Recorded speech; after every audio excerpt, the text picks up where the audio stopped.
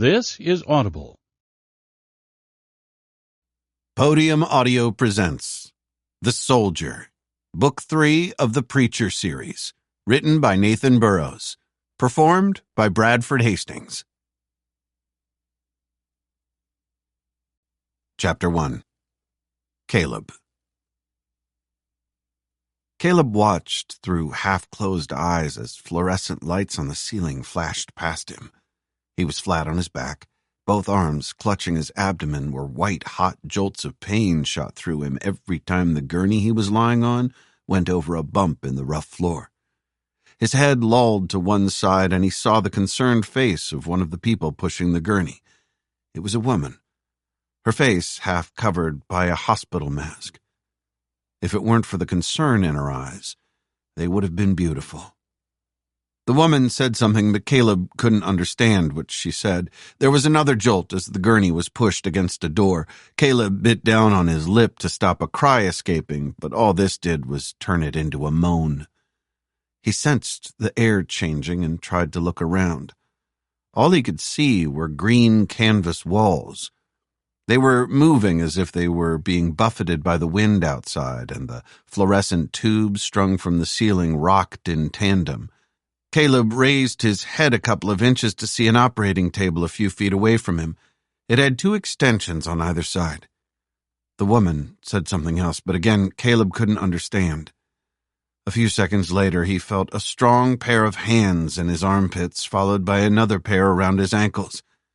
"Azim," a male voice said. "Dua, three," as the voice said, "tree." Caleb felt himself being lifted onto the operating table as a fresh wave of pain swept through his midriff. Another pair of hands, feminine from the feel of them, took one of his wrists and gently pulled it away from his abdomen. Caleb was naked, the material of the table cool against his skin.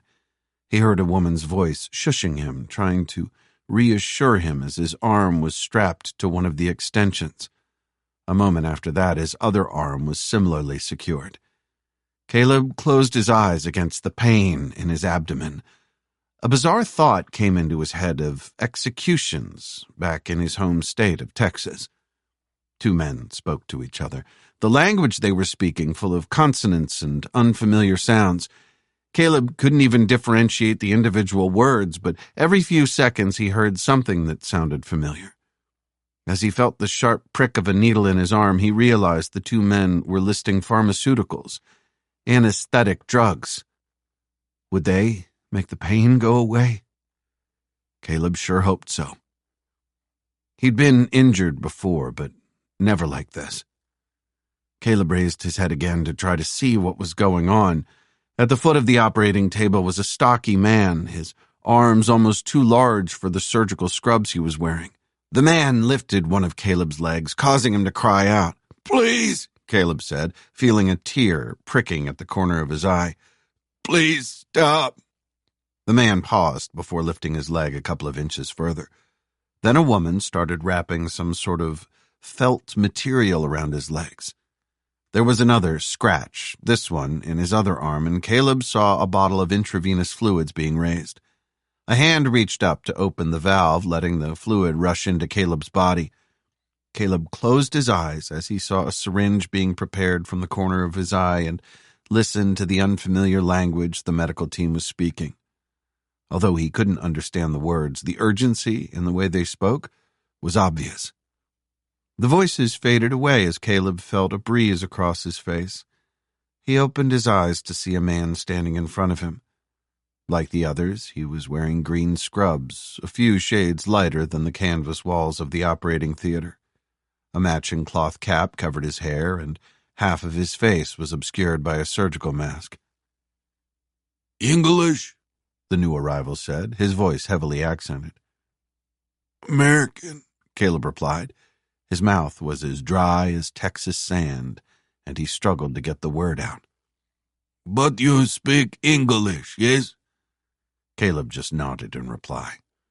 "I am Vitali, the head surgeon. You have pain?" Caleb nodded his head again, and the man barked something in his mother tongue. A few seconds later, Caleb could see one of the medics preparing another syringe. Some sort of Velcro strap was being wrapped around his thigh, and the female member of the team covered his dignity with a towel.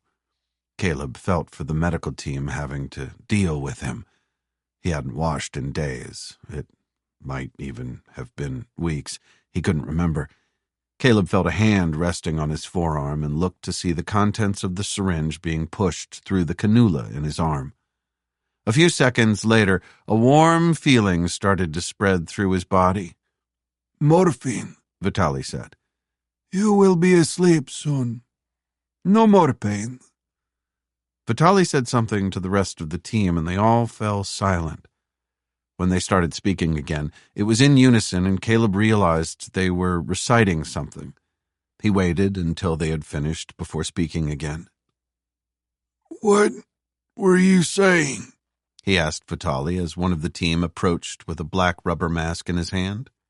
"We were praying for you," Vitali replied as the mask came toward Caleb's face. "Praying for your soul." Chapter 2. Natasha. 3 weeks earlier. Natasha leaned her head against the glass of the train window, gazing at the somber-looking buildings that were flashing past outside. She glanced at her watch. Only a few minutes to go, and they would be in the center of London. The train she was sitting in was much more modern than the trains in her native Belarus. It was comfortable, fast, and clean. There were wide windows, not obscured by graffiti. Like the windows, the seats were also wide and comfortable, although everyone in Natasha's carriage was full. Several seats had more than one occupant, as mothers nestled their children on their laps. There was a constant human noise in the carriage as people snored, took part in muted conversations, or children cried. The train was also very unlikely to be blown off the tracks by an artillery shell or strafed by an aircraft. Natasha thought back over the previous 24 hours since she had left her home and most of her family behind. She knew she had been lucky to get a ticket so fast. The ballot that allocated them was supposed to be tightly controlled, but she knew that many of the other women on the train had paid someone for their tickets to get away from the war that was raging across the country. Even if she'd had the money to buy a ticket, she would not have known who to approach. Natasha had tried and failed to exchange her ballot ticket so that her son could escape in her place, but hadn't been able to. Above her head, a loudspeaker crackled to life. A female voice spoke in English. Natasha listened carefully, keen to understand the message even if she couldn't recognize every word. "Ladies and gentlemen, we are now approaching King's Cross Station in central London. On behalf of all the staff at Eurostar, welcome to England." A smile crept across Natasha's face as the message was repeated by another female voice, this time speaking Russian. As soon as she finished speaking, a ragged cheer went up through the train. It was high-pitched, which, given all the passengers were either female or children, was no surprise. Around her, people started getting to their feet to gather their belongings. All Natasha had was a single, small suitcase, hurriedly packed the previous evening under the tearful gaze of her 14-year-old son, Mikhail. "I'll see you in London," Natasha had said, trying to keep her voice light so Mikhail couldn't see how upset she was. But she knew she hadn't fooled him for a second. "As soon as you get your ticket." The government in Belarus, or what was left of it, was trying to evacuate as many people as possible from the war-torn country. All along the country's western flank, thousands and thousands of refugees were waiting for their names to come up in the ballot. Natasha's journey had started in her hometown of Hrodna, not far from the Polish border in the west. Under cover of darkness, a bus had taken her to the border with Lithuania in the north. It was one of a line of them, every one full of terrified people waiting to see if their bus was going to be attacked on the way. It had happened before, and would no doubt happen again. The most stressful part of the journey had been at the border, where grim-faced men in uniform had examined every passport and ballot ticket to ensure that only those who were entitled were able to leave the country. When they had finally crossed the heavily guarded border into Lithuania, a cheer like the one that had just followed the announcement on the train had sounded. They were safe. Natasha looked out of the window again at the buildings, worrying at her wedding ring. She had spun it round so many times in the last few hours, there was a red welt underneath the gold medal. When the Eurostar train had emerged from the Channel Tunnel, it had been into rolling green countryside. Natasha had pressed her face to the glass, keen to see the country where her mother had grown up.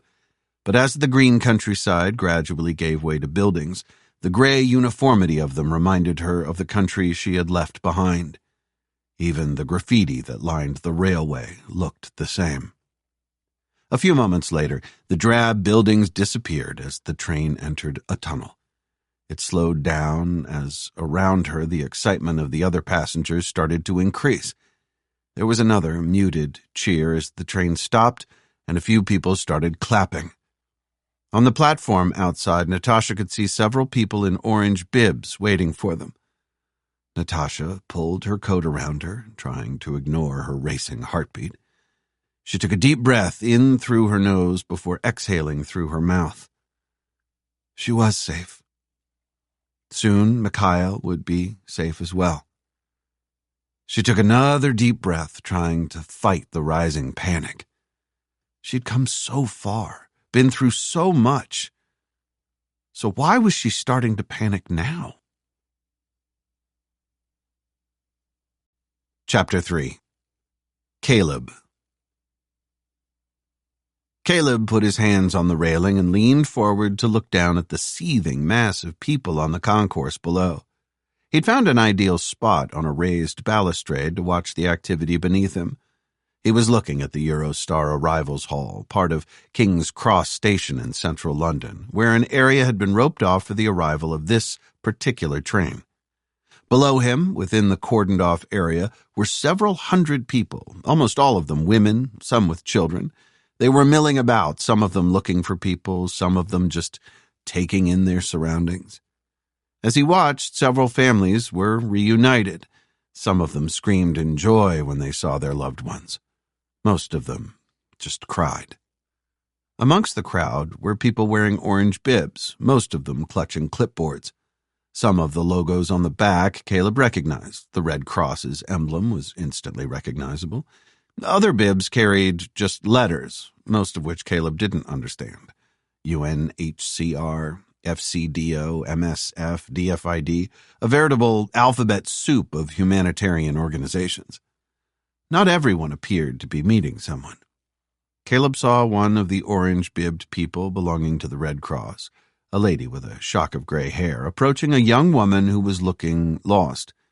The gray-haired woman checked her clipboard, shuffling through several sheets of paper. Then she said something to the new arrival, and the two of them made their way through the crowd to a desk where a man in a similar outfit greeted them. Caleb spent a few moments surveying the crowd below him. He had heard about the train's arrival from a waitress in a small cafe he'd had a coffee in just around the corner and thought he would come and watch the refugees arriving. He looked around the impressive building, which was a collision of the old and the new. The station's original red brick building, built in the mid-19th century according to a plaque he had read as he entered the station, contrasted against the vast glass modern roof that covered the concourse. Caleb closed his eyes to soak up the atmosphere in the building. It was one of excitement, but just underneath the excitement he could sense something far darker. Fear. Naked fear.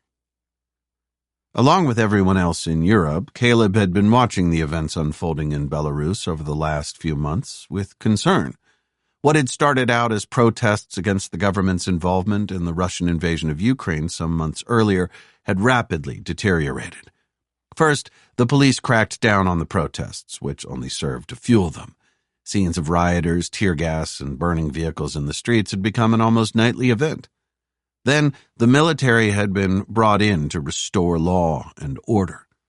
The first thing they did was impose a curfew. The next thing they did was start shooting people who broke it. What happened after that took the world by surprise. Within weeks, a massive uprising took place in the country. Far from cowering to the military, the local population rose up as if they were an army themselves. The government appealed to its neighbor to the east, who didn't send troops. They sent mercenaries. Being Russians, not Belarusians, the local population saw them as legitimate targets, and a vicious game of tit-for-tat had ensued with deadly consequences. Caleb had watched some horrendous footage on the television, which reminded him of the black-and-white imagery from the Second World War. The government closed its borders to all men of fighting age on the basis that they would almost certainly be part of the revolution. There was footage of terrified young men being herded into trucks, their destination and fate unknown to all but the heavily armed mercenaries. Caleb had prayed for the civilian population. The world had prayed for them, or at least those who partook in that particular activity. But God didn't seem to be listening. Moving his eyes slowly, Caleb looked at the perimeter of the crowd below. There were a few police officers dotted about, quite a few people who from their equipment had to be from the press, and others like him who appeared to be just watching. But not everyone who was watching was there to help. Caleb could see a small group of men, in their early 20s perhaps, who were deep in conversation just beyond the perimeter of the crowd. Caleb watched them closely, studying their body language. If the crowd was prey, here were the predators. Caleb saw a woman standing alone towards the edge of the crowd. She was perhaps in her late 20s or early 30s and had one hand pressed to her sternum. He saw her taking a deep breath, as he had just done, then another and another. She was standing next to a small suitcase and wearing a long brown coat, her long black hair cascading over her shoulders. As Caleb watched, he saw her take a few faltering steps toward the perimeter of the crowd. His gaze flicked to the group of young men he had seen a few seconds before. They were also watching the woman, their heads down to make it less obvious. Moving slowly, they started walking in the same direction as she was. Caleb eased himself away from the railing and straightened the cloth bag he had slung across his chest. He adjusted the shoulder of the gray robe he was wearing and made his way toward a staircase that led down to the concourse. As he walked down the stairs, he murmured under his breath, earning him some curious looks, which he ignored. Caleb was used to curious looks, and he paid them no mind. There were more important things on his mind. Chapter 4. Stepan. Stepan looked at the three men in front of him. All of them were kneeling, facing away from him and toward a shallow trench they had just dug. Their hands were in the air, and the shovels they had used to dig lay discarded by the trench. He could tell from the way their shoulders were shaking that two of them were crying. The third man was not, but was staring in front of him as if he was resigned to his fate. The men disgusted Stepan. They were traitors to their country, and therefore, although Belarus and Russia shared a difficult history, traitors to Russia herself. His namesake, the Soviet commander of the 1st Battalion in the Second World War who had fought to free the country from the grip of the Nazis, would be turning in his grave. "Who are you?" one of the men said, his voice breaking as he spoke. Stepan glanced at the man with him, who was holding a Kalashnikov AK-74 trained on the three men, and nodded for him to respond. Both of them were wearing black uniforms with no ranks or insignia. "We are the People's Army," Stepan said, his voice graveled. "We are Belarus." "But you are not Belarusian," the kneeling man replied. "Why are you doing this?" As he spoke, his voice seemed to gain confidence, and he half turned his head to look at the man holding the gun on him. The man's response was to jab him between the shoulders with the weapon. "You renounced your citizenship when you rose up against the country," Stepan said. "You are nothing more than traitors." Stepan looked over at the village around a 100 yards away from their wooded location. It was a small one, perhaps only 5 or 6 houses. Only one had been occupied when he and the rest of his squad had arrived. The occupants were the men kneeling in front of them. Brothers, perhaps. Stepan didn't know, and didn't care. The sound of a woman's scream echoed across the ground from the houses. Stepan grinned as the man in the center of the trio stiffened, and he saw his colleague's grip on the wooden buttstock of the AK tighten in response. Another scream rang out. It was cut short by a loud slap. "Sounds like she's having fun," Stepan said. "Who is she?" he asked, directing his question at the man who had just moved, even though the man couldn't see Stepan's face. "Your wife?" "My sister," the man replied, the tension in his voice obvious. "I heard they're the same thing round these parts," Stepan replied, sharing a grin with the other soldier. "Is that right?" The kneeling man said nothing. Stepan regarded him for a moment as the sound of male voices echoed across the forest from the houses. He could hear cheering, and at the sound, the man's fists clenched. The other soldier looked at Stepan and raised his eyebrows. "Don't worry," Stepan said to the men kneeling in front of him. "We'll let her live. Someone has to fill this hole." Then he nodded at the other soldier.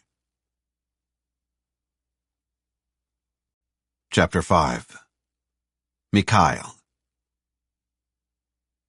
Mikhail looked up at the ancient clock on the wall of his classroom. The school day was almost done. At the front of the room, Mrs. Anonich, their math teacher, was trying to explain fractions to the class.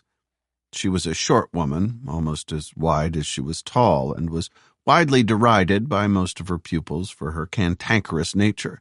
Mikhail, who along with most of the other members of his class had little if any interest in the subject she was trying to teach them, stifled a yawn behind his textbook so his teacher wouldn't see. "I'm so bored," he whispered to the boy sitting next to him. His classmate was called Felix and was probably the closest thing to a best friend that Mikhail had. They lived a few streets from each other in Horodna. "Me too," Felix replied, his hand over his mouth. "Just imagine her naked." "Imagine who naked?" "Mrs. Ananich." "Oh, no, that's gross, Felix." "Well, she's married," Mikhail's friend continued. "So at least one man's seen her naked. Just imagine her naked and bent over. Maybe her husband's behind her, whipping her." Felix started laughing, and it was all Mikhail could do to not join in. "What, with his white stick?" Felix sputtered a short, sharp laugh through his fingers, causing Mrs. Anonich to turn on the spot. "Who is that?" she barked. "Who is laughing?" Seconds later, she was striding down the space between the desks with a furious expression on her face. Mikhail stared at the chalkboard where an almost indecipherable formula was half finished, keeping his face as deadpan as he could. In contrast, he could see Felix's shoulders shaking out of the corner of his eye. "Felix, get to your feet!" Mrs. Anonich shouted, her voice shrill. The rest of the class, no doubt pleased to have something more entertaining to watch than the lesson, turned to watch what happened next. Mikhail caught the eye of Alevtina, a girl he had been friends with for a long time. He winked, slowly, causing her to blush and turn away, but he caught the smile on her face as she did so. Alevtina only lived a few houses away from him, and they had played together on occasion as children. He had watched with fascination as she had turned from a child to a young woman, realizing that her transformation was also changing how he felt about her. Mikhail wasn't sure, as he had no frame of reference for such things, but he thought that perhaps she might feel the same way about him.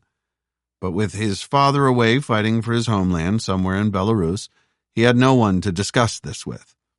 Not that Mikhail would be comfortable discussing it with his father anyway. Maybe Mikhail should ask Alevtina if she wanted to go to the end-of-term party with him. It was only a few months away and marked the end of their school years. He had heard from older boys that many things happened at the party. Things that he could only imagine.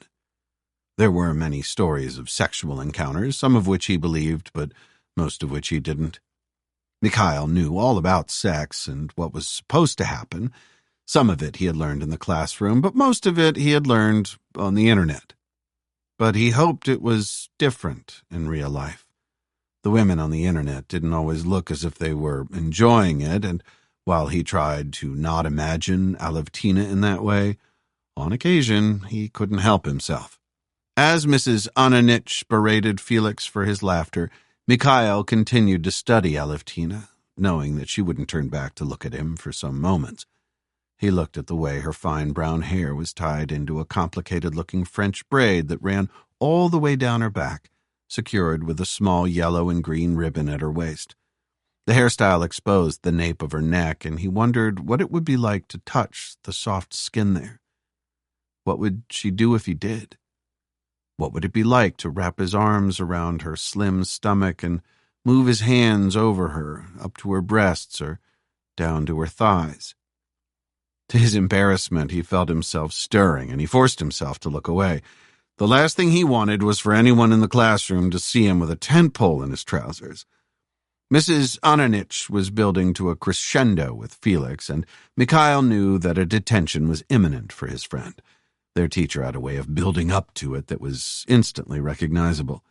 He watched, the ache between his legs receding, as Mrs. Ananich paused for breath, closing her eyes as she did so. Mikhail suppressed the grin he could feel building. Mrs. Ananich was about to open her eyes, point to Felix, and shout the word, "Detention!" at the top of her voice. But Mrs. Ananich never got the chance to shout the word. Just as she opened her eyes and started raising her hand, an ear-splitting shriek sounded from the speakers in the corridor. Mikhail and Felix had noticed them being installed a few weeks previously, but they had never heard them sound before. Along with the rest of the class, the two boys jumped at the sudden interruption. None of them had ever heard an air raid siren before. Chapter 6. Natasha. The pressure from the tight band around Natasha's chest increased. She had a hand on her chest to try to quell the panic she could feel rising, but it wasn't having any effect. Neither were the deep breathing exercises she was doing. Underneath the band, it was as if her heart was fluttering instead of beating. Natasha had never been very good with crowds.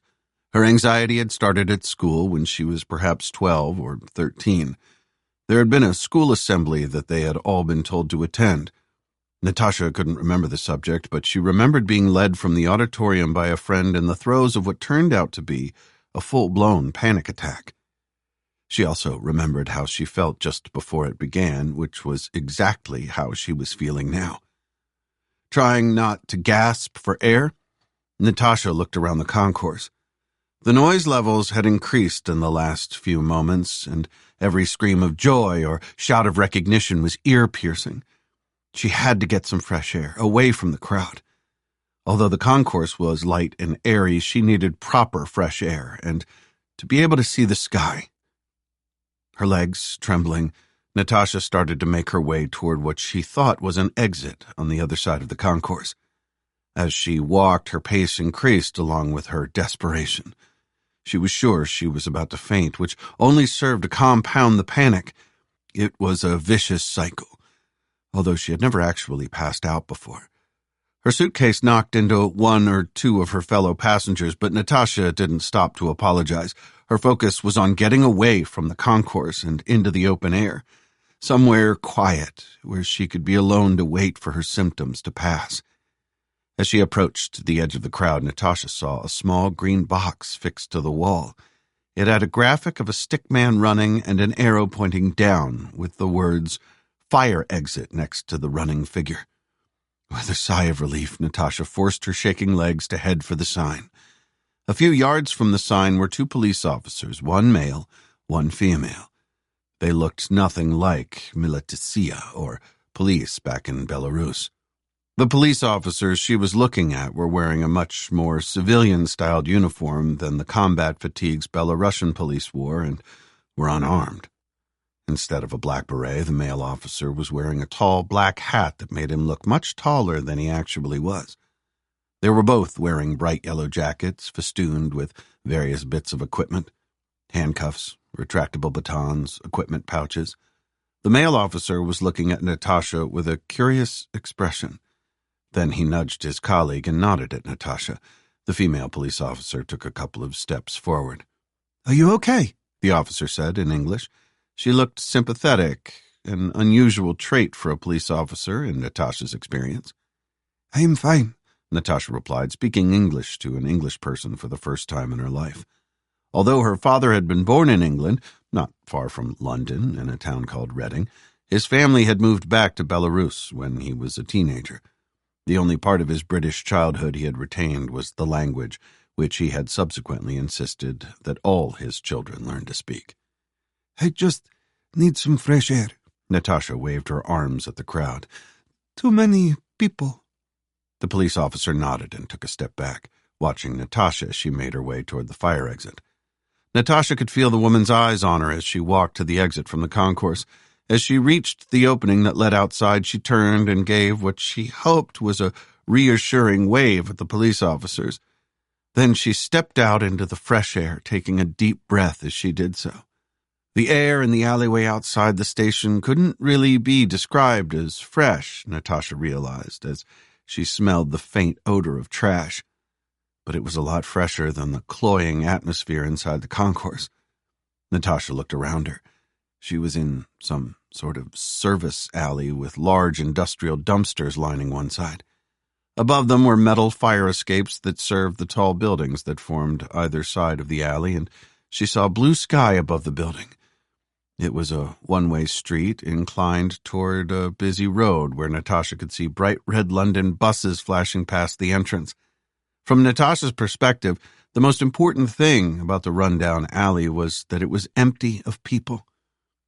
Natasha took a couple of steps toward the blind end of the alley, looking for somewhere to sit down and gather herself. Seeing an upturned crate a few yards away, she walked over to it and sat down gratefully, pulling her cell phone from her back pocket as she did so. There were a couple of text messages from her cell provider, which she ignored. Natasha pulled up her messaging app and composed a message to her sister, Ilya. "I've arrived. All good.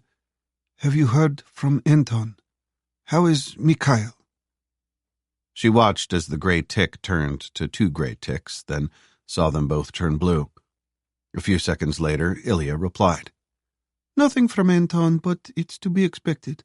Mikhail's fine and at school. He misses you. We all miss you." Natasha swallowed to limit the lump that Ilya's words had caused. She was just in process of replying to her sister when Natasha heard a male voice. She looked up to see 4 men standing between her and the exit to the alleyway. They were young and insolent-looking, no different in their demeanor to the young men that hung around in groups back at home, looking for trouble and usually finding it. The one who had spoken was a yard in front of the others. He was perhaps in his late teens to early 20s and wearing low-slung jeans and a hoodie, as were the others, a uniform of sorts. "Nice found," the man had said. She watched as he nodded toward her suitcase. "What's in the case?" Chapter 7. Caleb. Caleb slowed his pace as he reached the concourse.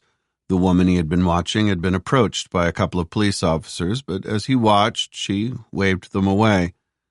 He saw her disappear through an exit, and a few seconds later, the 4 men he was also tracking did the same, taking a more circuitous route that led them behind the police officers.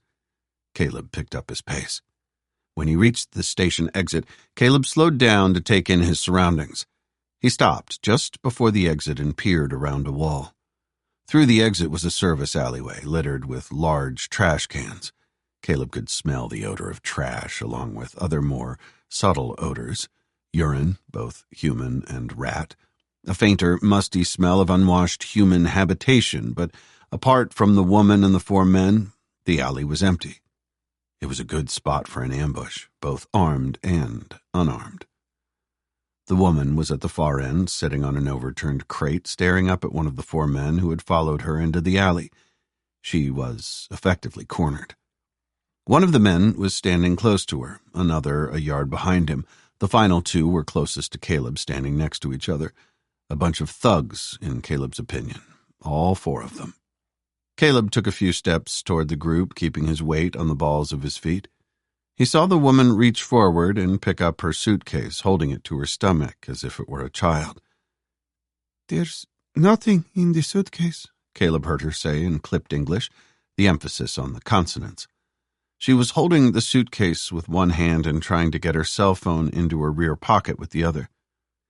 "Give me the phone," one of the men said, holding his hand out toward the woman.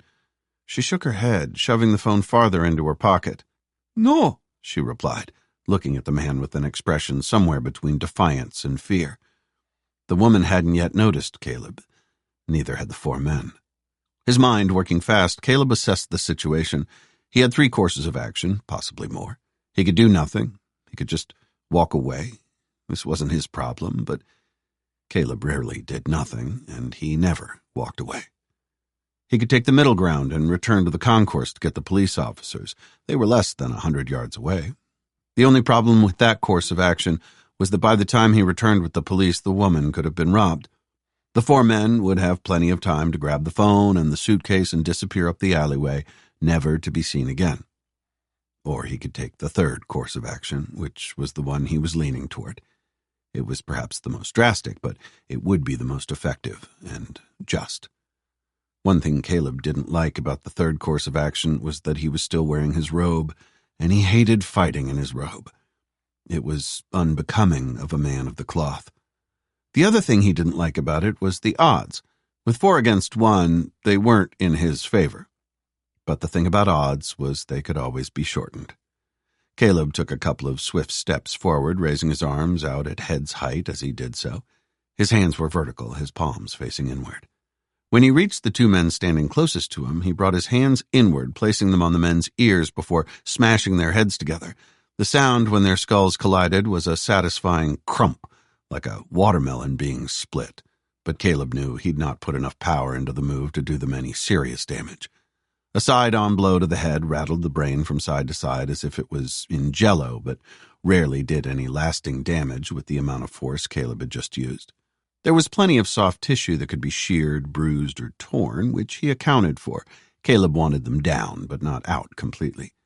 As the 2 men slumped to the ground, the man now standing closest to Caleb whipped around, much faster than Caleb had anticipated. His arm lashed out, and Caleb felt a red-hot line being drawn across his abdomen. Most men would have taken a step back, but Caleb wasn't most men. His assailant should have stabbed, not swiped.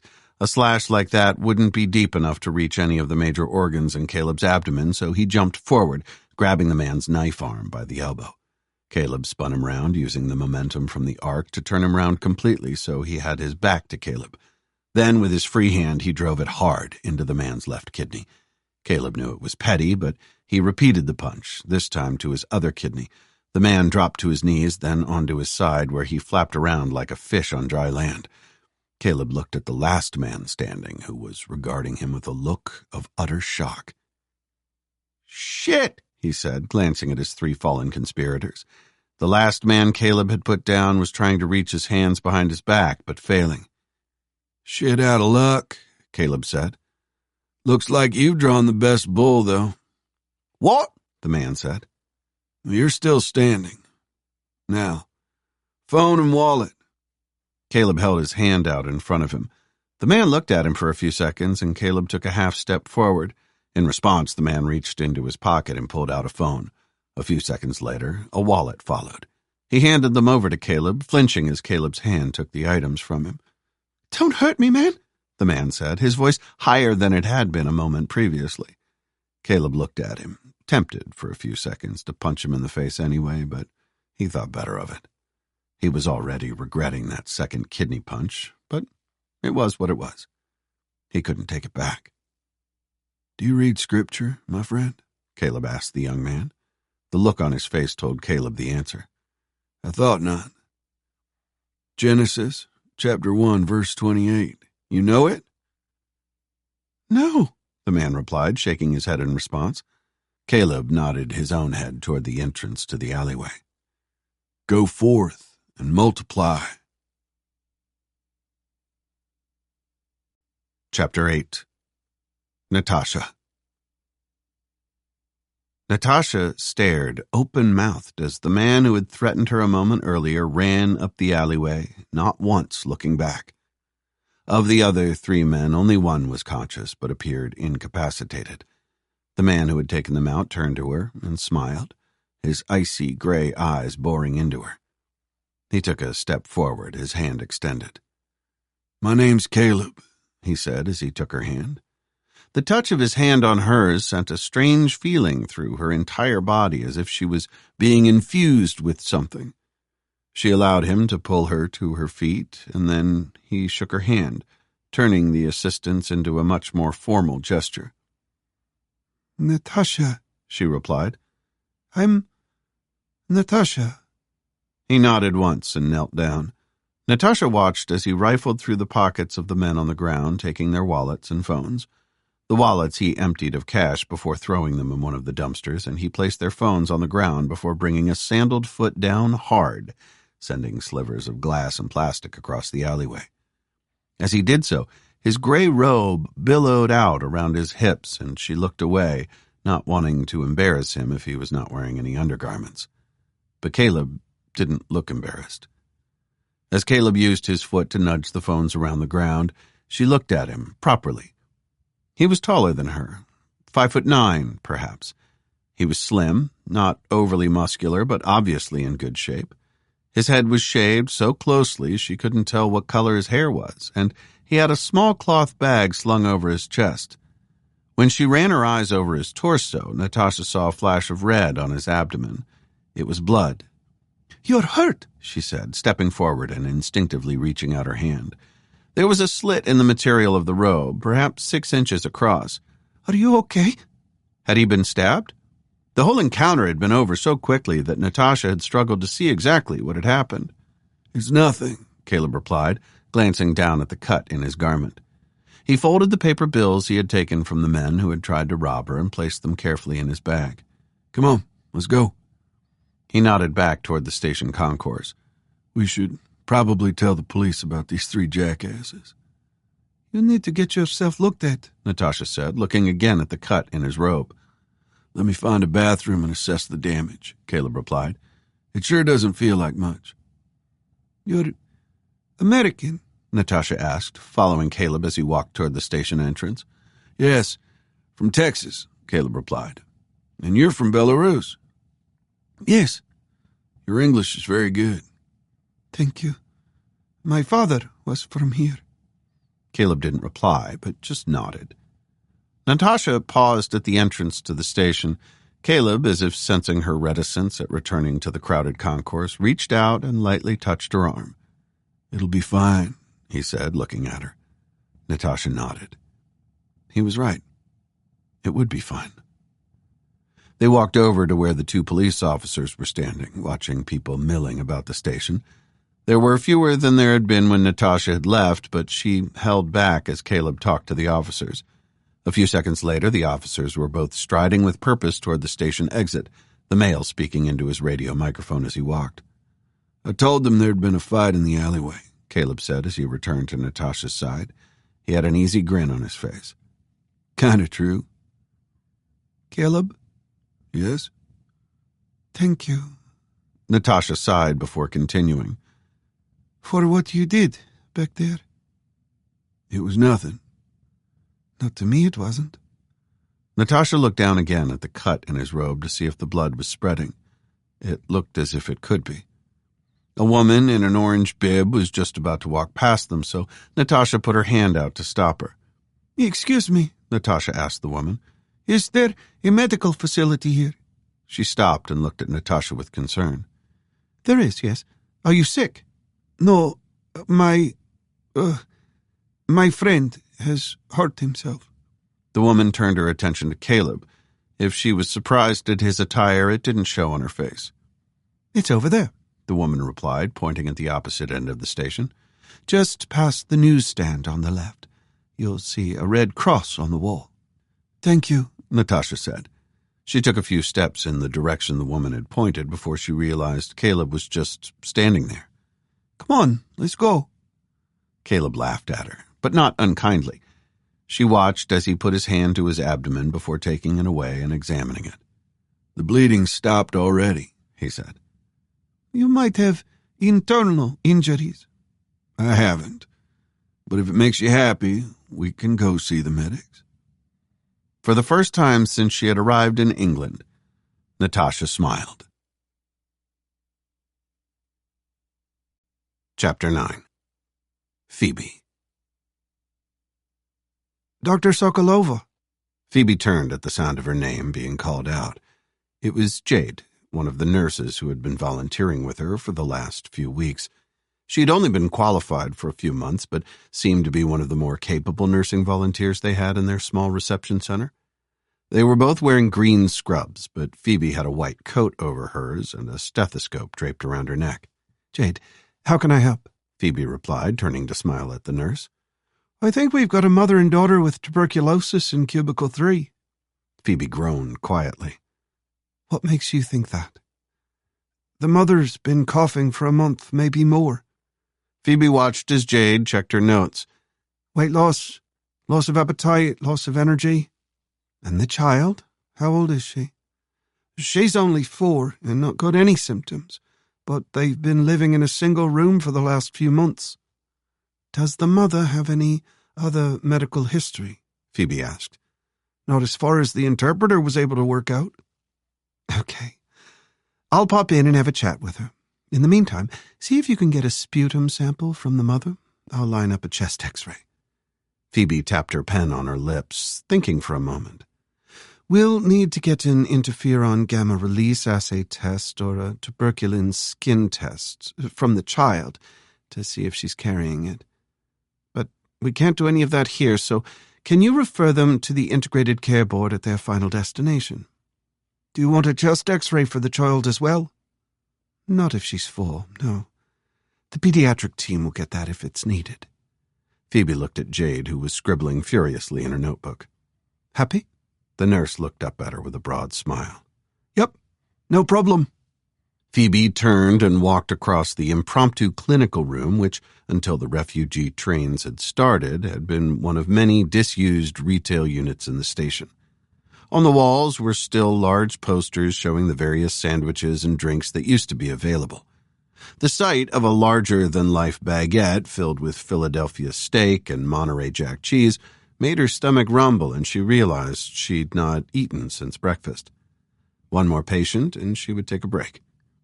She picked up a medical form from the top of a pile in a plastic tray, the order of which was tightly controlled by the triage nurse who prioritized the patients. To Phoebe's surprise, there was only a first name on the form. According to the paperwork, he was presenting with a laceration. Phoebe walked to what passed for the waiting room, where there were only 5 or 6 people waiting. Caleb? Phoebe called out. She watched as a man wearing a robe and sandals got to his feet. He approached her, glancing apologetically down at his abdomen, where Phoebe could see a blood-stained cut in the fabric. Privi a Caleb, minia zavud Phoebe I Yavrash, Phoebe said, switching to Russian. Hello, Caleb. My name is Phoebe, and I'm your doctor. He just looked at her blankly before replying. I'm much better speaking English, to be honest, he said in a strong American accent. From the way he drawled the words, he had to be from the deep south somewhere. Are you a refugee? Phoebe asked him, reverting to English. Only this medical facility is for refugees. I'm sorry, ma'am, he replied, looking back at the woman who he had been sitting next to. She made a pushing motion with her hands. I'm here under duress. Phoebe regarded him. He was looking at her with the grayest eyes she'd ever seen. They were almost luminescent, and when he smiled, it seemed to intensify the effect. I tell you what, Phoebe said a few seconds later. Let me have a quick look at you to make sure you're not about to bleed to death, and we'll take it from there. She nodded toward a cubicle, in reality just a patch of floor against a wall that was surrounded by screens. In there. Top off. Not wearing much underneath, he replied, his smile broadening. Phoebe was tempted to make a joke about how, as a doctor, she'd seen plenty of naked men before, but she stopped herself at the last moment. From the robe and sandals, he looked to be some sort of man of the cloth, and he might not find it funny. Well, top down then, Phoebe said, pointing at the cubicle with the paperwork in her hand. I'll be in shortly. Phoebe waited outside the cubicle for a moment to allow him time to undress with privacy. She used the time to annotate his notes with the fact he wasn't a refugee. After an appropriate amount of time, she slipped between the screens and into the makeshift cubicle. Her patient was sitting on the couch, his robe wrapped around his waist.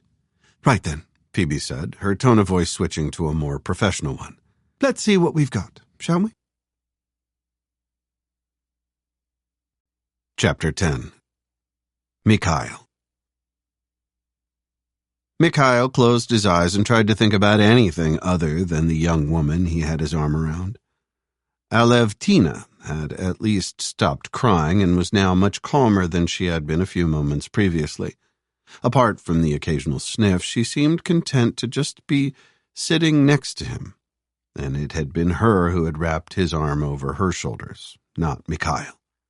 They were sitting on hard wooden benches in what had originally been an underground storeroom for gymnasium equipment, but had been repurposed as an air raid shelter.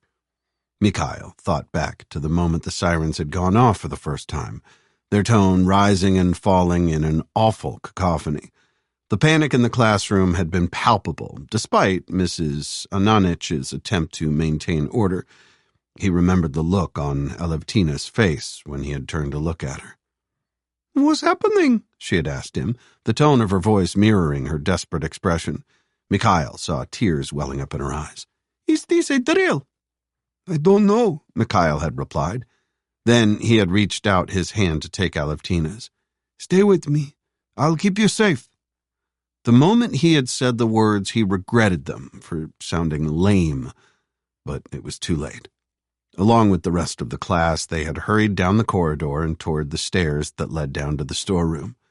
As they got closer, the corridor got busier as other classrooms emptied, but Alevtina held on to his hand as they made their way into the makeshift bunker. Then, when they had found space to sit on the benches, she had finally let go before draping his arm around her shoulder. Mikhail, Alevtina had asked him, her eyes full of tears. Would you hold me? Mikhail had said nothing at first, but ignoring the curious looks of a couple of other pupils, had leaned down and kissed her forehead. Of course, he had said a moment later, earning a hopeful smile in return. If Mikhail had been asked to describe the atmosphere in the room, he didn't think he would have been able to. It was somewhere between excitement and fear, the latter gradually being replaced by the former as their sense of safety grew. There was a low murmur of voices as hushed conversations took place, and he could see Mrs. Ananich and the deputy head having a furtive discussion close to the stairs that led back up to the school proper. Alevtina, Mikhail said a few minutes later. Can I ask you something? Sure, Alevtina replied, shifting her position slightly so she could look up at him. What is it? Are you going to the end-of-term party? Of course, she replied with a faint smile. I wouldn't miss it for the world. Only I was wondering maybe you'd like to go with me. If no one... He let his voice trail away, suddenly feeling foolish. Oh, Alevtina said, her smile fading. Andrei has already asked me to be his date. Mikhail tried to keep his expression neutral at the news, but felt himself scowling anyway. Andrei was one of the more popular boys in the school, amongst the girls at least. Most of the other boys had little time for him for exactly that reason. Okay, Mikhail said. No problem. Alevtina said something else, but he didn't catch it. Sorry, he asked her. I missed that. When he looked at Alevtina, he saw her smile had returned. I said, I said no to Andrei, she whispered. He's slimy. Did you hear what he made Katsiarina do to him in the bottom field? Alevtina giggled and started to blush. Mikhail had heard rumors about it from some of the other boys, but hadn't believed them. Is that true? She really did it. I think so, Alevtina replied. I overheard her telling some of her friends about it in the locker room. Mikhail saw her screw her face up. Ew, gross. Mikhail was thinking about the best way to reply when the sirens burst back into life. This time, instead of rising and falling, it was a single tone. All clear, Mrs. Ananich shouted from the entrance to the storeroom. Back to class, all of you! Mikhail and Alevtina stayed where they were for a few moments, as the other pupils all stirred into life. A few moments later, there was only the two of them, and a few stragglers left. We should go, Mikhail heard Alevtina say. He tightened his grip around her shoulder. Wait, he replied. A moment after that, they were alone. Can I ask you something else? Of course. Mikhail looked down at Alevtina, wondering if she could feel how hard his heart was beating in his chest. Her cheeks were pink and her pupils so dilated he could barely make out the pigment of her irises. Can I kiss you? He asked after taking a deep breath. He watched as her mouth fell open into a perfect O. Then she closed it and pressed her lips together briefly. Have you ever kissed anyone before? She asked him.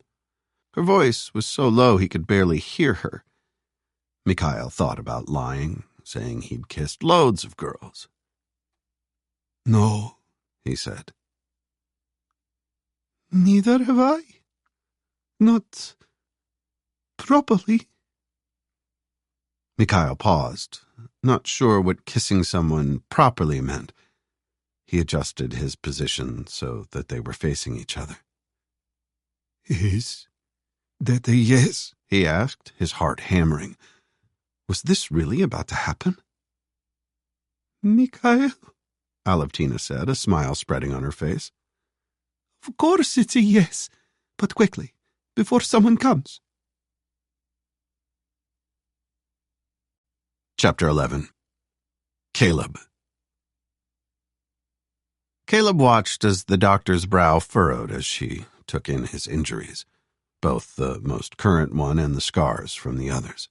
While her attention was focused on his abdomen, he took the time to study her in more detail. He knew she was a kind woman. He had recognized that in her eyes the moment he had seen her. Dr. Sokolova, according to her name badge, was perhaps in her late 20s to early 30s. She was slim, slightly shorter than he was at around 5'5" or 6, and had dark, almost black hair cut into a functional bob that showed off her high cheekbones to very good effect in his opinion. While the white coat she wore hid most of her figure, Caleb could tell she was toned just from the way she carried herself. The doctor said, pressing her fingers into his abdomen.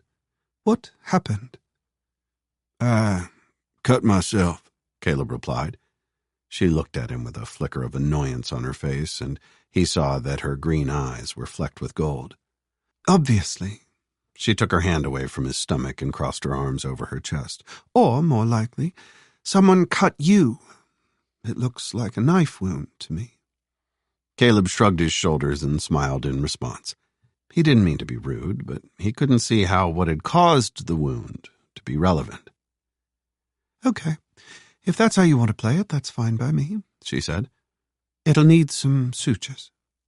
He watched her cross to a cupboard on the wall of the cubicle and open it, pulling out a tray wrapped in plastic. She placed it on a stainless steel trolley with a clang before returning her attention to the cupboard. Where is your name from? Caleb asked as she rummaged through a box on one of the shelves. It's from my father, the doctor replied. He had it first, and then he gave it to me. Caleb was about to apologize when she looked over her shoulder at him with a wry smile on her face. Very good, Caleb said, also smiling. Is it Russian? Yes, it is. But you don't have a Russian accent when you speak English. That's because I am English, she replied, her smile broadening as twin dimples appeared in both cheeks like punctuation marks. I went to medical school in Moscow after studying there for a year. It's much cheaper there than it is here. Ah, got it. So are you just Dr. Sokolova, or do you have another name? Phoebe. But you can call me Dr. Sokolova. As she said this, she was still smiling at him. Where are you from, Caleb? Texas, Caleb replied. Where in Texas? A one-horse town you've probably never heard of. Try me. You heard of a place called Post Oak Bend City? Nope. Phoebe turned back to the cupboard and pulled out some more items. Caleb watched as she opened the plastic wrapping around the tray. A few moments later, she had arranged her equipment how she wanted it and wheeled the trolley over to where Caleb was sitting. Lie down on the couch for me, please, Phoebe said, her voice businesslike. I'll just put some local anesthetic in, and then we're good to go. Okay, Caleb replied, putting his hands behind his head. On the tray, he could see the suture set, some saline, and a sterile pair of scissors. This might sting a bit. No problem. Caleb closed his eyes, knowing this was the worst part. As Phoebe slid the needle into the wound, he couldn't help but wince. He started reading a poster on the cubicle wall that asked for donations to a medical convoy planning to go to Poland to take his mind off what she was doing.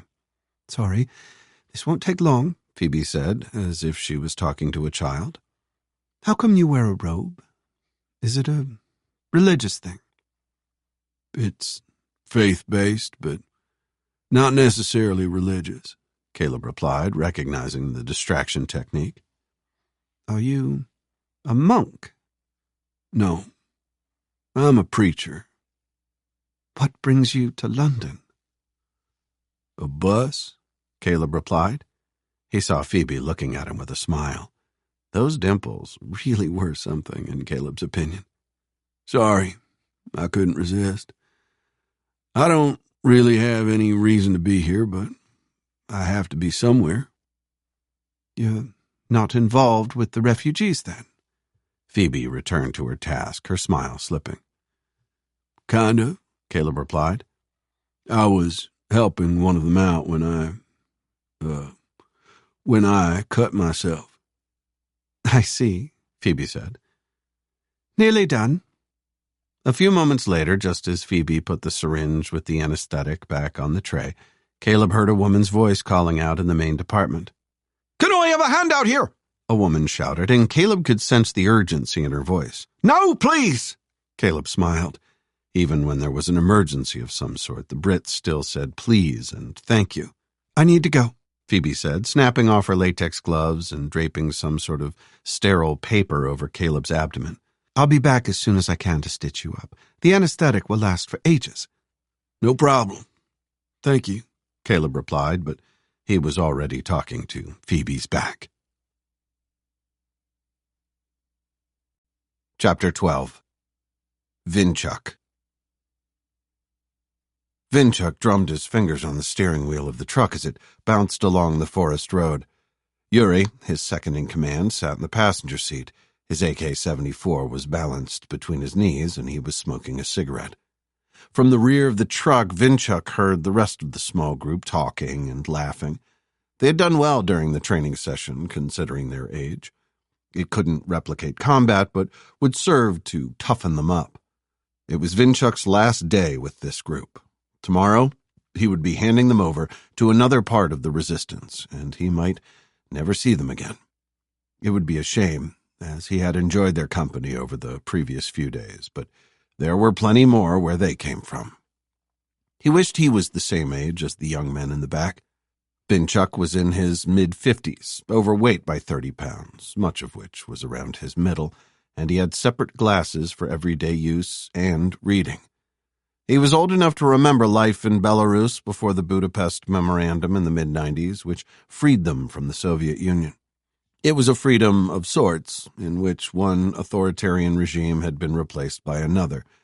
but the young men in the back knew no other way of life. For that, he envied them. He also envied them for their youth.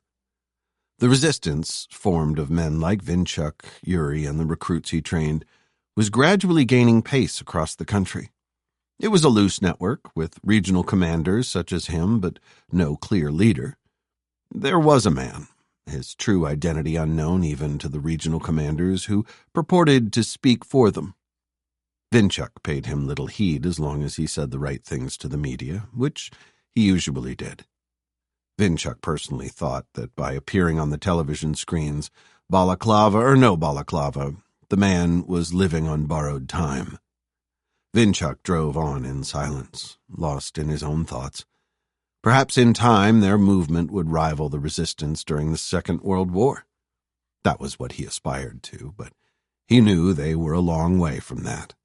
Vinchuk remembered in school all those years ago being transfixed by stories of the so-called Osipovich diversion, where a well-organized group of Belarusian nationals had destroyed 4 German trains and many Tiger tanks.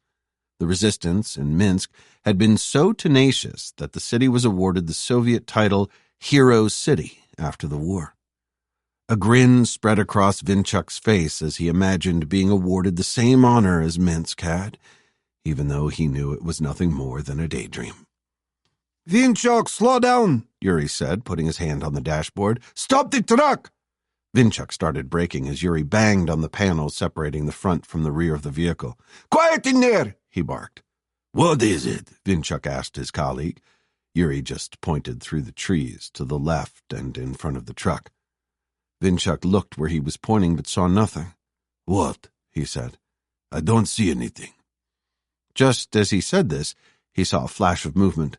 It was subtle and could have been a large animal of some sort.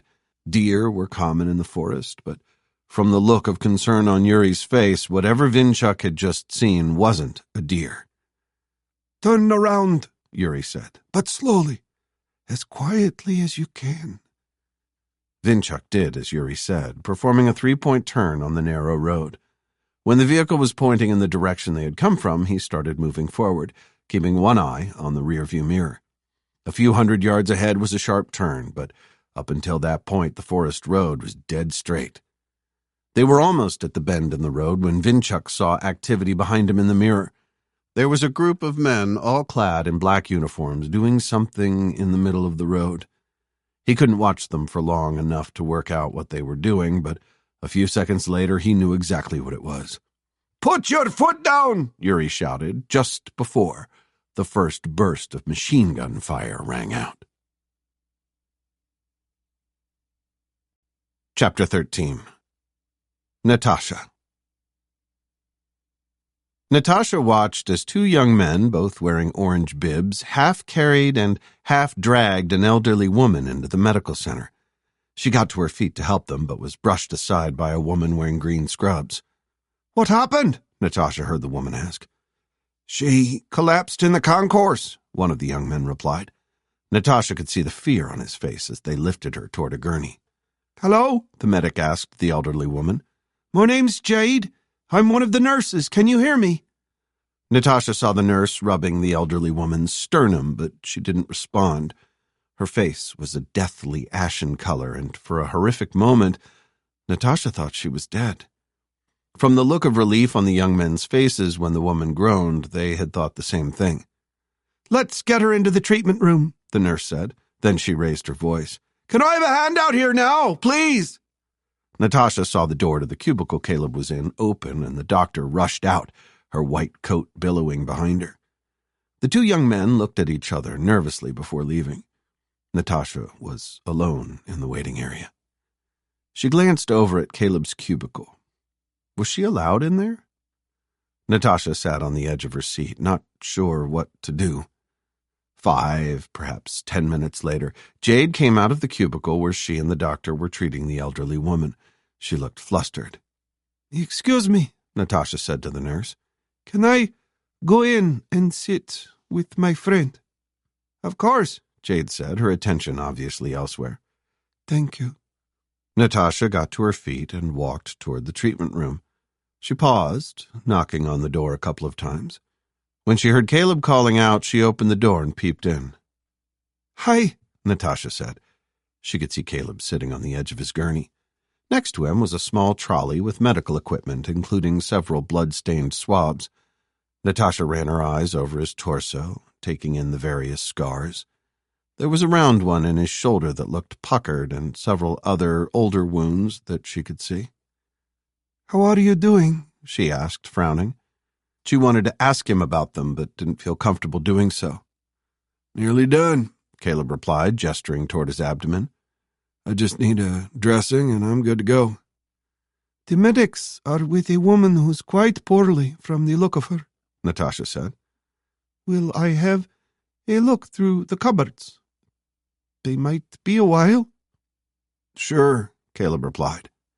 Natasha walked over to the gurney and glanced down at the wound on Caleb's stomach. It had been sutured with small, neat stitches, 12 of them altogether, spaced out evenly along the length of the cut. "That looks very neat," she said. "Thank you," Caleb replied. Natasha frowned, not sure what he meant by that. She walked over to the cupboard and opened it, returning a moment later with an adhesive dressing that looked large enough to cover the wound. But when she held it up to Caleb's abdomen, she realized it was too small. Natasha looked at Caleb, who had closed his eyes and was moving his lips silently, as if he was in prayer. Natasha waited, not wanting to disturb him. When he had finished saying whatever he was saying, he got to his feet and crossed to a small window in the cubicle wall, opening it as far as it would go. "Are you okay?" Natasha asked him. Caleb nodded in response, but said nothing. "The dressing's too small. We'll have to wait for the medics." He nodded again and returned to the gurney. Around 5 minutes later, the cubicle door opened and the doctor walked in. She had a distracted expression on her face. "Phoebe, this is Natasha," Caleb said. The doctor glanced at Natasha and nodded before returning her attention to Caleb. "Sorry about that," she said. "I got caught up." When she looked down at Caleb's abdomen, she gasped. "Who did that?" Then she looked at Natasha with an accusatory expression. "Was that you? You shouldn't have done that." "It was me, Phoebe," Caleb said. "You sutured yourself?" "I've done it before." Caleb raised his gown to bare his thigh. There was a jagged scar, around 4 inches long, with indentations along both sides. "At least this time I had some anesthetic." Natasha watched as Phoebe inspected the freshly stitched wound, nodding as she did so. "That's not bad. Have you had medical training?" "A bit. A long time ago," he replied. "I'll send Jade in with a dressing. Have them taken out in 7 to 10 days, Phoebe said. "Can I get a stitch cutter?" Caleb asked. "That way I won't need to bother anyone with it." Natasha saw the doctor smile, dimples appearing in both cheeks as she did so. "I'm sure we can arrange that, yes," Phoebe replied. She turned and started making her way toward the door. "Doctor," Natasha called after her. Phoebe stopped and turned. "Yes?" "How is the elderly lady?" She saw a frown appear on Phoebe's face. "She didn't make it, I'm afraid." Phoebe looked down at her hands. "She was very sick." "At least she died peacefully with people who cared for her," Natasha heard Caleb say. She looked at him, but there was no surprise on his face. It was as if he had known the woman had passed. "Thank you, Phoebe, for all that you do. Your reward will be in heaven." Phoebe looked at Caleb with a wistful expression. "I was hoping I might not have to wait that long." Chapter 14. Stepan. Stepan cursed as the white truck veered around the corner, disappearing from sight. They had certainly hit it. He had seen the sparks from the impacts, but they hadn't disabled it. "Quick, quick," he shouted to his men. "Get to the wagon." He ran over to their own vehicle, a 4x4 that was the same color as their uniforms. The driver, a young man whose original calling had been as a getaway driver for a gang of armed robbers, was sitting behind the wheel, revving the engine in preparation. It took the soldiers who had been manning the machine gun several seconds to disassemble their equipment and climb into the truck. Seconds that would cost them. Of that, Stepan was sure. He slammed his hand on the dashboard. "Go!" he shouted. The soldier behind the wheel needed no further encouragement, and the truck lurched into life, sending a shower of grit and dust into the air from its tires. 10 minutes later, Stepan realized they had lost the white truck. He swore in frustration. All he could hope for was that the rounds that had landed had hit some of the resistance fighters, and the truck definitely had resistance fighters in it. Why else would they have turned and fled? There were numerous paths and rough roads leading into the forest from the main track. They could have taken any one of them. The peasants knew the land like the back of their hands, an advantage that the People's Army didn't have. "Where to, sir?" the driver asked. "Back to base," Stepan replied, sighing in frustration. Sooner or later they would catch up with these so-called resistance fighters. Then they would hang them from the trees they hid in. As they drove, Stepan reflected on the successful mission at the village. The next time they carried out one of these missions, Stepan intended to get any recruits he had with him more involved in the business side than the pleasure side. They needed to get their hands dirty, not just have some fun with the locals. But truth be told, Stepan hadn't really cared for the woman back at the houses, which is why he'd let the recruits have some fun with her instead of him. She was too old and too much like farming stock for his taste. Stepan thought back to the scene as they left the village. Thick plumes of black smoke billowed up from the roofs. It would serve as a warning to the other locals that the resistance was not to be helped in any way. Stepan had made that very clear to the woman as they had left her behind, battered and bruised, but alive, to spread the word. He reached into his pocket for his cell phone to call into what passed for his higher command. The incident with the white truck would not be mentioned. There was no glory in highlighting failure, only success. A few moments later, he had his new instructions. Stepan was to meet a team arriving over the border from the northeast and accompany them to their destination in the east of Belarus. He wasn't thrilled about the babysitting mission, but as the group were bringing some of the Nona S self-propelled artillery systems, at least it would be an interesting trip. Perhaps he would stay with them for a couple of days to see how their weapons operated, although he was more interested in the effect they had. His higher command had hinted at a new strategy intended to send a message to the Belarusian peasants. In Stepan's opinion, it was about time. If they couldn't catch the resistance fighters, then they needed a new way to subdue the locals. Chapter 15. Caleb. Caleb adjusted his robe and picked up his small cloth bag. After thanking and saying goodbye to Phoebe, he and Natasha left the medical center and returned to the station concourse. In contrast to earlier, the area was now almost empty.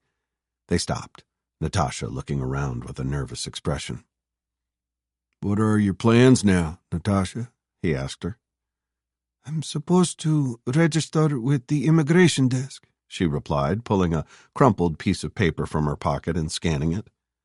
Caleb glanced at the paper, but couldn't decipher the Cyrillic letters. "The Home Office has a desk somewhere. Once I've registered, then they have buses to the accommodation." "It looks like they might have packed up. Let's ask someone." A moment later, they found a young man wearing an orange bib packing some documents away into a box. On the rear of the tabard were the letters FCDO. When the man turned to face them, Caleb could see from his name badge that he worked for the Foreign Commonwealth and Development Office. "Excuse me," Caleb said. "My friend here needs to register with the Home Office. Do you know where their desk is?" "That shower," the man replied with a lopsided grin at Natasha. "They've all done one." "Sorry? They've what?" Caleb said, not understanding what he had just said. "They've all gone home.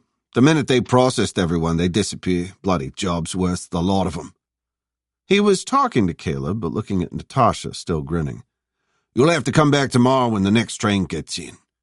He closed the box after placing the last of his documents into it and picked it up. "They're normally here about half an hour before the train, so if you get here about 1:30, you can speak to them then. You want to translate that for your fit friend here?"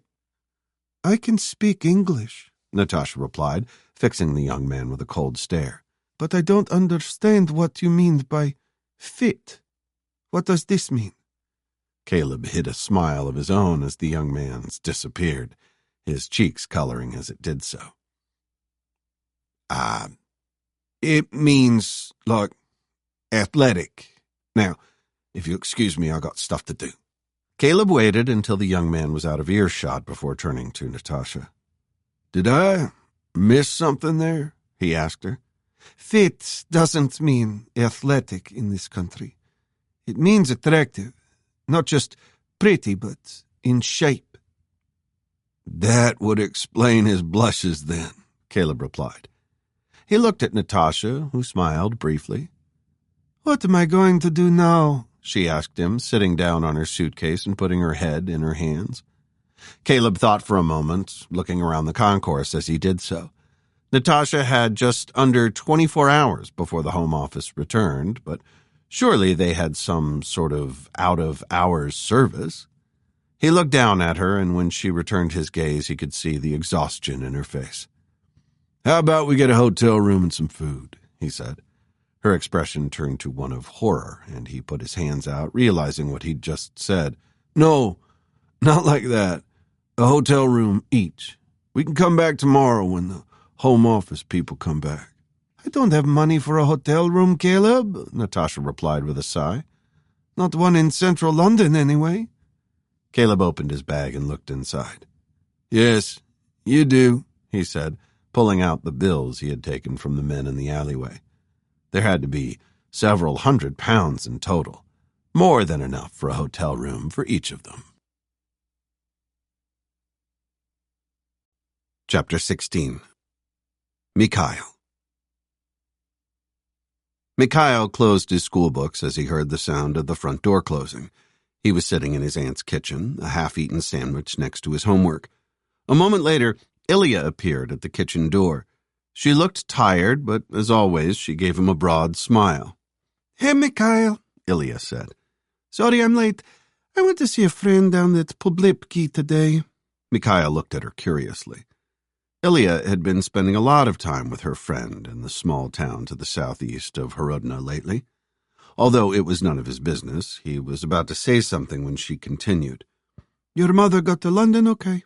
She texted me to say everything was fine." She was a couple of years older than her sister, but the similarities were obvious. "Did you have a good day at school?" "Not too bad," Mikhail replied, feeling his cheeks starting to burn as he thought about him and Alevtina in the storeroom. It had only been a kiss, and a very clumsy one at first.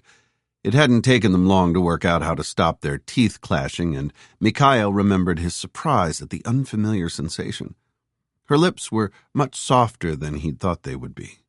Then Alevtina's tongue had slipped inside his mouth, and he had realized that they were kissing properly for the first time. "Really?" Ilya said with a smirk. "Only you look like the cat that got the cream. Did something happen?" "No," Mikhail replied quickly, causing Ilya's smirk to broaden. "No, nothing." He could feel himself blushing under her gaze, and he wanted her to look away. To his relief, a few seconds later, she did just that. "Okay, whatever," Ilya said, emphasizing the second word to let him know she didn't believe him. "What do you want for supper?" An hour later, Mikhail was sitting in Ilya's lounge, his stomach full. She had prepared one of his favorite dishes for them both. Draniki, or shallow fried pancakes made from ground potato and grated garlic, was something that Ilya made several times a week. He would never say anything to his mother, but his aunt was a far better cook than she was. The small television in the corner of the room was showing an old episode of Friends, and Mikhail watched idly as the characters goofed around to the sound of canned laughter. Mikhail picked up the remote control and was flicking through the channels to see if there was anything on. As he did so, Ilya entered the lounge and sat in one of the armchairs with a deep sigh. She had a large glass of wine in her hand, just as she did at this time every evening. "Do you mind if we catch the news headlines?" Ilya asked. "They'll be on in a few moments." Reluctantly, Mikhail stabbed at the remote to find Belarus 24, the state-run news channel, and they watched the screen in silence while they waited for the headlines to cycle back round. A few moments later, the familiar face of Irina Kozlovskaya appeared on the screen. Behind her was a photograph of a man dressed in combat fatigues. "The leader of the mercenaries who are attempting to suppress the local insurgency, Vladislav Vostovsky, is coming under increasing pressure to account for the actions of his soldiers," the newsreader said as the image behind her changed to a video clip of a burning house. "Belarus 24 has credible evidence to suggest that his forces are engaging in war crimes, punishing local civilians who they think are sympathetic to the insurgents." "Desperate," Ilya said as she took a large sip from her glass. "The sooner your ballot ticket comes through, the better." "I'm going to bed," Mikhail said, getting to his feet. He had no interest in what the anchor was talking about. After crossing the room to give his aunt a good-night hug, he made his way to his bedroom, pausing at the bathroom to clean his teeth. As he lay in bed, sleep seemed to be a long way off. Mikhail closed his eyes, but a series of images kept flashing across his eyelids, mostly from the news. The war seemed a long way away from where he currently was. The majority of the fighting was in the east of the country, and they were in the west. Surely, if it got bad enough, Poland and the other neighboring countries would just open their borders for civilians. But Mikhail knew it wasn't the other countries letting them in that was the problem. It was the Belarusian authorities letting them out. One of the first things they had done when the fighting had started was stop people leaving. Mikhail had mixed feelings about going to England, if that was indeed where he ended up going, especially after what had happened between him and Alevtina earlier that day. But she was also waiting for a ballot place to leave. He let a smile play across his face as he imagined a future for them both together in a new country. It had only been a kiss, but it had been his first. And hers. Plus, she was going to be his date for the end-of-term party. He was still smiling when he finally fell asleep. Chapter 17. Phoebe. Phoebe paused with the key to her apartment almost in the lock.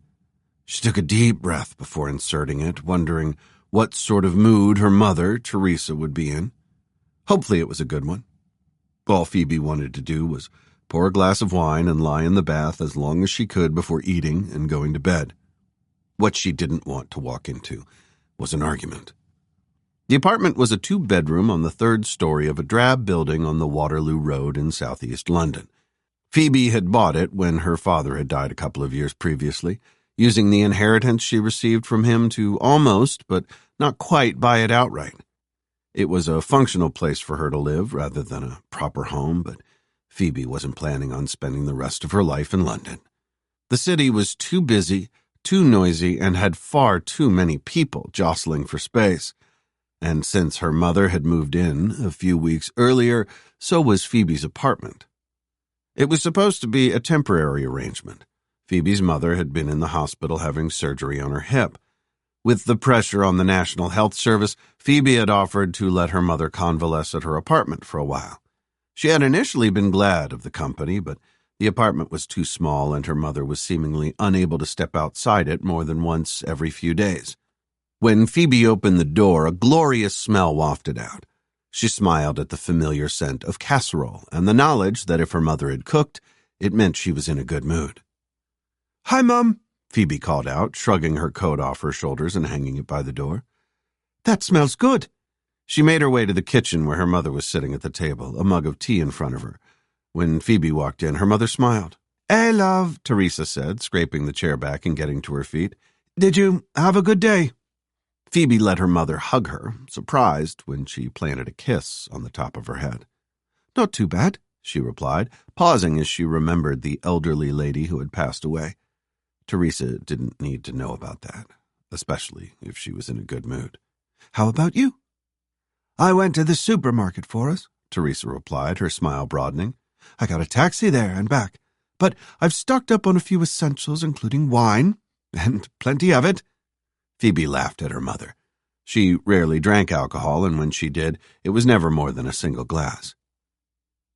"Thank you. Have I got time for a bath?" "Of course," Teresa replied.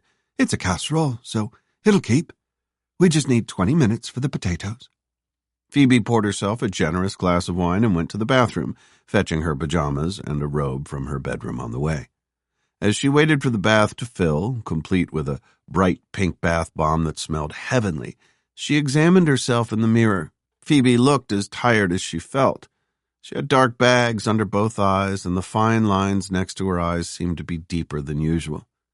Laughter lines, Teresa would call them, but Phoebe knew they would turn into crow's feet before too long.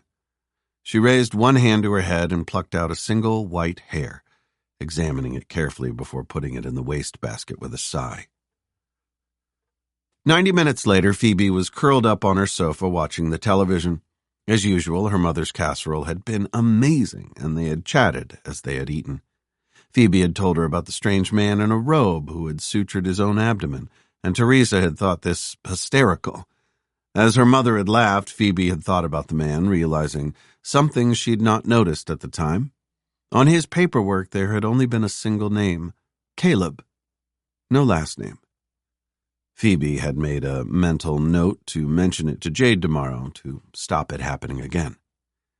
"Did you want the news?" Teresa asked, as on the television a game show host with a bright orange face was just congratulating a very excited man who had won something. Phoebe realized she had been almost asleep and had no idea what the man had won. "Yep, that'd be good," Phoebe replied, shuffling on the sofa so she was sitting more upright. "Can you turn it up a bit?" On the television, after the introductory music, a grave-faced man looked intently at the camera. "In today's news, the conflict in Belarus is intensifying, with the so-called People's Army claiming to have driven insurgents out of Gomel, a key strategic town in the southeast of the country," the anchor said, his tone matching his expression. His face disappeared, although he continued speaking, as the television showed a group of armed men running. A few seconds later, they disappeared in a cloud of smoke. Phoebe sat up in horror. Had they just shown the men being killed? To her relief, when the smoke cleared, the men were still on the screen, although two of them were now dragging a third. "It's awful, isn't it?" Phoebe heard her mother mutter as the newscaster carried on. Phoebe was only half listening as he spoke words such as international condemnation, refugee crisis, and street-to-street fighting. She closed her eyes as an image of the woman who had died earlier that day floated into her mind's eye. To have managed to escape the horrific scenes on the television and traveled all the way to England, only to die when she arrived.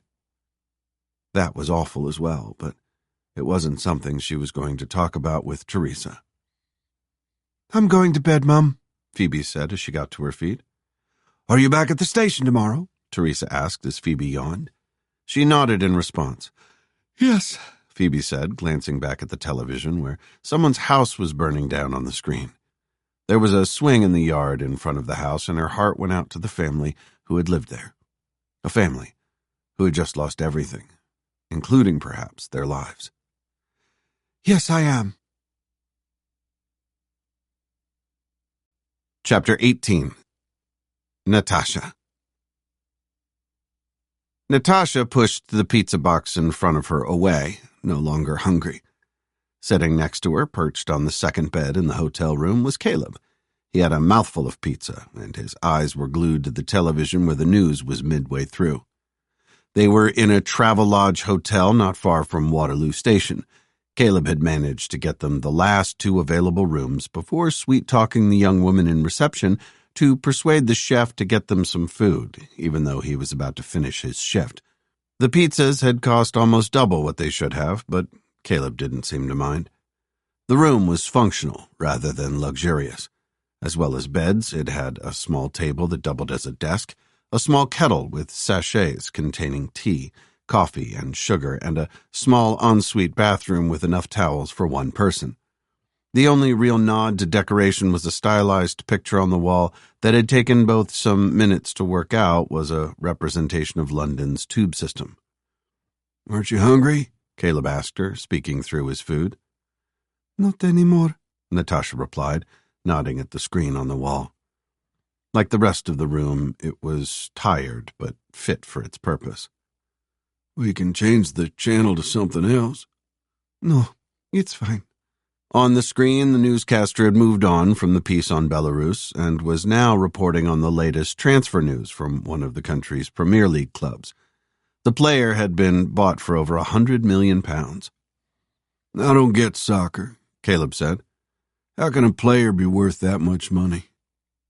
It's football over here, Natasha replied, forcing herself to smile, to try to put the images from her home country that had been on the television a few moments previously out of her mind. They'll get upset if you call it soccer. Ah, I see, Caleb said, finishing his mouthful and smiling. He had a crumb at the corner of his mouth, and Natasha was tempted to reach up and brush it away, but it dropped into the open pizza box on his lap. How come you know so much about British culture? My father insisted on teaching us, she replied. He didn't just want us to understand the language, but also the people. I've tried to carry it on with my son, but he's not that interested. You have a son? Yes. Natasha picked up her phone and started scrolling through the photographs for a good one of Mikhail. She needed to find one without her husband in it to avoid the inevitable questions about why he and Mikhail didn't look anything like each other. Anton was a father to Mikhail in every way but biologically, but she didn't want to have to explain this to Caleb. He's 14. You don't look old enough to have a teenager, Caleb said. She glanced up at him, hurt by the comment, but saw only kindness in his eyes. Have I said something wrong? No, Caleb. I'm sorry, Natasha replied. I was very young, that's all. She looked away, wanting to change the subject. She barely knew Caleb and wasn't going to tell him about what had happened to her that night so long ago.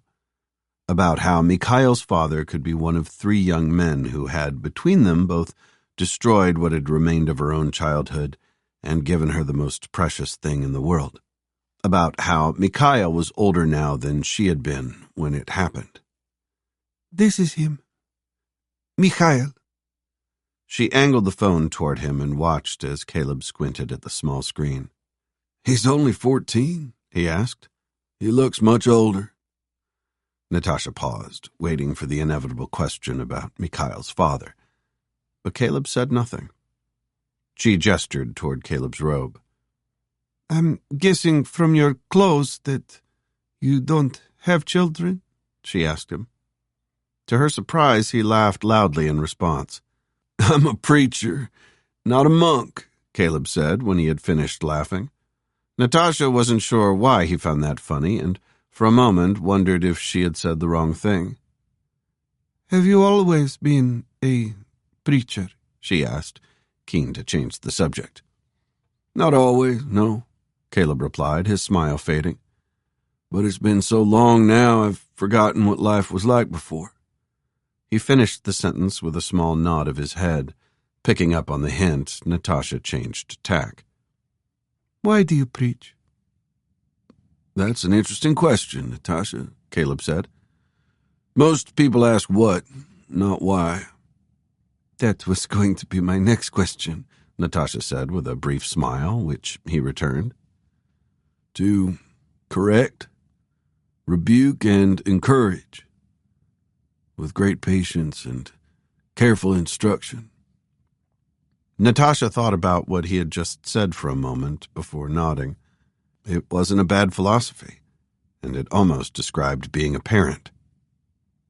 But you've not preached to me yet, she said, getting to her feet and gathering the pizza boxes. I just did, Caleb replied. To correct, rebuke, and encourage is from the 2nd book of Timothy, chapter 4, verse 2. So, you preach to people without them realizing it. She turned to him with a smile so he would know she was teasing him. Sometimes, Caleb had a wry smile on his face. When the occasion arises, it can be a useful technique. He stood and held his hands out in front of him. Give them to me. I'll put them in the trash on the way to my room. As she handed him the boxes, their fingers touched, and she felt a peculiar sensation in her fingertips. It was warm, but at the same time numbing. Natasha thought she saw a flicker of concern on his face, but as soon as it appeared, it was gone. You're tired, Natasha, he said, his smile broadening. You need to sleep, to rest. You have a long road in front of you. As he said this, she felt the exhaustion descending on her. He was right. Yes, she said, looking into his gray eyes. Thank you for what you did today, Caleb. If it wasn't for the pizza boxes between them, she would have leaned forward and kissed him on the cheek. Not in a sensual way, although if a peck on the cheek turned into something more, she didn't think she would mind. There was something about the way he looked at her that made her feel safe and needed at the same time. She shook her head, blaming her exhaustion for the way it was making her feel. You have nothing to thank me for, Natasha, Caleb said, taking the boxes from her. Her fingertips suddenly felt cold, as if she had dipped them into water. When you lie down, you will not be afraid. When you lie down, your sleep will be sweet. Is that from the Bible? Natasha replied, stifling a yawn but smiling at the same time. Yes, it's from Proverbs, Caleb said with a grin. But then a few chapters later it warns against loving sleep in case you grow poor. He paused for a moment. Good night, Natasha. Sweet dreams, if such a thing is possible. When Caleb had left, Natasha brushed her teeth and thought about showering. It had been a long day, and she wanted to wash it away. But when she sat on the bed, she realized that sleep was the better option. Natasha remembered she had forgotten to send Mikhail a message. She checked her phone and tapped out a quick text message to Mikhail. It was 2 hours ahead in Belarus, so he would be in bed, but he would get the message in the morning. Sleep well, Mikhail. Everything's fine here. I'll see you soon. XXX. Natasha lay back and gazed at the television, where an enthusiastic weather presenter was just starting to tell his audience about the day's weather. She blinked a couple of times, resolving to watch the rest of the forecast. But she didn't even manage to stay awake for that. Chapter 19. Stepan. Stepan sat on a fallen tree and smoked as he watched the activity in front of him. There were 4 personnel, all wearing the same black fatigues that he was, preparing the vehicle that he had escorted almost the entire width of Belarus over the previous day. He had driven, or rather been driven, to meet a small convoy comprised of a single truck and a low loader on the outskirts of Minsk. There, in a disused industrial unit, he had taken on the responsibility for escorting the low loader, its cargo hidden by a large military tarpaulin, to its destination in the east of Belarus. The truck that had brought it this far had returned to the west, its commander not even bothering to greet Stepan at the handover. He watched as the crew fussed around their vehicle, a Nona S mortar system. It was now free from the low loader, which was parked up some distance away. The Nona S was the size of a small tank, and if Stepan hadn't known better, he would have thought it was a tank, except for the large black wheels where tracks should be. It was painted a dark olive green with white numbers stenciled on the side. At the rear of the vehicle was a long, thin whip aerial, and at the front, a cannon some 8 feet long. Stepan didn't need to be where he was. His role had been to accompany the low loader and its cargo to this location. There was another People's Army squad in the surrounding area providing all-round defense just in case any of the locals got any ideas. They were parked in a clearing behind a small copse just under 5 miles from their target, a small town which nestled in a valley. Stepan could see the orange of the streetlights reflecting off the clouds, and he imagined its residents going about their evenings in blissful ignorance. Some of them would be eating, some would be drinking, some of them would even be having sex. He started laughing at the thought of a 120-millimeter high-explosive round punching through the ceiling just as they finished. "What a way to go," Stepan muttered to himself as he got to his feet. He wandered over to two of the men who were preparing some shells. "What time are your orders for the attack?" "No idea," one of the soldiers replied, not even looking at Stepan. "Sometime in the night is all we know." "Shame," Stepan said, more to himself than the soldiers. He would have liked to hang around and watch the action, but it was getting late. His orders for the next day had come through, and he was going to be visiting another village where the locals were apparently sympathetic to the resistance. With any luck, they might actually be sheltering some of them. This was the main reason for always visiting at dawn, to catch them unawares. With a final look at the Nona S. mortar, he returned to his truck, instructing his driver to take them back to base. Stepan wanted to get a good night's sleep. If tomorrow morning turned out the way he hoped it would, he was going to be busy. Chapter 20. Caleb. Caleb stood outside the elevator in the hotel, watching the numbers counting up.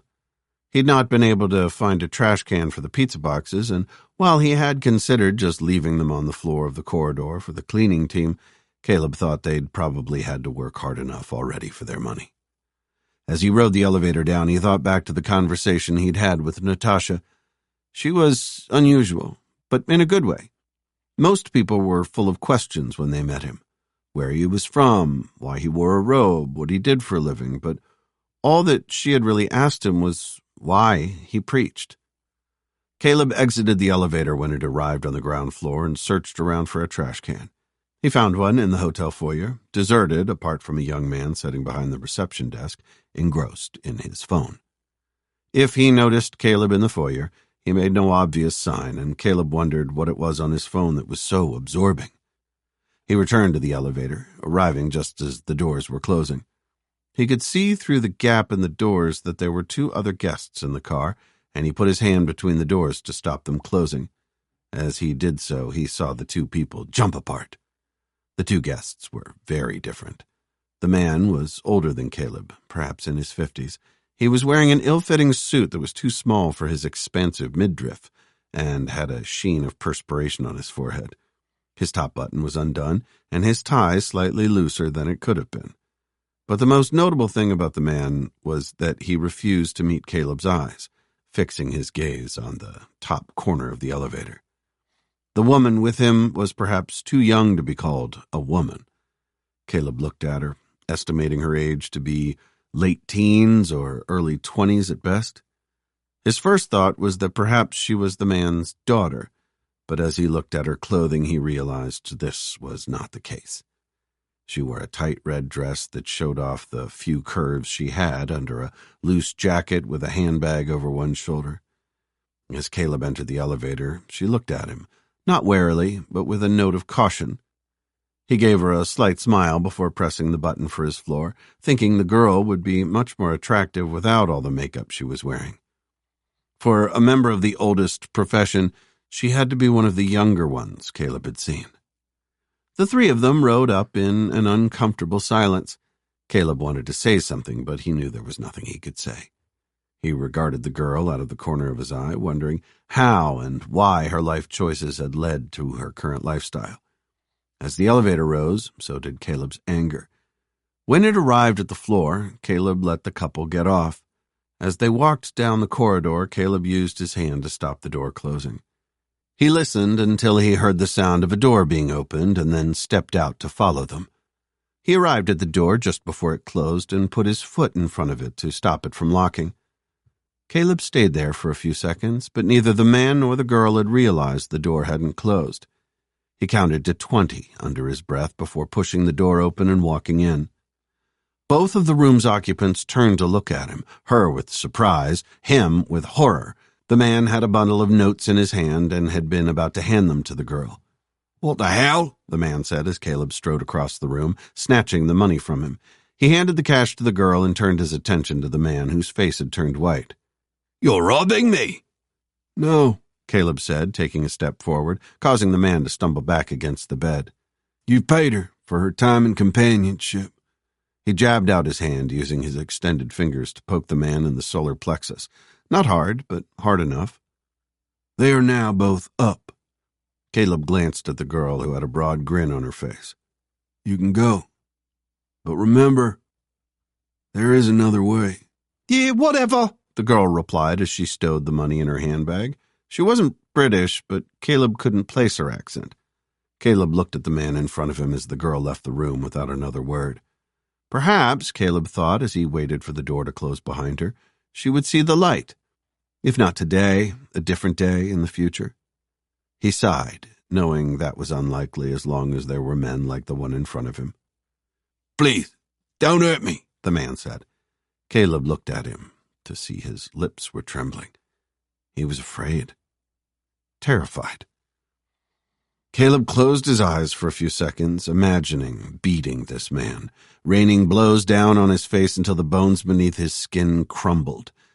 He opened them, allowing the contempt to flow. That was not the way. "Give me your wallet," Caleb said. "I've got no more money," the man replied, his voice wavering. "Not now." "I don't want your money," Caleb replied. "I'm not a thief. Give me your wallet." Caleb waited as the man pulled his wallet from his trouser pocket and handed it to Caleb with shaking hands. Caleb opened it and pulled out the man's driver's license. "Is there a Mrs. Rowley Craig," he asked, "living with you at this address?" The man nodded in reply, his jowls wobbling. "Look, I'm sorry," the man said, holding his hands up. "This is all some sort of—" "Shut up, heathen," Caleb cut him off. He handed the wallet back. "Perhaps I'll pay Mrs. Rowley a visit and tell her about her fat, pathetic husband and his penchant for young whores." "No, you can't. I said shut up." Caleb leaned forward until his face was only inches from the man. "Your card is now marked, Craig. I will see you again. You may not see me, but I will see you. Therefore keep watch, because you do not know the day your Lord will come." Caleb lowered his voice. "And if you are with another whore when that day comes, then there will be a reckoning. Do you understand?" The man nodded in reply. Caleb took a few steps toward the door, tempted to punch the man, just once, but he restrained himself. Without violence, his words would have more power. As Caleb put his hand on the door handle, he heard the man's voice. "But what am I supposed to do now?" His voice was plaintive, pathetic. Caleb turned to face him, tempering his voice to control his anger. "There'll be a Bible in the nightstand," he said. "Maybe you should read it." Chapter 21. Mikhail. "Mikhail, get up!" Mikhail jumped in his bed at the sound of a female voice screaming. He'd been dreaming, he thought. Or was he still dreaming? He didn't recognize the voice, but as he looked across his bedroom, he saw his aunt. She was clutching a thin robe around her, and she shouted at him again to get up. In the background, Mikhail could hear the rise and fall of the sirens he thought he'd been dreaming about. "The sirens are going off!" Ilya shouted, her voice several octaves higher than normal. "Come on!" Mikhail disentangled himself from his bedclothes as quickly as he could, grateful that he was at least wearing boxer shorts. Ilya turned and disappeared from his view. A few seconds later, he heard her footsteps thumping down the stairs. He reached out to grab some clothes, bundling them under his arm, and picked up his cell phone from the bedside table. Without even looking at the screen, he ran across the room to the stairs. Ilya and Mikhail were lucky in that their house had a basement. It was an older house, built by the Soviets not long after the Second World War. During the war itself, where the house now stood had been part of one of the Jewish ghettos where the Germans herded more than 50,000 people together. Few of them survived the subsequent deportation to locations such as Auschwitz and Treblinka. By the time the Red Army liberated Hrodna in July 1944, The ghettos were empty, and the local residents, perhaps wishing to cleanse the awful memories of what had happened in their town, razed most of the original buildings to the ground. Apart from the newer apartment buildings in the area, like the one that Alevtina lived in, the replacement houses all had individual cellars, perhaps built by the Soviets with war in mind. Mikhail opened the door to Ilya's cellar to see her sitting on one of the single beds, chewing her fingernails. He closed the door, blanking out the sound of the still wailing siren, and crossed the small room to sit next to her. The cellar was perhaps 5 yards by 5 yards, large enough for a couple of beds. Stacked against one wall from the floor to the ceiling was firewood, and on the opposite wall a series of shelves held essentials such as tinned food, bottled water, and other emergency supplies. A single incandescent bulb illuminated the dingy room, and in one corner there was a bucket that Mikhail hoped to never see used for its intended purpose. "It'll be okay, Aunt Ilya," Mikhail said as he sat down. "It's probably just another drill, like the one earlier." "At this time of the morning?" Ilya replied, her voice shrill. "It's only just past dawn." Mikhail looked down at the screen of his phone to see it was a few minutes before 5 in the morning. Ilya was right. There wouldn't be a drill at this time of day. He opened the message from his mother, smiling as he read it. He wanted to reply, but the thick cellar walls blocked the cell phone signal, so he put the phone away, making a mental note to do it later. He and Ilya sat in silence for a few moments, both lost in their own thoughts. "How long was it between the sirens earlier today, Mikhail?" Ilya asked. She had missed the earlier sirens as her friend's town was too small for such luxuries. Mikhail thought for a moment before replying. 10, perhaps 15 minutes, he said. "Not long at all." It had felt like much longer at the time, but he wasn't going to tell Ilya that. "We could move, to Podlipki." Ilya was looking at him with an earnest expression. "My friend there has plenty of room, and it would be safer." "The fighting's miles away, Aunt Ilya," Mikhail replied. "We're safe enough here." Just as he said that, there was a high-pitched screeching noise over their heads. It was followed a couple of seconds later by a muffled thudding sound. The light bulb jittered ever so slightly, although Mikhail could feel no movement under his feet. Ilya swore under her breath and pulled Mikhail closer to her. He put his arm over her shoulder, just like he had with Alevtina earlier. "Mikhail," Ilya said. But he never got a chance to reply. There was another screech, this one much louder and briefer. Almost immediately after it stopped, there was a deafening sound. It was a thunderous noise, as if someone had hit a sheet of corrugated steel with a sledgehammer, but 10 times louder. The cellar floor shook under their feet as the light bulb danced for a second, perhaps 2, before exploding and plunging them into darkness. Then, the only thing Mikhail could hear was Ilya screaming. Chapter 22. Phoebe. Phoebe gasped as her eyes flashed open. The last vestiges of the dream slipped away, and she closed her eyes briefly to try to hold on to them for a few seconds longer. But it was too late. She was awake. She sighed in frustration, leaning her head back into the pillow. Phoebe was wrapped up in the sheet, which barely covered her, and her pajamas were soaked with perspiration. She laughed, her thoughts turning to what lay in the top drawer of her nightstand, buried under her clothes. Something very personal she had bought for herself some months previously. But it wasn't something she was going to use with her mother in the next bedroom. The toy was very good at what it was designed for, but it was hardly discreet. Phoebe unwrapped herself from the sheet and sat on the edge of the bed, taking a deep breath as she did so. "Oh, my days," she whispered to herself. It had been a long time since she'd had a dream like that one, and even longer since she'd experienced what she'd dreamed about in reality. She sighed again. Phoebe was more than happy with her own company, but on occasion, all she craved was some intimacy and a climax that wasn't homemade. A few moments later, freshly showered and wrapped in a thin cotton robe, Phoebe made her way into the kitchen. Teresa was sitting at the table, already dressed for the day. On the sideboard, 2 mugs were sitting next to the kettle, which was about to come to the boil. "Morning," Teresa said. "I was going to bring you a cup of tea in bed." Phoebe felt her cheeks coloring as she imagined her mother walking in on her en flagrante. Then she started laughing as she remembered a previous boyfriend telling her about him waking up as a teenager with morning call to glory.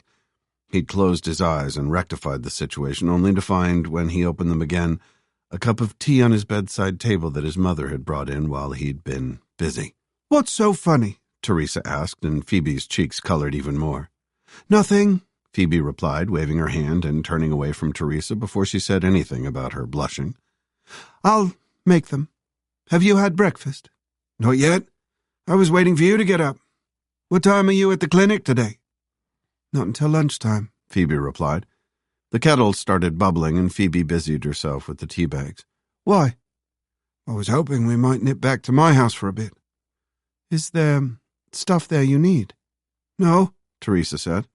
"I want to get someone in to make some adjustments, that's all." "What sort of adjustments?" Phoebe asked. Her mother lived in a fairly new house in Ealing that backed into a leafy park. When she was younger, Phoebe used to sneak over the fence and into the park to meet her friends, but she couldn't think of any work that needed doing to the place. "I want to get some handles put into the bathroom, just to make it easier for me to get about. Maybe move one of the bedrooms downstairs as well." Phoebe put a mug down in front of Teresa and sat opposite her. "You're moving back home?" she asked her mother. "I can't stay here forever, can I?" Teresa replied. "You need your own space." Phoebe tried to hide the relief she felt at hearing her mother finally making plans to move back home. She loved Teresa, as any child loves their mother, but her apartment was too small for the 2 of them. "Okay," Phoebe said with a smile. "I can speak to my friend Liz at the hospital. She's an occupational therapist, so might be able to come round and have a look if you wanted her to. She'll know the best places to put things and probably know someone who will put them in for you." "That'd be lovely, Phoebe, thank you," Teresa replied, placing her hand over Phoebe's and smiling at her. Phoebe instantly felt bad about feeling relieved. "But you know you can stay here as long as you want to, don't you?" she said. "That's kind of you, Phoebe." Teresa squeezed Phoebe's hand. "But what if you met some young man and wanted to bring him back here?" "Mother," Phoebe said, injecting a note of mock warning into her voice, but smiling at the same time. "You can't have a night of wanton debauchery with me in the next room, can you?" Phoebe felt her cheeks coloring again as she remembered her dream, or at least the few fragments of it that she could. That was the closest she was going to get to any sort of wanton debauchery. "I'm not that kind of woman, Mother, you know that," she said, still smiling. "Besides, chance would be a fine thing." Both women laughed at the same time, but Phoebe's laughter was tinged with sadness. She just hoped her mother hadn't picked up on it. "Why don't we head over there when you've got dressed?" Teresa said a moment later. "We could grab some croissants from the bakery and have breakfast in the back garden." "That sounds like a great plan," Phoebe replied as she got to her feet. She started laughing. "But if you think I'm mowing your lawn for you so we can sit out there, you can think again." Chapter 23. Vinchuk. Vinchuk smoked the last of his cigarette, grinding the butt out into the soft ground of the forest. It had rained at some point during the night, and the earth was still wet. A light mist was rising from the ground as the sun's rays gradually started filtering through the trees. Somewhere in the forest, an animal of some sort called out. A deer, perhaps, or some type of wild boar? A few seconds later, there was an identical reply from another animal which was further away. He thought of his father, who would have been able to identify the animal, its gender, and probably know exactly where in the forest it was. As would Yuri. He and his father shared some things in common, at least now they did, even if they didn't when Vinchuk's father was alive. They had both spent time hiding in the forest, pursued by enemies of the motherland, except his father and Yuri were able to live off the land like a true hunter. Whatever beasts had just called out, they would have tracked, killed, gutted, and cooked at least one of them. Vinchuk's father had tried to teach his son, but by the time Vinchuk was old enough to learn, he was more interested in chasing girls, not animals. Vinchuk wondered what his father would think of him now and shook his head in sadness. The previous day had ended up as an unmitigated disaster. It had started off so well with the success of the training mission, but Vinchuk hadn't anticipated being ambushed by the mercenaries on the way back to their base, an abandoned logging hut deep in the forest. He and Yuri had discussed it in depth the previous evening over a bottle of Stoli, but the vodka had only made them more morose. The only thing they could think of was that it had been a random checkpoint that the mercenaries had put up, knowing that there were resistance fighters operating in the area. It was irrelevant. Vinchuk had taken the corner so fast that he'd almost lost control of the van, bullets still thudding into the rear of the vehicle. At least the tires were all intact. If a round had taken one of them out, they would have been captured for sure. Vinchuk didn't know what the People's Army would do with captured resistance fighters, but he doubted they would adhere to the Geneva Convention. "Turn right in 50 yards, Yuri had shouted. Vinchuk had looked at the straight road in front of them, but trusted Yuri's instructions. As he slowed, sure enough, there was a small road leading into the forest. It was so narrow that when Vinchuk drove the van down it, he could hear branches scraping down the side of the vehicle. It was loud, but not loud enough to drown out the screaming coming from the rear. It had been a further 30 minutes before Vinchuk and Yuri had felt it was safe enough to stop the van. Yuri had guided Vinchuk turn by turn, seeming to know the forest like the back of his hand. Vinchuk had stopped the van's engine after winding the windows down. Both men had listened intently for the sound of any engines over the whimpering from the back before concluding they were safe, or as safe as they could be. When Vinchuk got out of the vehicle and approached the rear, he could see 15 to 20 holes punched in the doors and bumper. Each one was perhaps an inch across, with jagged shards that reached into the interior. Vinchuk had exchanged a relieved look with Yuri, amazed that none of the bullets had come through to the front of the van. When he opened the door, Vinchuk saw why. 3 of the 4 boys in the back of the van were dead. Very dead. One was missing most of the back of his head, and others each had several large wounds in their torsos. The sole survivor, the source of the whimpering, was sitting in the corner of the van. He was covered in blood, but as Vinchuk and Yuri coaxed him out of the van, they found that none of it was his. With the surviving boys sitting in the front of the van, rocking back and forth, Vinchuk and Yuri had dug a hurried grave for their comrades.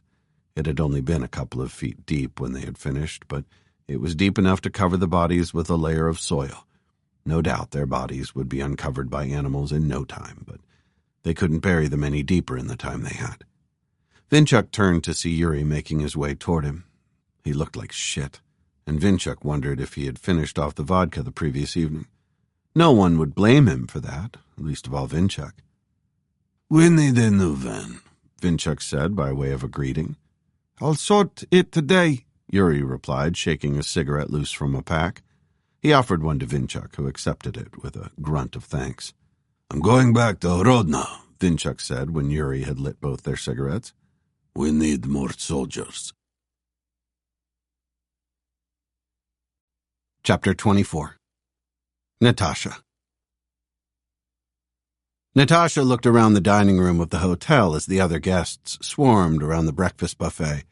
She was sitting at a table for 2, a mug of coffee and glass of orange juice in front of her.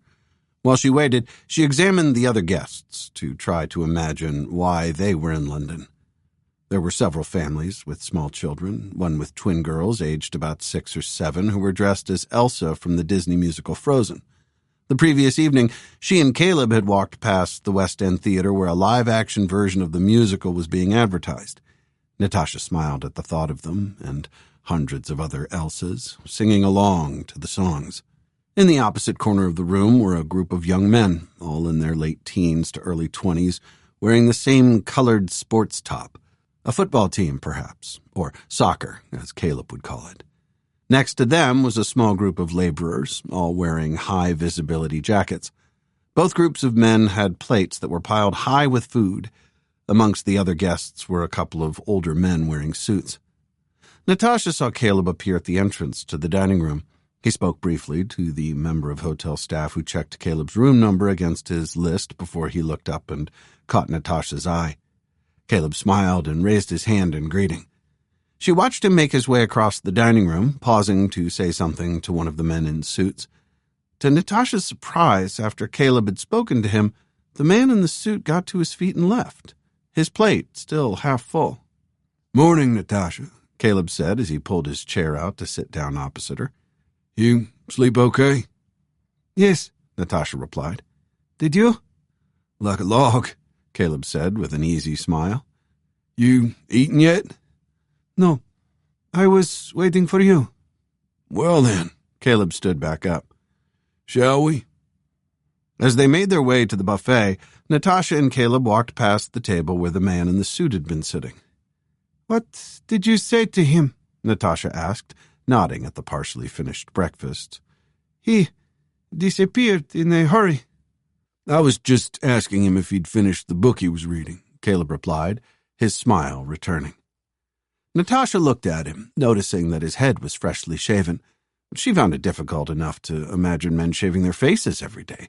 Shaving your entire head was something else altogether. A few moments later, they were sitting back at the table with their breakfast.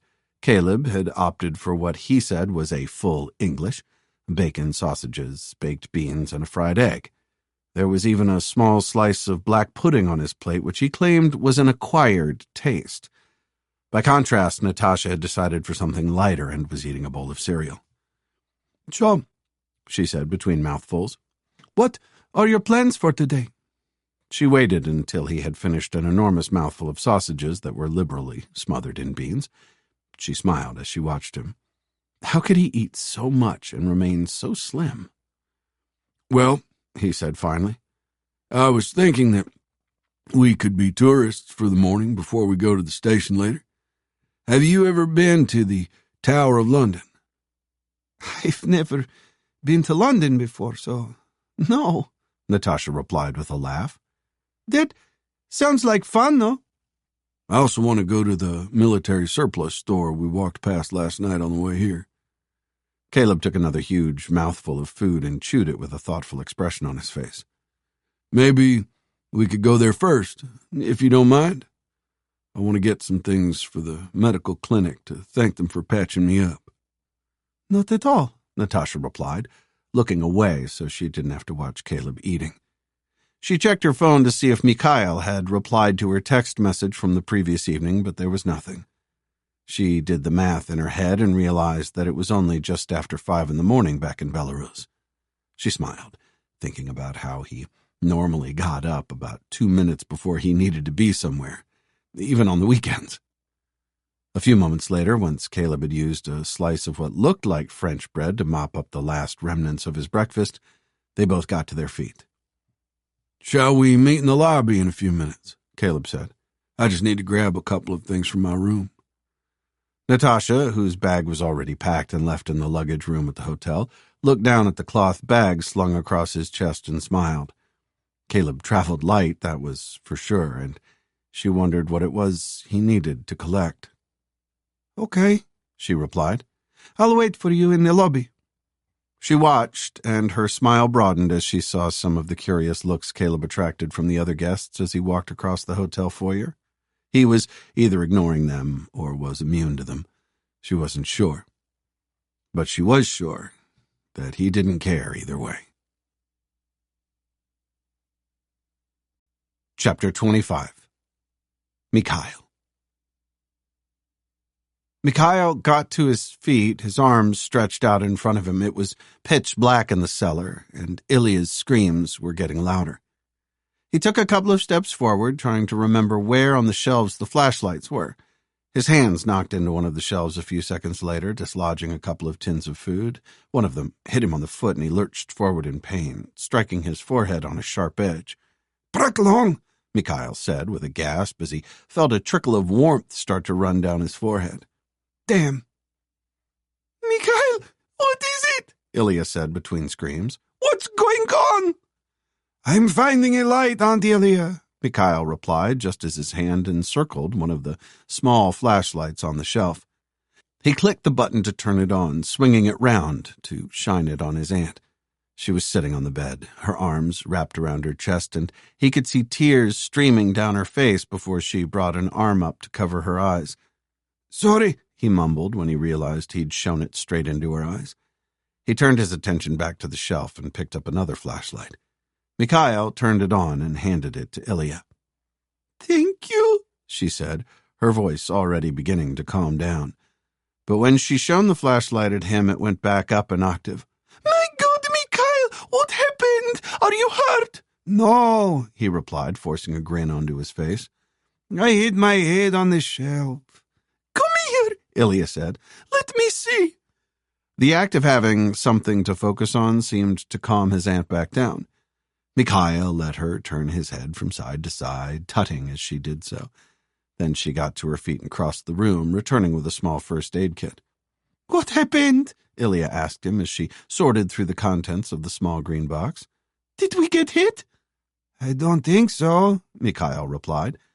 The explosion had sounded loud, but he thought if the shell or whatever it was had hit their house, they wouldn't still be around to discuss it. That wasn't a conversation he was about to have with Ilya, though. "Keep still," she said as she dabbed his forehead with an antiseptic wipe. Mikhail winced at the stinging sensation, and he saw a smile appear on Ilya's face. "You big baby. It's only a scratch." A few moments later, a fresh Band-Aid on his forehead, Mikhail sat back on the bed and played his flashlight around the interior of the room.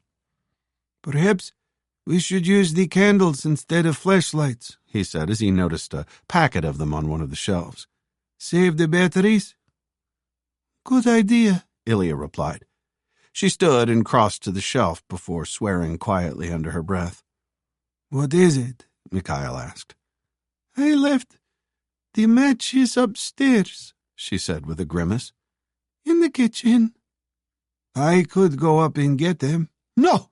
The vehemence of her reaction surprised him. "No," she said again, more quietly this time. "We should wait for the all clear to sound, like they told us on the television." Mikhail nodded, knowing that she was right. Hopefully it wouldn't be long. When the air raid had sounded earlier, it had only been a short while before the all clear, but the earlier siren hadn't been accompanied by artillery. It made no sense to him, them being targeted this way.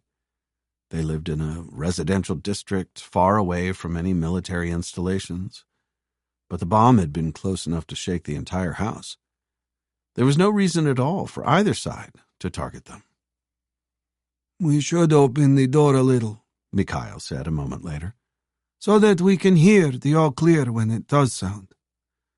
Ilya didn't look convinced at first, but she nodded after a few seconds. "Okay," she said. "But only a couple of inches, and we both keep away from the door, just in case." Mikhail got to his feet and opened the cellar door slightly, just as Ilya had instructed. He paused, listening for a moment. He wasn't sure, but he fancied he could hear sirens in the distance. Not air raid sirens, but the ones belonging to the emergency services. He sat back on the bed and turned his flashlight off to conserve the batteries. Then he took a deep breath, wondering how long they would have to wait. Chapter 26. Caleb. Caleb blinked a couple of times as his eyes adjusted from the bright sunshine outside to the dim interior of the store. The air inside was musty and had a peculiar odor that he remembered from a long time ago. It was a musty smell, not offensive, but slightly cloying in his nostrils. He held the door for Natasha to walk through and then let it go, turning his attention to the contents of the store. On the walls, stacked in green shelving units, were box after box of equipment, and there were racks of clothing containing a variety of uniforms. Some of them he recognized, some of them he didn't.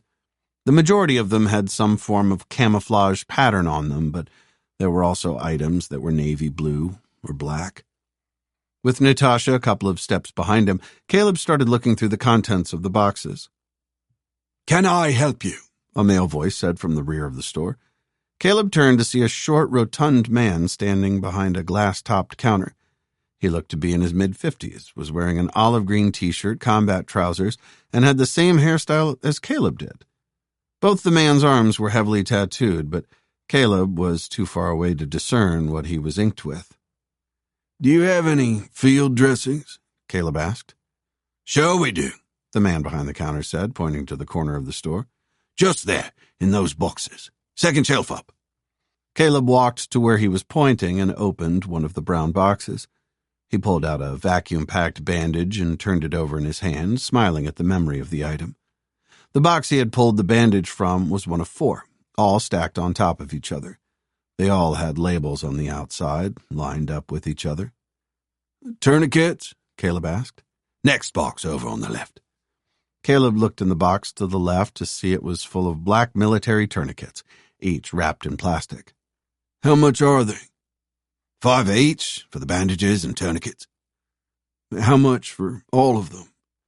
Caleb saw a grin spreading on the man's face as he reached for a calculator. He glanced at Natasha, whose nose was wrinkled as the man stabbed at the calculator with podgy fingers.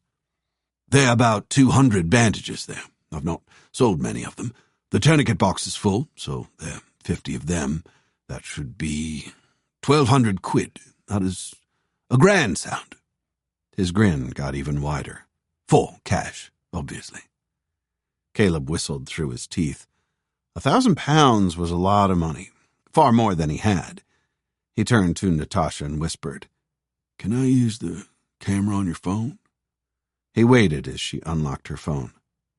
"Just press the red button there," she replied, also in a whisper. Caleb started taking photographs of the labels on the outside of the boxes. "Hey!" the man behind the counter shouted. "What are you doing?"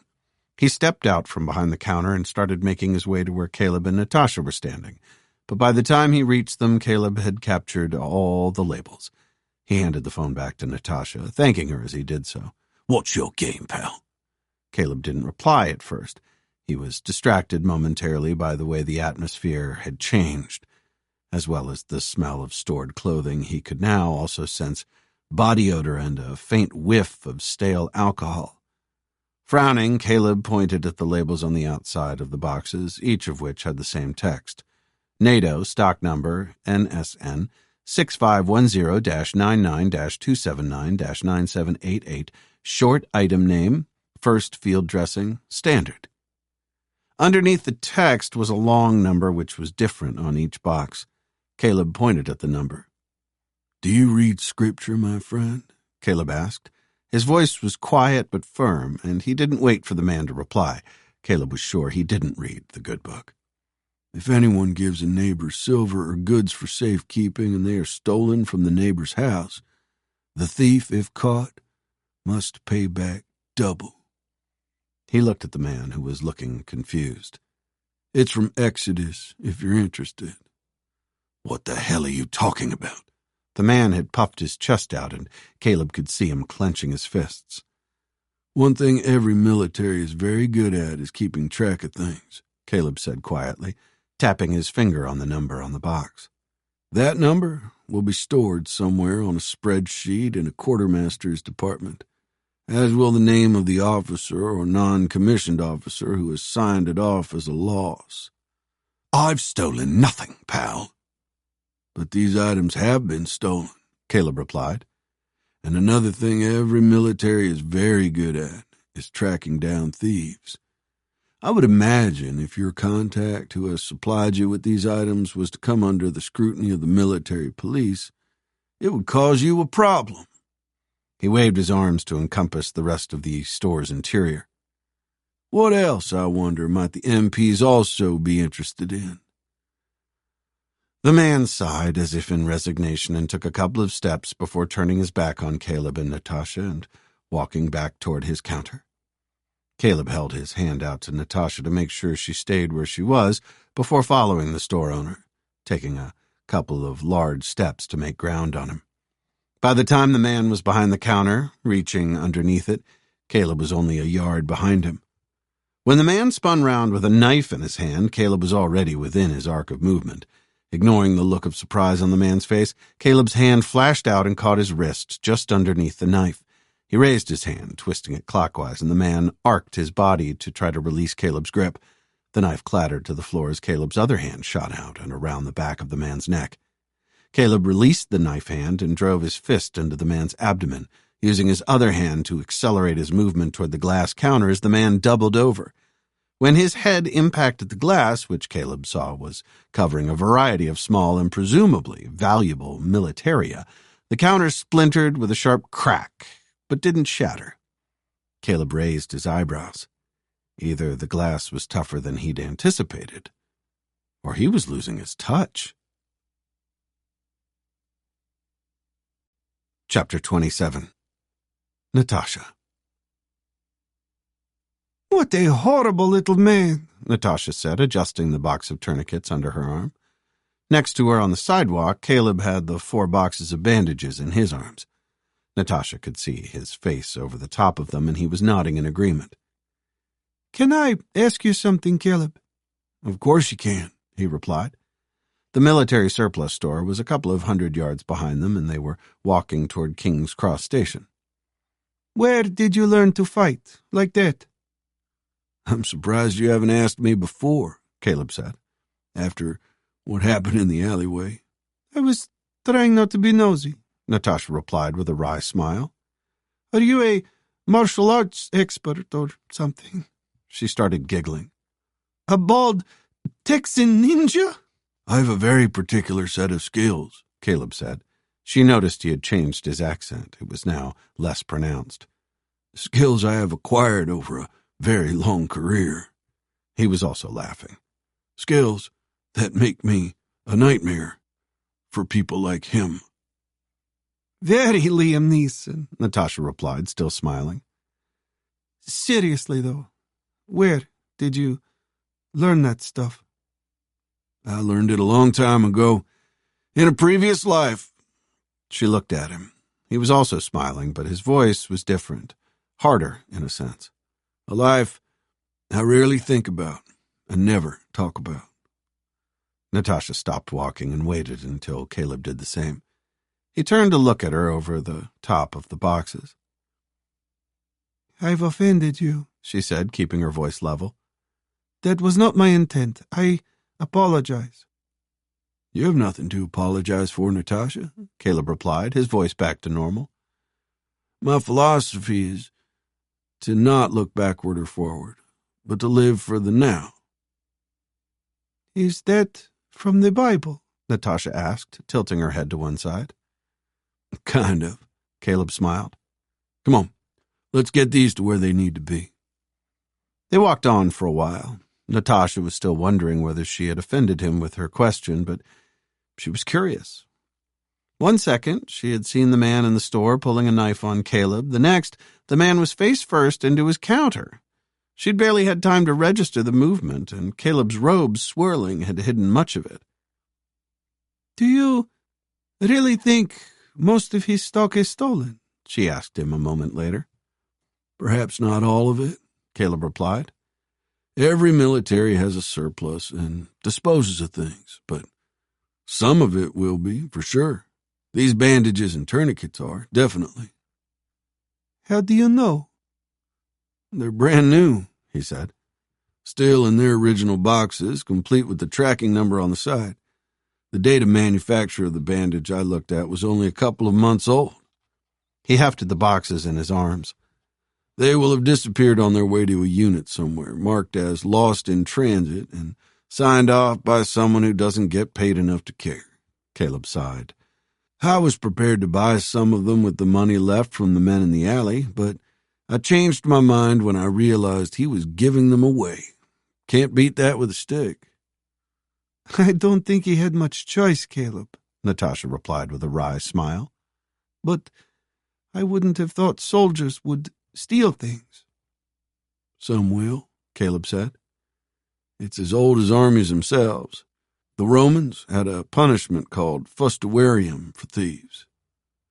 Was it a nasty punishment?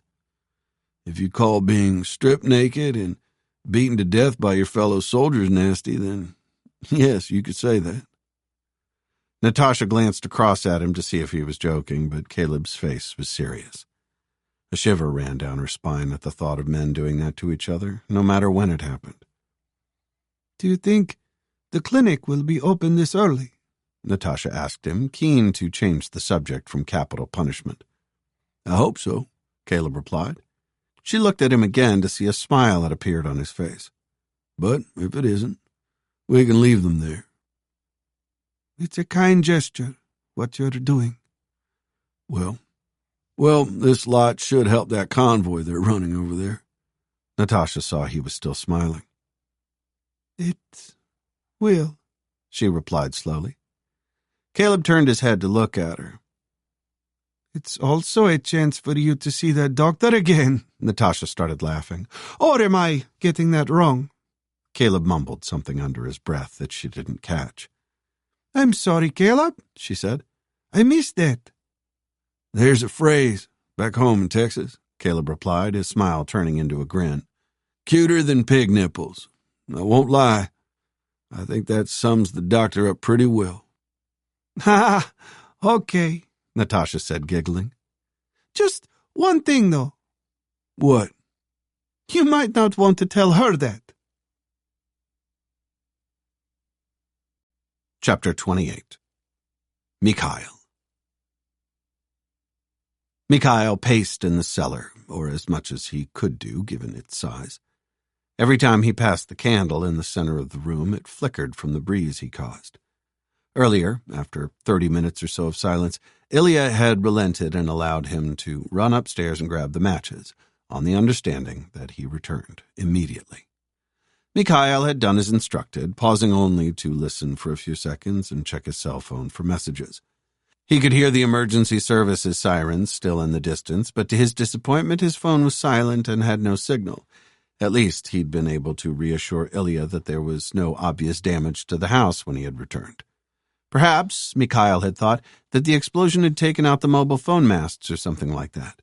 It was about the only thing he could think of that was of military significance in the area.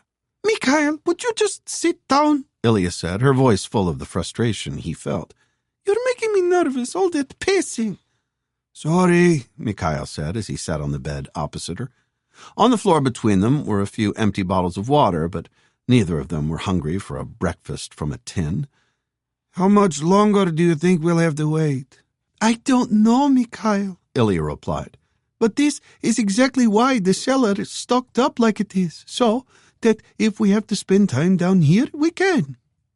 But I don't understand, he said plaintively, jiggling his leg up and down. Why would anyone drop bombs anywhere near here? I don't understand either, Mikhail, but the sooner we get out of here and to safety, the better. Mikhail was just about to reply when they heard a new noise in the distance. It was the wail of the air raid sirens. The all clear. Finally, Mikhail said as he jumped to his feet. He left the cellar as quickly as he could and made his way through Ilya's house and to the front door. Mikhail flung it open and stepped out into the small front yard.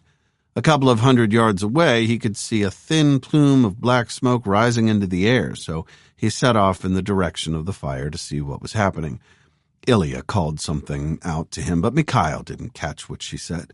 As he walked down the street, he saw a fire truck speeding past at the end of the road, its distinctive red, white, and blue livery a blur.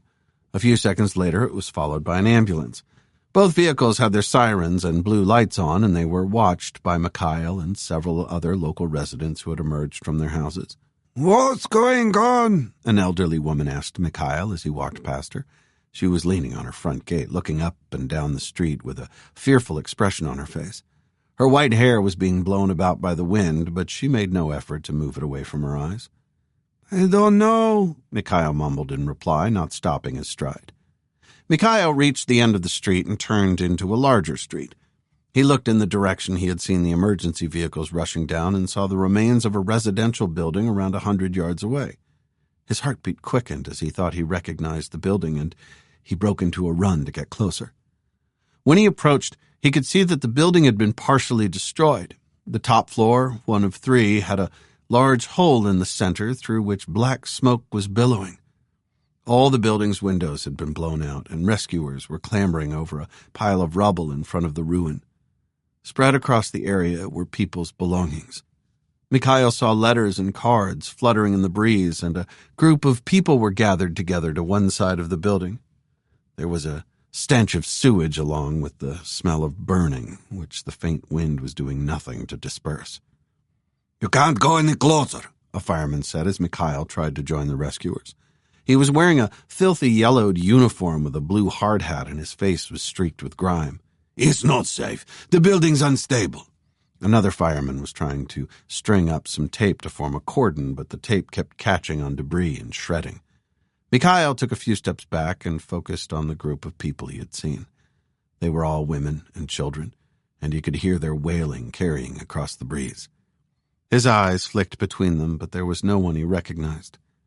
A few yards away from the group were several ambulances, and Mikhail could see 3 stretchers laid out between them, blankets covering whoever was on them. Mikhail took a few steps toward the group of women and children, determined to talk with them. As he approached, a hush fell over the gathered crowd. He turned to look at the rescuers to see they were preparing to bring another stretcher out from the rubble. One of the rescuers, clad in the same uniform as the fireman, but with a bulletproof vest covering his chest, raised his hand in the air. The hush became a silence. He took a few more steps to get closer to the group, ignoring the glare this elicited from the fireman with the tape. 4 men, each of them with a hand on a stretcher handle, started to pick their way carefully over the rubble and make their way toward the ambulances. Mikhail got closer and saw the body on the stretcher was covered with a blanket, heavily blood-stained. The body was smaller than Mikhail, but he didn't think it was a child. One of the stretcher bearers slipped, almost losing his footing on the loose bricks they were walking over. As he did so, the body on the stretcher shifted slightly, and Mikhail thought he saw something falling off the canvas material. But it wasn't something falling off the stretcher. It was something falling from the stretcher. A long braid of fine brown hair that fluttered slightly in the breeze. It was tied at the end with a small yellow and green ribbon. Chapter 29. Caleb. Caleb looked around the interior of the station. The concourse was fairly busy, with a few harried-looking commuters making their way to work and families with excited children milling about. He and Natasha walked through the concourse, Caleb smiling as they walked past a Greg's bakery with a line that stretched out of the door of the shop.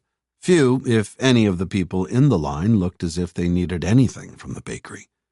To one side of the door, a homeless man was sitting with a cup in front of him, munching on a sausage roll that a generous customer had bought for him. Caleb smiled at the man's ingenuity. Even if his cup was empty of any spare change, at least his stomach was full.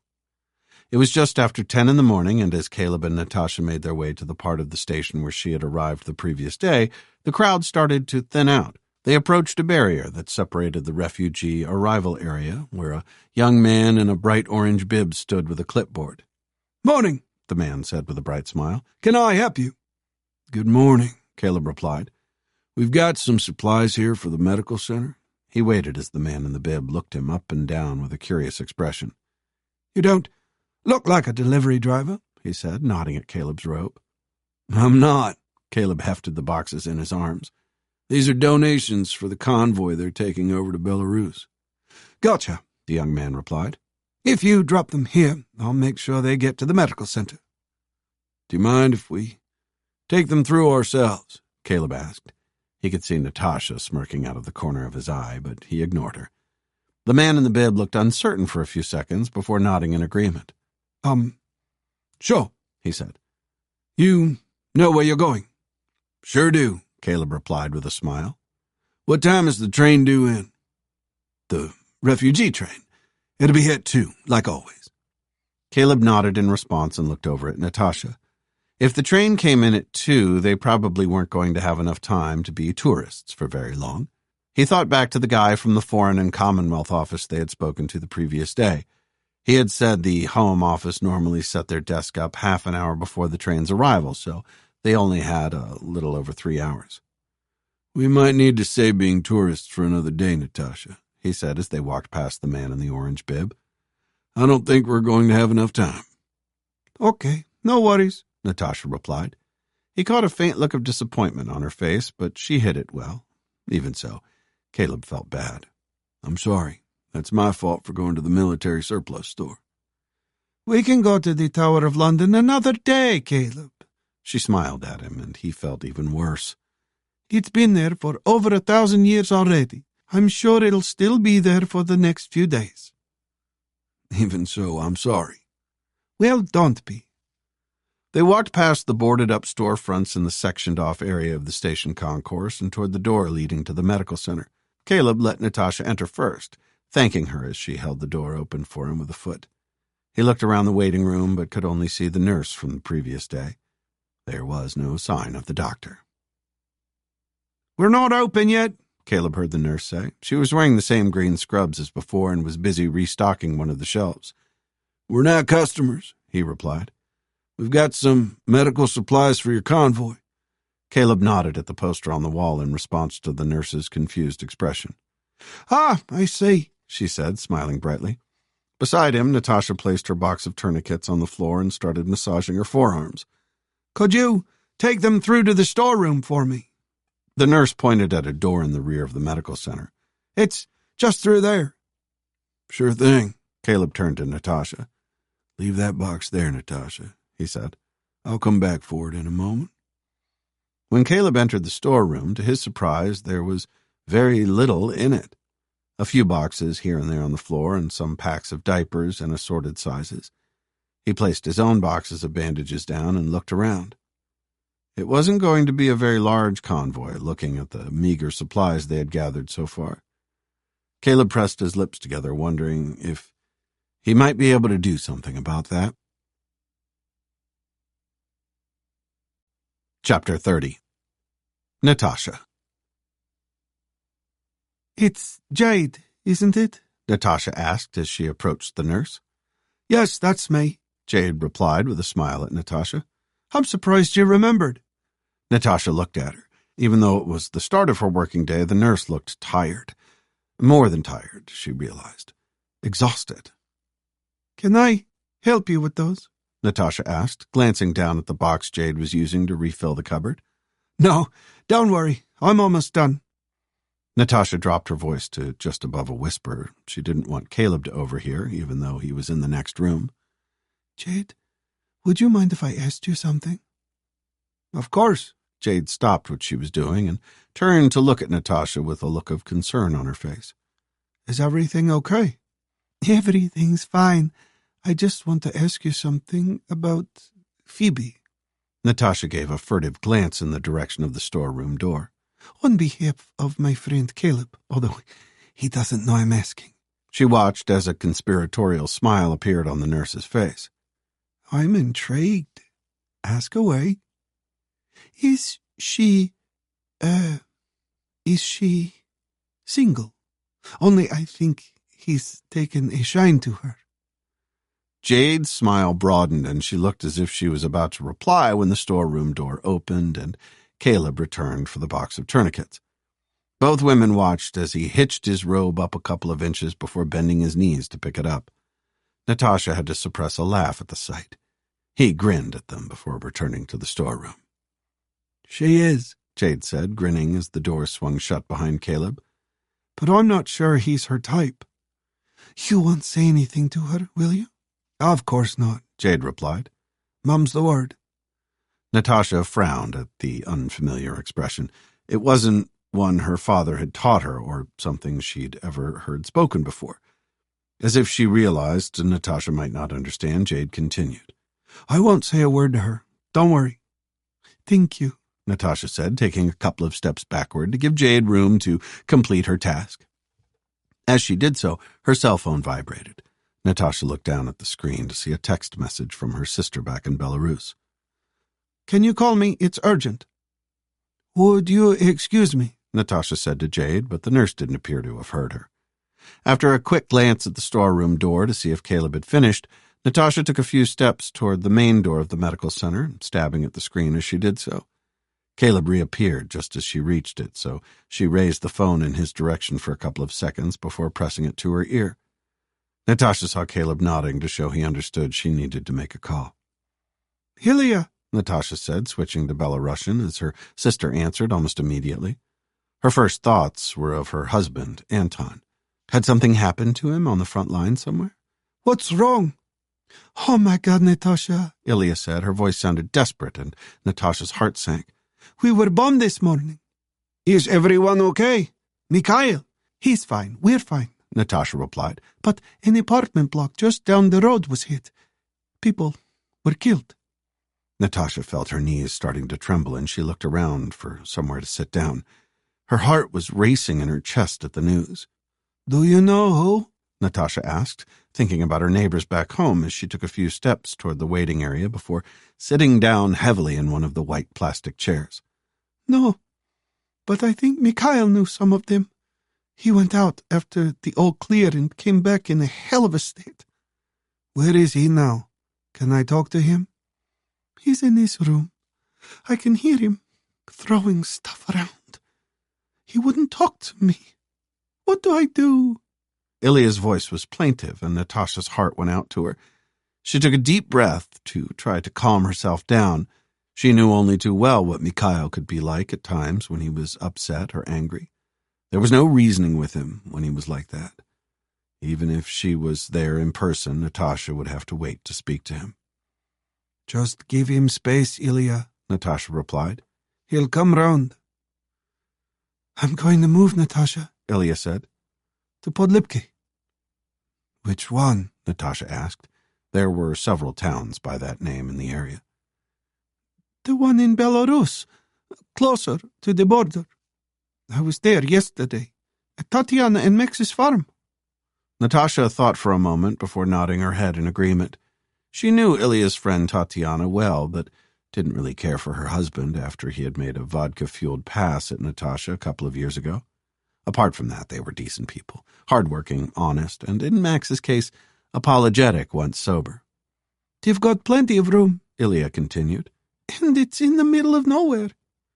That's a good idea, Ilya, Natasha said, still reeling from the news about the bombing. She looked up to see Caleb approaching her, a plastic cup of water in his hand. He had a look of concern on his face, but Natasha knew he wouldn't be able to understand what she was talking about. Thank you, she whispered in English as she took the cup, her hand trembling so much that some of it spilled. Is everything okay? Natasha heard Caleb ask. No, she thought. Everything is far from okay. Chapter 31. Stepan. Stepan raised his boot and, with a glance at the soldier next to him, kicked at the farmhouse door as hard as he could. The flimsy door splintered and flew in with a loud crash. A few seconds later, he heard similar crashes from the houses on either side of this one. He stepped back, allowing the soldier to enter the house first, before he pulled his pistol from its holster and followed the other man inside. "Who is here?" Stepan shouted. "Make yourselves known." While the soldiers searched the downstairs rooms, Stepan started making his way up the stairs to the upper story, deliberately crashing his feet on the wooden floorboards. Like the other peasants' houses he had been in, the interior of this one was minimalist, to say the least. The walls were bare, with no decoration, and hadn't been painted for some years. Just as Stepan reached the top of the stairs, one of the bedroom doors opened, and a large man peered out, his face shocked. Stepan raised the pistol and pointed it in his face, tempted to just shoot the man there and then, but from the size of him, getting his body out of the house would be an effort. Then a woman's face appeared behind the man's shoulder. She opened her mouth and screamed, and Stepan was tempted to shoot her instead, but he gestured down the stairs with the pistol after walking onto the landing.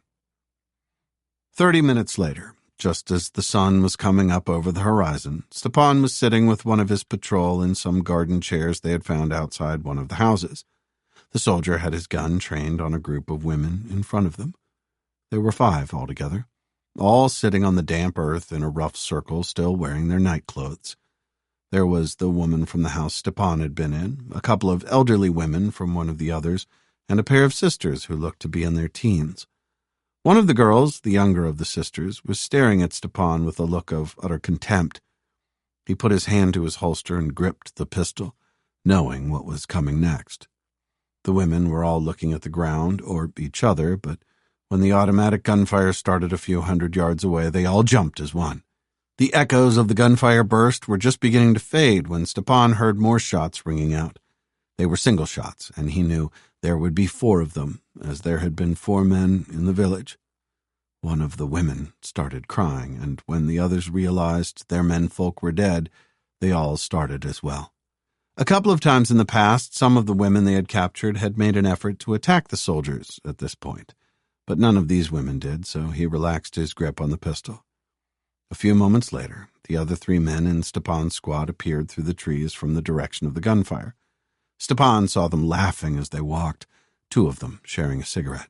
He waited until they had joined them. It was time for his favorite part of these missions, the education of those left behind. "You will all be free soon," Stepan said, looking at the younger sister whose expression had turned from contempt to hatred and anger. "You must tell people what happens to collaborators." "We're not collaborators," one of the women said with a whimper. Stepan, whose eyes were fixed on the young girl, didn't see which of them it was. It didn't matter anyway. Nothing they could say would change anything. The only way this situation would be any different would be if they had found members of the resistance in the small village. Then the resistance fighters would be hanging from branches, but the women's fate would be the same. He pulled his pistol from the holster and pointed it at the young girl who was still staring at him. "Yo!" he shouted, making sure she was staring right down the barrel of the weapon. Stepan saw her expression change from anger to fear. He heard one of the soldiers sniggering next to him. The girl got to her feet slowly, and Stepan gestured with the pistol to the closest house. "Let's go." Chapter 32. Vinchuk. Vinchuk gunned the engine of his small Lada, cursing as the engine complained with an angry-sounding rattle. He cast his eyes over the dashboard, but other than the temperature gauge reading high, there was nothing wrong. Perhaps while he was back in Hrodna, he would drop it off with one of his friends to have a look. But that would almost certainly cost money, and that wasn't something that he had much of. If he'd been thinking, he could have saved some of the vodka from the village to use in exchange. As he drove, the lush green of the Belarusian countryside flying past his window, Vinchuk thought back over the events of the previous day. What could they have done differently? What could they do differently next time? Maybe, if they had 2 vehicles, they could send one ahead with legitimate papers and no weapons. That way, if there was a mobile checkpoint, the first vehicle could go through it and report back to the following vehicle. They could then set up an ambush and lure the mercenaries into it. Vinchuk hadn't been able to see how many men were in the group who had attacked them yesterday, but it couldn't have been more than 4 or 5. If they set up the ambush right and cut down the majority of them with the first burst of fire, they would be successful.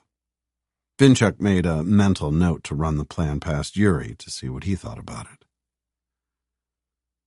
A couple of hours later, his Lada engine still rattling but functional, Vinchuk entered the outskirts of Hrodna, his hometown. Although there wasn't a front line in the truest sense, Hrodna was a long way from any fighting. But Vinchuk had heard on the local radio station while he was driving about some artillery shelling during the night, which surprised him. Were the Belarusian army or the mercenaries upping the ante? The radio news had said nothing concrete about who had fired the shells or from where. There was some speculation that it was the resistance movement, which had caused Vinchuk to laugh bitterly. Where were they going to get artillery weapons from? As he usually did, Vinchuk drove down the road outside his cafe a couple of times, his eyes alert for anything out of place. Although he thought he was well below the radar of the authorities, you could never be too careful. He had a small but trusted circle of colleagues and friends, but anyone could be turned given the right amount of pressure. The Belarus secret police were not an enemy to be taken lightly. Following the protests against the establishment a few years ago, an estimated 40,000 people were arrested. Many of them were still missing or serving hard time in penal colonies for daring to criticize the regime. The authorities' response to an armed insurrection would be far worse.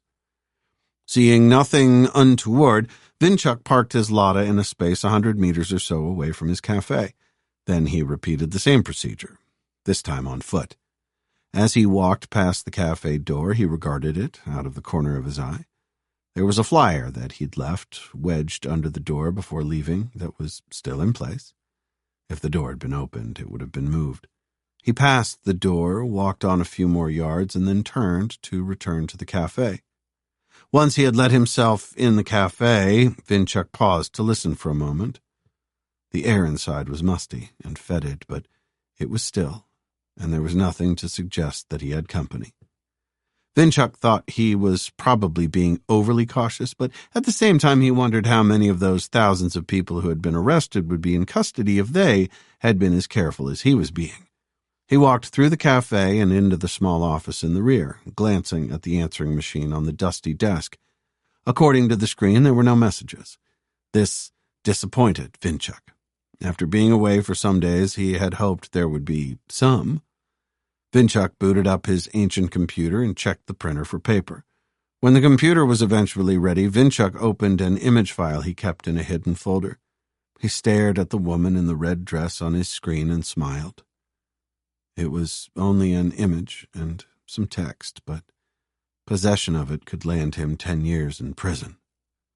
The text below the woman could cost him his life, but only if he was caught with it in his possession. Chapter 33. Phoebe. Phoebe blipped the locks of her Mini, smiling as she saw the brake lights flare to reveal a Union flag set into the glass covering. It was a clever marketing ploy to make people think the vehicle was made in the United Kingdom, as opposed to the parts being made overseas and only put together here. But she liked the local touch it gave her car. With a quick look at the darkening sky, she hurried across the parking lot and into the main doors of the hospital, dodging a small crowd of smokers puffing away next to the sign that declared the site smoke-free. The inside of the hospital was, as it always seemed to be, busy, yet serene at the same time. She made her way through the outpatients department and toward her destination, the emergency department. Earlier that morning, Phoebe had emailed a list of medications that she needed to collect for the clinic. When she reached the doors that led to the department, she paused and looked through the circular windows where she saw a familiar face talking to a young woman. Thomas Lincoln was a registrar in the emergency department and had worked there for almost as long as Phoebe had. He was a very handsome man, blonde hair arranged in what could only be described as a fop, a triangular torso honed in the gym, and one of the cutest smiles in the entire hospital. Phoebe watched as he used it to full effect on the woman he was talking to, prompting a flirtatious laugh and tilt of the head from her. She knew that smile only too well. Almost 3 years previously, she had known Thomas in a very different sense for a few short weeks, a biblical one.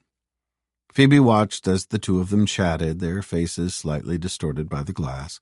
The woman Thomas was talking to looked to be a junior doctor, perhaps one of the new rotation of foundation year medics, senior enough to be called a doctor, but so junior it was really in name only.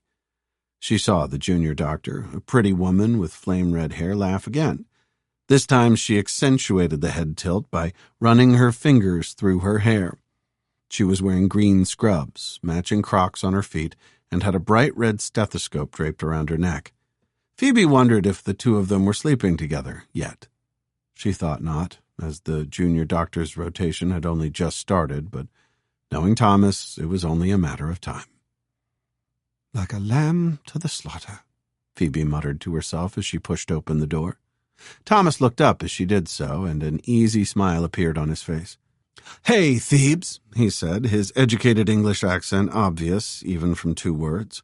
Phoebe sighed. He was the only person who ever called her Phoebes. "Good morning, Dr. Lincoln," Phoebe replied, glancing at the female doctor, who had a look of suspicion on her face. Phoebe almost laughed at the woman. If she thought Phoebe was a rival, she was very mistaken. "How's your wife?" Thomas's face fell, but only for a split second. From the frown that appeared on the junior doctor's face, Thomas hadn't gotten round to telling her about his wife yet, just like he hadn't told Phoebe until he'd taken her to bed. Several times. "Oh, you know," Thomas replied in a nonchalant tone. "Same old, same old." Phoebe gave them both a smile that she hoped was both aloof and dismissive, and made her way to the small pharmacy. There was a hatch in the wall where a perpetually cheerful woman named Peggy was waiting for her. Peggy, always Peggy, never Margaret, had been working at the hospital since it opened, if the rumors were to be believed. She seemed to spend her days just peering out of the hatch, watching the world go by. But this meant that little got past her. "Dr. Sokolova," Peggy said as Phoebe approached, a smile deepening the creases in the pharmacy technician's face. She was in her mid-60s, wore her gray hair in a tight bun, and was constantly on one diet or another.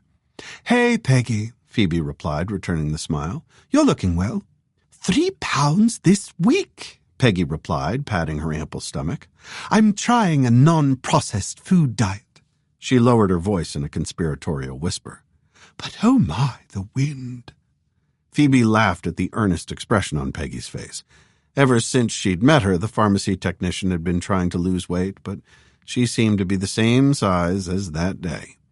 Peggy nodded in Thomas's direction. "I see he's trying to work his way through the new crop of foundation-year doctors," she said as Phoebe's laughter faded away. She glanced in Thomas's direction, aiming for a disinterested look, but she wasn't convinced she'd pulled it off. "Are you still planning on going on that convoy with him?" "I am," Phoebe replied. When she'd placed an advertisement on the notice board of the doctor's mess looking for volunteers for the convoy, to her dismay, he'd been the only one who'd replied. But she couldn't turn him down with no good reason, or at least with one that could be a public one. "Well, you be careful, my dear," Peggy said, putting her hand on top of Phoebe's and glancing at Thomas. "Men like Dr. Lincoln are only after one thing." Don't I know it, Phoebe thought, hoping that her face didn't give her away. But Peggy's next words and the expression of her face told her it was too late. "And believe me, Dr. Sokolova, there's no such thing as once bitten, twice shy." Chapter 34. Mikhail. Mikhail, his eyes clouded, sat on the edge of his bed and let the tears flow down his face, unhindered. He made no effort to wipe them away. There was no point. There would only be more. As he thought about the blanket he had seen on the stretcher, covering Alevtina's slim form, he balled his fists up and pressed them against his temples. The pain he felt in his chest wasn't imagined. It was as real as her body. "Why?" he said, the word a mixture of a muffled scream and a sob. "Why, her?" It made no sense. They lived in a residential area full of houses, schools, shops, and civilians. Why would anyone drop shells on them? It had to be Belarus, bombing its own citizens, or perhaps the mercenaries from Russia he'd heard so much about. Whoever it was, Mikhail hated them. He sat on the bed trying to focus his grief into something else, something less painful. Alevtina was only 14 years old, the same age he was. She had her whole life ahead of her. But that had now been stolen, as had any future she and Mikhail may have had. He knew he was being dramatic. They had, after all, shared a single kiss. That didn't mean they were going to spend the rest of their lives together and grow old in a farmstead in the mountains surrounded by children and grandchildren. But Mikhail knew that there was now no chance of that scenario ever happening, no matter how unlikely. He pushed his fists harder against his temple as a fresh wave of tears streamed down his face. A few moments later there was a gentle knock at the door. "Mikhail?" It was Ilya. but he didn't want to talk to her. Is everything okay? Mikhail took a deep breath to compose himself before replying. I'm fine, he said, keeping his voice as steady as he could. Are you sure? Yep. I heard about the apartment block, Ilya said through the door. Did you know some of the people there? Mikhail took another deep breath as the pain in his chest increased and yet more tears threatened. He thought back to when he and Alevtina were in the shelter together. As they had been kissing, she had moved at one point and her breasts had rubbed against his arm, very slightly, but it was enough for him to sense their shape and what they might feel like. Although there had been plenty of material between their skin, the sensation had sent a jolt of electricity through his body. Now Alevtina would never be touched again. Not by Mikhail. Not by anyone, except perhaps a coroner. I need to get ready for school, Aunt Ilya, Mikhail replied, even though there was no way he was going to school today. The only thing anyone would be talking about would be the attack on Alevtina's apartment, and he knew he wouldn't be able to bear that. Okay. Well, just let me know if you need anything. I will, Mikhail said, keeping his voice even and nodding even though his aunt couldn't see him. He waited for a moment until he was sure she had gone and wasn't listening at the door. Then he pulled his hands away from his temples and unclenched his fists before reclenching his right one. Mikhail hit himself with it, hard in the sternum, the way he had seen his father do many times when he was angry. According to his father, it was a way of keeping the anger locked up inside and not letting it out where it could hurt anyone.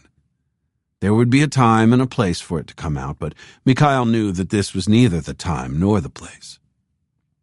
He glanced across at his tote bag, which was lying in the corner of his room, still crammed with last week's training kit, which he'd forgotten to put into the washing basket.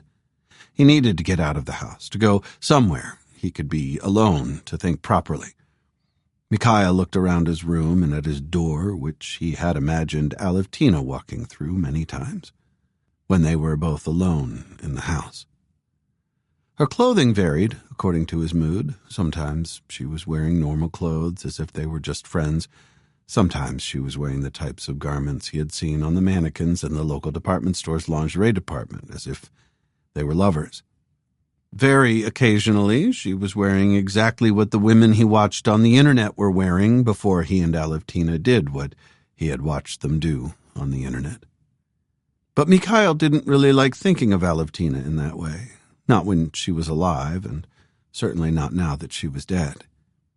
Mikhail got to his feet and crossed to the corner of the room. He picked up the tote bag, undid the fastener, and upended it, wrinkling his nose at the sour smell from the clothes that tumbled out. Then he crossed back to his chest of drawers, where he stuffed some fresh clothes into the bag. Mikhail worked quickly, only selecting what he would need for a few days. He had some cash at the bottom of his top drawer, which he picked up, but he left his passport where it was. A few moments later, after a glance in the mirror, where he cursed his red-rimmed eyes, Mikhail made his way to the front door of Ilya's house. He paused as he opened it, turning back to look down the corridor. He could see Ilya in the kitchen. She looked up at him with a concerned expression and stopped what she was doing.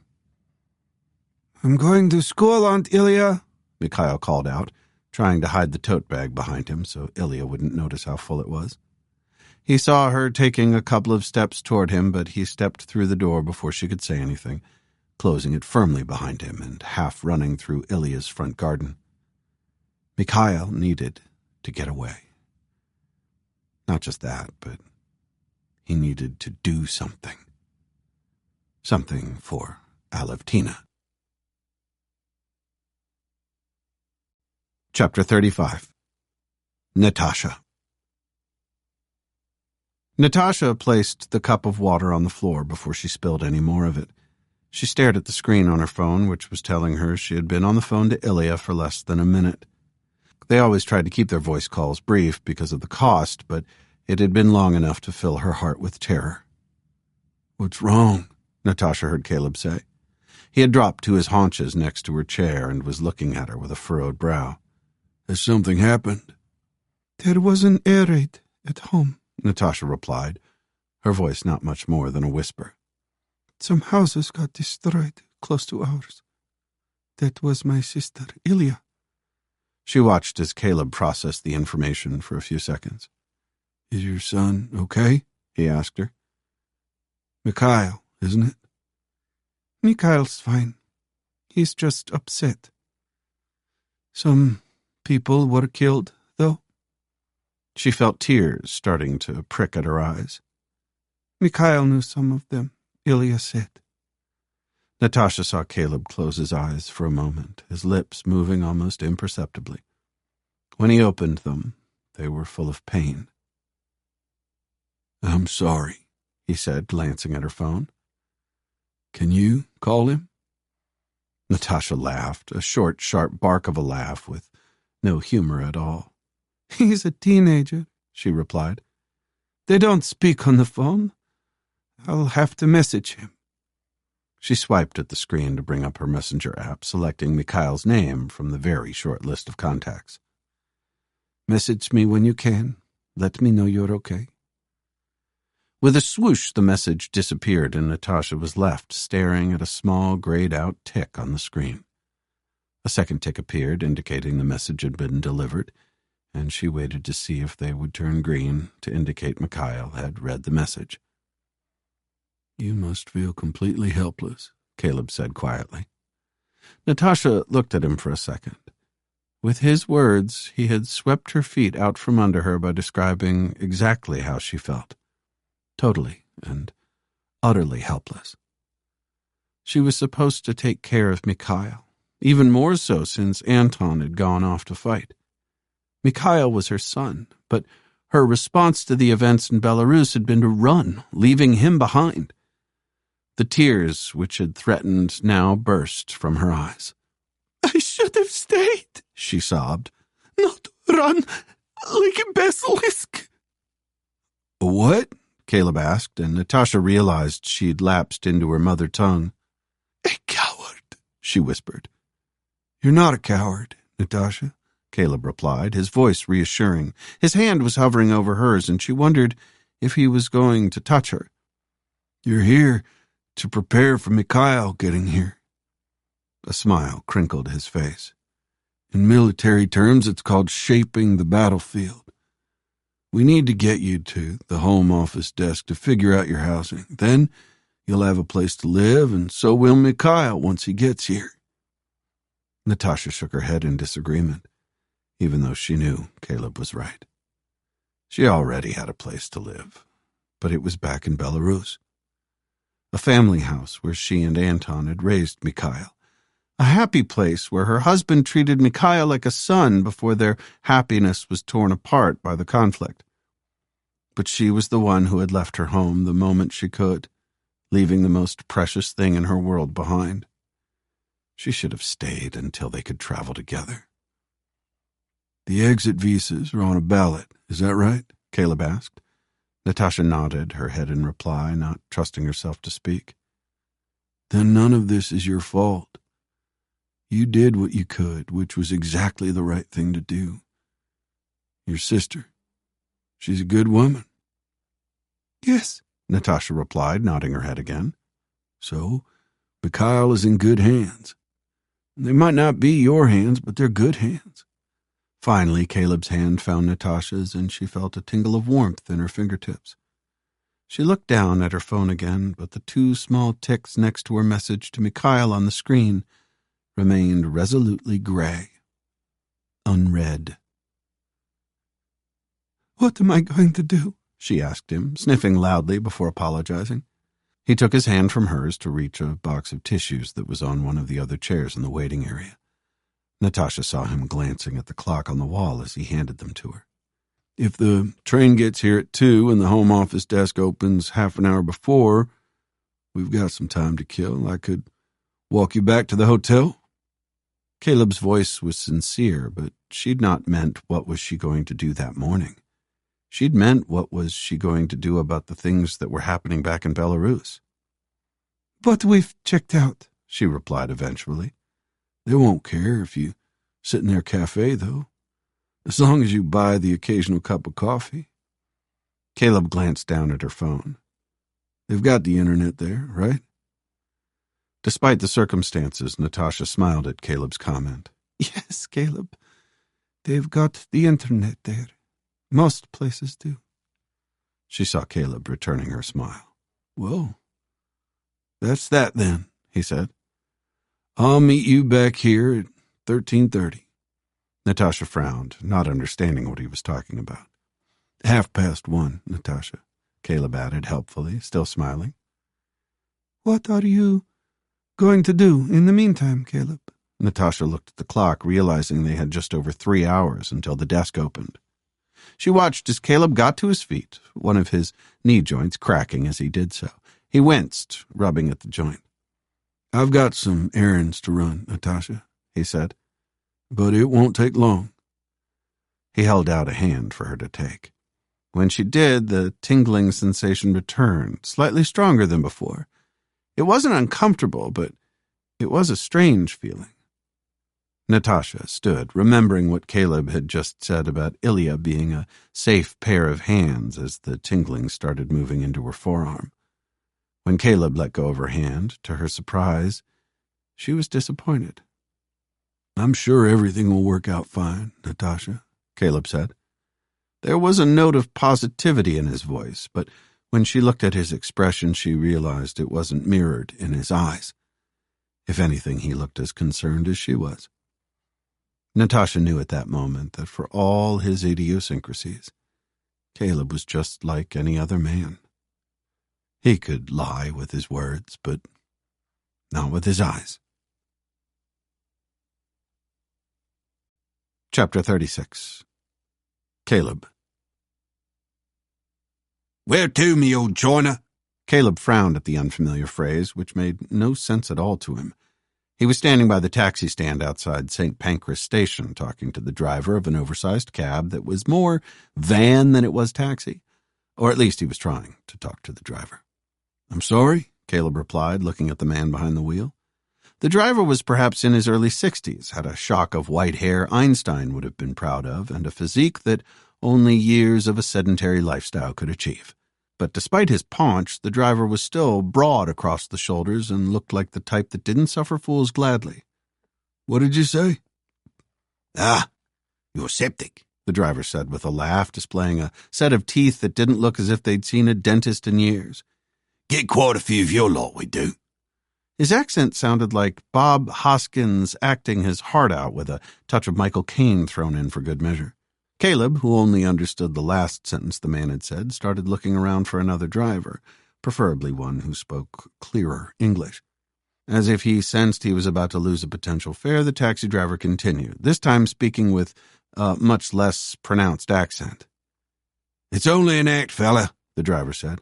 For the tourists, you know. They think London cabbie. They want someone who sounds like they're from EastEnders. Caleb nodded. That was one cultural reference he understood.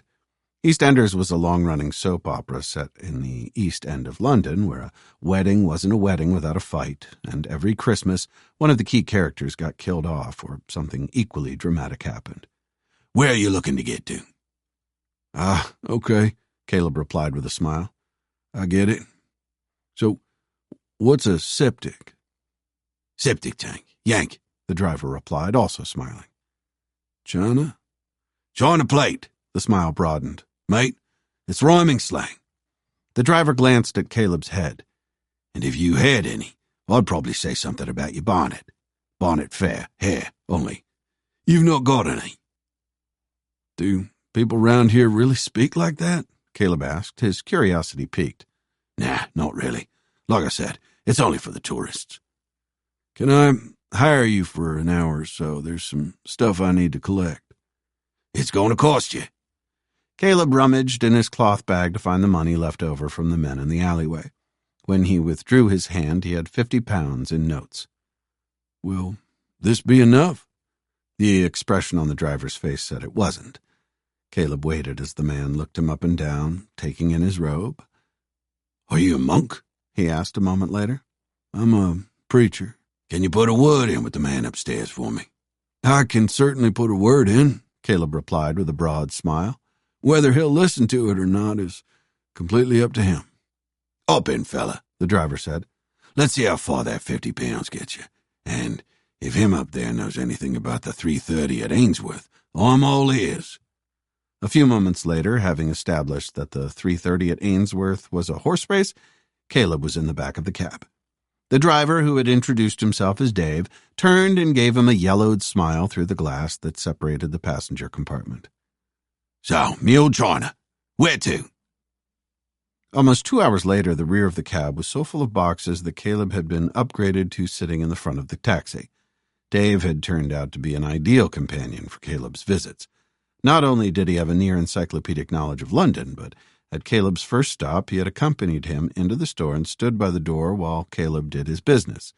Once he understood what Caleb was doing, he started taking his role much more seriously. They had visited 7 military surplus stores in total, with Dave becoming ever more menacing as they progressed. Unlike the owner of the store that Caleb and Natasha had visited, none of the subsequent owners had put up much of a fight at all, and it had all been verbal posturing anyway. How much of this was down to Caleb's power of persuasion and how much was down to Dave lurking over his shoulder, Caleb wasn't sure, but they made a good team and had relieved each store of several boxes of supplies, mostly medical in nature. But by the time they reached the 8th store, it was closed, even though the lights were on and Caleb was sure he could see someone inside trying to hide behind the counter. Perhaps there was some form of network between them, like a group chat on their cell phones that warned of trouble. He had hammered on the door several times to no effect. We'll have lunch here, mate, Dave said as he pulled the taxi to the side of the road and parked it behind a long queue of black cabs. Best fish and chips this side of the Thames. Caleb looked through the window to see a grubby-looking shop front with a green facade marked with spray-painted graffiti. There were shutters above the windows that were no doubt similarly tagged, and the sign on top of the facade read, Master's Superfish. Despite its shabby exterior, Caleb could see through the windows that it was packed with customers. Dave locked his cab and made his way into the chip shop, Caleb a couple of steps behind him. With a nod to the man behind the serving area, Dave sat down and picked up a menu, handing it to Caleb once he was seated. Have what you want, fella, Dave said. Ignore the prices. Everything's a $5 if you're a cabbie. Caleb glanced at the other customers. Almost all of them were wearing lanyards with small oval badges like the one Dave was wearing, embossed with a number between the words London Cab Driver. As if he realized what Caleb was looking at, Dave held up his own badge. The green background means you've got the knowledge, Dave said. It's the test that proves you know your way around, and it's a bastard of an exam. But it does get you cheap food in here. Why is that? Caleb asked. The bloke that owns it, Dave replied, nodding at the man behind the counter. His son got stabbed a few years ago. It was a couple of cabbies what took the lad to the hospital. Saved his life, so they did. You see the bloke in the corner? Caleb looked in the direction Dave was pointing to see a man wearing a green uniform, busily shoveling food into his mouth. That's the traffic warden. He eats for nothing in return for ignoring the cabs parked outside. Caleb looked down at the menu with a smile on his face. There were some good people in the world after all. Chapter 37. Phoebe. Phoebe turned her back to open the door to the medical center, nudging it with her butt. She was carrying a couple of large boxes that were heavier than they looked, and she was grateful when Jade walked over to take the uppermost one from her. Thanks, Jade, Phoebe said with a smile. They're bloody heavy. They placed the boxes on one of the counters. Are these the pharmaceuticals? The nurse asked. Yep, Phoebe replied, tapping the top of one of the boxes. You had some more donations for the convoy this morning, Jade said as she opened one of the boxes to look inside. Excellent, Phoebe replied, walking in the direction of the storeroom. She opened the door, followed by Jade, and they both peered inside to look at the contents of the small room. Not got much, have we? Not really. Jade gave Phoebe a wan smile. But there's time. You're not due to leave until next week. There's tomorrow, and then there's the weekend. I'm off this weekend, Phoebe replied. I'm not sure who the hospital's sending to cover for me, though. Okay, no worries, Jade said. What's in the new ones? Phoebe asked, pointing at a couple of boxes in a neat stack that hadn't been there the last time she'd looked. tourniquets and bandages. They were dropped off earlier. Fantastic! Phoebe opened the box on the top of the stack and saw it was crammed with vacuum-packed bandages, all wrapped in olive green plastic packaging. Are these military? I don't know, Jade replied, crossing to stand next to Phoebe. They look like they might be. It was that weird bloke who dropped them off. That doesn't really narrow it down, Jade, Phoebe said with a smile. Unfortunately, I know quite a few weird men. Can you be any more specific? The one in the dress who stitched his own stomach up. Phoebe's smile faltered for a split second, but she managed to hold it in place. Ah, yes, she said. I remember him. Hard not to, Jade replied, smirking for an instant. Have you got the paperwork for the pharmaceuticals? Oh, bugger, Phoebe said with a grimace. I left it all back at the hospital. I'll grab it on the way home, if that's okay. She remembered Peggy waving a folder at her, but Phoebe had forgotten to go back to collect it. Now she was going to have to pay another visit to the place, but hopefully she wouldn't run into Thomas again. Since seeing him again earlier, she had been having some serious misgivings about spending so much time in a van with the man. 3 years was a long time ago, but there was something about him she couldn't shake off. Don't worry, I'll get them to email it over, Jade said, resulting in a sigh of relief from Phoebe. You're a star, Phoebe said. Thank you. Do you want a cuppa? Go on then, Jade replied. Phoebe made them both a cup of tea and sat in one of the waiting room chairs while she watched Jade unpacking the boxes of medicines. She knew better than to try to help. The last time Phoebe had offered help, Jade had stayed behind after the clinic had closed to rearrange the cupboard how she wanted them, which wasn't how Phoebe had laid them out. You got any plans for the weekend then? Jade asked her a few moments later. You said you're off. Not really, Phoebe replied. My mother's moving back home, hopefully. She watched as a smile spread over Jade's face, and she realized how that sounded. I mean, not hopefully. It's been lovely having her to stay while she recovered, but I'm looking forward to having the place to myself again. I know what you mean, Jade said, still smiling. I don't think my husband realizes that when I pack him off to the pub, it's not because I'm being nice to him. It's because I want some bloody peace and quiet. Phoebe saw Jade lining up boxes of medicines in the cupboard, almost with military precision. When the box they had come in was empty, the nurse closed the cupboard door with a satisfied sigh and turned to Phoebe. Now, don't you dare mess the cupboard up. I won't, boss, Phoebe said, just as a draft blew across the back of her neck. Hey, Jade, can I ask you something? Sure, Jade replied, momentarily distracted by something over Phoebe's shoulder. Dr. Sokolova. The man in the robe, Phoebe said, ignoring her. What do you think of him? There's something about him that's, well, I'm not sure how to... Her voice trailed away as she heard someone clearing their throat softly behind her. Then a familiar voice spoke, causing her cheeks to instantly redden. Speak of the devil, the voice said, the Texan accent accentuated, and he's sure to appear. Chapter 38. Natasha. Natasha sat down on one of the station benches as, around her, people hurried back and forth through the concourse. Everyone except her seemed to be in a hurry, and she watched as a harried mother attempted to corral a small child who was very reluctant to sit in his pushchair. A smile spread across her face as she remembered Mikhail at that age, and she nudged her suitcase with her foot to push it under the bench and out of the way. She had retrieved it from the hotel while Caleb had been busy, as she'd not known what would happen when the home office desk was open. In her hand was a plastic folder that the young man, William, but please call me Will, at the home office desk had given her.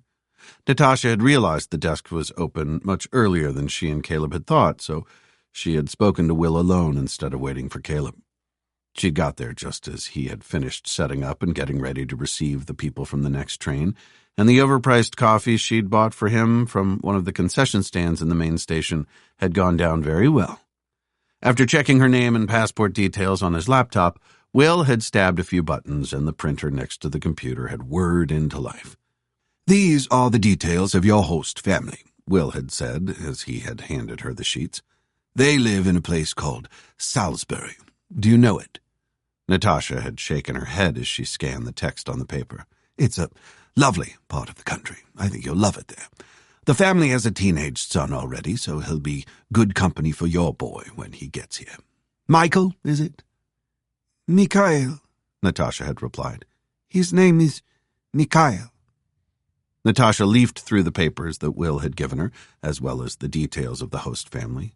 There was also a piece of paper she could exchange for a rail ticket from London to Salisbury, as well as the contact details for the local liaison officer who would meet her at Salisbury Station when she arrived. She swiped at her phone to put the numbers into her contacts, checking WhatsApp first. To her dismay, her earlier message to Mikhail remained unread, the two ticks resolutely gray. Natasha tapped the screen to send a new message to Ilya. "Any news?" A few seconds after sending the message, she watched as both ticks turned green. It didn't take Ilya more than 30 seconds to reply. "No, nothing. Mikhail's at school." Natasha sighed and pressed her lips together. All she wanted was something back from Mikhail. A one-word message would be enough. She knew he wouldn't be able to use his phone during lessons or he would risk a detention, but there was plenty of time between lessons and during breaks for him to respond, or at least read her message. Natasha shook her head in frustration, knowing that outside of lessons, most children Mikhail's age were glued to their phones. Over the last few weeks, she had got used to hearing nothing from Anton, but now she only had Ilya to rely on. Her thoughts turned to Caleb, and Natasha wondered whether he had finished the errands he'd said he needed to run. Caleb hadn't given her any more information on what it was he was doing, and from the way he spoke, she thought he would rather not speak about it.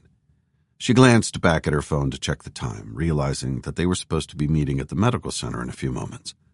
Natasha got to her feet and started walking slowly through the concourse, lost in thought. Once she had gone to Salisbury, she would probably never see Caleb again. He had no cell phone and appeared to just wander where his life took him. Natasha was envious, to a degree. He had no ties to anywhere or anyone, no responsibilities other than to himself. It was, she thought, an interesting way to live, but at the same time he must be incredibly lonely. Natasha's stomach rumbled and she realized she hadn't eaten anything since breakfast. If Caleb hadn't eaten anything either, then perhaps she could take them for lunch somewhere to thank him for his help over the last few days. It was only prolonging the inevitable, though. At some point, in the next few hours, she was going to have to say goodbye to the man, and Natasha wasn't looking forward to that one bit. Chapter 39. Mikhail.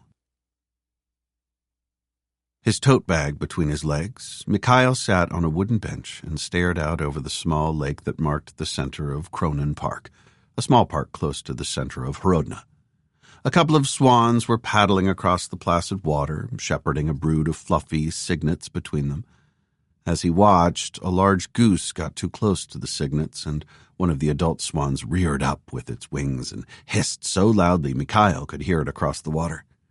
Cronin Park was one of Mikhail's favorite places to just sit and watch the world go by. The park was almost empty apart from a couple of joggers and people walking their dogs, as if the world was entirely normal. As if they weren't living somewhere a shell could come out of the sky with little or no warning and demolish entire families. When he had left his aunt's house earlier, Mikhail had walked past what was left of Alevtina's apartment block. It had been taped off with police tape, and a couple of people in uniform were rummaging through the ruins as a thin spiral of black smoke rose into the air from the rubble. Alevtina and the other people who had been killed were long gone. Mikhail swallowed back tears as he wondered who else had died. He knew Alevtina had a smaller sister and that her father, like Mikhail's, was fighting for his country somewhere. In his pocket, Mikhail's phone vibrated again with a message, but he left it where it was. There was no one he wanted to talk to, even if it was via a text message. Mikhail got to his feet and wandered toward the pond. As he approached it, he noticed a crude flyer had been tacked to a lamppost. It depicted a woman in some sort of red dress with a shawl wrapped around her head. She had one hand raised in the air and the other was holding a piece of paper. Behind her, there were guns fixed with bayonets and the words, "Fight for Freedom" were emblazoned across the top of the flyer in the same shade of red as the woman's dress. Mikhail walked up to the flyer and started reading the text on the paper the woman was holding. "Fight for freedom. Our beloved country is under attack from within. The state has turned Belarusian against Belarusian, using the army not to defeat our enemies, but to crush our will. This cannot go on. We must rise up as one and protect the fatherland." The text continued with an impassioned plea for citizens to join the Belarusian freedom fighters and listed a telephone number to call for more information. Mikhail looked around, concerned that even reading the flyer would put him in danger, but no one was paying him any heed. He reached into his pocket for his phone and snapped a quick photograph of the flyer before returning to the bench. Then he checked the image to make sure he had a clear picture of the telephone number before scrolling back through his photographs. When he and Alevtina had been in the bunker just before they left, he had snapped a photo of her, wanting to capture the look on her face. He zoomed in on the image now, looking at the way her eyes were slightly widened in surprise at him taking her photo so soon after they had been kissing. Her cheeks were red, and she had a half-smile on her face. Mikhail felt the tears starting to form in his eyes, and he blinked them away. Now wasn't the time for tears. Now was the time for action. "Apo," a male voice said in Russian after a couple of rings. "Hello?" Hello?" Mikhail replied, his voice uncertain. "I saw a flyer in the park with this number." There was a pause on the other end of the line, and Mikhail was reminded of how distrustful people were of phones in Belarus. "I'm interested." "Age?" the man asked. 18. Mikhail replied, trying to inject a note of confidence into his voice.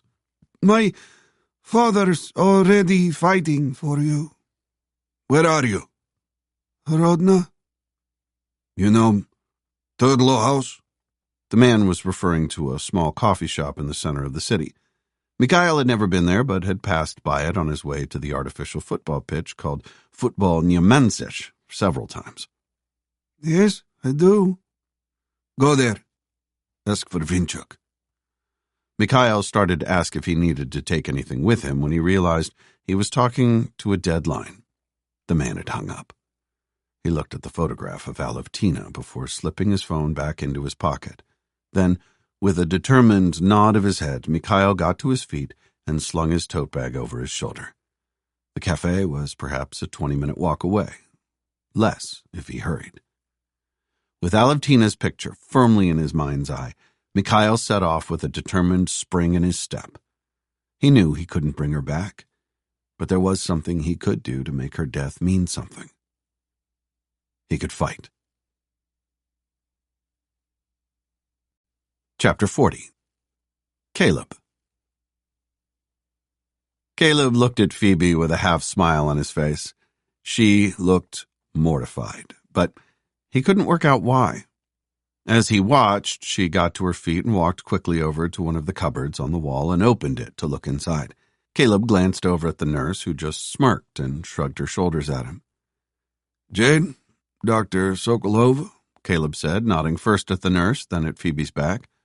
"Are you all having a good day?" "All good here," Jade replied, her smirk broadening. "Phoebe?" Huh?" Caleb heard Phoebe reply, but she was still engrossed in the contents of the cupboard. "I've arranged to meet my friend Natasha here. I hope that's okay," Caleb said. Jade nodded her head in agreement, but Phoebe turned round to face him. Her cheeks were red, and she was frowning. "This is a medical center," she said, an obvious tone of reproach in her voice as she put her hands on her hips. "Not a social meeting-up point." The half-smile on Caleb's face faded away. He'd not been expecting her to say that. I'm sorry, ma'am. I can just wait outside in that case." "Don't ma'am me, Mr. Caleb," Phoebe replied, pointing at the door Caleb had just walked through. "Now, if you wouldn't mind, we're busy." Caleb glanced at Jade, who was looking at Phoebe, open-mouthed. Without a word, he turned and left the medical center, closing the door quietly behind him. He didn't know what he'd said to upset the doctor. Perhaps she was still annoyed with him for suturing up his own abdomen, but He didn't think it was that. Through the door, he could hear the two women talking, but their voices were too indistinct for him to make out what they were saying. A moment later, a door opened. He turned, expecting to see Jade, but it was Phoebe. Caleb, she said as she walked to where he was standing. Her cheeks had now faded to twin points of red where her dimples would be if she smiled. Dr.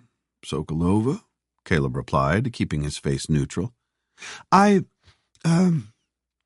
wanted to apologize. For what?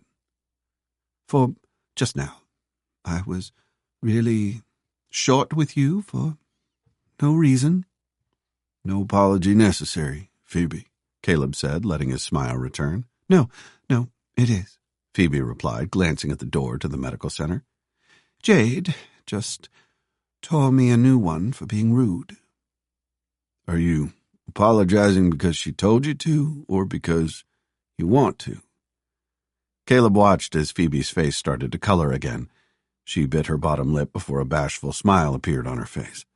Whether she intended it or not, the expression made her already attractive face even more beautiful, in Caleb's opinion, at least. But he knew from the way his body reacted that it wasn't just her face that he liked. It was something far more base than that. An old friend of his. One of the 7 deadly sins with 4 letters. And that wasn't good when you were wearing a robe. Can I say both? Phoebe said, seemingly oblivious to Caleb's predicament. Caleb looked away from her and tried to remember as many of the Texas Rangers Hall of Fame players as he could. Are you okay? Phoebe asked a moment later. You've got a rather, peculiar expression on your face. I was just thinking, that's all. Penny for them, Phoebe said, her smile turning broader. Okay, Caleb replied with a laugh. Ian Kinsler, John Blake, Adrian Beltre, and someone called Chuck, who does the announcing. Phoebe laughed and frowned at the same time. I have got no idea what you're talking about. Anyway, will you let me make up for my rudeness? What are you thinking, Phoebe? Caleb said, deciding to have some fun with the woman. A few drinks in an old English pub followed by dinner somewhere? Fish, chips, and mushy peas, maybe? No. Caleb watched as Phoebe's frown disappeared and she started laughing. How about a football game? And I don't mean soccer. Then a stockyard rodeo and we go somewhere to two-step the night away after. Going to be hard to find those in London, Caleb.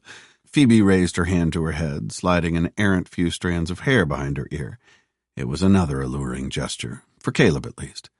I was thinking about offering you a cup of tea. You know, that's just hot water with some leaves in it, don't you? Phoebe put her hands on her slim hips and adopted a look of mock outrage. You know that's our national drink, don't you? You're not in Kansas anymore, Caleb. Texas, Caleb replied with a smile. Big difference there. Is that a no to dinner or dancing then? You're a funny man, Caleb, Phoebe said, her own smile returning. Sure am, Caleb replied. I'm from Texas. No one normal comes from there. Dinner or dancing, though? I thought you were a preacher, a man of God. Phoebe was giggling as she said this. I am a preacher, Caleb said. Then he lowered his voice to a conspiratorial whisper. But I'm not a monk. He thought briefly about winking at Phoebe, but thought that would be overdoing it. Her giggle turned into a full-throated laugh that Caleb enjoyed the sound of very much. She looked at him with a lopsided grin, tilting her head to one side as she did so. Then Caleb saw her glancing over his shoulder at something behind him. Caleb turned to see Dave walking through the station concourse straight toward them. He had managed to find a hand truck from somewhere and had piled the boxes he and Caleb had collected onto it. As he raised his hand to wave at Caleb, the pile teetered and he had to slow down. Friend of yours? Phoebe said as she watched him approaching. Yeah, kind of, Caleb replied. I'm sure he'd like a cup of tea as well, if you're making one. Chapter 41. Natasha. Natasha looked at the man working behind the scratched Perspex screen, wondering if he was as miserable as he looked. He was examining the piece of paper she had slipped through the slot in the bottom of the screen as if it was written in a foreign language. Finally, he looked up at her with rheumy eyes. "You speak English?" he asked. His voice was raspy, and she could smell the stale odor of cigarettes coming through the grill in the glass. "Yes, I do," she replied, looking at him with a frosty smile. All she wanted was the rail ticket the piece of paper said she was entitled to. "Only not many of your lot do." "What do you mean, my lot?" Natasha asked, her smile hardening. "Immigrants," the man replied. "That's what this says you are." He waved the piece of paper, seemingly for effect, but it had none on Natasha.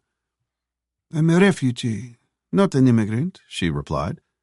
The man just shrugged his shoulders in reply, as if to say, same difference. Natasha looked around the dingy ticket office. Did this man really think she would be here if she had a choice? But she didn't want to get into a semantic argument with the man behind the glass. "Please, could I have my ticket?" The man didn't reply, but just tapped at his computer keyboard. "Any seat preference?" "Forward-facing with a table, if that's possible," Natasha said. He nodded and tapped again at the keyboard. She noticed he only used his index fingers to type with, almost as if he was pecking at the keys. A moment later, a printer whirred into life next to his computer screen, and a couple of cardboard tickets emerged. He slid them through the slot beneath the perspex. "There you go. Platform 10. It's an advanced single, so you have to get that train." "What time does it leave?" she asked. "In about 10 minutes, he replied with a glance at his watch. "The platform closes about a minute before departure, so you've got plenty of time." Natasha saw he was looking over her shoulder, and she turned to see a middle-aged man wearing a suit, tapping his foot on the floor. Realizing the conversation was over, she mumbled a thanks and picked up the tickets. Natasha walked back into the main concourse and looked up at the platform numbers. The ticket office was just by Platform 1, so Platform 10 was some distance away. The medical center, where she was supposed to be meeting Caleb, was in the opposite direction. She hesitated, wondering if she would have time to go and see him, even if it was only for a few brief seconds, but realized she wouldn't have time.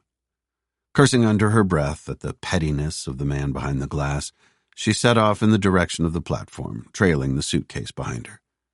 As she walked, Natasha thought about how she could get a message to Caleb. It didn't seem right for her to just disappear. Maybe she could speak to the local liaison officer when she got to Salisbury to ask them to contact the medical center in the station. Even though Caleb didn't own a phone, she was sure he could use one. By the time she arrived at the platform, Natasha realized that she would have indeed run out of time if she had gone to the medical center. There was a large queue of people waiting to get through the ticket machines, and it took her several moments to get through the automatic gates. She looked at her ticket to see which coach her seat was on and made her way to the front of the train. Just as she reached the correct coach, there was an announcement to let the passengers know that the train was about to depart. Natasha boarded the coach with a heavy heart. Like the train she had been on the previous day, it was almost full. She walked down the aisle to find her seat. When she reached it, she pressed her lips together and mentally cursed the miserable old man in the ticket office. The seat was not next to a table, and it meant she would be facing backward for the entire journey. Not only that, but the occupants of the seats directly behind her were a toddler with a disinterested-looking mother who was completely ignoring the child as he kicked Natasha's seat over and over again. It was going to be a long journey to Salisbury. Chapter 42. Stepan. Stepan spread the map out on the table in front of him. He was sitting in a meeting room in the abandoned industrial complex they had commandeered as the headquarters of the People's Army for the western region of Belarus. The former distribution center had a ragtag collection of buildings in various states of disarray, but they were more than good enough for their needs. The warehouses, where goods had previously been stored, made ideal workshops for their vehicles and accommodation for the men, and the small office complex that the meeting room was located in was now an operations room and accommodation for the senior personnel. It had been easy enough to convert the complex into a military compound of sorts, although they lacked the defenses that Stepan would have liked. He was much happier behind a wire with lookout towers, but beggars couldn't be choosers. Besides, who was going to attack them? He smoothed out a couple of creases on the map and looked at it carefully. It showed the entirety of the area he and the other squads based in their compound covered. Several of the small villages on the map had gouged crosses through the names, indicating that they had been cleared by Stepan's squad or one of the others. He traced his fingers on the map to locate where they had been the previous day and then, more slowly, the location where the white van had appeared. He moved his finger up to the bend where the van had disappeared and then onto the various roads that led into the forest from the main track. Stepan sighed. This was pointless. There were too many roads that the van could have taken. They crisscrossed the map like a spider's web, and that was just the roads that were marked on the map. There would be many more, so he needed to take a different perspective. They knew there was a resistance cell operating in the area, somewhere. Several of the squads had been attacked, not in a face-to-face situation, but by stealth. The resistance would hit and then melt away and disappear, just as the van had done the previous day. But as his chain of command said frequently, they were gathering strength, which was why they needed to be rooted out and eliminated before they became a credible threat. He tried to look at the map through a different lens. If Stepan was a resistance leader, where would he put his base? He doubted they would be located in a village, although it was a possibility. None of the villagers that his squad had interacted with to date had claimed any knowledge of the resistance, even when looking down the barrel of a gun. The more villages they visited, the less likely he thought it was that the resistance would utilize them for anything other than supplies. Stepan looked at the vast areas of green-wooded terrain that the map depicted and tapped his finger in the middle of one of them. "Somewhere here," Stepan muttered before moving his finger to another wooded area. "Or here." Stepan thought for a moment, considering the characteristics that he would need to take into account. They would need buildings of some sort, or at least one decent-sized building. Stepan doubted they would have the resources to set up and maintain a tented headquarters. The logistics were just too complicated, which was one of the reasons the People's Army had commandeered the industrial complex he was in now. It would need to be a building with power and running water, which ruled out the majority of the simple wooden shacks that were dotted around the map.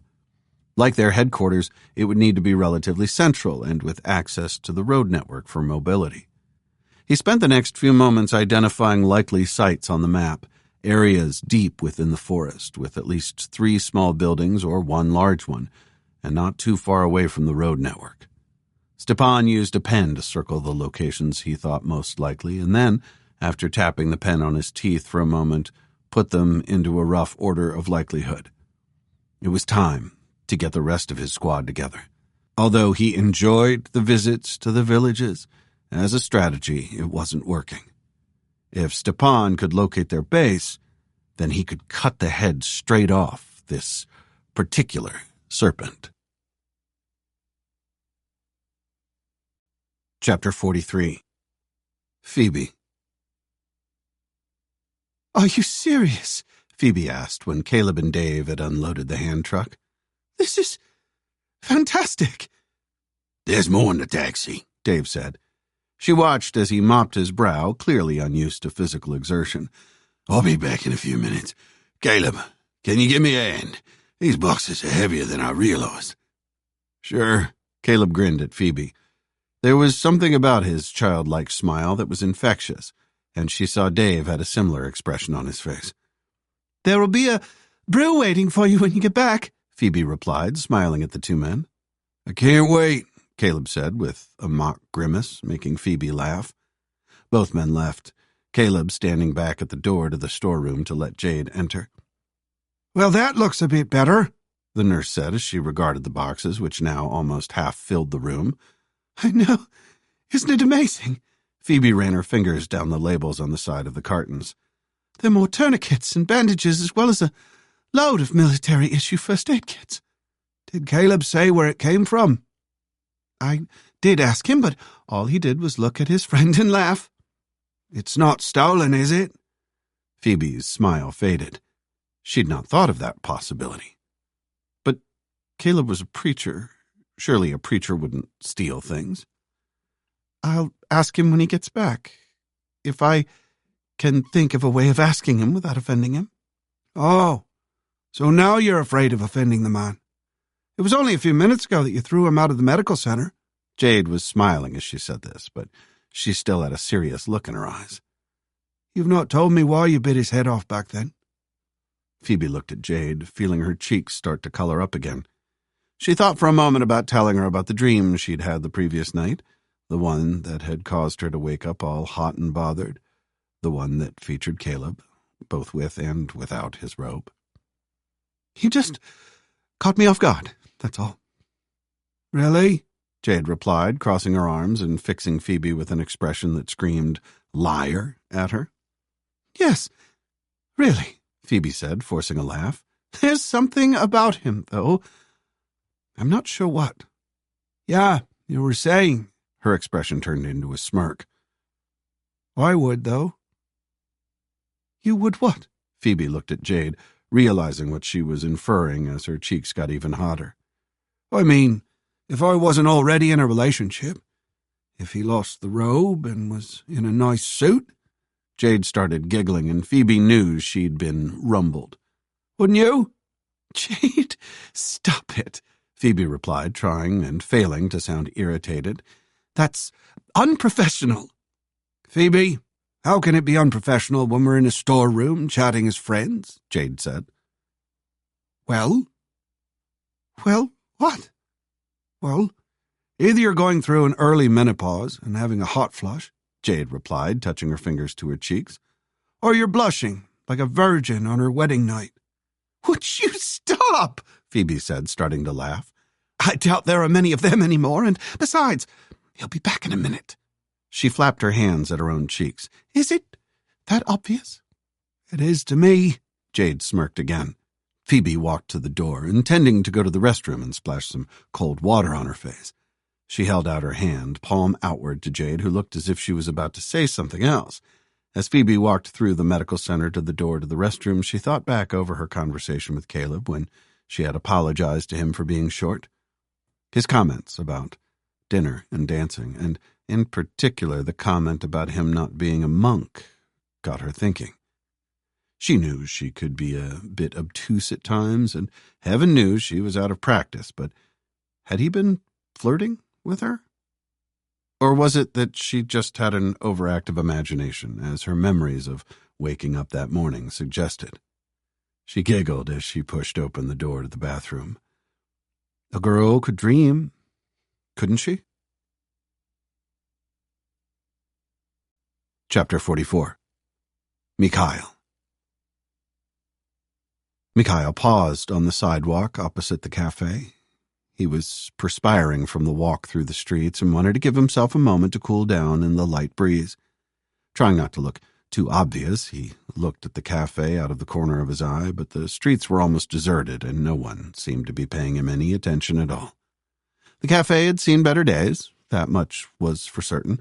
The windows didn't look as if they had been cleaned in years, if at all, and were covered in a layer of grime that made it impossible to see inside the building. Perhaps, Mikhail thought, that was the point. It was sandwiched between a boarded-up building that looked to have been a bakery at some point in the past and a taxi firm with a flickering fluorescent sign above the door advertising its presence. The only sign of life in the cafe itself was a cardboard sign in Cyrillic script that read, "Open." A few moments later, Mikhail made his way across the road and tentatively approached the cafe door. Even this close, he still couldn't see inside the windows, and as he pushed the door open, a small bell above it tinkled into life. He blinked as he entered the cafe, waiting for his eyes to adjust from the bright sunshine outside to the gloomy interior. When they did, he could see the interior of the cafe was just as decrepit as the exterior. There were 4 or 5 tables, each covered with a red and green tablecloth, but not a single customer. "What?" a male voice rang out. Mikhail turned to see a small serving counter in the cafe's corner in front of a door in the wall. Behind the counter was a man who appeared to match the general sense of the cafe in that he looked unkempt and tired. He was perhaps in his mid to late 60s, had a dome of a head without a single hair, and was wearing a grubby apron that matched the tablecloths. Um, uh, looking for Vinchuk? Mikhail said, attempting to put some authority into his voice. He had, after all, been invited here. Who are you? The man behind the counter hadn't moved a muscle. My name is Mikhail. I spoke to a man on the phone. He told me to come here. With a speed that defied his age, the man crossed the cafe, navigating his way between the empty tables with ease, and flipped the sign on the door to read "Closed" from the outside. Sit, he said, pointing at one of the tables. Mikhail did as instructed and watched the man as he returned to the counter. He bent down to retrieve something from underneath the counter, shoving it into the pocket of his apron before Mikhail had a chance to see what it was.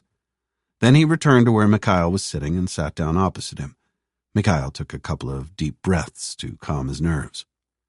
I am Vinchuk, the man said after staring at Mikhail for a moment. The man you spoke to on the phone told me you were coming. You are from Hrodna. Yes, I am, Mikhail replied, nodding his head. He held the man's gaze, almost as if they were in a competition to see who would blink first. And you want to fight for Belarus? Yes, Mikhail said, nodding again before repeating himself, this time with more authority in his tone. Yes, I do. Why? Mikhail paused. It was such a simple question, but at the same time so complicated. But what was the best answer to give to Vinchuk? Because it's my country, he said after an uncomfortable silence had started to develop. My father is already fighting for the fatherland. I want to serve as well. His name?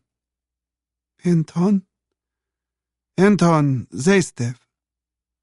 Mikhail waited for a moment as Vinchuk pulled a phone from his pocket and appeared to tap out a text message. I don't believe you, Vinchuk said a moment later. Your words and your eyes don't match. He shuffled in his chair, and Mikhail realized he was reaching into his apron pocket. How do I know you're not an infiltrator? Vinchuk pulled his hand out of the apron pocket, and when Mikhail saw what he was holding, his heart started thumping in his chest, and his mouth turned to sandpaper. He had never seen a gun in real life before. Now there was one pointing at him. Vinchuk was holding it loosely, the barrel of the small black pistol pointing at Mikhail's abdomen, but he was obviously comfortable with the weapon. I could shoot you here, and no one would bat an eyelid. Not at the execution of a spy. Because, Mikhail replied, his voice faltering for a second. Because they killed one of my friends. He tried to swallow, but there was no moisture in his mouth. A close friend. Twayava Yuzbinya, Vinchuk asked. Your sweetheart? Mikhail nodded, determined not to cry in front of this man. As he watched, Vinchuk's face changed, and he realized that he had an approximation of a smile on his face. But the pistol was still pointing directly at Mikhail. Vinchuk's phone buzzed, and he glanced down at the screen for a split second before nodding. Mikhail couldn't take his eyes away from Vinchuk's hand and the gun he was holding. He had no frame of reference for such things, but Vinchuk's finger appeared to be tightening on the trigger. Chapter 45. Natasha. Natasha stared out of the window as the gray buildings of London gradually gave way to rolling green countryside.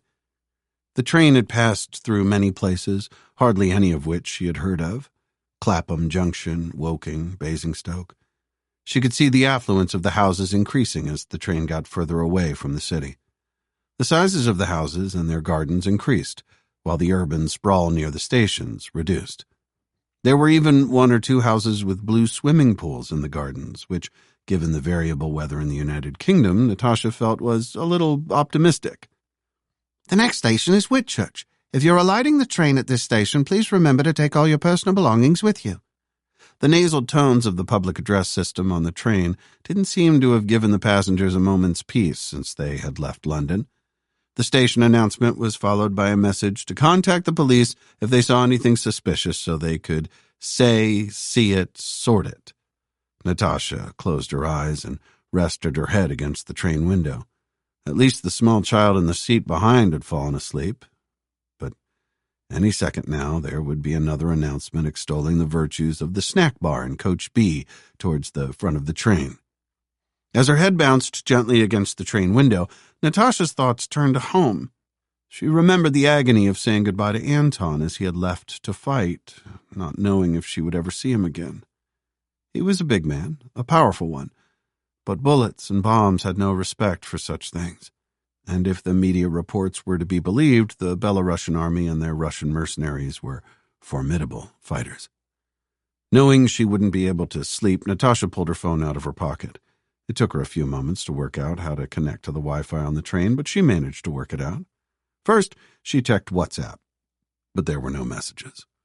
Neither had Mikhail read her earlier message. She navigated her way to the BBC News website in hope that any reporting from them would be impartial and at least semi-accurate. There was no point looking at Belarusian outlets when they were all controlled to one extent or another by the state. According to the BBC, there was fierce fighting as the two sides wrestled for control of ground to the south of Minsk, the country's capital. The analyst who had written the article was suggesting that whoever held Minsk would win the conflict. But Natasha didn't think it was as simple as that. If, as the article suggested, there was a military coup, then everything would rapidly deteriorate. Her homeland might never be the same again. On the website was a small photograph titled Resistance Fighters in Southern Belarus. She scrolled in on the picture, hoping that one of them might be Anton, but she was disappointed. All she saw was a group of exhausted-looking men in various uniforms. The article went on to describe the widespread allegations of war crimes, with both sides blaming each other for the various atrocities that were being reported. The article finished with a stark warning that the world was watching what happened. But apart from the usual platitudes by state actors for peace, no one seemed to be really interested in what was, for them, a local conflict. Natasha jumped and almost dropped her phone as it started ringing. Ilya's name appeared on the screen, and Natasha had to swipe a couple of times before she was able to answer the call. "Ilya," Natasha said, immediately concerned about receiving a phone call instead of a message. "What is it?" "Natasha," Ilya replied. "Calm down." Despite her words, Ilya sounded anything but calm. "Why are you calling me then?" "I had a phone call from one of Anton's colleagues, from his unit." "What did they say?" Natasha asked as a cold feeling of dread started descending on her. "Is he wounded?" Was it worse? Ilya paused before replying, and it was the longest few seconds of Natasha's life. "They don't know," Ilya replied, the dread obvious in her voice. "He's missing." Chapter 46. Caleb. Caleb looked up at the clock on the wall of the medical center. It was just after 2:00, and there was no sign of Natasha. They had arranged to meet at 1:30, so either she had changed her mind or something had happened. Caleb wasn't concerned as such. Natasha was a grown woman, after all, but he thought it was unlike her to just change her mind. He was hungry, despite the enormous portion of fish and chips that he'd eaten only a couple of hours previously, and he looked around the waiting room, wondering when the people waiting there had last eaten. There were only 3 people in the room, excluding him, and he was tempted to ask them if they wanted any sandwiches, but Caleb didn't think any of them spoke English. There was an elderly lady with a cane, the pain obvious on her face, and a woman around Natasha's age with a small child who was fast asleep in her arms. Caleb watched them for a few moments, wondering what they had experienced in the last few weeks that had brought them all the way to England. Caleb got to his feet, resolving to at least get something to drink. He could pick up some cans of soda for the people in the waiting room at the same time. If they didn't want them, then maybe there was a fridge in the staff room for the medical center personnel. He was just about to leave the medical center when one of the doors opened, and Phoebe walked into the waiting area, her white coat trailing behind her like a cape. She said something in Russian to the elderly woman, who began to struggle to get to her feet.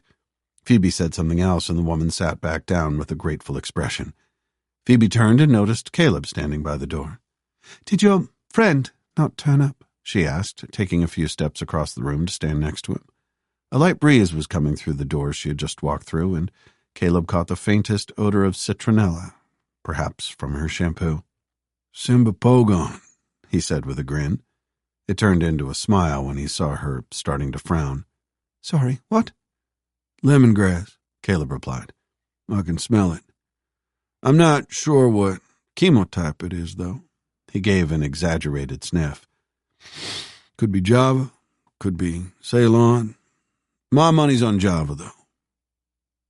Right, Phoebe said, her frown turning into a smile. I see what you did there. What did I do? Change the subject so you don't have to talk about the fact that you've been stood up. Phoebe had a playful expression on her face, which Caleb liked very much. I've not been stood up, he replied. My friend, Natasha, is married. Her husband's fighting for their country.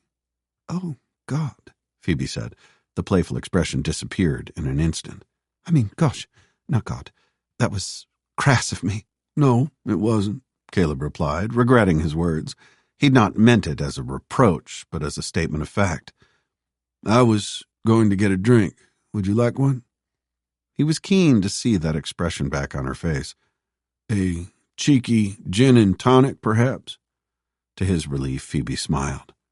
Probably a bit early for that, she said, gesturing at the people waiting in the medical center. Besides, they probably wouldn't appreciate the smell of booze on my breath. How about a can of soda, then? Let me just get Jade to help this woman, Phoebe replied. I'll come with you. I could do with a leg stretch. Caleb watched as Phoebe made her way back across the waiting area. She said something to the woman with the cane before disappearing through the door. When she returned a moment later, the white coat was gone and she was wearing a cream-colored blouse that accentuated her figure in a way that Caleb appreciated, although he did his best to keep his face neutral. They left the medical center and walked across the station concourse toward a small store in the corner. To Caleb's delight, Phoebe slipped her hand through the crook of his elbow. He could feel the cool touch of her fingertips through his robe. So, she said as they walked, if you're not going to wine and dine me, then the least you can do is buy me some chocolate to go with my can of Pepsi. I did offer to wine and dine you, Caleb said with an easy smile on his face. But if I remember right, the only thing that was available was a cup of hot leaf water. The only thing that was available, Phoebe replied, and Caleb didn't need to look at her to know she was grinning. If I remember right, and I usually do, there was the suggestion of a few beers and some fish and chips. You forgot about the rodeo and the dancing. Ah, of course, the rodeo and the dancing. Caleb felt her fingertips squeezing his arm. How long have you been single, Caleb? I won't lie, Dr. Sokolova, Caleb replied. It's been a while. Yes, Phoebe said, squeezing his arm. I can tell. Chapter 47. Vinchuk. Vinchuk looked at the young man sitting opposite him, whose eyes were fixated on the pistol in his hand. He was exactly what the resistance fighters needed. Mikhail was young, looked to be strong, and had a grudge to avenge. According to the message Vinchuk had received from Yuri, his chief recruiter, the boy's father was indeed on the front line, but hadn't been seen for several days. Yuri had told Vinchuk in his message that Anton had been a fierce fighter, claiming the lives of many of the mercenaries before going missing while out on patrol. That was good, in Vinchuk's opinion. It would give the young man sitting in front of him an additional axe to grind. He moved his thumb on the pistol in his hand, noticing that the motion caused Mikhail to flinch. Then he pressed the magazine release lever and let the magazine clatter onto the table between them. Then he racked the slide of the pistol back to eject the chambered round before placing the weapon on the table. Vinchuk picked up the round he had ejected and stood it on the tablecloth. I need your phone, Vinchuk said, his voice as full of menace as he could manage. This was always the difficult part with the youngsters. They were welded to the things at the best of times. Sure enough, he saw the look of surprise on Mikhail's face at the request. My phone, Mikhail said. Why? Because they will use it to track you. Vinchuk held his hand out with his palm up. Hand it over. But it's an iPhone, Mikhail said in a plaintive tone. They can't be traced, can they? Yes, Vinchuk replied. Of course they can be traced. Even when it's turned off, the chip continues to run. He didn't tell Mikhail, but the resistance had learned this the hard way. Hand it over. Mikhail did as instructed, his hesitance obvious. Vinchuk thanked him sarcastically and got to his feet, returning to the counter in the corner of the cafe. There he used a pin to eject the SIM card before cutting it in half with a pair of scissors before turning back to Mikhail. Vinchuk pulled a drawer open in the counter and took out a hammer.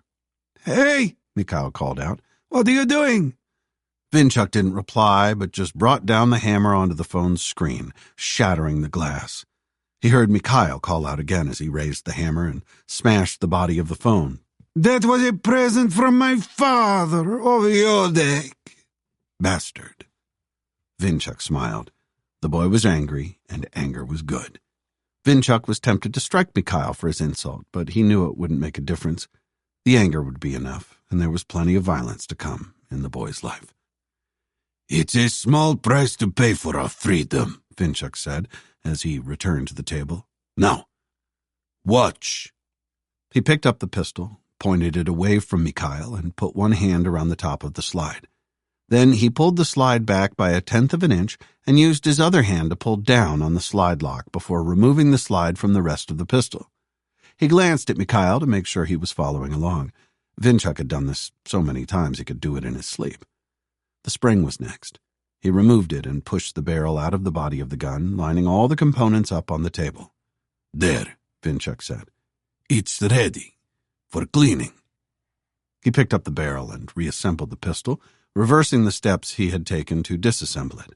Then Vinchuk placed the pistol on the table and spun it round so that the grip was facing Mikhail. "Your turn." Vinchuk watched as Mikhail hesitated, his eyes flickering between Vinchuk's and the pistol a couple of times. Then he reached forward and picked up the gun. Vinchuk could tell from the way he handled it that the boy had never used a weapon before, but to the lad's credit, he managed to disassemble and reassemble the pistol without needing any prompting. Sure, it took him about 5 minutes, but he seemed to be a quick learner. Mikhail placed the weapon on the table and spun it round as Vinchuk had. "When does my training begin?" the boy asked. Vinchuk smiled and glanced down at the pistol between them. "It already has, Mikhail." Chapter 48. Natasha. Natasha took a deep breath in through her nose, trying to expand her abdomen as much as she could. 1, 2, 3, 4, 5, she whispered to herself before breathing out again, counting to 5 as she did so. But she could still feel the nausea in the pit of her stomach and her heart hammering in her chest like a caged bird. She breathed in again, trying to focus only on her breathing as she did so.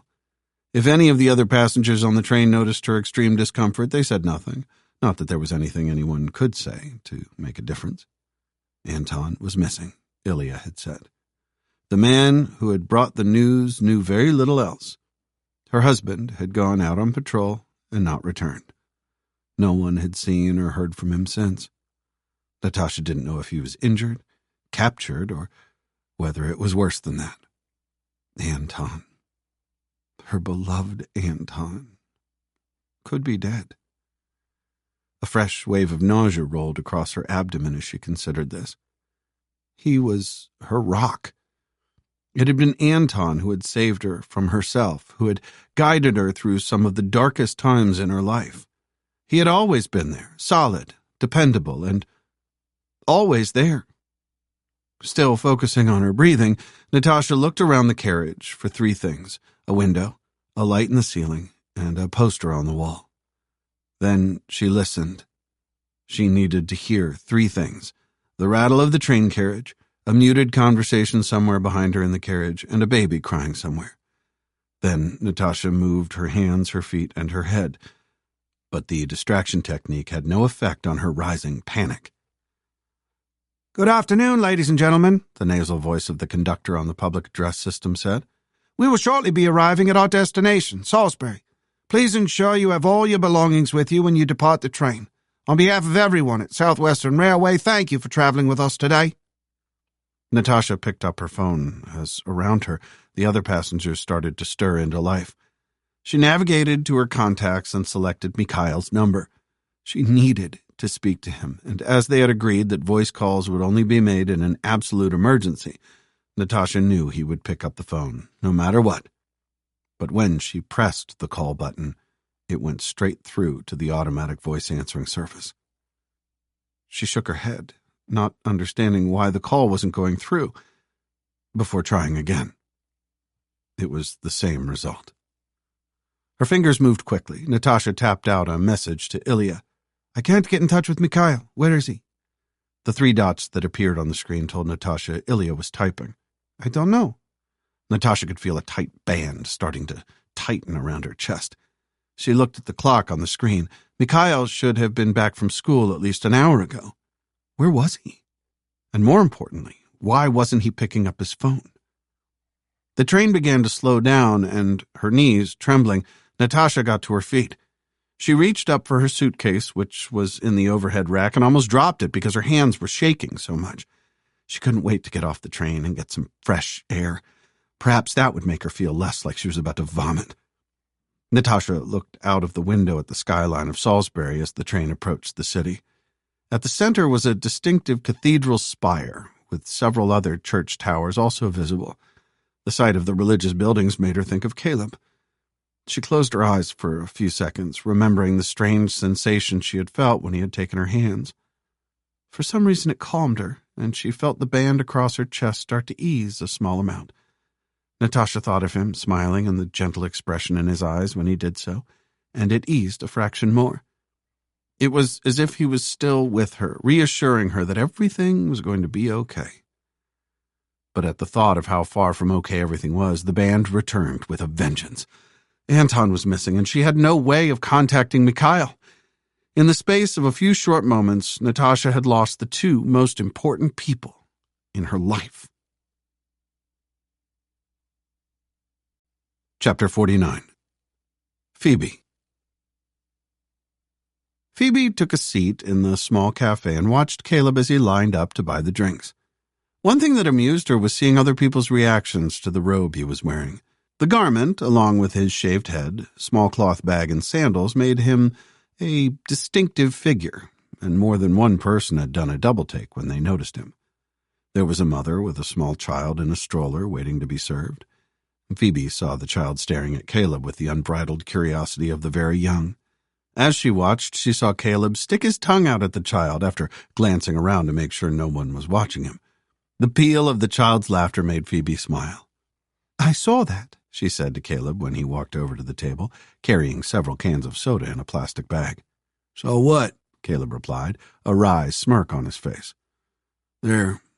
"Coffee's on the way as well." "Did you get them to go?" Phoebe asked. "Only I need to get back to the clinic." Caleb's smirk turned into a laugh. "Very American, Phoebe," he said. "I did, yes."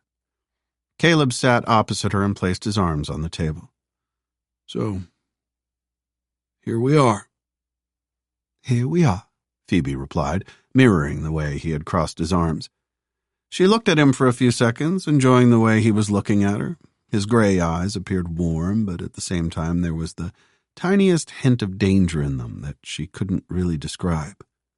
"What's your story, Caleb?" she asked him. "How did you end up as a preacher?" Caleb just pointed a finger at the ceiling. "He called me.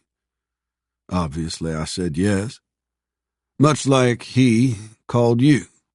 "Oh, I don't have a religious bone in my body," Phoebe replied with a laugh. "The last time I went in a church, I got a nosebleed."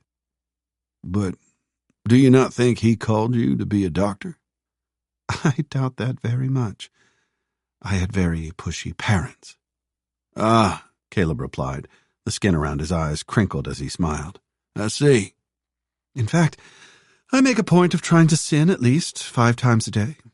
Caleb's smile widened as Phoebe said this. "And what are you up to so far today?" Phoebe thought for a moment before replying. She was enjoying having such a nonsensical conversation. 2, I think. I had a full English for breakfast, so that's greed ticked off." Phoebe pointed at one of the other customers in the cafe. It was an attractive woman with flame-red hair, probably a couple of years older than Phoebe. She was standing alone, but her poise exuded confidence.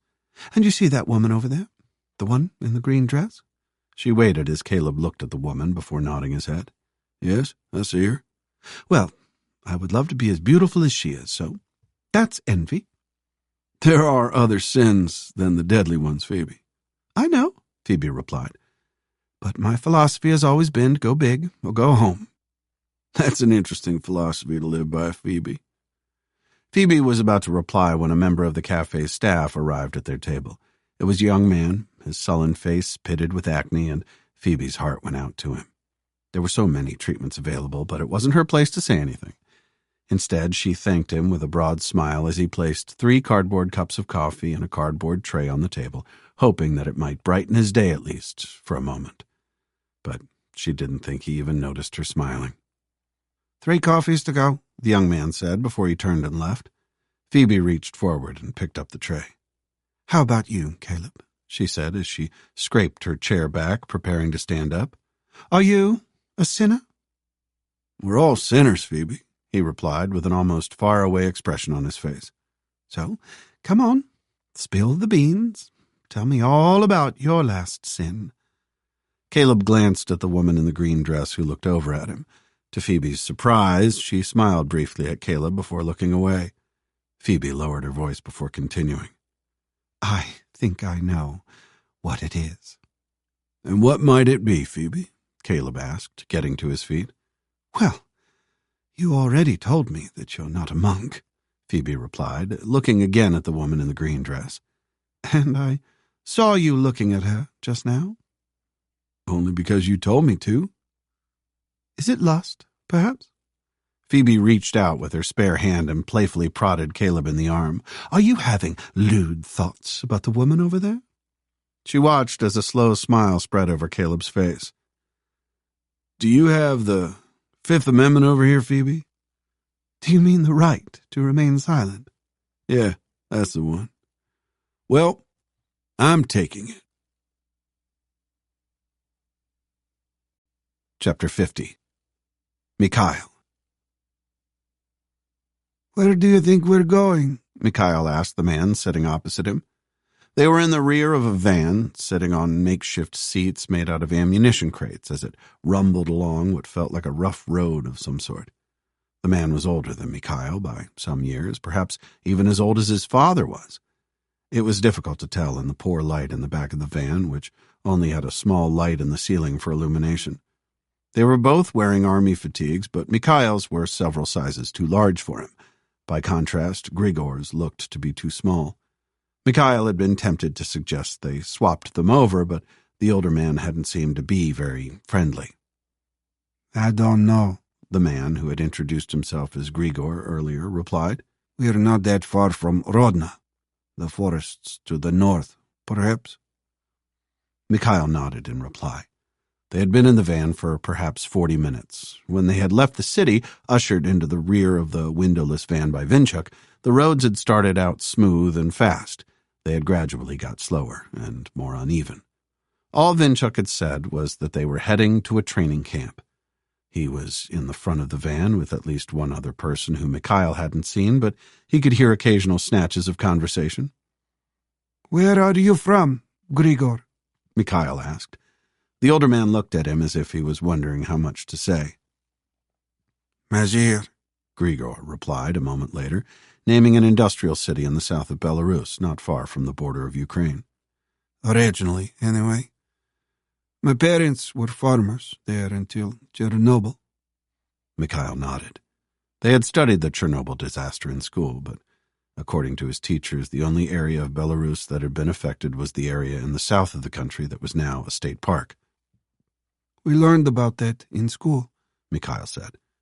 Grigor sneered before replying. "And what did you learn, boy?" "About the radiation coming over the border." "Did they tell you about the crops failing for miles around? The babies who died in their mother's stomach, even now?" Despite the poor light, the anger on Grigor's face was obvious. "My father tried to find work in the oil pipeline when the farm stopped even growing weeds. Then the cancer came for him, before it came for my mother." Mikhail said nothing. There was nothing, really, he could say. None of that had been mentioned in their lessons. He watched as Grigor tipped his head back and rested it against the wall of the van, the conversation seemingly over. "How old are you, Mikhail?" Grigor asked a few moments later. 16? 17? "I'm 18, Mikhail replied, nodding his head as he did so to give some credibility to the lie. But Grigor didn't look as if he believed him. "Sure you are," Grigor said, closing his eyes. "You should be at home with your mother." Mikhail felt a flush of anger at what Grigor had just said. He opened his mouth to reply, but couldn't think of anything to say. Instead, he mirrored Grigor and put his head against the van's wall, closing his eyes as he did so. His thoughts turned to his parents, prompted by what Grigor had just said. Mikhail wanted to get a message to either his mom or his aunt, even if it was just to let them know he was okay. But without a phone, he had no way of doing so. He also didn't know their telephone numbers, as they had been stored in his phone, which now lay in pieces in Vinchuk's cafe. Perhaps, Mikhail thought, he would meet his father somewhere on the battlefield. He would know what to do. Of that Mikhail was sure. Mikhail smiled as he remembered his father saying goodbye to them a few weeks previously. He had given Mikhail a bear hug that was so tight he could barely breathe before telling him that the war would be over in weeks. "Days, probably, once they give me a gun," his father had said to Mikhail, smiling through his thick beard. "Once they see me coming, they will turn and run back to the border, squealing like the little piggies they are." Even his mother, tears streaming down her cheeks, had laughed at this. Perhaps, Mikhail thought, as his smile grew, he and his father would fight side by side. Mikhail would no longer be a child, but a man, a soldier, fighting for his country and its freedom. Maybe when it was all over, they would both be given medals for their part in the conflict. Mikhail slipped into a daydream about standing next to his father on a parade square, a medal being pinned to his chest as grateful crowds cheered their victory. In his daydream, Alevtina was there, also watching and cheering. Years later, when they had children of their own, Mikhail would tell them war stories in the evening. Stories of how he and his father became heroes of Belarus. Chapter 51. Caleb. Caleb examined the complicated map on the wall of the underground station. He reached out with his index finger, placing it on the station he was currently at, King's Cross, St. Pancras. The King's Cross element of the station name he kind of understood, but he didn't understand the link between the station and St. Pancras. If Caleb remembered correctly, Pancras was a teenager who was beheaded for his faith in the 4th century in Rome. Keeping his index finger on his current location, his eyes roved over the other stations to find the one he was looking for. Tottenham Court Road, Caleb mumbled under his breath, unsure if he had got the pronunciation right. The map appeared to show multiple ways of getting there, none of them direct.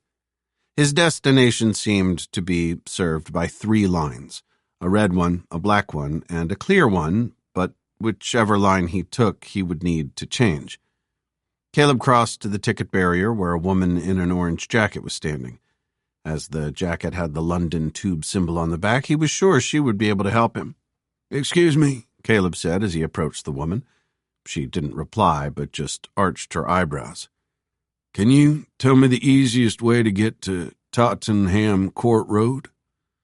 "Tottenham," she replied, making the word much shorter. Tottenham.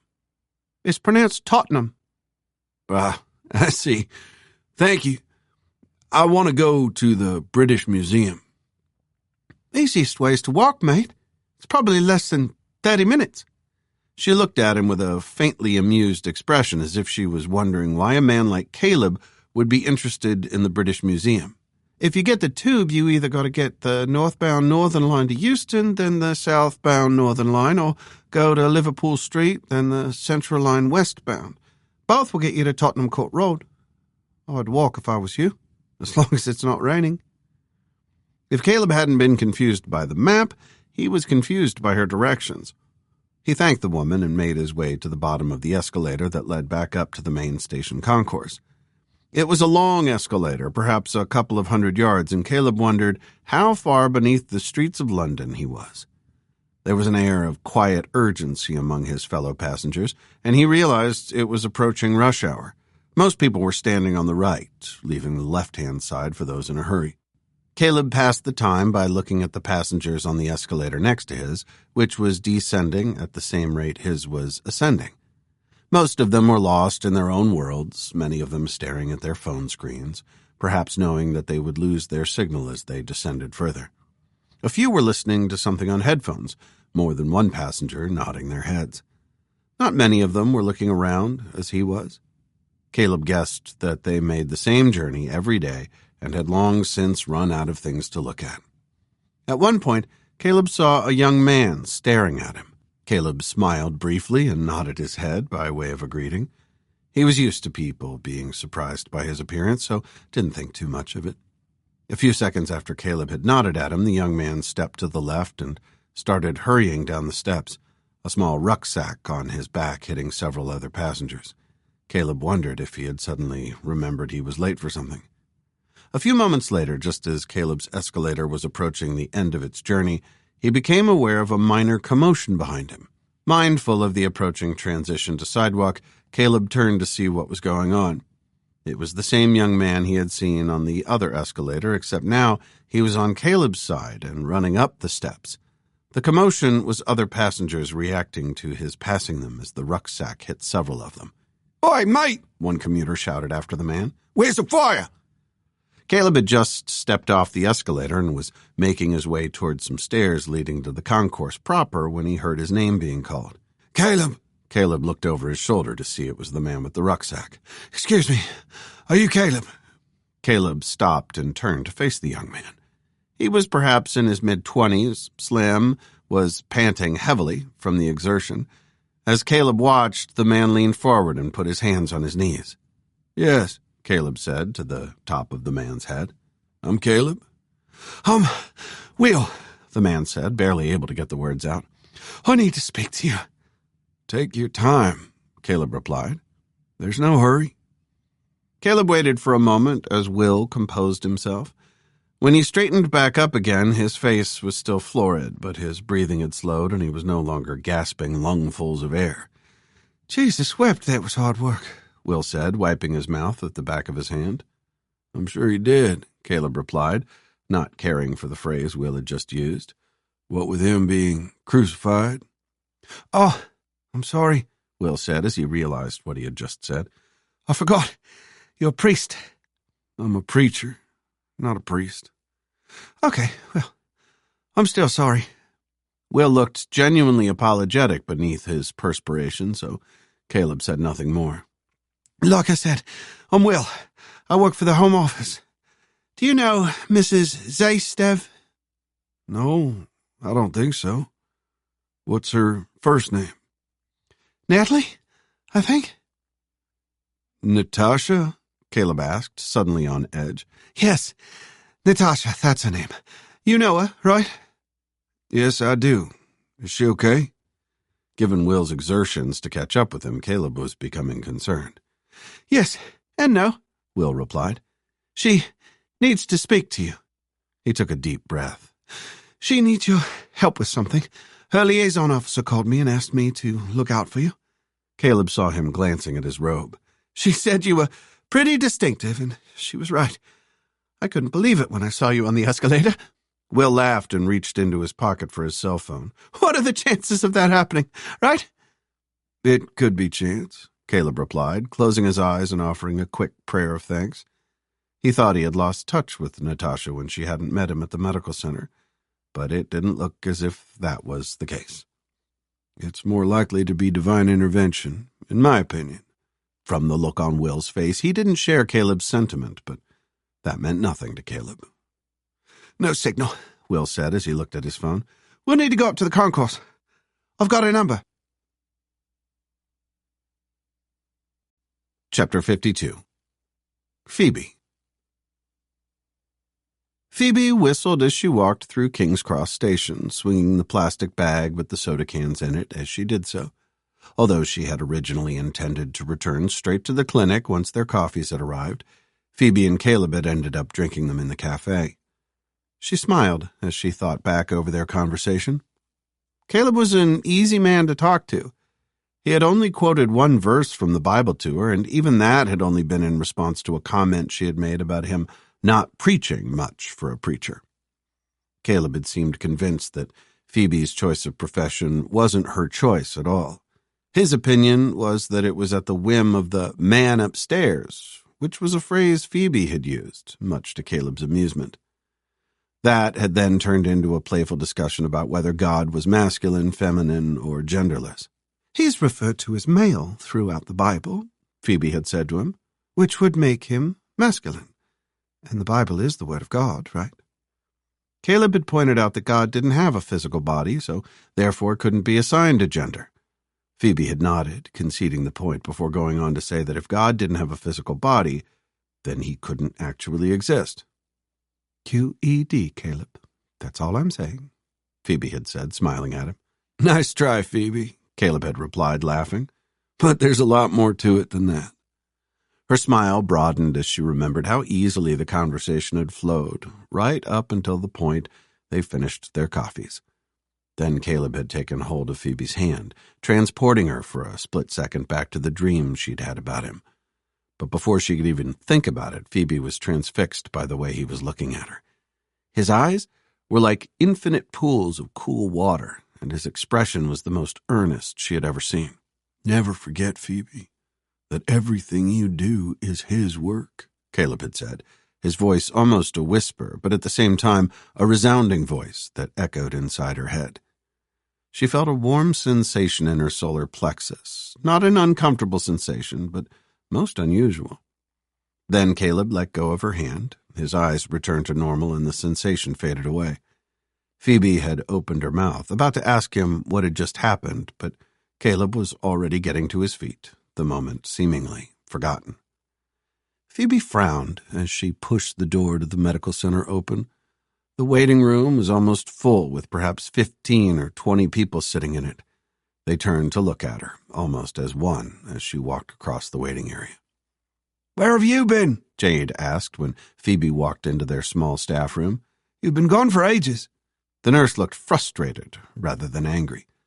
Phoebe looked at the clock on the wall and realized that she had been sitting with Caleb for almost a whole hour. She was convinced it had been less than 10 minutes. "I'm so sorry, Jade," Phoebe said, placing the bag of soda down and retrieving her white coat from the back of a chair. "These are for the fridge. I think Caleb wanted the patients to have them, but there's not enough to go around." "We can keep them for the kids," Jade replied. "How was your date with the Buddha?" "We went for coffee, Jade," Phoebe said with a smile. "It was hardly a date, and Caleb's nowhere near fat enough to be the Buddha." "Isn't that blasphemy? Calling the Buddha fat?" I'm not sure," Phoebe replied. "I'll have to ask Caleb next time I see him." "So, you are going to see him again?" Jade had a mischievous smile on her face as she spoke. "He said he might stop by at some point, so probably. We've had a load more stuff donated for the convoy as well. A taxi driver dropped off 4 more boxes." "The same one from earlier?" Phoebe slipped her arms into her coat and adjusted it before draping her stethoscope around her neck. "What was his name again?" "Dave." "No, it was a different man. It's mostly nappies and baby food, stuff like that. He said some of his colleagues might be by later with some more stuff." "That's great news. I wonder how he found out about the convoy," Phoebe replied. The smile on Jade's face just broadened. "He said a man in a robe sent him."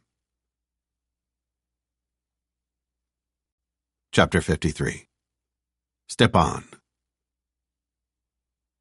Stepan sat in the passenger seat of his truck, watching as the young soldier who was sitting on the front fender got the drone ready. They had already looked at and discounted one of the potential locations for the resistance fighters' base. The second location was several hundred yards away, deep in a copse. According to the map, there were at least 3 buildings there, and from the look of the road, vehicles passed down it regularly. The drone's propellers started whining, and a moment later the small gray aircraft lifted into the air. It was a drone that could be bought in any electronic shop, so not large enough to carry any sort of weapon, but the camera was phenomenal, and when it was 100 yards up in the sky, it was invisible and silent. They could always return with a larger drone if necessary, but if they found any resistance fighters, Stepan wasn't planning on a sneak attack. They would go in, all guns blazing. With their better training and superior firepower, any resistance would be short-lived. The soldier's attention was fixed on the screen of the phone he was using to control the drone, and he didn't hear Stepan step out of the vehicle. When Stepan spoke, the young man jumped and almost dropped the phone. "You see anything?" Stepan asked. In response, the soldier moved slightly so that Stepan could see the screen. "There are the 3 buildings on the map," the young man said. "but there's not much else there." Stepan squinted to look at the screen. The soldier was right. There were no signs of activity at all. No vehicles, no people. There was nothing. Stepan sighed. "Okay, just get some footage of the area while we're here. Just because they're not here now doesn't mean it's not a base for them," he said. The young man nodded in response and returned his attention to the screen. Stepan knew that the footage might be useful in the future if they ever needed to return. He put his hands on his hips and looked at the trees in front of them where the rest of his squad were sitting, playing cards from the look of it. Somewhere in these woods, the resistance was hiding. Stepan knew it. It was just a case of finding them. Stepan returned to the passenger seat and picked up his phone to call in the results of their reconnaissance. "Oops," a male voice said when the call was answered. "This is Bravo Zulu," Stepan said, using the code for his squad. Even though they didn't think the resistance was able to monitor their calls, they might have some outside help who could. "I'm at location 4. Nothing seen. Confirm?" "Confirm. Location 4 is cold. Stand by." Stepan tutted at effectively being put on hold by a junior soldier. Not just a junior one, but one who was sitting fat and happy back in a proper headquarters, not out in the field like he was. To pass the time, he thought about his experience that morning with the girl at the village. She hadn't taken long to give up and submit. None of them did.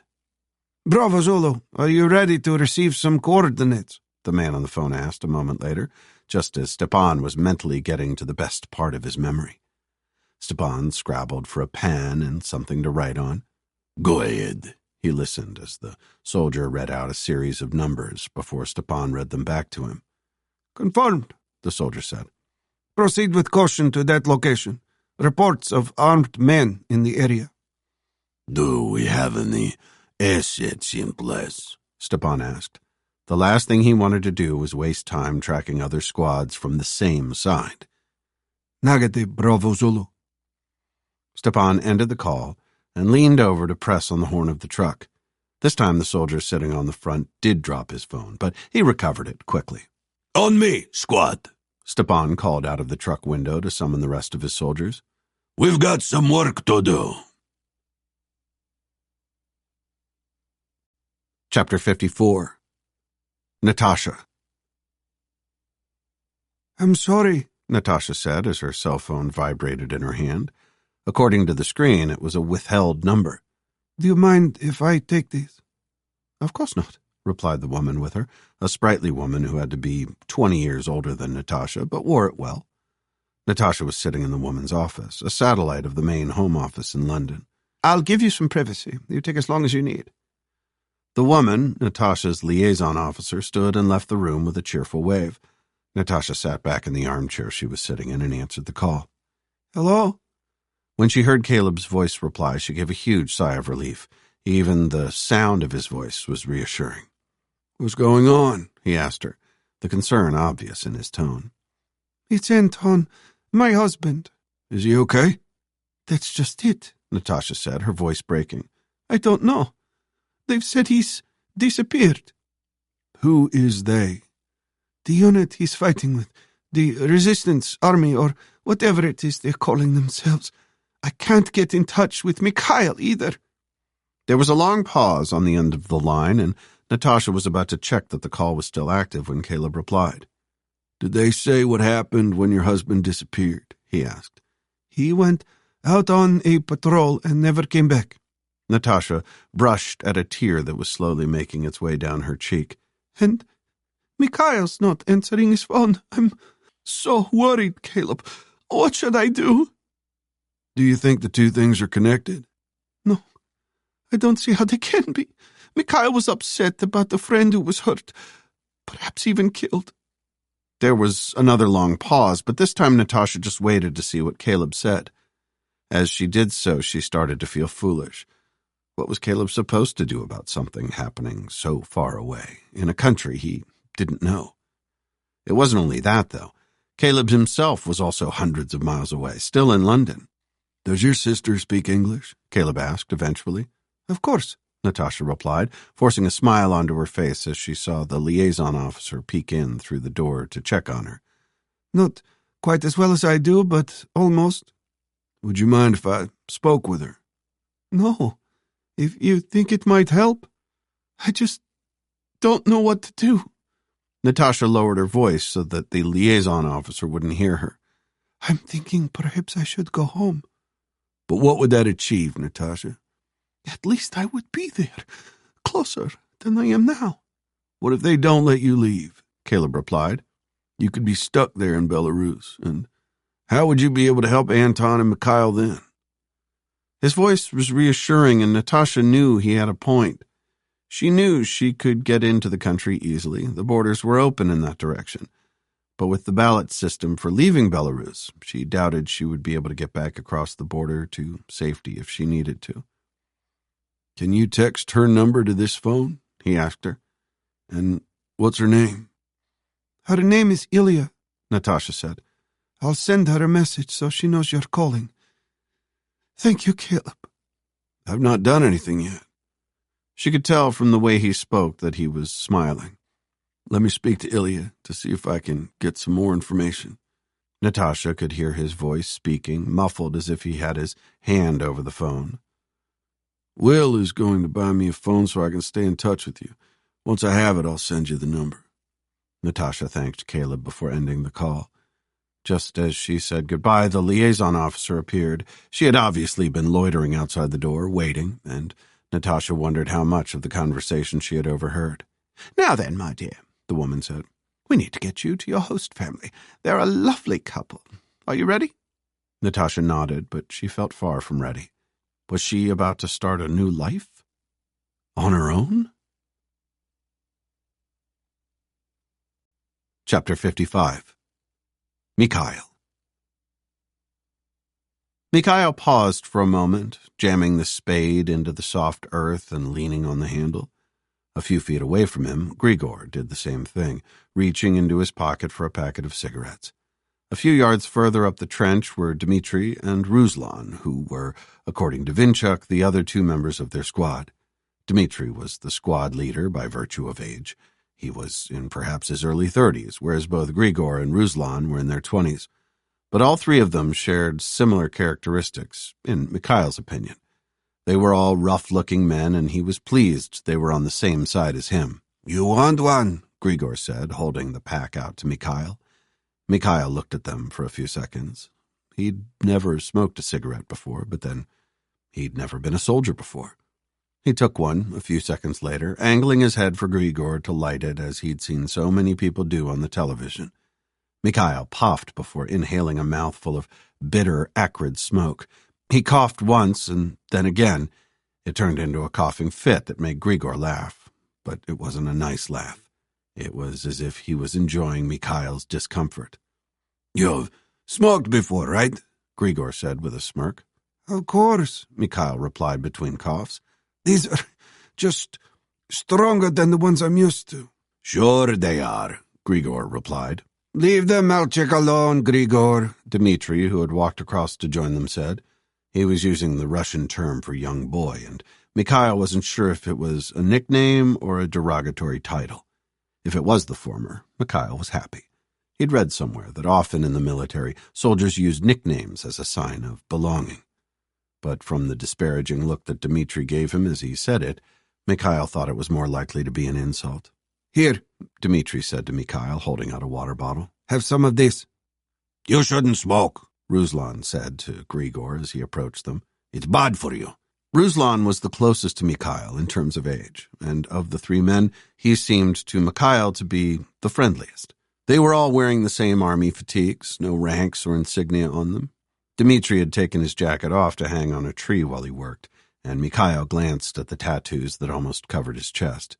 Central to them, right over Dmitri's sternum, was a crude depiction of a knight on a charging horse. It was a pahonia, the historical coat of arms of Belarus that in recent times had become a symbol of opposition to the president. From the way the ink was slightly faded, Dmitri had had the tattoo for a few years, but Mikhail knew he could still be persecuted for wearing it. "So what?" Grigor replied. "The cancer will be coming for me one day, so why not enjoy life while I can?" "How are you enjoying life as a soldier so far, Mikhail?" Ruslan said. Mikhail turned to him, grinding the cigarette out beneath his foot. "So far, so good," Mikhail replied, scratching at his chest.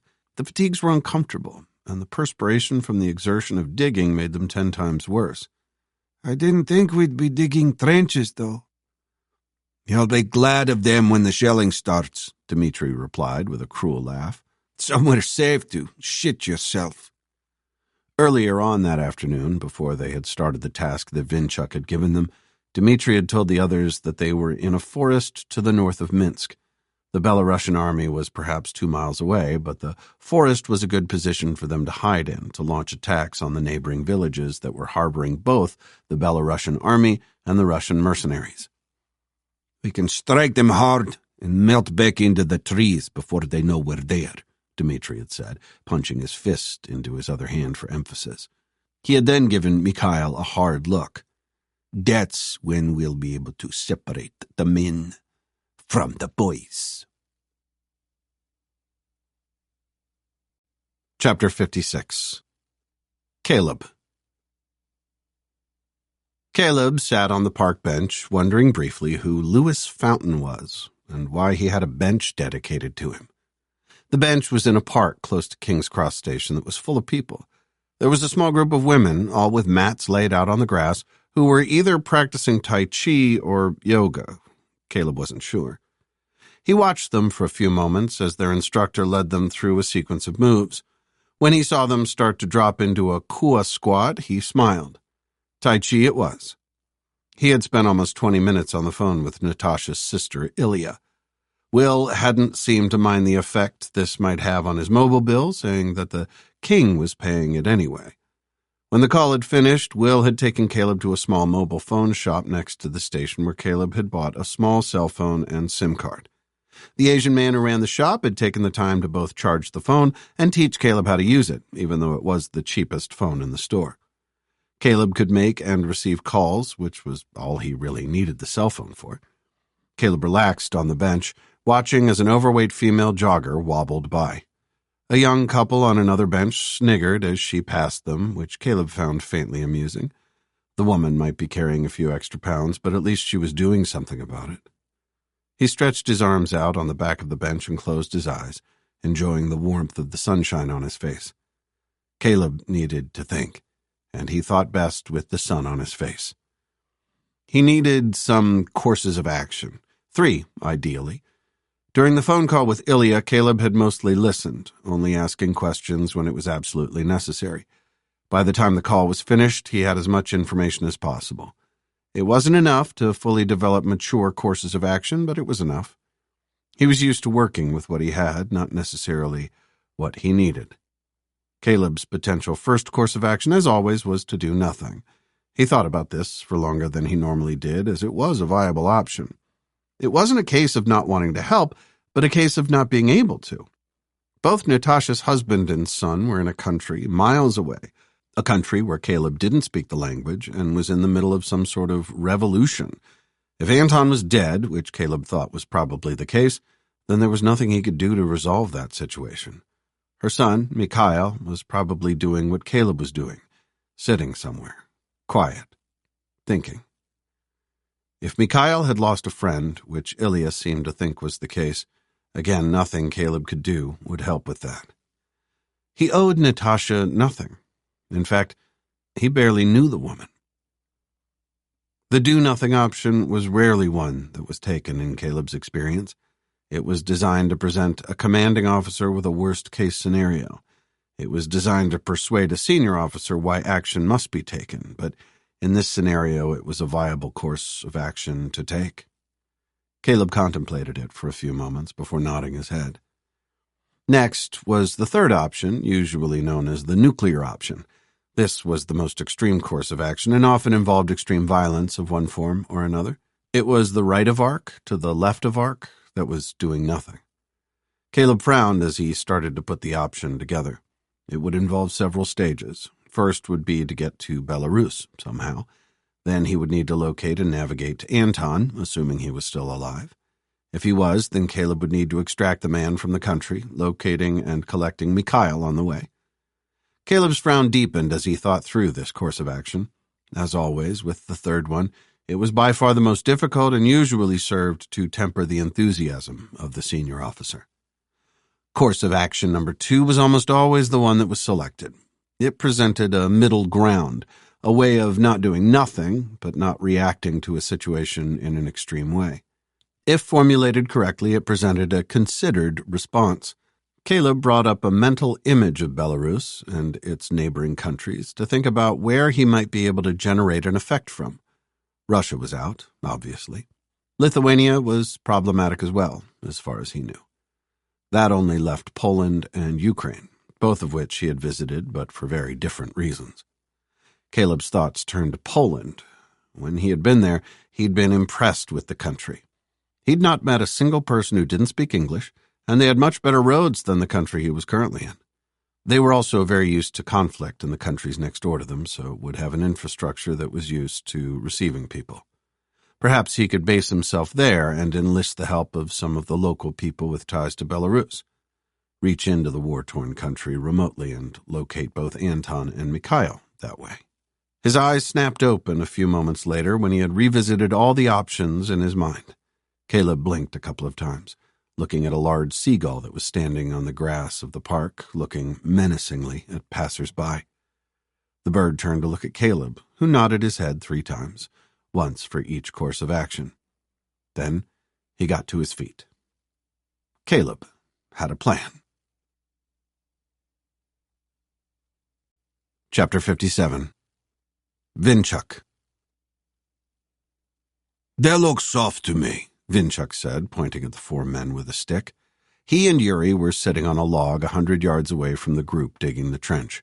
"Except for him, the oldest one." "Grigor," Yuri replied. "He is certainly the most capable. Got a proper 1,000-yard stare." "Prison does that to a man," Vinchuk said. They exchanged a knowing look, both having served time in at least one of Belarus's jails. "But there's no fire in his eyes. Not like the boy." He pointed his stick at Mikhail. "You really think he's 18? "It doesn't matter," Yuri shrugged his shoulders. "as long as he fights like a man." "He'll certainly bleed like one," Vinchuk replied with a laugh, although he didn't want to be responsible for a child. "Now come, we have work to do." The 2 men turned their attention to a map that was laid out on the ground in front of them, each corner secured with a stone. Vinchuk used his stick to point to an area on the map. He slowly traced the outline of a small village. "This is Halitsa," Vinchuk said. 30 kilometers to the south." He tapped the stick at another couple of villages on the map. "The mercenaries have already been to these places. It stands to reason Halitsa will be next. They're operating in death squads of between 5 and 7 soldiers. Every place they visit, they leave shallow graves behind." "What time did they visit these other settlements?" Yuri asked. "Always at dawn." "How many people live there?" Yuri asked. 35, 40 perhaps. But the houses are very spread out, like the other places." Vinchuk watched as a scowl appeared on Yuri's face. They seem to hit groups of houses, always leaving someone behind to tell others what has happened, as a warning to them, not to assist us. Are you sure it's only a squad of mercenaries that's heading here? Yuri asked, tapping at the map with his own stick. 100%. What if we're heading into a trap? I'm as sure as I can be, Vinchuk replied. He didn't mind being challenged by Yuri. If anything, he welcomed it. The man was a solid second-in-command and one of the few men who Vinchuk trusted with his life. He had saved it on more than one occasion, a debt Vinchuk would repay in a heartbeat. When do we go in? Tomorrow morning. Perhaps the day after, Vinchuk replied with a glance at the four men who were still digging. We'll do weapons training with them this evening, except for Grigor. But the sooner we get them into action, the better. There are 3 other groups moving into position. He stabbed at the map with his stick as if to indicate where the groups might be. Vinchuk knew that the resistance, such as it was, wasn't yet ready to take on the mercenaries face-to-face in combat. The mercenaries were too powerful and the resistance too fragmented. The Belarusian army was not a threat. Although at the start of the conflict they had been relentless, things had slowly changed when the soldiers realized their government wanted them to kill their fellow countrymen. Vinchuk had even heard talk of a potential military coup, which would mean the only thing they needed was time. In the few skirmishes that the resistance had with the Belarusian army recently, there had been no casualties on either side. When the resistance realized that the army was firing over their heads, they did the same. But the mercenaries were completely different. They were well-armed, skilled in combat, and utterly ruthless. They shot to kill. We should be documenting what they're doing, Vinchuk muttered under his breath, using his stick to trace around the village of Halitsa again. He glanced at Yuri, who nodded in assent. The only way to defeat the mercenaries was to turn opinion against them. These are war crimes. The outside world should know what they are doing. This isn't a war, Vinchuk, Yuri replied, his scowl returning. I don't think the outside world cares. Chapter 58. Phoebe.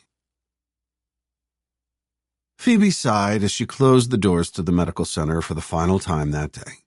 She was exhausted, and from the look of her, so was Jade.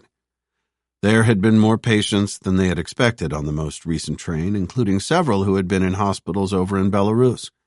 Things must be bad if they were starting to evacuate them as well as people who could move under their own steam. You got any plans for tonight, Phoebe? Jade asked as she put her jacket on over the top of her scrubs. I was thinking a glass or two of wine, a microwavable lasagna, and the Great British Bake-Off final on the television, Phoebe replied with a grin. How about you? Oh, God, that sounds heavenly. What wouldn't I give for an evening like that? I am afraid the other half's cooking, so not only will I still be hungry afterward, but the kitchen will look like a bomb's hit it. Ah, I see, Phoebe replied with a giggle. She'd not met Jade's husband, but the more she heard about him, the more she liked the man. He's not a chef, then, I take it. He has many talents, Jade replied with a mischievous look, but cooking's not one of them. The two women walked across the waiting area and into the examination room. Phoebe started checking that the cupboards with the drugs in were locked and properly secured. A few weeks earlier, someone had broken into the clinic in the night and stolen a lot of controlled drugs. Since then, they'd had CCTV and a much better cupboard installed. She had just checked the final cupboard when she heard the doors to the waiting area opening. "We're closed," Phoebe called out loudly before Jade could say anything. A moment later, there were 2 light taps on the door of the examination room. "I said we're closed," Phoebe said as she walked across the room to open the door, putting a stern expression on her face as she did so. She flung the door open to see a man wearing a hoodie, running pants, and trainers standing there. It took her a second or two to realize who it was.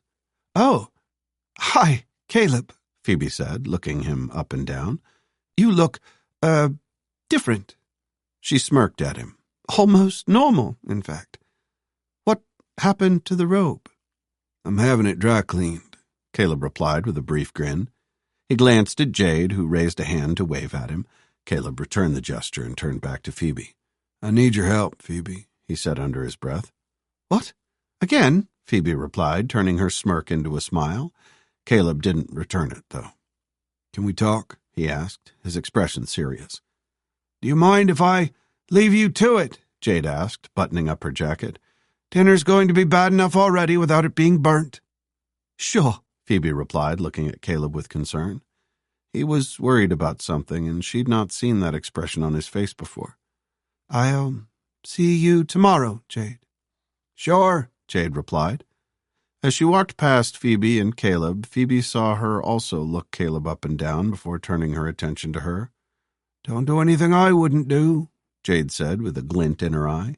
Goodbye, Jade, Phoebe replied firmly, stifling the smile that was threatening. She waited until she heard the medical center doors closing before she said anything else. What's the matter, Caleb? She watched him as he paused for a moment. He did look completely different without his robe, and she thought back to what Jade had said about him previously. Something about put him in normal clothes and he'd be a different man. Looking at Caleb now, Phoebe could see that she was right. Like I said, I need your help, Caleb said a moment later.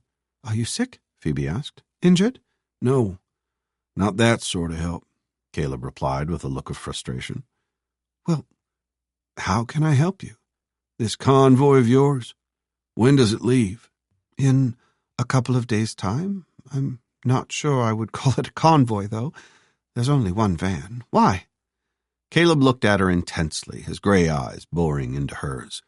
For an uncomfortable split second, Phoebe was sure he could see right into her soul and access her innermost thoughts. Then, just as quickly as it had appeared, the sensation vanished. I want to come with you. Chapter 59. Natasha. Natasha sat on the edge of the armchair and regarded her surroundings. She was sitting in an elegant room, which the woman who had answered the door had described as their drawing room. It had yellow painted walls, a white ceiling with an elaborate chandelier, and everything about the decor just oozed quality.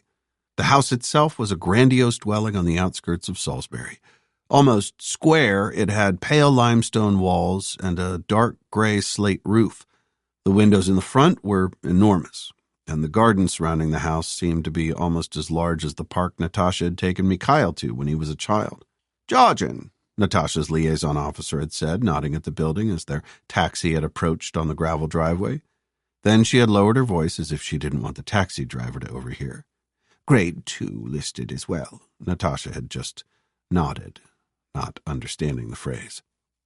Natasha looked up as the door to the room opened and the house's owner walked in.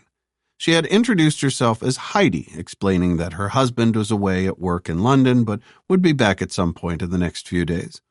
The dress Heidi was wearing was a light, summery garment with long sleeves. Natasha looked at it with envy. Not only would she not be able to afford anything like it, but she knew she wouldn't look anywhere near as good as her host. In Heidi's hands was a silver tray which she placed on the coffee table in the center of the room, centering it on a crocheted ornamental mat. "I've made us both some tea," Heidi said. Her accent was unusual and not one that Natasha had heard before. She spoke very precisely, almost as if she was pronouncing each word with deliberate care. "And would you like some cake? It's lemon drizzle." Natasha looked down at the tray to see 2 small slices of cake on fine china plates. The cake was the same color as the walls.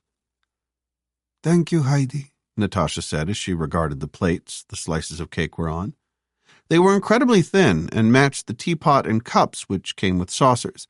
The ensemble was completed by a small bowl of sugar lumps with a pair of tongs next to it. "This looks lovely.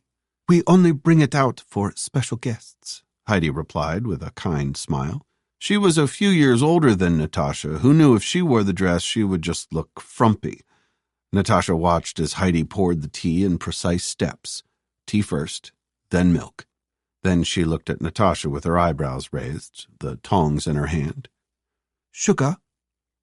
"Please," Natasha replied, eyeing the cup and saucer warily. She was terrified of dropping them.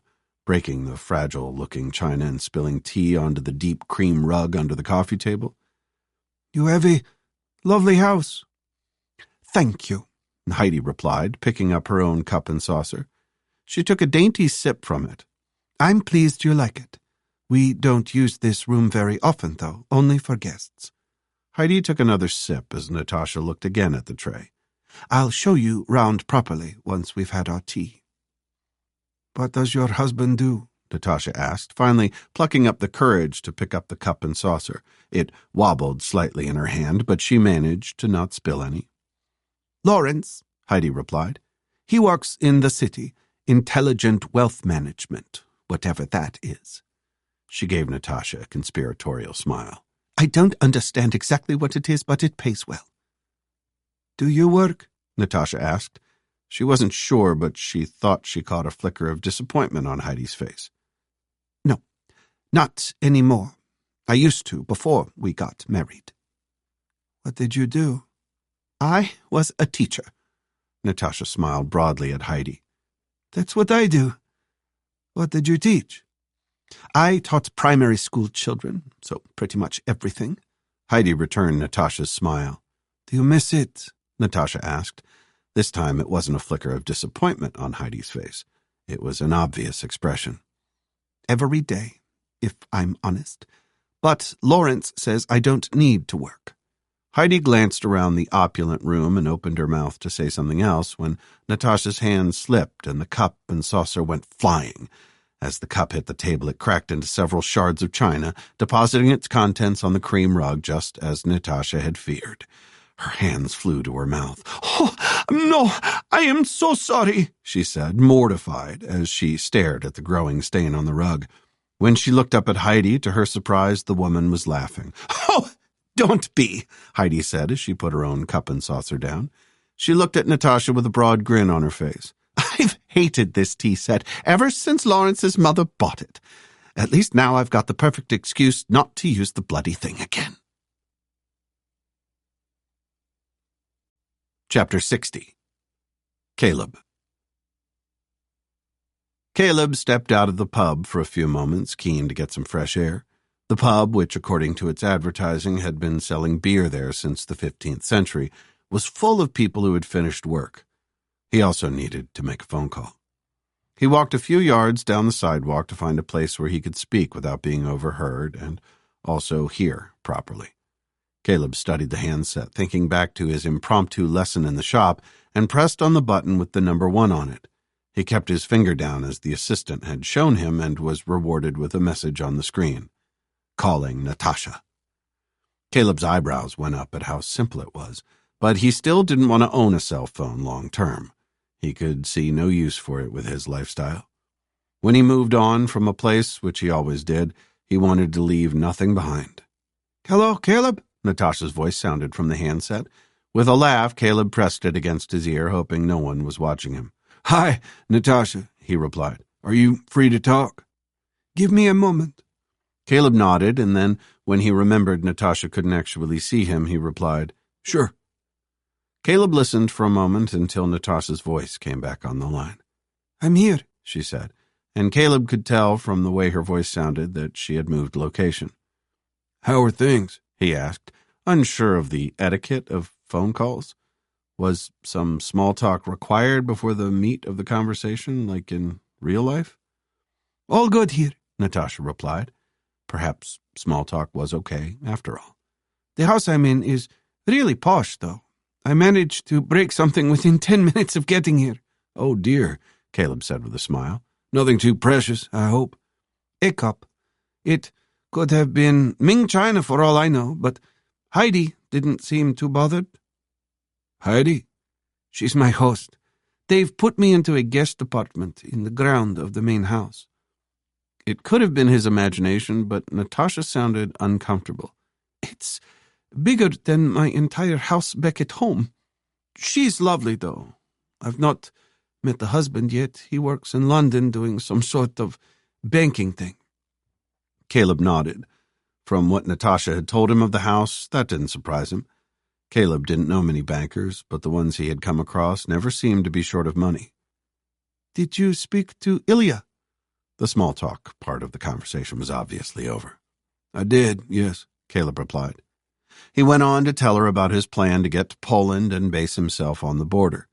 What he was actually going to do when he got there he'd not quite worked out, but he knew he had a few days to think about it while they traveled over. At first, Natasha had been against the idea, saying that it was too much for Caleb to do, but he had been quietly insistent that this was what was going to happen. So, you're going with the doctor? Natasha asked. Yes, Caleb replied. And one of her colleagues from the hospital. I've not met him yet. They chatted for a few moments, agreeing to stay in touch regularly and to call the moment there was any news. Are you okay, Natasha? Caleb asked as the conversation was winding up. I'm fine, she replied, but there was no conviction in her voice. I mean, Caleb said, are you really okay? She paused for a moment before replying. I will be, Caleb, Natasha said with a sigh. I will be. Caleb ended the call as the sales assistant in the shop had showed him and slipped the cell phone back into his pocket. He paused for a moment, closing his eyes and saying a prayer for Natasha. When he was finished, he made his way back to the pub. When he opened the door, the noise of drinkers inside hit him like a wall of sound. He blinked a couple of times to adjust to the change in atmosphere and made his way through the crowd to the rear of the building. At least here it was slightly quieter. Caleb paused and looked at the table he was sitting at. Phoebe was still there, with her drink and his in front of her, but she had been joined by someone else, a younger man, late 20s in Caleb's estimation, and from what Caleb could see of him, a good-looking one. He was talking to Phoebe, leaning forward with his arms on the table. Her posture had changed from when she had been talking with Caleb a few moments before, and she was leaning back with her arms across her chest. Then she looked up and saw Caleb. A smile appeared on her face, and she beckoned him over. "Caleb," she said as he approached, nodding a greeting at the new arrival, "your ears must be burning. We were just talking about you." Caleb watched as the man sitting with Phoebe got to his feet. He stretched out a hand for Caleb to shake. "Caleb, this is Thomas," Phoebe said. "Thomas, meet Caleb." Caleb grasped the man's hand to shake it. He saw the other man's mouth moving, but he didn't hear what he said. A greeting of some sort, which Caleb would need to reply to. Thomas's grip was firm, slightly too much so, as if he was asserting dominance, but Caleb couldn't care less about that. He closed his eyes, focusing on the sensation that the touch had sparked off in his core. There were few people Caleb instantly disliked, either deliberately or intuitively. Thomas was most certainly one of them. Chapter 61. Mikhail. Mikhail closed his left eye and shuffled his position so that he was as stable as possible. He was lying on the forest floor on a makeshift firing range, holding the rifle just as Yuri had told him to. In front of him, perhaps 50 meters away, was a picture tacked to a tree. It was a woman, bare-chested, and crouched down in a pose typical of the magazine it had been torn from. "That's it," Mikhail heard Yuri say. "Breathe in through your nose and out through your mouth, but only halfway." Mikhail did as instructed and tightened his finger on the trigger. "Don't snatch at it," Yuri said, his hand resting lightly on the small of Mikhail's back. "Just squeeze it lightly as if it was a woman's nipple."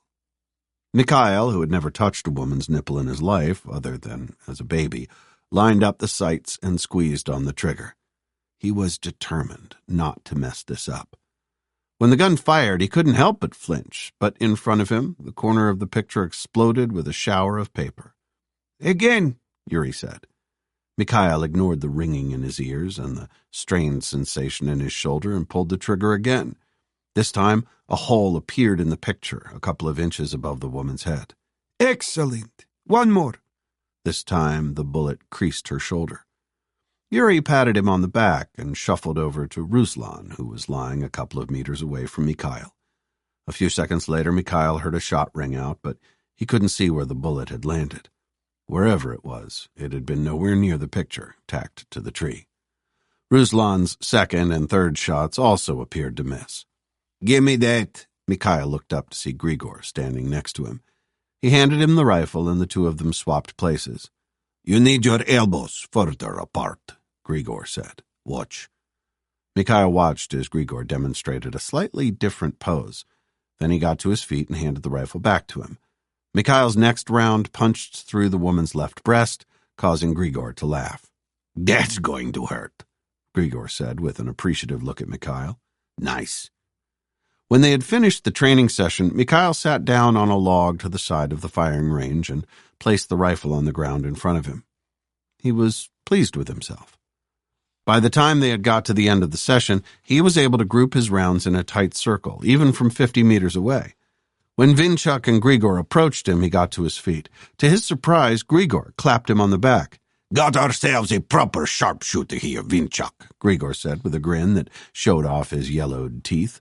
Reckon he could give the mercenaries a right headache. As he said this, he pointed his index finger to Mikhail's forehead and made a noise like a child would when pretending to fire a gun. Yuri says, you're one of the best shots he's taught since all this began, Vinchuk said.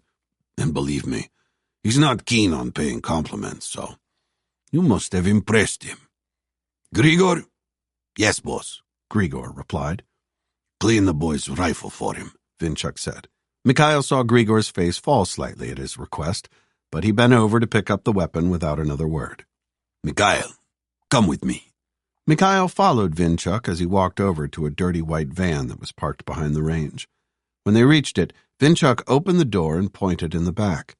Mikhail leaned over to see a long black case. As he watched, Vinchuk opened it. This, Vinchuk said as Mikhail looked at the long, sleek rifle in the case, is a Dragunov. The weapon had a wooden handguard and stock, part of which was cut away. Effective ranges anywhere between 650 and 1,400 meters. Mikhail whistled softly as he took in the weapon. Vinchuk, pointing out the main components like the optical sight on the left of the weapon and the clamp-style bipod legs on the front of the barrel. Vinchuk unlatched the sights and handed them to Mikhail to look through.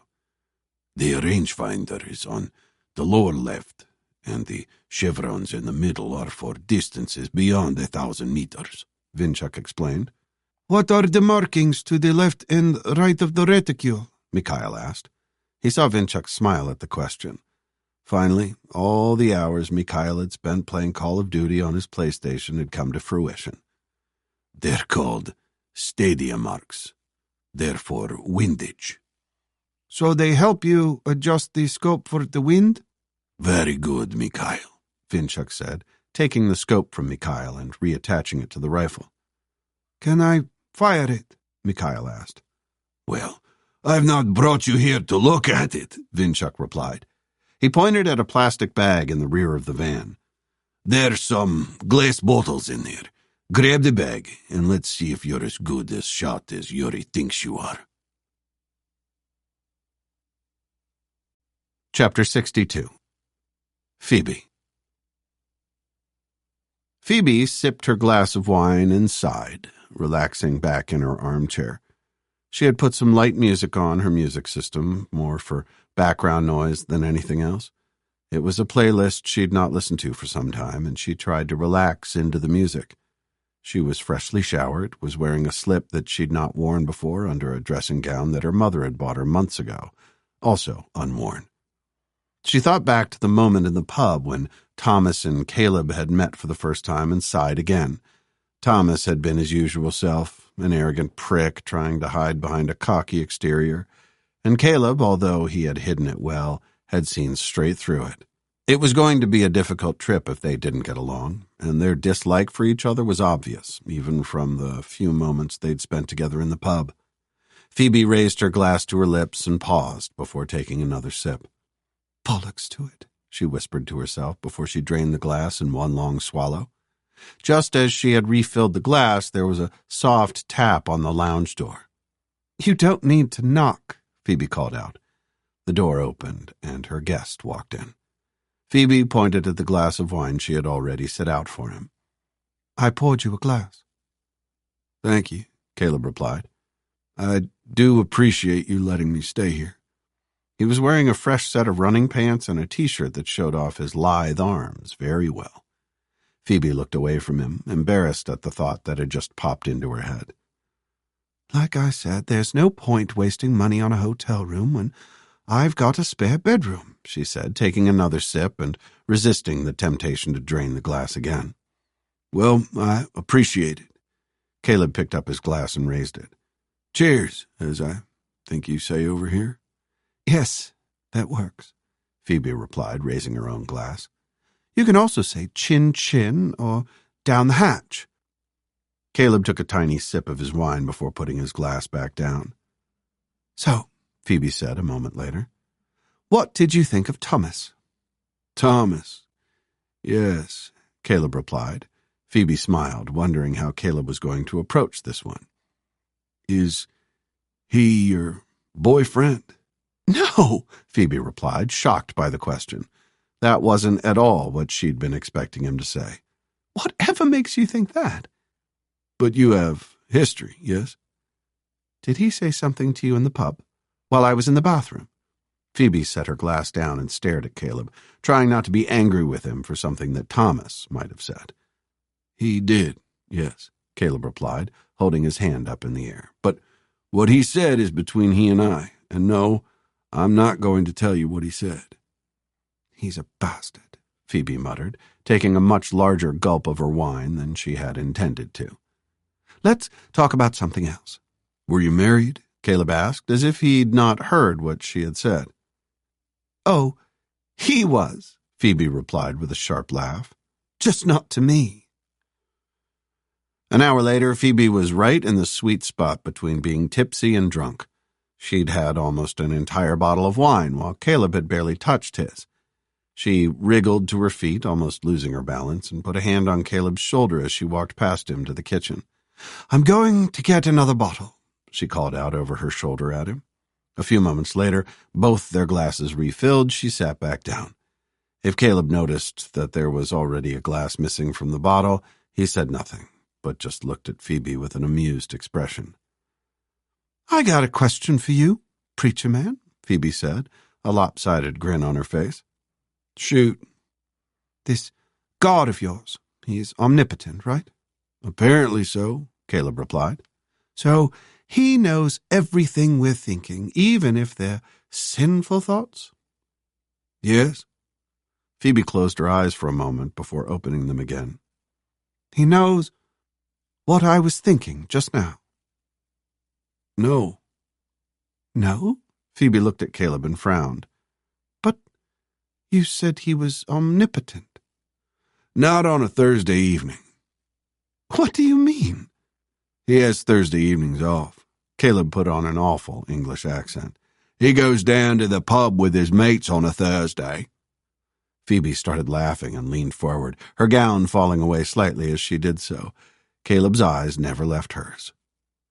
I think you just made that up, preacher man, Phoebe said, looking at him. No, I didn't, Caleb replied. It's in the Bible. Which chapter? Which verse? I forget. Now I know you made that up, Caleb, Phoebe said, smiling at him. Her mouth was dry and she took another sip of wine. She leaned forward some more and her gown fell away even more. Caleb's eyes never left hers. What do you want, Phoebe? Caleb asked, his voice low and soft. Phoebe felt the heat rising to her face. She couldn't tell him what she wanted. What if she was completely misreading everything? What if he was horrified about what she wanted? Her voice trailed away. I don't really know.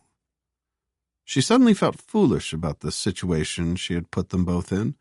The right thing to do would be to tie her gown and go to bed, but she didn't want to do that. Is it something you want or something you need? Caleb asked, his eyes still fixed on her face. Phoebe knew from the draft across her chest that the gown wasn't covering much, and the slip she was wearing left little to the imagination. But Caleb's eyes never left hers. Chapter 63. Vinchuk. Vinchuk twisted the cap off the bottle he was holding and tipped some of the clear liquid into 2 metal mugs. He handed one to Yuri, who took it with a nod of his head. The 2 men were sitting on a log next to the range, the last rays of the day filtering through the trees. Vinchuk's father had always said that a man should see the sunrise and sunset at least once a year. "It will remind him of how insignificant he truly is," he had always said with a sad expression. Vinchuk raised the mug to his lips and took a sip of the fiery liquid, wincing as it burned the back of his throat. "My God, Yuri," Vinchuk said as he lifted the bottle to examine it. "There's no way this is genuine Stoli vodka." "I never said it was genuine, only that it was cheap," Yuri replied with a smile. "What would you rather have, birch sap?" Vinchuk chuckled. "It's better than birch sap, that's for sure."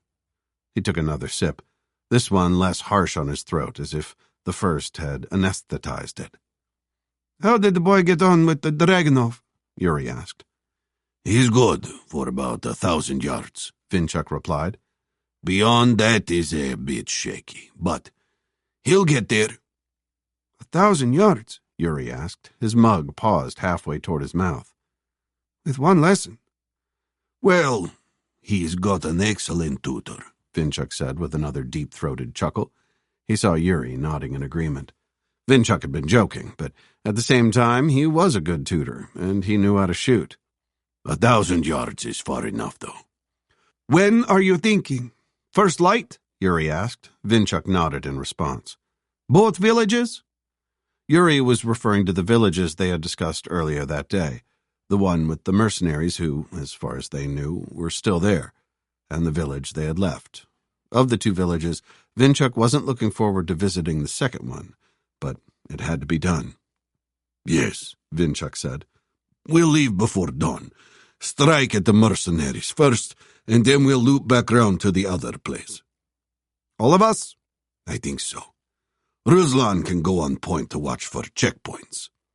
The previous evening, a young man who Yuri knew had dropped off a motorcycle a couple of miles away from their base. Yuri and Vinchuk had gone to collect it, with Vinchuk riding the bike back to the camp. It had been years since he'd ridden a motorcycle, and the Minsk MMVZ model was a far cry from the one he'd had as a teenager. Vinchuk had said nothing, but he had enjoyed the ride more than he thought he would. Of the younger men, Ruslan and Mikhail were the only ones without criminal records, and Mikhail had never ridden a motorcycle. That left Ruslan as the one in front, with no weapons and legitimate papers. Vinchuk and the others would follow them with enough distance between the vehicles to be alerted to any checkpoints. Yuri had not thought much of Vinchuk's plan to lure mercenaries into an ambush. "It's too early for them," Yuri had replied when Vinchuk had floated the plan past his second-in-command. "We have no idea how they'll react under fire." Having an advance party, though, Yuri had conceded, was a good idea. Vinchuk raised his mug and drained it, coughing as he swallowed the last of the vile liquid. "I'm going to bed," he said. "Don't drink too much of that swill." He ignored the disparaging look Yuri gave him and made his way to the woodsman's cabin the 2 of them were using as their accommodation. As he walked through the forest, he passed some small tents with the rest of the team. Vinchuk paused to listen for a moment. All of them had been given a generous helping of Yuri's Stoli vodka, enough to help them sleep, but not enough to make them shabby. He nodded as he heard the soft sound of snoring coming from one of the canvas tents.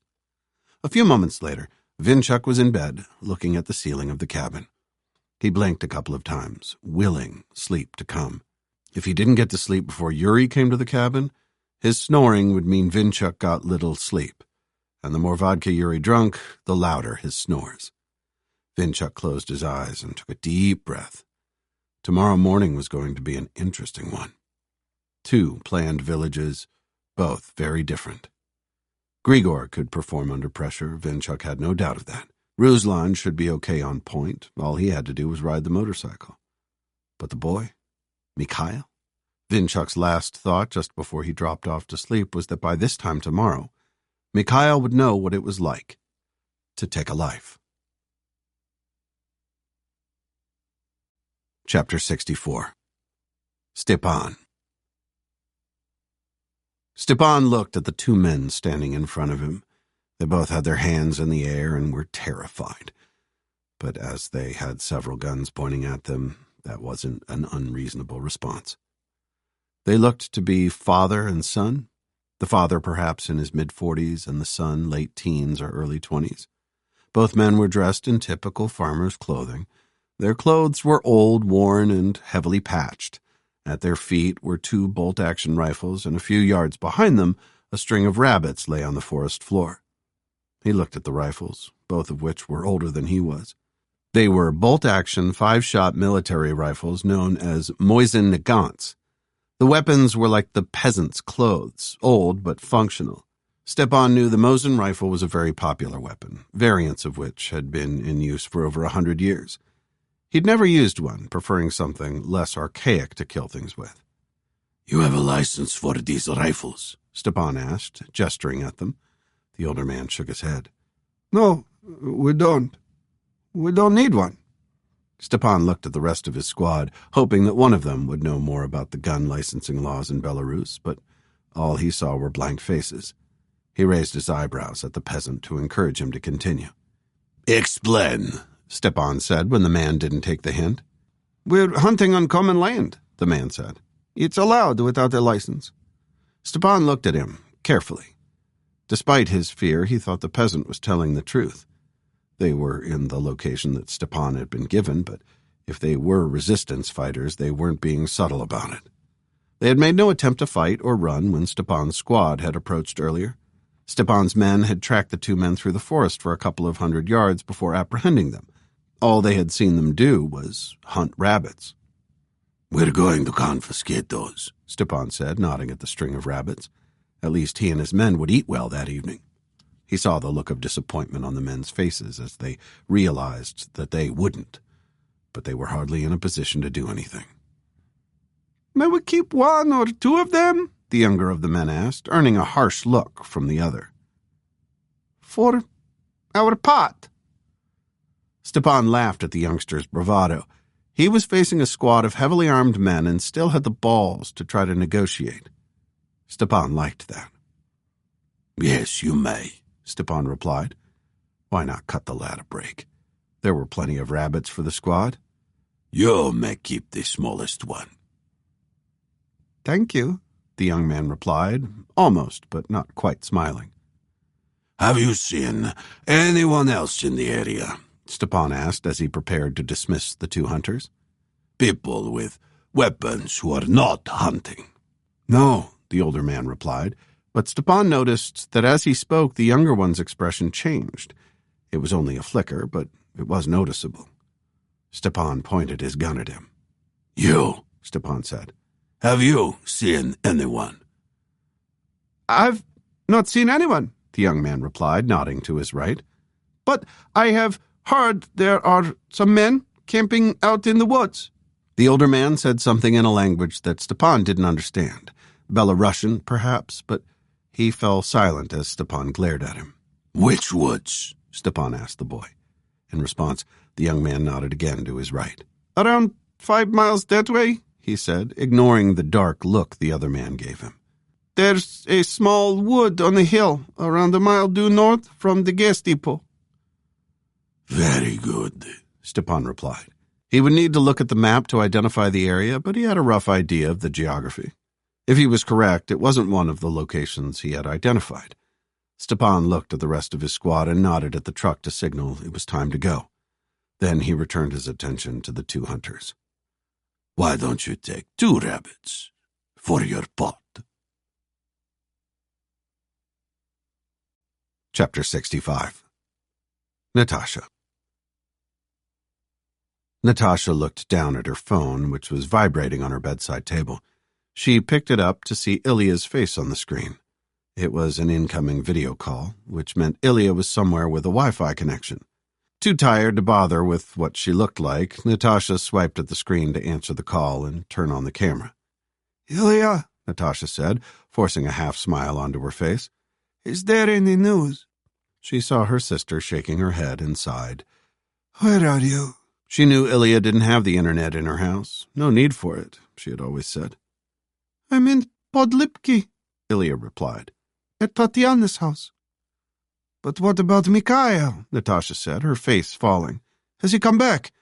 You said there wasn't any news. No, he's still missing. But what happens when he does come back? Natasha replied, her voice going up an octave. How will he know where you are? Relax, Natasha, Ilya said, using a patronizing tone that grated on Natasha's nerves. I spoke to him about coming here, and I've left him a note. All he needs to do is call me when he gets home, and I'll go and get him. No, Natasha shook her head emphatically. No, Ilya, that's not what we agreed. She saw her sister's face darken on the small screen. That was before we started getting shelled, Ilya shot back. Natasha shook her head again. The thought of Mikhail returning from wherever he was to an empty house filled her with fear. Is there any more news on what happened? Natasha asked. It was an apartment block, a few streets away that was hit. 6 dead, including a girl at Mikhail's school. Oh, God, Natasha gasped. How awful. Those poor people. She felt sick at the news and suddenly felt bad about berating her sister. But Mikhail was out there somewhere. He could be in danger. Have they said who did it? The authorities are blaming the insurgents, and the insurgents are blaming the authorities, Ilya replied with a deep sigh. The two women chatted for a while before Ilya ended the call, promising to call or send a message the moment there was any news. Natasha stared at the screen for a few seconds after they had finished. She was still angry that Ilya had moved to Podlipki, but the more Natasha thought about it, the more she understood why she had moved. Just as Natasha replaced the cell phone on the bedside table, there was a soft knock at her bedroom door. Is everything okay? It was Heidi. She was wearing pajamas, with sleeves so long they almost came down to her fingers. I came to check if you needed anything. I heard voices. I was just talking to my sister, Natasha said with a note of anger in her voice that she'd not intended. Ah, okay, Heidi replied with an apologetic look at Natasha. I wasn't listening. Sorry. No, it's not that, Natasha said. She looked at Heidi, wondering how much of what was going on to share with the woman. There would be nothing Heidi could do other than listen, and Natasha wasn't sure that was fair. Just a bit of an argument, that's all. I know the feeling, Heidi said with a wan smile. I'm the youngest of 3 and always seemed to get it the worst. She took a couple of steps toward the bed and Natasha moved over to give her space to sit down. Natasha watched her, realizing that she was a lot thinner than she'd thought. She almost had the build of a long-distance runner, but her calves lacked the definition of one. Heidi didn't say anything, but just pulled at her cuffs. When she looked at Natasha a few seconds later, her eyes were full of sympathy. To her dismay, Natasha felt a lump starting to form in her throat. Do you want to talk? Heidi asked, her voice mirroring her eyes. That was all it took to start the tears. Chapter 66. Caleb. Caleb looked at Phoebe, who still hadn't answered his question. He kept his eyes fixed on hers, knowing that her gown was barely covering her chest. Even when she closed her eyes for a few seconds, he focused on her face, not trusting himself to do anything else. Caleb knew she wouldn't be able to answer what he had just asked her. It wasn't that it was an unanswerable question. It was that the answer was she both wanted and needed something, and Caleb wasn't sure that something was him. Phoebe opened her eyes, and to Caleb's surprise, a tear ran down her cheek. He instinctively reached up and wiped it away with a finger. Why are you crying? Caleb asked. I don't know, Phoebe replied, moving her arms to replace her gown over her chest.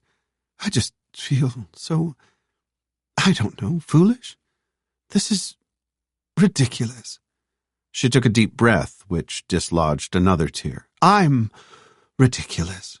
No, Phoebe, you're not, Caleb said, wiping the fresh tear with his thumb. Her skin was soft, and he wanted to slip his hand around her neck and pull her toward him. He counts each one, you know. Each what? each tear. They all get written into a book.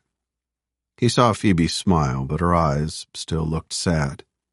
Psalm 56, verse 8.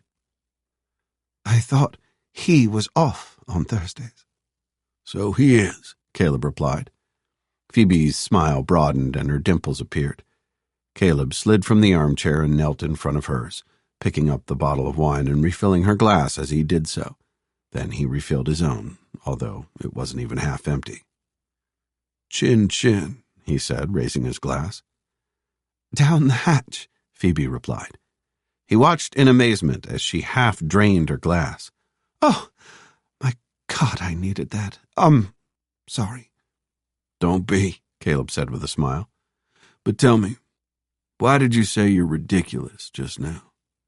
Phoebe paused for a moment before replying, as if she was weighing up her options. He watched her, thinking, wondering if she was putting together some courses of action in her head. There would be the do-nothing option, of course. Then there would be the safe middle ground, or there was the nuclear option. Do you remember your dreams, Caleb? Phoebe asked eventually. I don't believe so, no, he replied. In truth, Caleb didn't think he'd ever dreamed, much less remembered them. I had a dream the other night. About you. She bit her lower lip and looked at him. I know you did. Phoebe's mouth opened and her lips formed a circle for a few seconds. How do you know I did? She asked. Because I was there. In your dream. She looked at him with an incredulous expression. Seriously? She said, a frown forming on her head. You were there? Yes, Caleb said, allowing a smile onto his face. You just told me I was. He laughed. QED. Ah, very good, Phoebe replied, taking a sip of her wine. I see what you did there. A smile was playing over her face, but as Caleb watched, it faded and was replaced by a look of determination and something else he didn't recognize. So, what was your dream about? Well, you were in it, and so was I. Obviously. The reason I feel ridiculous, Caleb, is because... He saw her swallow. Because in my dream, we were... You know. I know what? Oh, Jesus, Caleb, sorry. I didn't mean to say that. What were we doing, Phoebe? Caleb grinned, enjoying her discomfort. She looked at him, and he knew at that moment exactly what she wanted and needed, and he very much wanted to be able to fulfill that. The crossword in the paper? No, she replied, her voice almost a whisper. But I thought maybe after I'd dreamed about it, maybe something might happen. Something might happen. Caleb deliberately made sure it didn't sound like a question, but a statement. Do you think it might? Phoebe said, leaning forward again. This time her gown stayed in place, but Caleb looked down anyway, just in case. When he looked back up at her face, he could see twin spots of red on her cheeks, right where her dimples were when she smiled. I mean, he is off on a Thursday evening. I've thought of little else since the moment I saw you for the first time, Phoebe, Caleb said, adjusting his position so he was kneeling closer to her armchair. Phoebe's lounge suddenly seemed much smaller than it had done a few moments before. She raised her hands to his face, and he could feel her fingertips trembling on his skin. Phoebe bit her bottom lip again before running her tongue over her lips. Here, she whispered. Here, Caleb replied, tugging at the belt of her gown. And Caleb's eyes never left hers. Chapter 67. Phoebe. Phoebe arched her back, grinding her teeth together as she did so. Another wave of pressure was building in her lower abdomen. It was like an ocean wave, unstoppable, relentless, and at some point in the next few seconds it would peak. She groaned a deep, guttural noise that she had no control over, and beneath her she felt Caleb's hands on her hips. He adjusted the angle they were moving at, and she felt the wave start to intensify, approaching its peak more quickly. She looked down at Caleb's face, illuminated by a shaft of early morning light that was streaming in through a small gap in her bedroom window curtains. He had his eyes closed and a look of serene concentration on his face. Phoebe gasped, knowing that what was about to happen was an inevitable physiological response. All she could do was go with it. Just as the wave reached the top of its path and the pressure became almost too much for her to bear, Phoebe's doorbell rang. Phoebe was too far in the moment to do anything other than jam her hand into her mouth to try to stifle her moans, but they came anyway, as did she. The doorbell rang again, but the world could have ended at that point in time, and she wouldn't have noticed. Afterward, her body still trembling, Phoebe laughed, partly with pleasure, partly with relief. A thin stream of perspiration made its way down her chest, and she giggled when Caleb raised his head to lick it from her skin. "Whoever that is at the door," she said, still giggling, "has got the worst timing ever." Caleb replied, sliding his hands from her hips to her thighs. "Did you—" Phoebe asked him, but as she shifted her position slightly, she could feel that he hadn't. That was a situation she was going to have to remedy once she had dealt with her visitor. The doorbell rang again as they disentangled themselves. Then a few seconds after that, her phone started buzzing on her bedside table. "Oh, for fuck's sake," Phoebe muttered as she picked up her phone. "It's not even 7 a.m. "Who is it?" Caleb asked. If he was tired, and by rights they both should have been exhausted, it didn't show in his voice. "Bloody Thomas," Phoebe replied. "Let me get the door," Caleb said, sitting up in the bed. "Can I borrow your dressing gown?" "But then he'll know we've—" "So what?" Caleb replied. "You're a grown woman, Phoebe. He's going to find out sooner or later, so he might as well hear it direct from the horse's mouth." Phoebe said nothing as she watched him squeeze himself into her dressing gown, adjusting the front to maintain his dignity. If it had been anyone else at the door, the scene would have been comical, but it was Thomas. The previous evening, one thing she'd not really thought through was any potential awkwardness at being in a van with 2 men she'd slept with. By the time she did realize it could be difficult, it was too late. She lay back in the bed, blowing her breath out through her cheeks. What a night she had just had. What a morning she had just had to follow it. Phoebe smiled as she remembered elements of it. It made her erotic dream seem like a distant memory. Caleb had seemed to instinctively know what she liked, what she wanted, what she needed. For a man of the cloth, he seemed to have a very good understanding of the female anatomy, which buttons to press and exactly when to press them. Phoebe listened but couldn't hear anything. She was expecting to hear either Caleb or Thomas's voices, perhaps both, perhaps even raised. But there was silence. All she could hear was her heartbeat in her ears as her body slowly came back from where it had been. Then she heard the kitchen tap being turned on, once and then again. When Caleb returned a moment later, he was carrying 2 glasses of water in his hands. He had even added some ice from the freezer. "I thought you might be thirsty," he said as he placed one of them down next to her phone. Then he shrugged off Phoebe's robe and slid back into bed. "Thank you," Phoebe said, putting her arm over his chest. "What did Thomas say?" "He's going to call you later." "Was he surprised to see you?"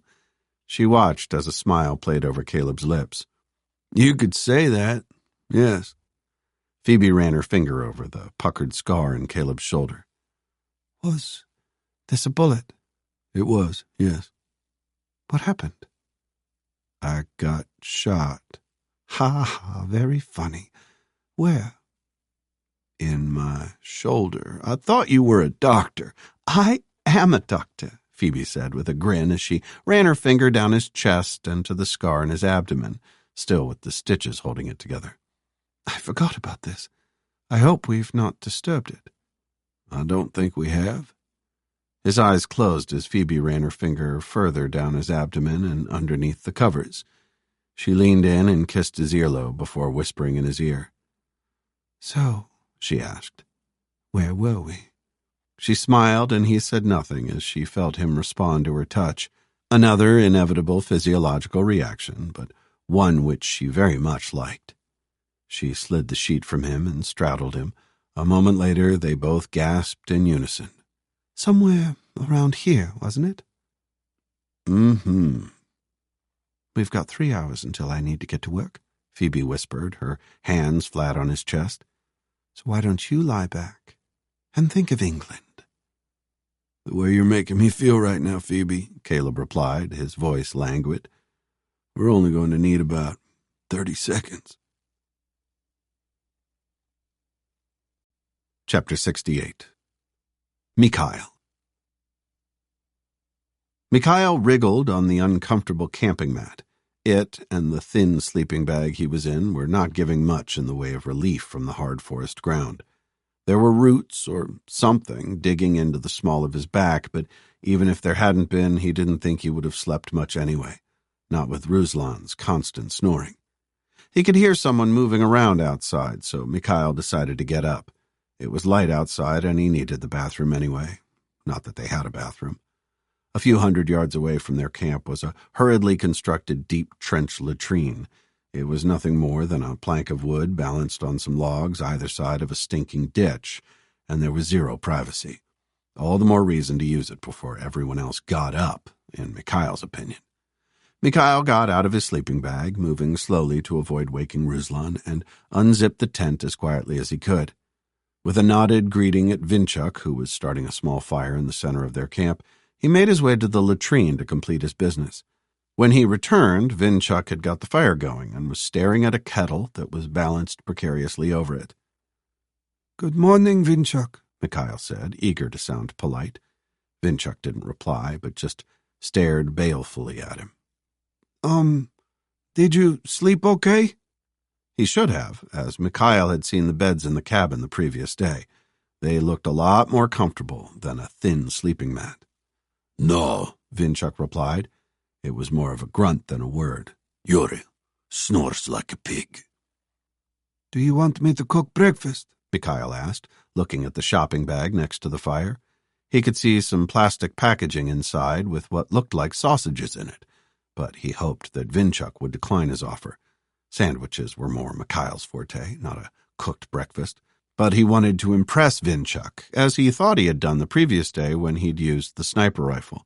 No, Vinchuk replied with another grunt. You'll only fuck it up. 30 minutes later, with the exception of Yuri, the group was sitting around the fire. Grigor looked like shit, and Dmitri wasn't far behind him. It seemed to Mikhail that only he and Ruslan were not suffering from the effects of Yuri's vodka. Vinchuk was holding a frying pan, shaking it over the fire, and the delicious smell of cooking sausages filled the air. Here, Vinchuk said, holding the pan in Mikhail's direction. Thank you, Mikhail replied as he speared a piece of overcooked sausage with a fork, transferring it to his mess tin. Smells lovely. He watched as Vinchuk offered the pan to Grigor and Dmitri, both of whom declined. That was fine by Mikhail. More for him and Ruslan. What are the plans for today, Vinchuk? He watched as Vinchuk glanced over to the cabin as if he was thinking about waiting for Yuri to surface. Then Vinchuk looked at each of them in turn before pointing at Mikhail with the spoon he'd used to cook the sausages. You, young man, are going to put that Dragunov to work. Then he pointed at Grigor, Dmitri, and Ruslan. And the three of you are going to have some fun in one of the villages. Mikhail saw a smile spreading on Grigor's face, but the other two young men just looked confused. Vinchuk's spoon returned to Ruslan. You're on point on the Minsk. What does that mean? Ruslan asked, beating Mikhail to the question.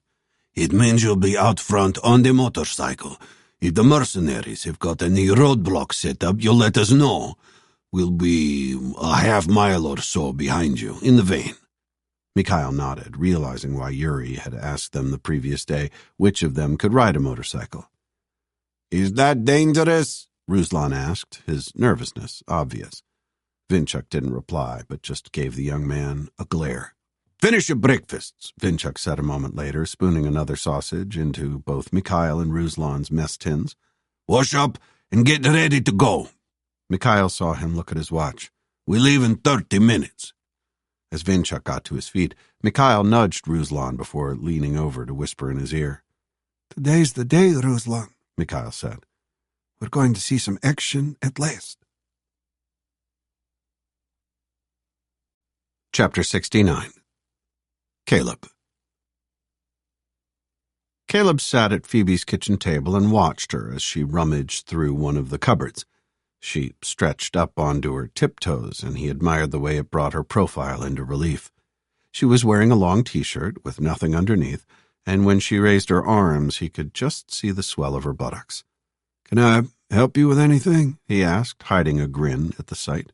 "No, I'm good," Phoebe replied, glancing at him. He managed to move his gaze a split second before she caught him leering at her. Caleb didn't think she would mind, given what they had been up to last night and that morning. He'd said 30 seconds, but things had taken a lot longer than that. "I'll fix us some breakfast." "That would be awesome," he replied. "I'm famished. I'll probably skip the blood pudding, though. Black pudding, you call it?" Phoebe turned to look at him. In her hand was a brown box. "It's not that sort of breakfast, Caleb. Sorry." She held up a box. "You like all bran?" "What's that?" "The clue's in the name." She shook the box and grinned at him. "It's bran." Caleb was just about to reply when Phoebe's phone started buzzing on the kitchen table. He nudged it toward her. When she picked it up, she looked at the screen before mouthing the words, "It's Thomas," at Caleb. Then she turned and walked out of the kitchen. As he waited, Caleb thought back to what Thomas had said to him in the pub when Phoebe had gone to use the bathroom. He had stared at Phoebe's butt as she walked across the pub before turning to Caleb. "You like what you see, preacher man?" Thomas had asked him with a leer on his face. "Would you ever sympathy fuck something like that?" Caleb had said nothing in return, but smiled as he recalled their conversation that morning at Phoebe's front door. It had been a lot shorter. While he waited for Phoebe to return, he picked up the box of bran she had left on the table. Caleb examined the contents, realizing Phoebe hadn't been joking. He wasn't sure he wanted to boost his digestive health that much, though. Perhaps once Phoebe had gone to work, he could find a cafe somewhere. He made a mental note to ask her if there was anywhere local where he could buy an American breakfast. Caleb's mouth started watering at the thought of pancakes drizzled with syrup or some chicken-fried steak with sausage gravy on the side. Surely there was somewhere in London that served Southern food. "That was Thomas," Phoebe said as she walked back into the kitchen. She had a mock frown on her face, but was smiling. "Unfortunately, he won't be able to come to Poland with us." Caleb sighed with relief. His message that morning had obviously hit the spot. "Oh, that's a shame," Caleb said. "I was looking forward to getting to know him better. Is he okay?" "He's got laryngitis, apparently." "He sounded okay the other night. Well, that's come on quickly." "Well, he sounds awful now," Phoebe replied as she returned to the cupboard, emerging with 2 bowls. "His voice is all croaky. Says he's got a really sore throat." She poured bran into both bowls before splashing milk over the cereal. Caleb looked uncertainly at the brown flakes floating in the milk. "Am I allowed sugar?" "On bran?" Phoebe replied with a laugh. "No." She gestured at his bowl with her spoon. "Stop complaining and eat up." He took a spoonful of cereal, which, as he suspected, tasted of nothing. Caleb ate slowly, unlike Phoebe, who finished her bowl in no time. "Have you got a driver's license?" she asked a moment later. "I've got an American one, yes. Will that be okay?" "I think so," Phoebe replied. "I'll have to phone the rental company." "Can you get an automatic?" Caleb asked her. "I can't drive a stick shift." "Seriously? Why ever not?" "Just never learned," Caleb replied with a shrug of his shoulders. He pushed the half-finished bowl of cereal across the table. "I'm done. No more cardboard for me." "I'm going to get dressed," Phoebe said, getting to her feet. "Can you drive the coffee machine?" "That I can do," Caleb replied with an easy grin. As he put the coffee on, Caleb considered Thomas's sudden withdrawal from the trip. He grinned as he thought about the doctor's sudden onset of laryngitis. Thomas had obviously said nothing to Phoebe, which was no surprise. Caleb knew exactly the moment that Thomas's laryngitis had started. With the coffee pot bubbling away on the counter and the smell of fresh coffee filling the kitchen, Caleb smiled to himself. Thomas's sore throat and croaky voice had started just after Caleb had answered the door. A swift punch to the trachea would do that to a man. Chapter 70. Natasha. Natasha yawned, stretching her arms above her head as she did so. She was tired and almost tempted to go back to bed for a while, but it wasn't an option. She had far too much to do today. The previous evening, she and Heidi had talked long into the night. Natasha had ended up telling her about Anton and Mikhail, both missing in action in their own ways. Heidi was an easy person to talk to, and Natasha had almost shared more than she'd originally intended. But there were some things, such as Mikhail's actual parentage, that Natasha would never share, no matter how much of a good listener the other person was. She straightened the bedspread on her bed, trying to get it to the same level of perfection as it had been when Heidi had first showed her the room. But try as she might, Natasha couldn't quite achieve the look. She left the bed as it was and made her way downstairs, where she met Heidi in the hallway. Natasha's host was busy with a can of spray polish and a yellow duster, working on a small table. She jumped when Natasha said good morning. "Oh, my," Heidi said with a smile, her hand held to her chest. "You startled me." "Sorry, I didn't mean to." "Don't be daft," Heidi replied, waving her duster dismissively. "I was miles away." She returned her attention to the table, which, as far as Natasha could see, was spotless. "Lawrence is coming back this evening. He does like things just so." Heidi smiled at Natasha, but there was a nervousness behind it that she'd not seen before. "I was wondering if I might be able to use your computer and perhaps your printer," Natasha asked.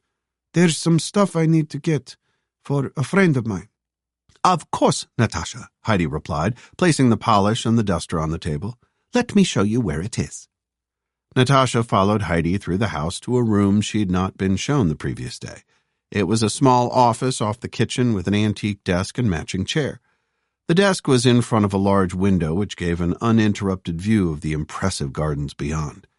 Natasha saw a man on a rider lawnmower making his way around a large oak tree near the bottom of the garden, and she wondered if Lawrence's impending arrival also necessitated the grass being cut. On top of the desk was a huge aluminum-gray iMac computer and keyboard. Heidi moved the keyboard and reached into a drawer to pull out a laptop, which she placed where the keyboard had been. "That's Lawrence's computer," Heidi said, nodding at the iMac. "But I have this one. It's hooked up to the printer over there, so you're all good to go." Natasha glanced in the direction Heidi was pointing to see a small wireless printer in the corner of the room. "Thank you," Natasha said. "There'll only be a few bits. I can pay you for the ink." "Absolutely not," Heidi said. "Will you be okay?" "Is there a password?" Natasha asked with a nod at the laptop. Heidi had opened it, and there was an Apple logo on the screen. "Oh, no," Heidi replied with a laugh. "There's no need for one." Natasha waited until Heidi had left before she opened up the browser on the laptop.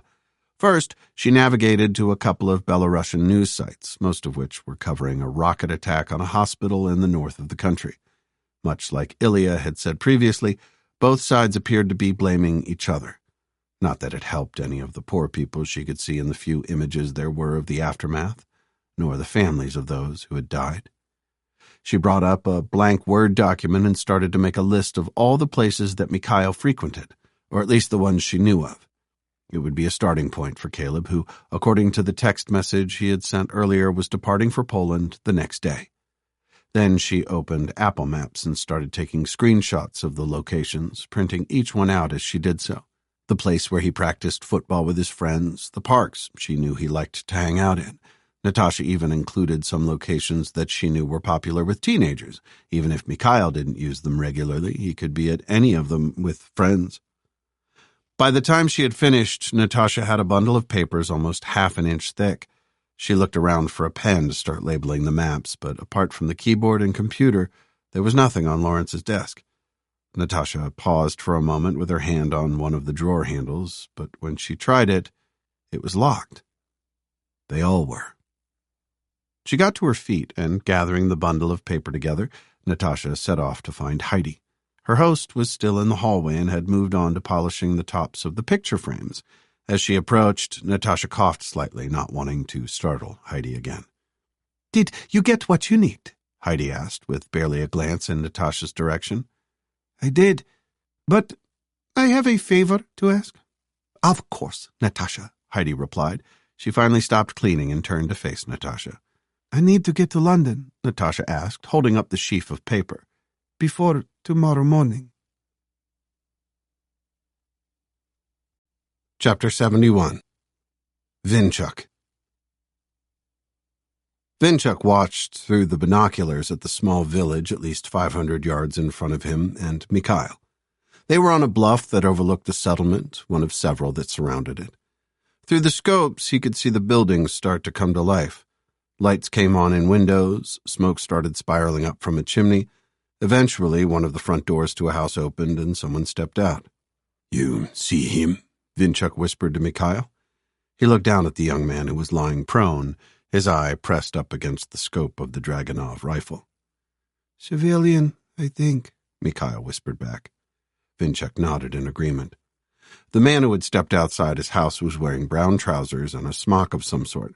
A farmer, perhaps? Definitely not a mercenary. The two of them watched in silence as he lit a cigarette and stood on his doorstep to smoke it. "There's someone else coming," Mikhail said a moment later. Vinchuk saw a woman appear at the door, a baby wrapped in a blanket in her arms. She said something to the man, who flicked his cigarette onto the ground before turning and stepping back inside. "Vinchuk," Mikhail whispered, the urgency obvious in his voice. "Third house from the left, in the yard. There they are." Vinchuk switched his binoculars to the house Mikhail had indicated. Yuri's informant, a man who had called in the small hours of the morning to let him know there were mercenaries in the village, had been right. In the small yard behind the house, two men, clad in black uniforms, were loading something into the back of a truck, while a third watched them, leaning against a log pile. He adjusted his focus to see what the men were loading into the vehicle. It was shovels. He felt bile rising in his throat as he saw movement in another part of the village. On the other side there was a group of men, all walking in single file toward the forest behind the dwellings. They were dressed in a similar way to the man they had seen smoking, but the main difference was these men all had their hands in the air and were being escorted by two black-clad men with rifles. "What do I do, Vinchuk?" Mikhail asked. "They're going to kill them." "I know," Vinchuk whispered. He looked again at the men in the black uniforms. There were 5 of them altogether that he could see, so part of a squad. There would be others in the same squad, and there would be other squads in the area, making up a full platoon. What they were about to do was very risky, especially when they didn't know the location of the remaining soldiers in the squad they were watching, or the other squads. They could be anywhere in the area. All Vinchuk could do was hope they were not in the same part of the forest that they were. "The one leaning against the log pile," Vinchuk whispered. "Take him out." It was the obvious choice. He was the only man not actually doing anything. Therefore, he was probably the one in charge. Vinchuk focused on the man leaning against the logs and took a deep breath, almost as if he was taking the shot himself. If he was younger and still had his eyesight, he would have been. A few seconds later, there was a loud gunshot which reverberated around the trees and off the other bluffs. Vinchuk saw a puff of smoke rising from the Dragunov out of the corner of his eye, but his attention was focused on the man in black, whose head had just exploded in a fine puff of red mist. The 2 mercenaries with him both dropped to their knees and scrambled for cover, looking around them as they did so. It was a good sign, as it meant they didn't know the direction the shot had come from. The men with the prisoners also dropped at the sound of the shot. Vinchuk could see them wriggling on their stomachs, trying to find cover. Snipers were a soldier's worst fear. The thought that a shot could come from hundreds of yards away, totally unannounced, was a horrible one. The group of men they had been escorting took the opportunity to run, and a few seconds later, Vinchuk saw the man with his wife and child doing the same thing, hurrying across their own yard for the relative safety of the forest. There was another shot from Mikhail, the sound again rebounding and echoing around the area. "What are you doing?" Vinchuk said, more loudly than he had intended. "We need to get out of here." He turned to look at the houses and saw that Mikhail had put a round through the radiator block of the truck the mercenaries had been loading. It was a risk, but it was one worth taking. "Come on," he said, injecting as much urgency into his voice as he could. "We need to go." Chapter 72. Phoebe. Phoebe had to stifle a laugh at Jade's words. They were sitting in the medical center having a mug of tea. Phoebe and Caleb had arrived 30 minutes earlier, just as the van they'd hired for the trip to Poland had arrived. "Seriously, Phoebe," Jade had just said when Caleb had left to check the van. "I saw him looking at you just now. He definitely likes you." It was a bit late for that, Phoebe thought, but she knew she couldn't say anything to Jade. "He's a man of the cloth," she replied, but Jade just smirked. "Yeah, but he's still a man, if you know what I mean." Phoebe stood, not wanting the conversation to continue in case she gave herself away. She crossed to the sink and made herself look busy, washing some mugs from the previous day. "What time is your ferry?" Jade asked. "Not until this evening," Phoebe replied. "We'll be leaving about lunchtime. This time tomorrow we'll be approaching Poland, I think." "Are you driving through the night?" Jade asked, a mischievous smile appearing on her face. "Or are you going to find yourselves a little guest house somewhere?" "Enough, Jade," Phoebe said, throwing a dish towel at Jade, who was laughing at her. "That's enough." Jade was just about to reply when the door to the medical center opened and Caleb walked in. He glanced at the mugs of tea on the table. "Do I get a mug of hot leaf water?" he asked, looking at Jade with a hopeful smile. Phoebe also looked at her, expecting her usual response to a request for a cup of tea, which was, "Make it yourself." But to her surprise, Jade nodded her head. "Sure. How do you like it?" I'm not sure," Caleb replied. "I didn't know it came in different ways." Jade just laughed and made her way to the kettle. "Everything okay with the van?" Phoebe asked Caleb. "Sure," he replied. "It's not got a stick, which is good. It means we can share the driving. The steering wheel's on the wrong side, though." "No, Caleb," Phoebe said with a grin. "It's on the right side. Everyone else's is on the wrong side." "Why do you guys drive on the wrong side of the road over here anyway?" "We don't. Like Phoebe said, it's everyone else who's on the wrong side," Jade called out, joining in the conversation from the other side of the room. "Guess this isn't an argument I'm going to win anytime soon," Caleb replied. "Not if you know what's good for you," Phoebe said with a smile at Caleb. He smiled back, lowering his voice so Jade wouldn't hear. "Oh, I know what's good for me, Phoebe." The look in his eyes, as he said this, caused an immediate flush to appear on her face. "I'm just nipping to the bathroom," she said, hoping that it wasn't obvious. "Why do you call it a bathroom?" she heard Caleb ask as she walked to the door. "You don't have a bath in there, do you?" "Well, you don't go there for a rest either," Phoebe heard Jade reply. In the bathroom, which as Caleb had pointed out had no bath, she looked at herself in the mirror as she patted cold water on her cheeks. What had happened the previous night was very out of character for her. She had practically thrown herself at the man. Sure, she could blame the wine, but she'd not been drunk. Slightly, perhaps, but not out of control. She'd known what she'd wanted, and Caleb had delivered it in spades. Now she was going to have to spend the next few days with him in a van. Jade's comments about finding a guest house came back to her. Phoebe grinned at herself in the mirror. What she and Caleb had done wasn't a crime. It might be a sin, but as Caleb didn't seem too bothered about that, neither was Phoebe. She heard the bathroom door open and turned to see Jade's head peeking in. "You're nearly done?" Jade asked her. "Natasha's back. She needs to speak to you and Caleb. Says it's urgent." Chapter 73. Natasha. Natasha was mid-yawn when she looked up to see Phoebe walking into the medical center. She got up from the table where she had been sitting with Caleb and smiled. "Phoebe," Natasha said. To her surprise, Phoebe pulled her into a hug. "Natasha," Phoebe replied a few seconds later. "I didn't think we'd be seeing you again. Certainly not so soon. I needed to see Caleb before he goes to Poland." She saw Phoebe and Caleb exchange a brief glance before they looked away from each other. "I've got some information that might be useful." Natasha had to stifle another yawn. It had been an early start. Heidi had given her a lift to the train station in time for Natasha to catch the first train from Salisbury to London.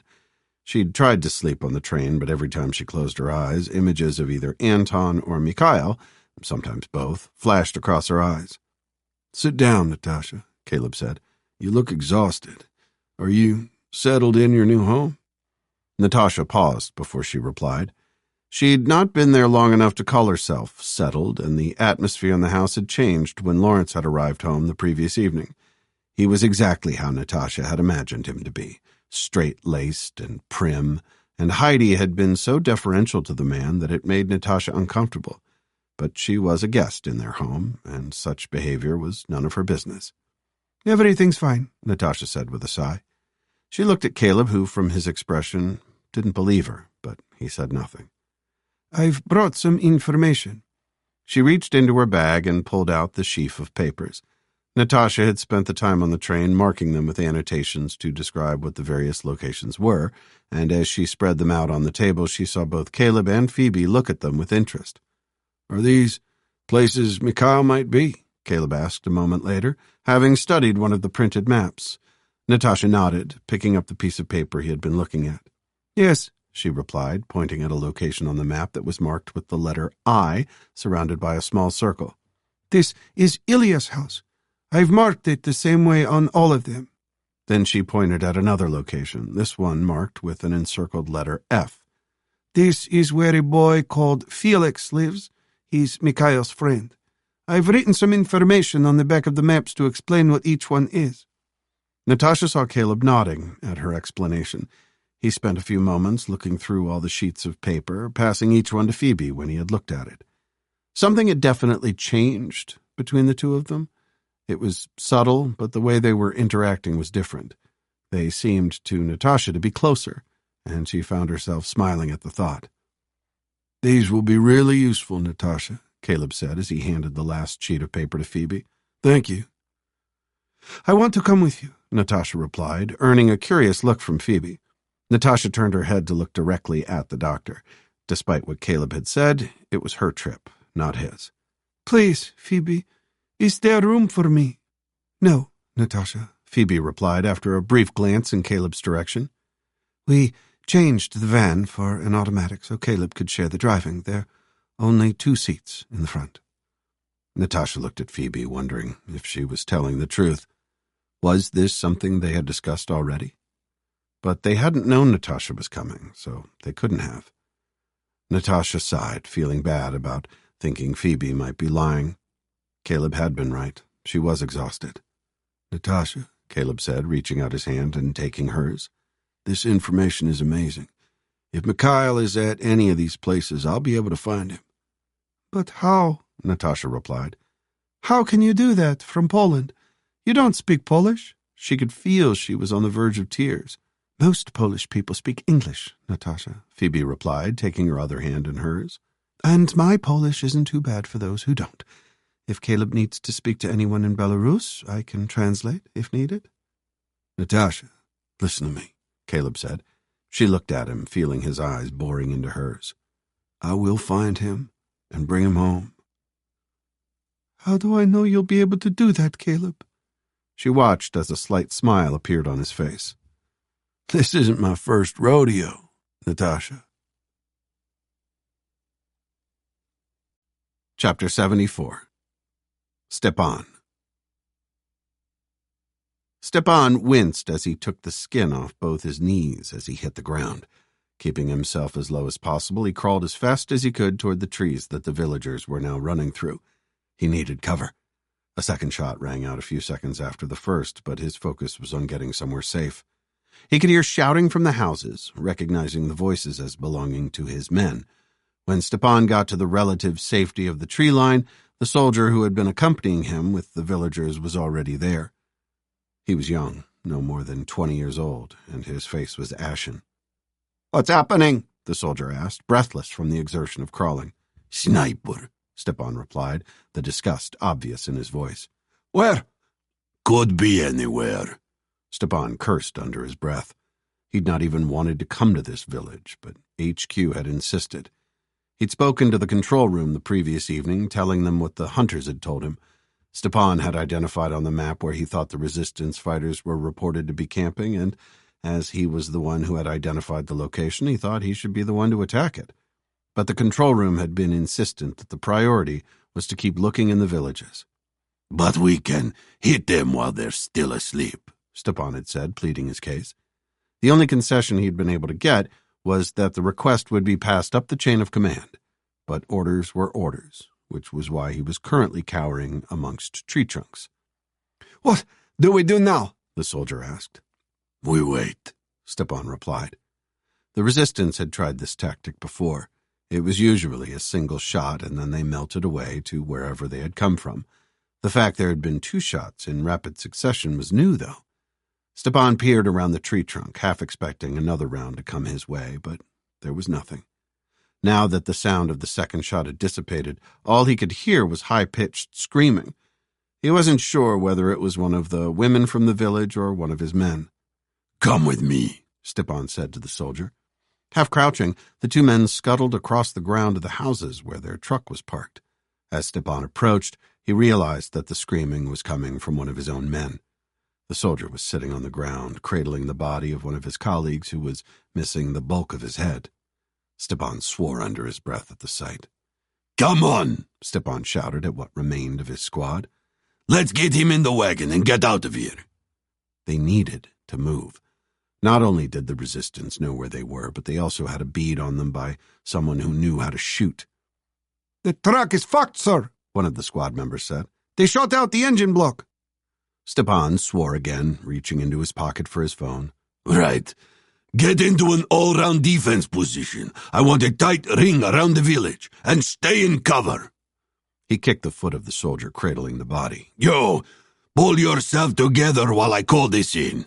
The young man stopped screaming, but just looked at Stepan, wide-mouthed, so he kicked him again. Using the engine block of the truck as cover, Stepan crouched down to make the call. While he waited for it to connect, he realized he didn't care what HQ or his chain of command said anymore. Stepan knew where the resistance was, and he was going after them. Chapter 75. Caleb. Caleb pulled on the strap in the back of the van to tighten the ratchet and secure the remaining few boxes in place. Thanks to the additional supplies that had been brought in by a small army of taxi drivers throughout the morning, the rear of the van was full. He nodded in satisfaction as he pulled down the shutter and locked it. The van was in a small loading bay that belonged to King's Cross Station and should be secure enough, but Caleb wasn't going to take any chances with the precious cargo. "Are you happy?" Caleb heard a female voice say. He turned to see Phoebe leaning against the door that led back into the main station.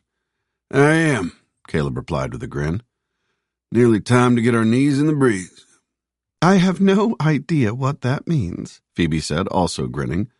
"But are you ready for some lunch?" "Sure am," Caleb said.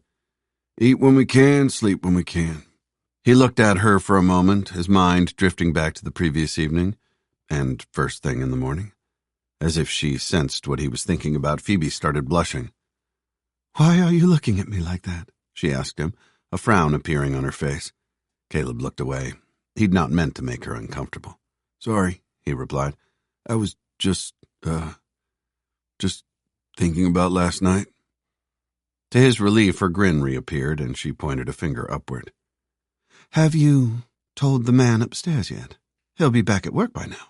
"Oh, he already knows," Caleb replied. "I think we're good, though. You can kind of tell when he's pissed. Revelation, chapter 16, verse 18. "Humor me?" "And there were flashes of lightning and sounds and peals of thunder, and there was a great earthquake." Phoebe took a couple of steps toward Caleb and stood in front of him. He wanted to reach out and hold her, but the yard was too public for that. "Are you talking about the wrath of the man upstairs?" she said, reaching out and brushing something from his face. Then she lowered her voice to almost a whisper. "Or are you talking about last night?" 20 minutes later, Caleb was sitting in a Greg's bakery on the main concourse of the station. He had commandeered a table for 4 and was looking suspiciously at an item on his plate that Jade had just placed in front of him. It was around 6 inches long and made of puff pastry, but it wasn't something he recognized. Both Natasha and Jade were watching him, while Phoebe was already laughing. "What is it?" Caleb asked Jade as he poked his finger at the item. "It's a sausage roll," she replied with a grin. "Sausage meat wrapped in pastry. Do you not have them over the pond?" "We have pigs in a blanket, but the pastry's harder."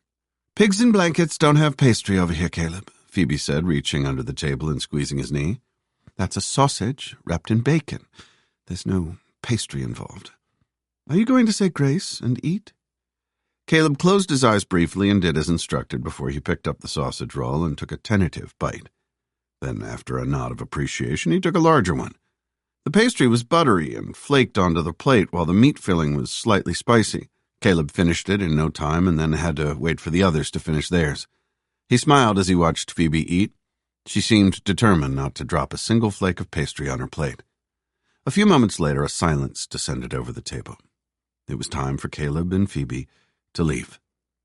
The silence was broken by Natasha. She looked at both Caleb and Phoebe in turn before her gaze settled on Caleb. His heart went out to her when he saw her pained expression. "Thank you," Natasha said quietly. "Thank you for what you're doing for me." Caleb said nothing. They had done nothing for Natasha yet, but he did have a plan. He'd just not been entirely honest with Phoebe about exactly what his plan was. Chapter 76. Mikhail. Mikhail retched again, but there was nothing left in his stomach to bring up. He glanced back at the truck where Vinchuk and the others were waiting for him. Yuri was standing next to Vinchuk, both smoking cigarettes. As Mikhail put his hand on his brow to wipe the perspiration away, he saw Yuri walking toward him. They were around 20 miles away from the village where the mercenaries had been, 20 miles from where Mikhail had killed a man. He felt another spasm of nausea at the thought. "You did well, Mikhail," Yuri said a moment later, resting a fatherly hand on Mikhail's back. "Your first time, yes?" Mikhail could hear the smile in his voice as Yuri spoke, and he nodded his head in reply. "It gets easier, my friend." Mikhail took a deep breath and watched as Yuri sat on the ground, offering him a bottle of water. He took the bottle gratefully and sat down near Yuri, careful to avoid the puddle of bile he had deposited on the ground. They were in a turnout next to a main road, hidden from view, but Yuri appeared to be in no hurry. "You'll always remember your first kill," Yuri said, his expression grim. "It's like your first kiss." His face softened for an instant, but it soon returned to a hardened expression. Mikhail tried to push away the image of Alevtina that the man's words had summoned in his mind, but he couldn't. "Right," Mikhail said non-committally, wishing that Yuri hadn't just linked the two events in his head. "It was a righteous kill, Mikhail," Yuri said. "Look at me." Mikhail did as Yuri told him, sipping his water as he did so. "There are 5, perhaps more men who are alive because of what you did?" Yuri's gaze was unwavering. 5 or more sons, brothers or husbands who are not lost, as well as one less murdering bastard in the world. That's what I mean by righteous. There's one more murderous bastard as well, Mikhail said, still holding Yuri's eyes with his. Me. Nonsense, Yuri spat back. That was an armed man prepared to murder innocent civilians. His death was his responsibility. You were just the instrument that fulfilled it. Mikhail thought for a moment, taking another sip of his water. He glanced over at Vinchuk, who gave him an appreciative nod. Had he and Yuri discussed this pep talk? Mikhail shook his head sadly, knowing it didn't matter. He'd not thought it would feel like this, killing someone. He had thought he would feel heroic, like a man. But all he felt was sadness. Like I said, Mikhail, Yuri said, getting to his feet. It gets easier, my friend. We're safe enough here. You take your time, and think about what I've said. Mikhail scuttled around so that his back was facing the group by the truck. He could feel them looking at him, but he didn't care. He forced himself to think about Yuri's words. Sure, Mikhail had taken a life, but it was the life of a soldier who would have known the risks when he picked up a weapon, just as Mikhail knew the risk he was taking. At the same time, he had saved lives, the lives of innocent people who wanted no part of this conflict. Alevtina had been innocent, and she had died. Would Mikhail have killed for her? He knew the answer to that question 1,000,000 times over. He got to his feet a few moments later, brushing dirt from his backside as he did so. Then he took another swig of water, testing his stomach, but it felt fine. Taking his time, he ambled back to where the others were waiting for him. "How are you doing?" Vinchuk asked, his expression almost fatherly. "I'm thinking," Mikhail replied, looking at each of them in turn, "that it's time to go and kill some more of these murderous bastards." Chapter 77. Natasha. Natasha stared out of the train window as the gray, monolithic buildings of London gave way to the suburbs. She looked at her phone to see it was just past 2:00 in the afternoon. Caleb and Phoebe should be well on their way to Dover by now. Despite the assurances that Caleb had given her, Natasha was struggling to see how he was going to be able to locate Mikhail. She certainly didn't share the confidence he seemed to have. She scrolled through her phone, checking her WhatsApp messages for what must have been the 20th time that day, but her original message to Mikhail and the ones she had sent subsequently remained resolutely unread. More worrying, none of the messages she had sent in the last 24 hours appeared to even have been delivered to his phone. They all had a single gray tick next to them. It was almost as if, at around this time the previous day, his phone had disappeared. Perhaps the battery had run out, and wherever he wasn't able to recharge it. Natasha put her phone back into her bag and rested her head against the seat. She felt utterly helpless. Closing her eyes, she tried to tune out the low hubbub of conversation in the carriage and doze for a while. Natasha was just on the cusp between being awake and asleep when she realized her phone was ringing. "Hello," she said as she answered the call, forgetting to look at the screen to see who it was. "Natasha, it's me." It was Ilya. "Ilya," Natasha said, shaking her head to clear it. "what's happening?" If her sister was calling her, she must have some news. "I found out where Anton is." Natasha heaved a sigh of relief. Ilya knew where her husband was. She'd not said that he was dead. If he was, she would have said she'd found out what happened to him or something similar. "Is he okay?" There was the briefest of pauses at the end of the line, and Natasha thought her heart had stopped beating until she heard Ilya's reply. "He's injured, but I don't know how badly." Natasha fought the rising sense of panic in her chest. "He's alive, though?" she asked. "Yes, Natasha, that's what I was told. I called the hospital, but they wouldn't tell me anything." Ilya's voice was calm and measured, and it reassured Natasha no end. "They won't talk to me because I'm not a direct relative." Natasha pressed her hand to her sternum at the news. Anton was alive. That was all that mattered. "Will they talk to me?" she asked Ilya. "Where is he? What happened to him?" "They might talk to you, yes. He's in a hospital in Lida, but I don't know what happened to him. He could have broken his leg playing football for all I know." Natasha laughed, a sharp noise that earned her some disapproving looks from her fellow passengers, but she couldn't care less what they thought. Her husband was alive and in a hospital not too far from Hrodna. "Can you text me the number? I'll call them now," she asked Ilya. "Of course," Ilya replied. "I'll do it now." A short time later, after listening to on-hold music for what felt to Natasha like hours, but was in reality only minutes, Natasha was talking to one of the nurses on the ward where Anton was being cared for. The woman sounded harried and distracted, but at the same time there was an edge of sympathy to her voice. Natasha had told her she was asking for information about her husband, Anton Zaystev. "What's his date of birth?" the nurse asked. Natasha had to think for a moment, but she managed to retrieve the information. There was a pause on the end of the line, and she could hear papers being rustled. "Yes, we have an Anton Zaystev," the nurse said eventually. Natasha let out an enormous sigh of relief at the news. Is he okay? What happened to him? she asked. There was another pause on the line, this one much longer. I can't discuss how he was injured or the nature of his injuries, I'm afraid. But he's okay. What the nurse said next struck fear into Natasha's heart. He's very sick, the nurse said. It could go either way. Chapter 78. Phoebe. Phoebe blipped the locks for the van and watched while Caleb checked to make sure that the rear door was secure. They were parked in the bowels of the cross-channel ferry that would be taking them to France. Around them, cars and vans were being shepherded into position by ferry employees. It was a well-practiced operation that ensured every inch of space on the parking decks was used. So, what now? Caleb asked her. He had a wry smile on his face. Do we get a cabin? No, Caleb, Phoebe replied with a laugh. It takes about an hour and a half to cross the channel. We're not getting a cabin. We could get up to a lot in an hour and a half, Caleb said, his smile broadening.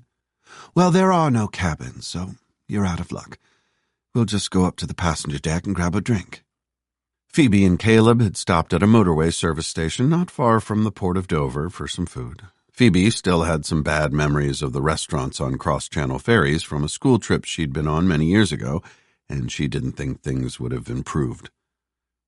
I was sick as a dog all the way from Calais to Paris, she had told Caleb as they tucked into a burger and fries.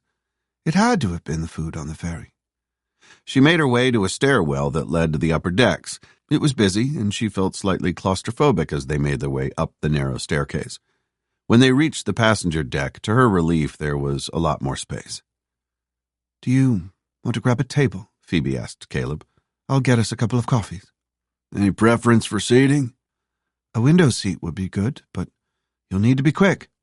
Yes, ma'am, Caleb replied with a mock salute. Popping smoke now. Phoebe shook her head and laughed before making her way to the restaurant. The passenger deck was filling up fast, and there was a large group of school children who looked to be aged 10 or 11, all with stickers on their chests with their names on them. As she got in line, she watched them for a while, envying their excitement. She certainly didn't envy the teachers who were attempting to control them. It must be like trying to herd cats, Phoebe thought, as she watched a woman becoming more and more exasperated with her charges. Eventually, Phoebe reached the front of the line and bought 2 overpriced cups of coffee. She glanced at the hot plate as she paid for them. Getting some food before they got on the ferry had been the right move. It took her a few moments to find Caleb, but he had found a table next to a window at the stern of the ship and was staring through it at the iconic white cliffs of Dover. His cell phone was on the table, on top of the papers that Natasha had given him. 1 coffee, Phoebe said, placing the cup down next to the paperwork. You've been on a cross-channel ferry before, right? No, Caleb replied, turning to look at her. The last time I crossed the channel, the boat I was in was a bit smaller than this one. Phoebe was about to ask him a question about it when he changed the subject. What's your plan when we get to Poland? She frowned at his choice of words. He had asked her about her plan, not their plan. There's a large World Health Organization depot in a town called Kuznica, Phoebe replied. It's not far from the border with Belarus. They're acting as a distribution hub for aid being sent to the country. She watched as Caleb nodded. Makes sense, he said, sipping his coffee. How about you? She asked him. What are your plans? This coffee is lovely, Caleb replied. Phoebe folded her arms across her chest and stared at him. What? He asked with a grin. What did I do? Don't try to change the subject, she said, suppressing the grin she could feel forming on her own face. I asked you what your plans are. How are you intending to find Mikhail? Phoebe waited as Caleb appeared to consider the question. He was looking at her intently as he did so, as if he was waiting for her to say something else. But Phoebe said nothing. A moment later, she raised her eyebrows to try to elicit a response. At the same time, the ship started juddering slightly as the propellers began to drive, causing ripples to appear on the surface of their coffees.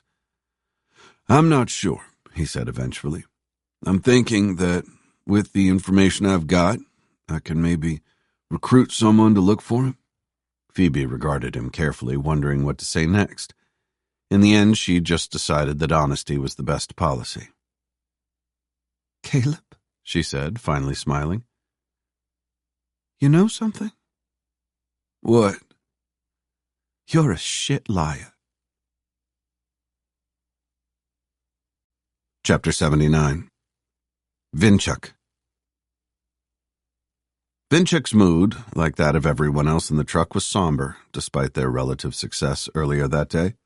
Following the attack on the mercenaries at the village, he and his squad had traveled to another small group of dwellings that had been visited by the People's Army a few days previously. It had been a contact of Yuri's who had let him know about it. In Vinchuk's pocket was a flash drive full of photographs. They were not the type of photographs that the press would ever publish, but they needed to be made public. When they had arrived at the group of houses, a woman had led Vinchuk and Yuri to the shallow graves in the forest close by. Vinchuk and Yuri hadn't asked the rest of the squad to get involved on the grounds that, with the exception of Grigor, they were too young. But the boys had joined in anyway, disinterring the bodies for them to be photographed. They were all male, civilian, and they had multiple gunshot wounds in their backs. Although nothing was said, Vinchuk also knew that a horror had been visited on the woman who had led them to the graves. He could tell from her demeanor that she was broken somehow, and Vinchuk didn't need much imagination to understand how. That was a tough one, Vinchuk, Yuri said from his position in the passenger seat, as if he could tell what Vinchuk was thinking. Vinchuk just nodded, keeping his eyes focused on the Minsk motorcycle a few hundred yards in front of them. In Vinchuk's opinion, Ruslan had been the most affected by the sights and smells they had all witnessed. Grigor and Dmitri had remained impassive and said nothing as they worked, while Mikhail just seemed to become angrier and angrier. "We'll need to keep an eye on the boy," Vinchuk said. Yuri nodded in response, and they drove on in silence for some moments. "What happens next?" Vinchuk asked Yuri eventually. "I'll take the flash drive to Orodna," Yuri replied. "I have a friend there who can get it over the border to Poland. There's a journalist there who he knows." "Will it be enough?" Vinchuk asked. "It should be." Yuri shook a cigarette free from his pack, offering one to Vinchuk, who took it gratefully. "The camera's got the GPS chip so they can verify the location they were taken. Also, the time and date is built into the photos somehow." "We can trust this journalist, can we?" Vinchuk thought back to the broadcast he'd listened to about the resistance possibly being responsible for the shelling a day or so ago. "It won't try to turn it round and use it against us." "It's a she, not a he," Yuri replied. "And as to whether we can trust her, we don't have a choice." In front of the truck, the brake lights of Ruslan's motorcycle flared, and Vinchuk tapped his own brakes, but Ruslan was just slowing down for an approaching bus. As it passed them a moment later, Vinchuk looked at the faces of the occupants. His thoughts turned to Mikhail when he realized the bus was full of people who looked to be around his age, perhaps a year or two younger. They were laughing and joking with each other as they didn't have a care in the world. Why should they? They were children. Vinchuk shook his head in sadness. This needed to end. Chapter 80. Caleb. Caleb looked at Phoebe, who regarded him with a faintly amused expression, but her eyes were hard. Behind her, he could see a group of school children, all with their faces glued to the windows as they watched the port moving away. "Do you think I'm stupid?" Phoebe asked, a definite note of irritation in her voice. "No, of course not," he replied. "I just figured I'll work something out when I get there." "That's total crap, and you know it. You're not the sort of person who works something out when he gets there." She used her fingers to make air quotes as she paraphrased his statement. Caleb sighed. He'd been hoping to have this conversation with her much later. Phoebe could just refuse to take him any further when they got to France. And then where would he be? He held up his hands as if surrendering. "I'm planning on going to find Mikhail in person." "In Belarus?" Phoebe's face was incredulous, and any trace of amusement had vanished. "In Belarus," Caleb replied. Phoebe said something in Russian that he didn't understand, but it didn't sound polite. She switched back to English. I was asking you how well you speak Russian or Belarusian, Caleb. Caleb opened his mouth and closed it again, knowing there was nothing he could say to that question. There's a mission in Hrodna, a Catholic mission that I'm going to approach for help. I'm hoping they'll be able to provide me with someone who can speak English to help me search. A mission? Phoebe replied with a laugh. What, like on Call the Midwife? He looked at her with a bemused expression. Call the Midwife? He asked. It's a television program about a bunch of nuns having babies, Phoebe replied, waving a hand as if it was irrelevant. Despite the situation and Phoebe's obvious anger, Caleb started to laugh. Nuns having babies, he said. That sounds like a novel plot. Not having babies, you idiot, Phoebe replied. To his relief, he could see the traces of a smile around her mouth. Delivering babies. So let me see if I have this right. Your plan is to go to Belarus, find a nun, preferably one who speaks English, and wander around until you find Mikhail? Well, Caleb said, I don't think it's that kind of mission, and I do have a plan for the search. Oh, well, that's all right then. He watched as Phoebe leaned back in her chair and took a sip of her coffee. Above their heads, the ship's horn sounded with a deep, resonant blast that was followed by an excited cheer from the schoolchildren. How are you planning on getting him back across the border? Caleb pulled the corners of his mouth downward. That was something he didn't have a plan for, just yet. He watched as she started giggling. What's so funny? He asked her. I was thinking, Phoebe replied. You could always dress him as a nun. Caleb laughed politely and got to his feet. I'm going to find the bathroom. Leaving Phoebe still giggling, he made his way across the crowded deck, sidestepping people as he did so. As he walked, he thought about what Phoebe had just said. There was much that he'd not told her. He'd not told her that he had a very good idea what Mikhail was doing. If the young man had lost someone close to him, as Natasha had said, then he would be angry, as well as grieving. And in Caleb's experience, angry young men wanted to do one thing, which was to fight. He'd been one himself, although it was years ago. Natasha's husband had joined the fight, so it stood to reason that Mikhail would want to either join him or at least follow in his footsteps. Caleb knew from his experiences in war-torn countries that networks were quick to emerge among the local population. They were a vital way for information to be passed around, and there would be a network of some sort for the fight against the authorities. If he could tap into that network, and this was where he would need some local help, then he could locate Mikhail. Caleb knew he couldn't make Mikhail return with him, and there was still the problem of getting over the border, but he would do his best to persuade him. Caleb had many skills, and the art of persuasion was one of them. All he needed Phoebe to do was to get him to the border. Chapter 81. Stepan. Right, listen in, squad, Stepan said, looking at each member of them in turn to make sure he had their undivided attention. They were sitting on plastic garden chairs in their makeshift ops room, gathered around an easel that Stepan had pinned a map of the area to. A black X on the map marked the location where the hunters had reported the resistance was camping. Stepan tapped the cross with a Sharpie. This is our primary objective.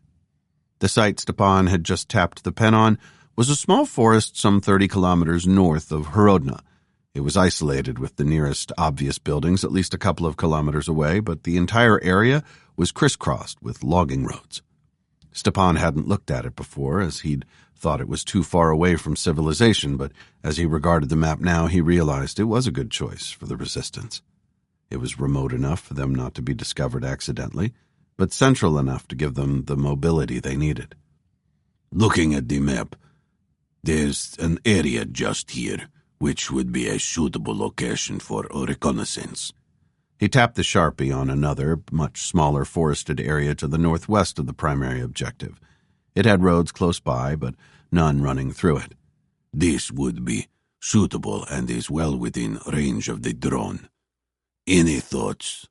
The squad remained silent, and all Stepan got in return were sullen stares. There was a replacement for the soldier who had been killed, due in at some point that day, and Stepan pitied anyone who was joining this group. He placed the pen on the easel and pulled up a chair before sitting down and facing his men. Right, he said, trying to sound sympathetic. He was going to have to speak to them less like a soldier and more like a father. Stepan paused, suddenly realizing he didn't know the first name of the soldier who had died.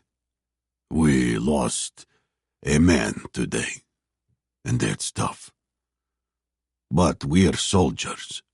He thumped his chest with his hand. We fight, and some of us die. That's what we're paid to do. Tomas wasn't paid enough for what happened to him, one of the men said. Stepan looked at him, mentally thanking him for the reminder of the dead man's name.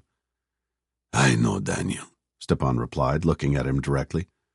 Tomas was a good man, a good soldier. But what? We're just going to let his death go unpunished? He glanced at the map on the easel behind him. Or are we going to go find the man who did this to Tomas and punish him? There were a few sullen nods from the men.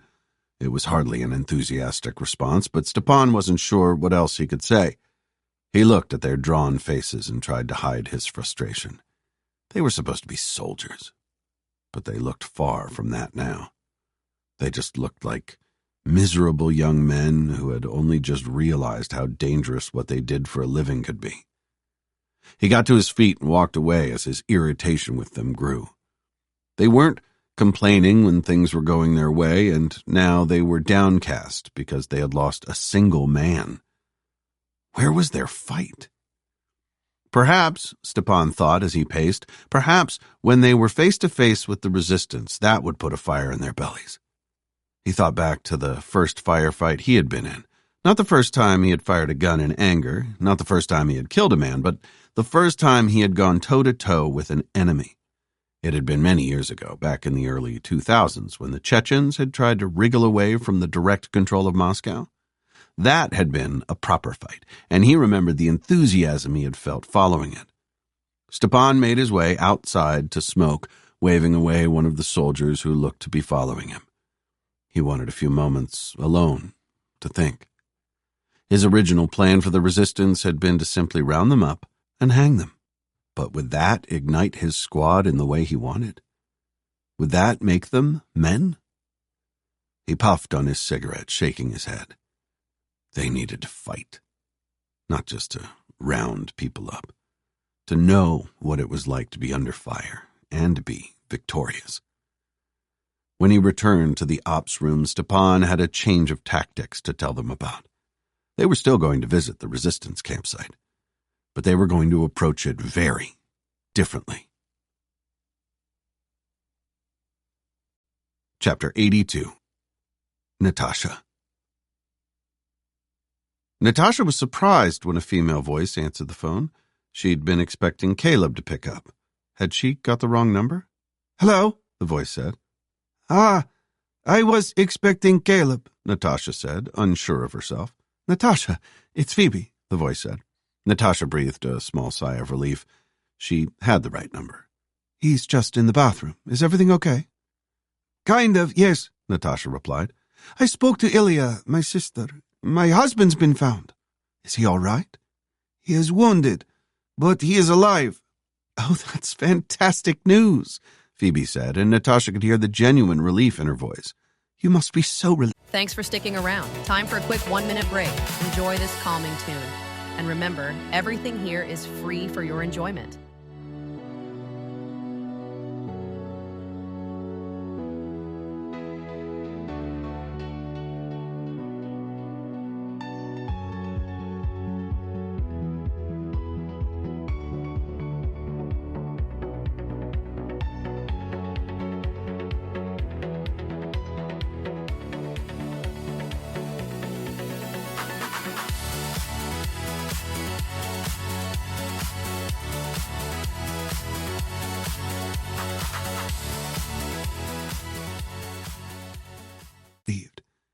I am, yes, Natasha said, pausing for a few seconds before continuing. I spoke to the hospital he's in, and he's quite sick. Did they say what happened to him? No, they wouldn't tell me, just that he had been wounded and was suffering from a serious infection.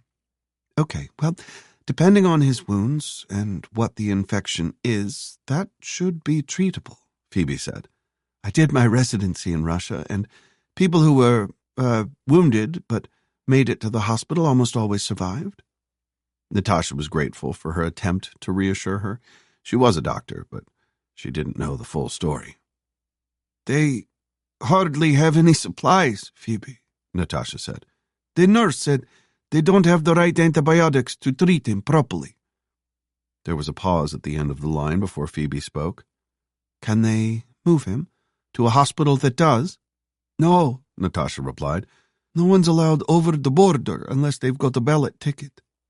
Not even casualties. Especially not casualties who are men. Natasha heard Phoebe sigh as she said this.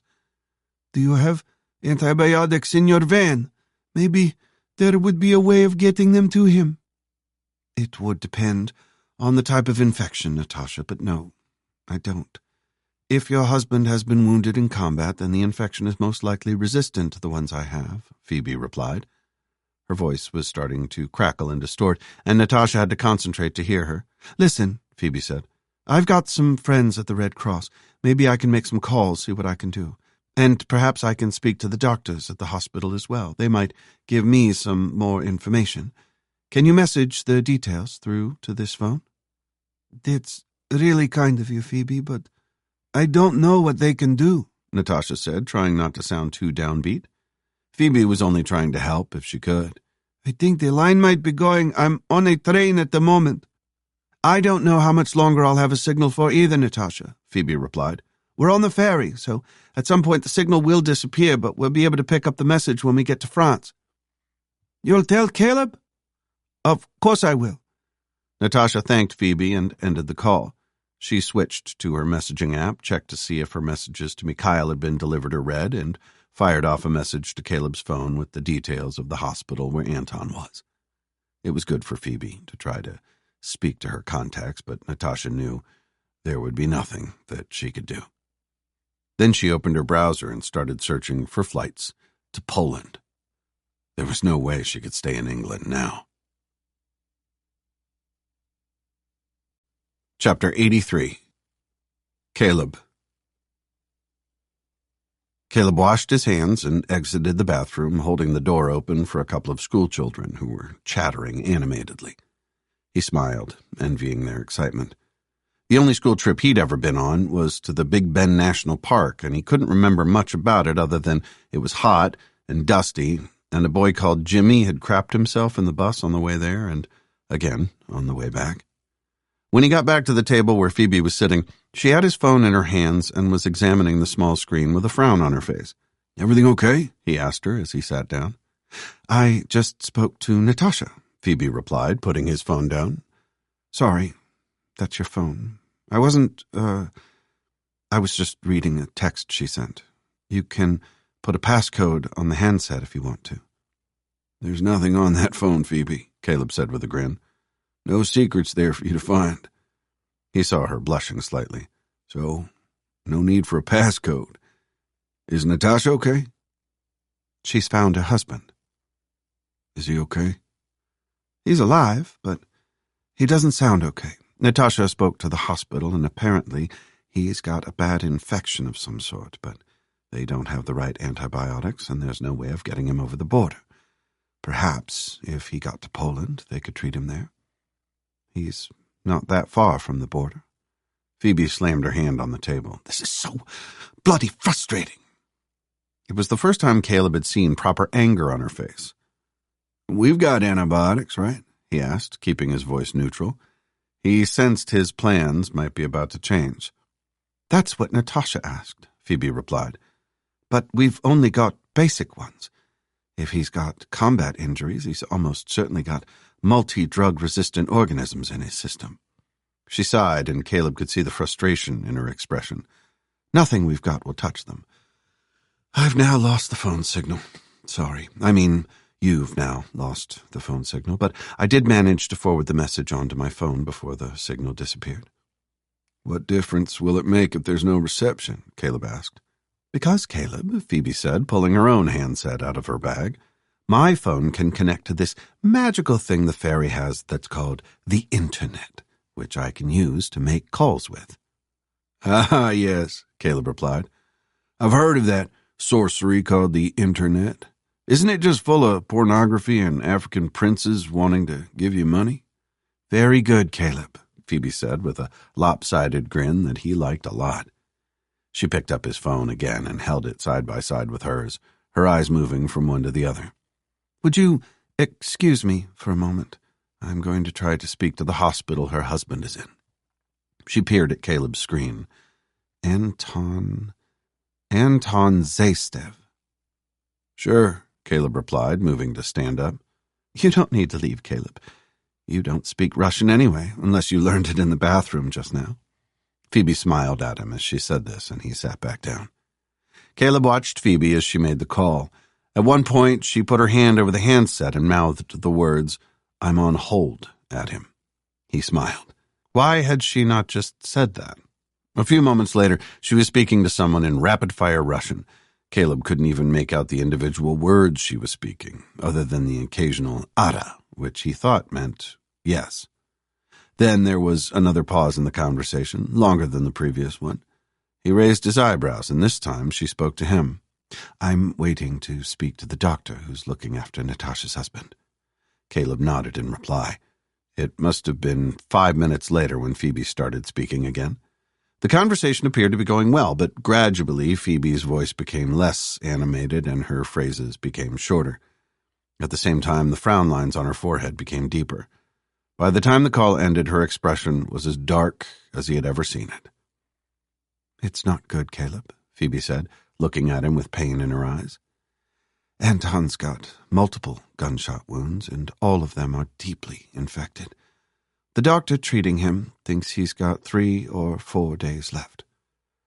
Caleb considered what Phoebe had just said for a moment. He closed his eyes, offering up a silent prayer to St. Michael, the archangel. St. Michael was the patron saint of soldiers, but from what Phoebe had just said, even the archangel was going to struggle. How long can you stay in Poland, Phoebe? Caleb asked her, before you have to return to England. A couple of days, I guess, maybe more. Why? You said if Anton could get to Poland, he might be okay, Caleb said. If I can get him across the border, could you get him into a hospital? I'm sure I could, yes, but even if you can get him to the border, how are you going to get him across it? Yeah, Caleb said, relaxing back into his chair. Not quite worked that part out yet. Chapter 84. Mikhail. Mikhail tossed and turned in his makeshift bed. He had adjusted it to try to avoid the route he'd slept on the previous evening, but all he managed to do was find another one. In the distance, he could hear the muted conversation of the others above the rustling noise his tent made in the gentle breeze. As he rolled over, he heard Gregor's distinctive laugh and wondered what they were talking about. It was still light outside, although the sun was beginning to set. Mikhail had gone to bed early, claiming to be tired, but in reality, he wanted some time alone. He had killed a man today, ended a life using his own hand. Despite what Yuri had said earlier, and despite what he had said to the others, Mikhail was hurting inside. Somewhere there might be a mother grieving for her son, a wife for her husband. The man's status as a soldier wouldn't matter to them. Their grief would still hurt, as Mikhail's grief for Alevtina did. Wasn't he supposed to feel a sense of vengeance, not a sense of loss? Mikhail belched, which caused a burning sensation in the back of his throat as he tasted the vodka Vinchuk had given him earlier. It will help you sleep, Mikhail, Vinchuk had said. But so far, all it had done was give Mikhail indigestion. If he was at home or at his Aunt Ilya's house, he could get up and fetch a glass of cold milk. But here, in the forest, they didn't even have a fridge. He turned again, closing his eyes, but images and sounds started appearing in his mind's eye. The graves they had dug up earlier, the sound of the camera shutter whirring as Vinchuk had photographed the bodies. As Mikhail lay there, he imagined he could still smell them. Only a few days previously, he had been in school listening to Felix telling dirty jokes about Mrs. Ananich. Mikhail forced himself to smile, remembering the expression on her face as she had been about to sentence Felix to a detention when the sirens had sounded. His smile faded as he remembered what happened in the bunker, when it was just him and Alevtina. How soft her lips had felt as he had kissed her, the warmth of her body against his. Mikhail rolled onto his back and unzipped his sleeping bag. He knew there was no way he would be sleeping any time soon, and he didn't want to be alone anymore. Besides, he needed to pee. After he had used the deep trench latrine, finishing his business as quickly as he could to get away from the stench, he joined the rest of the group who were sitting around the remnants of a fire.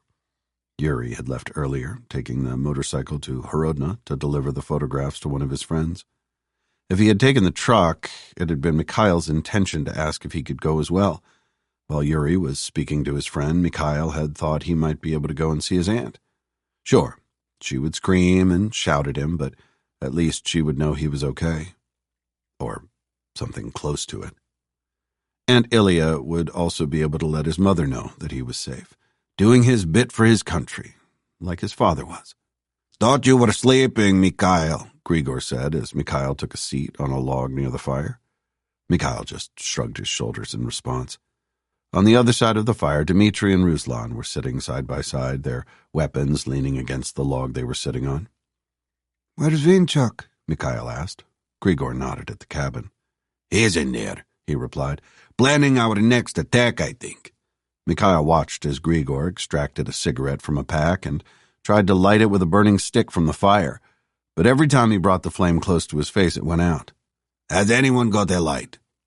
"What does it feel like, Mikhail?" Ruslan asked, shifting his position to put his hand in his pocket. When he pulled it out, he had a small plastic lighter which he tossed to Grigor. "What does what feel like?" Mikhail replied. "What does it feel like to kill someone?" Mikhail shrugged his shoulders again. "Doesn't really feel like anything, to be honest." Grigor started laughing. He lit his cigarette, keeping it in his mouth as he returned Ruslan's lighter. Then he put his hands on either side of his head and made an exploding noise as he pulled them away. "That's not what the soldier thought," Grigor said with a laugh. "The last thing that went through his head was a bullet." With the exception of Mikhail, they all laughed. As the laughter died away, the four of them sat in an almost companionable silence. Mikhail could hear the noise of the forest around him, but he thought there was something else, something much fainter than the rustling of tree branches, but there was definitely something. Grigor opened his mouth to say something, but Mikhail hushed him. "Can anyone hear that?" Mikhail asked, his voice a low whisper. He saw a look of concentration on their faces, but they all shook their heads. "Hear what?" Grigor asked, his voice also low. Mikhail met his eyes, not wanting to look up in case he was right. "I think I can hear a drone." Chapter 85. Phoebe. Phoebe tapped her finger on the screen of the GPS, double-checking she had the spelling of the town they were heading for correct. Then she sat back in the driver's seat and waited for the route to be calculated. When she saw the summary appear on the screen, she whistled. "Ouch," she said to Caleb, who was watching her with interest. 15 hours. That's going to hurt. "Which countries are we going through?" he asked her. "France, obviously, but not much of it. Then Belgium, Holland, pretty much all of Germany, and then pretty much all of Poland," Phoebe replied, scrolling through the route on the screen. "So, about lunchtime tomorrow?" "Probably later, with rest stops," Phoebe replied. Jade's earlier comment about finding a guest house came back to her, and she smiled. "I don't think I've even been to 5 countries in one day before." She turned to look at Caleb as in front of them the large doors to the ferry started to open. He was looking at her with a curious expression. "What?" "Nothing," Phoebe said. "Just something Jade said, that's all." A few moments later, the cars in front of them started to ease their way off the ferry. Phoebe put the van into drive and followed, nervous about driving over a ramp even though she knew it was quite safe. But when the wheels of the van reached firm ground, she breathed a sigh of relief. Next to her, Caleb was looking out of the window at the high chain-link fences on either side of the road that were topped with razor wire. They were illuminated by both the orange streetlights and also floodlights in the ground. "It looks like a prison," he muttered. There were even fences on the bridges that crossed above their heads. "It's to keep the migrants away from the port," Phoebe replied. "But it doesn't seem to stop them. They just come over in small boats instead. I can't imagine being that desperate." She glanced at Caleb to see he had a thoughtful look on his face, but he said nothing. They drove past signs in both English and French, reminding them to drive on the right. Then there was a larger sign at the side of the road. Bienvenue en France. Welcome to France. Beneath it was some graffiti sprayed on the sign in black paint. Bienvenue en Europe. Welcome to Europe. A few miles on, the fences disappeared and the traffic from the port started to thin out. Phoebe followed the instructions on the screen, which took them around the town of Calais. What little she could see of the place looked pretty industrial. She followed the signs toward Dunkirk and Lille until a couple of miles further on they joined the E40. The dual-lane highway made the driving easier, as she didn't have to concentrate quite so much about which side of the road to drive on. As she drove, Phoebe's thoughts turned to Anton, Natasha's husband. The doctor she had spoken to in the hospital had told her that his patient had been confirmed as having a gram-positive infection of some sort, but they weren't able to identify exactly what type of organism was causing it. She tried to remember back to the infection module she had done at medical school, but the only thing she could remember from the warfare section was an infection called Clostridial myonecrosis, also known as gas gangrene. If that was what Anton was suffering from, his prognosis was very poor. 3 or 4 days was optimistic, but if she remembered correctly, it was actually quite rare. "Clostridium perfringens," Phoebe muttered under her breath, surprised she could remember the actual name of the bacteria species that caused the horrible infection. "Sorry, I missed that," Caleb asked her. His voice sounded sleepy, and she felt bad that she'd woken him up. "I didn't mean to wake you," Phoebe replied. "I was just thinking about Anton and trying to remember the names of the bacteria that cause wound infections.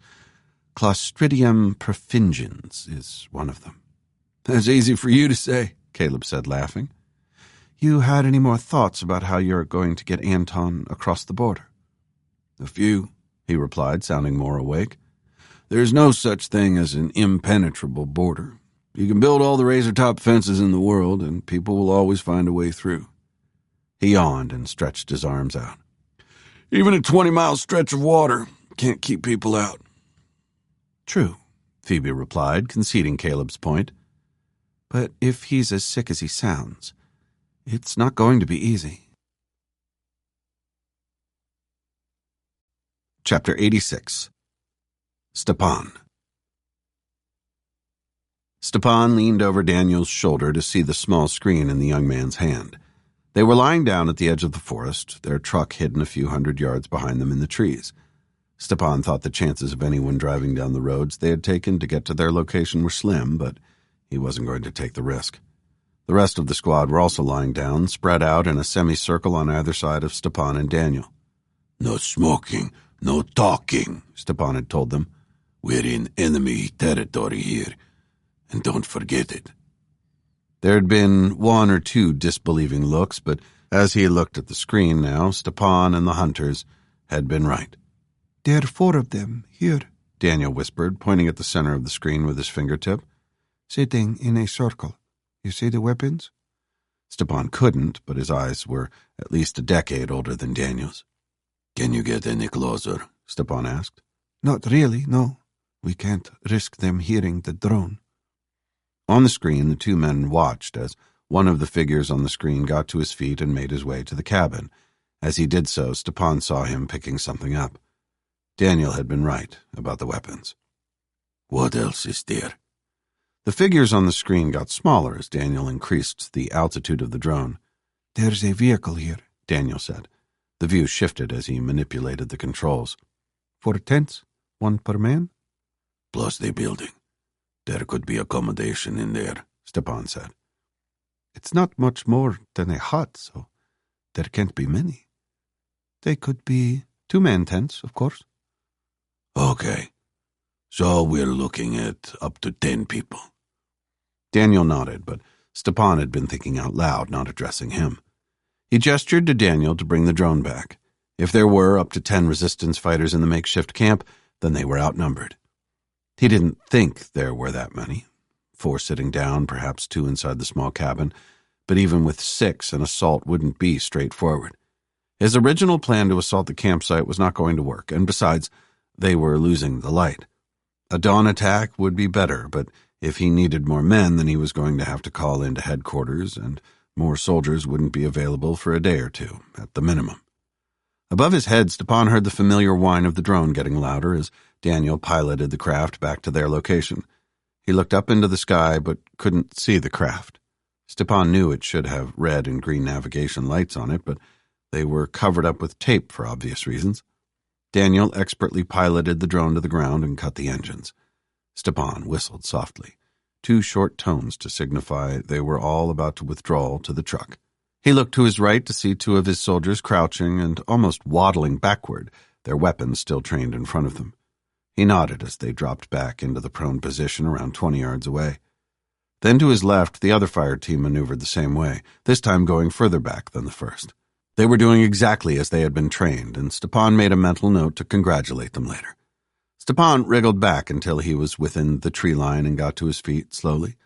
Even though the resistance fighters were several hundred yards in front of their position, he wasn't taking any chances. Followed by Daniel, he made his way back to the vehicle. When they arrived, he could smell a faint odor of cigarette smoke in the air, but he didn't press the issue. His men had done well. They had located and positively identified one of the resistance hideouts. Now they knew where they were hiding. They could wipe them all out. Chapter 87. Caleb. Caleb raised his hand from the steering wheel and rubbed his eyes. They were gritty from driving, but he wasn't tired. Next to him in the passenger seat, Phoebe was curled up and snoring softly, while in front of him the sky was just beginning to lighten. There were streaks of red and orange starting to form, and an airplane high above him was leaving dual contrails behind. Caleb wondered for a moment about the plane, where it was going and who was on it. He imagined excited families going on vacation, bored businessmen and women traveling to and from work, and people just going from point A to point B. But the path of the righteous is like the light of dawn, which shines brighter and brighter until full day, Caleb muttered under his breath, not wanting to wake Phoebe. Proverbs chapter 4, verse 18, he added, unable to help himself. Caleb glanced at Phoebe, wondering if she was dreaming, and if she was, what about? When he returned his eyes to the road, the sun had just appeared on the horizon, sending its rays upward. Caleb smiled at the dawn of a new day, but his smile faded as he considered what it might bring. A few moments later, Phoebe started stirring next to him. He looked over at her and saw that she was trying to stretch, but didn't have enough room. As he watched, she opened her eyes and smiled at him. Perhaps she had been dreaming of him. Caleb knew it was self-indulgent, but he appreciated that her first waking act had been to smile at him. She looked beautiful in the early light of the sun, but he couldn't look at her for as long as he wanted to. He was supposed to be driving. "Morning," Caleb said as he turned his eyes back to the road. "Morning," Phoebe replied. "What time is it?" "Well, looking at the angle of the sun, I'd say it's just before 5. "You can tell that from the angle of the sun?" Phoebe asked as she yawned. "That, and the clock on the dashboard." "It's too early for jokes, Caleb," Phoebe replied with another smile. "Are you hungry?" Caleb asked her. They had passed a sign for a service station a mile or so back, so could stop if she wanted to. "I'm busting for a pee, and a coffee would be good. You should have woken me earlier. It must be my turn to drive by now." Phoebe yawned again. "Where are we?" "Somewhere in Germany," Caleb replied, looking at the GPS. "We passed Berlin about half an hour ago, so it's not too much further to the Polish border." "You should have woken me," Phoebe said again. "You've been driving for ages." "But you look so peaceful when you're asleep." Phoebe replied with a smirk. "That's not creepy at all." They drove on in silence for a few moments, passing another sign for a service station which was 5 miles ahead. "Can I ask you something, Caleb?" Phoebe said. He turned to look at her, surprised by how serious she sounded. "Sure, ask away." "What happens to us when this is all over?" "How do you mean?" he replied, unsure what she meant. "I mean, let's say we get to where we're going. You find Anton and Mikhail and get them to safety somehow, so they can live happily ever after," Phoebe said. He looked at her again, but she was staring out of the passenger window. "What happens after that?" "I don't know," Caleb replied, deciding honesty was the best approach. "I don't know what happens after that." "I suppose it depends what the man upstairs has in mind for you." The way Phoebe said this made Caleb feel sad, and he wasn't sure why. "Whether he has a plan?" Caleb didn't reply, knowing it wasn't a question for him to answer. There was a silence that lasted just long enough to feel uncomfortable before Phoebe continued. "I'm sorry, Caleb," she said. "I'm not usually maudlin." "Perhaps you're tired." "Perhaps," Phoebe sighed, adjusting her position in the passenger seat. "I just don't want what happened to be a one-off, that's all. What happened between us, I mean." "It doesn't have to be," Caleb replied. "When I asked you how long you could stay in Poland, perhaps I had an ulterior motive." He looked at her and let a smile play over his face, but it wasn't returned by Phoebe. "I've never had a one-night stand in my life, Caleb," she said. "I've never slept with someone that I've only just met." Her tone was clipped, and he could sense the anger she was trying to suppress. "Until I met you." Caleb drove on in silence for a few moments as they approached the turnoff to the service station. He wasn't often lost for words, but he had absolutely no idea what Phoebe wanted him to say. Chapter 88. Natasha. Natasha stared, open-mouthed, at the large television screen. It was showing the BBC News channel, which had a moving breaking news banner across the bottom of the picture. Heidi was sitting next to her on the sofa, also intently watching the anchor. "The BBC has received information, which it has been able to independently verify, about the deaths of civilians in Belarus that appear to be war crimes," the stone-faced woman on the screen said. "In the village of Metlachino, to the northeast of Minsk, the bodies of several civilians have been recovered by members of the local resistance. The footage is too graphic for us to show in detail, but the BBC has shown it to a forensic examiner who has suggested that the male victims were all shot in the back at close range." The footage on the screen changed from the studio to a shot of a forest floor. 3 areas of the shot were blurred out, but the shallow graves the bodies had been exhumed from was obvious. "Oh, my God," Natasha said, her voice trembling. She felt sick and briefly considered running to the bathroom. "I know that village." International pressure is mounting on the Belarusian authorities to stand down the so-called People's Army, the private mercenaries who they are using to try to regain control of the country, the anchor went on to say. In London, the Belarusian ambassador has been summoned to number 10 Downing Street to account for the alleged crimes. The situation in the country is being described as a tinderbox by the Prime Minister, who has said that the international community must not stand by and watch. His sentiments have been echoed by the President of the United States, who has called for the country's borders to be open to allow refugees from the conflict to flee. The screen changed to a shot of a destroyed building, smoke still spiraling into the air from the ruins. Elsewhere in Belarus, there has been renewed shelling of civilian residential areas with numerous fatalities reported. The BBC has not been able to verify this, but the shelling is also thought to be the work of the People's Army. "Natasha, you cannot go back there," Heidi said. Her voice was shrill as she spoke. "Look at what's happening." "I have to go back there," Natasha replied, her voice harsher than she intended. "My son and husband are both there, and Anton is sick. I have to see him before—" Her voice tailed away. She wasn't able to say the words, "before he dies." Although she knew it was irrational and unfair, Natasha wanted to shout or scream at her, to highlight how privileged she was sitting in her nice big safe house in England. But none of that was Heidi's fault, just like none of what was happening to her family was Natasha's fault. "But you can't get them out," Heidi barked back. She looked to be on the verge of crying. All you will be doing is putting yourself in danger. What if it was your family, Heidi? Natasha said. What if it was Lawrence in a hospital bed? What if it was your son who was missing? The moment the words left Natasha's mouth, she wished she could take them back. Heidi's face crumpled and tears began to run down her face. Natasha reached out and took Heidi's hand. I'm sorry. I didn't mean that. No. You are right, Heidi replied with a sob. She gripped Natasha's hand so hard it hurt. But it's just so awful. What is happening? Later that morning, Natasha and Heidi were walking in Heidi's garden, their arms linked. Natasha had apologized again to Heidi for her outburst, but Heidi had dismissed it as not being important.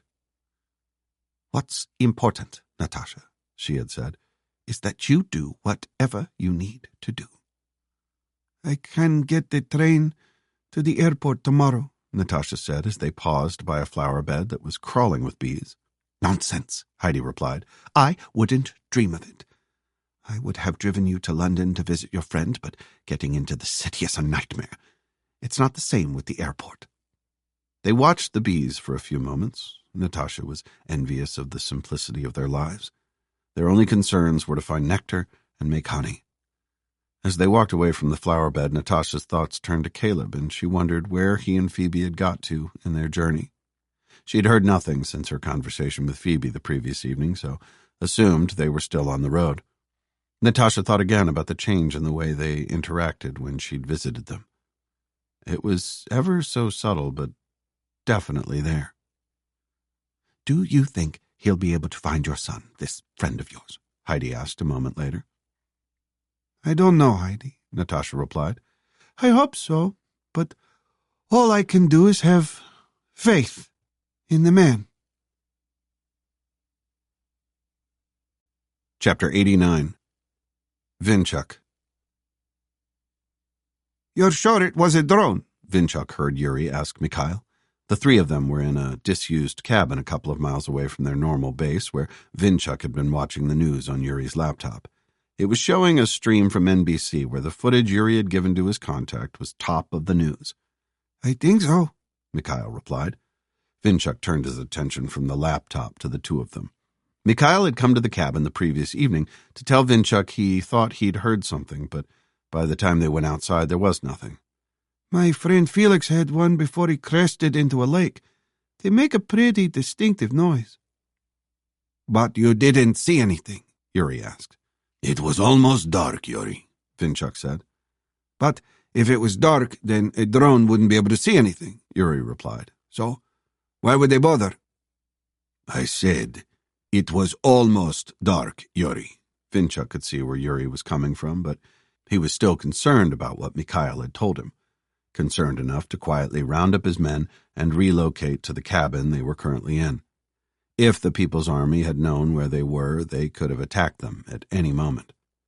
Besides, according to young Mikhail here, some drones have thermal cameras. Vinchuk saw Mikhail nodding in agreement. Mikhail, you said you think you heard a drone, Yuri asked. How sure are you? Vinchuk watched Mikhail as he considered his reply. He'd asked the same question the previous evening and had seen the uncertainty in the boy's eyes. It was this uncertainty that had stopped him from moving the entire camp. The position their original camp was in was a good one. The cabin and woods were on a rise that would be difficult for the People's Army to encircle, and it would be reasonably easy to defend. But any defense was reliant on a small force assaulting. If the People's Army came in numbers, it would be a short battle and not one they could win. By contrast, their current location wasn't anywhere near as suitable, and Vinchuk was nervous just being there. I can't be 100% sure, Mikhail replied, repeating what he had told Vinchuk. It was very faint. Okay. Thank you, Mikhail, Vinchuk said. That'll be all. You can rejoin the others. Vinchuk waited as Mikhail got to his feet. When the cabin door had closed behind him, he turned to Yuri. What do you think, Yuri? He asked his second-in-command. Yuri paused for a moment before replying, a thoughtful expression on his face. If it was a drone and the People's Army know where we were, wouldn't they have attacked by now? Probably, Vinchuk replied. I would have attacked at dawn. That was exactly the reason why he and Yuri had spent a very damp and chilly couple of hours in the woods overlooking their original camp as the sun had risen. Apart from a family of deer passing through the area, there had been nothing at all. Yuri spread his arms out, gesturing at the cabin. This place isn't good enough. It's too close to the roads. Our original site is much better. You think we should return there? It would be different if the boy was sure he'd heard a drone, Yuri replied. Or you'd seen something. Vinchuk opened his mouth, but Yuri held his hands up. It was dark, I know, you told me. It's a risk, Vinchuk said. Everything's a risk. We'd have to find somewhere new and start from scratch. Digging trenches and filling sandbags is good for morale, Vinchuk replied with a chuckle. That's what my praporchik used to say anyway. He was referring to his old senior non-commissioned officer, a brute of a man in every sense, which made him an ideal SNCO. That sounds exactly the type of thing a praporchik would say, Yuri said, also laughing. But let's not do it unless we have to. How about we mount some static patrols further out from the base at the same time this evening? If it was a drone, it'll probably be back. They won't attack at night, and if we do hear a drone, we just relocate. That sounds like a plan, Yuri. The youngsters can do the patrol while we are drinking Stoli. Chapter 90. Phoebe. It says it's closed for deliveries, Phoebe said, translating the sign tacked to the gate of the humanitarian aid warehouse. It reopens at 4 o'clock, she sighed in exasperation. They'd had such a long journey to get here, and it was closed. Beyond the fence, she could see several trucks, all with magnetic signs attached to the doors with the familiar emblem of the World Health Organization on them. There were several people milling about, some of them with hand trucks full of supplies stacked on them. It's the same as a quartermaster's department, Caleb said. They need time to load up the trucks before they can accept more deliveries. She turned to look at him and saw he had his fingers looped through the chain links of the fence and was watching what was going on around the warehouse with interest. But what do we do now? Phoebe asked him. 4 o'clock is hours away. We could do a recce of the border crossing, Caleb replied. A reconnaissance, you mean? Sorry, yes. Maybe have a look at the rest of the border for a couple of miles in either direction. Phoebe thought back to his earlier comment about porous borders and nodded. We need to find some food and accommodations as well. It had been hours since they'd had breakfast in the service station. She had apologized again for her mood, blaming it on fatigue. Caleb had seemed to accept her explanation, but their conversation as they had eaten had still been stilted. When they had returned to the van, it had been Phoebe's turn to drive, and Caleb had appeared to fall asleep within minutes. When he awoke, it was as if the conversation had never happened. She walked back to the van and approached the driver's door. "Isn't it my turn to drive?" Caleb said, resting his hand on her forearm before she could open the door. You do the reconnaissance thing, Caleb, Phoebe replied, enjoying the touch of his fingers on her skin. She made no attempt to move away, and they stood in the same position for a couple of seconds. Caleb said nothing, but just looked at her, and she wondered what he was thinking. "Okay, that makes sense," he said, removing his hand.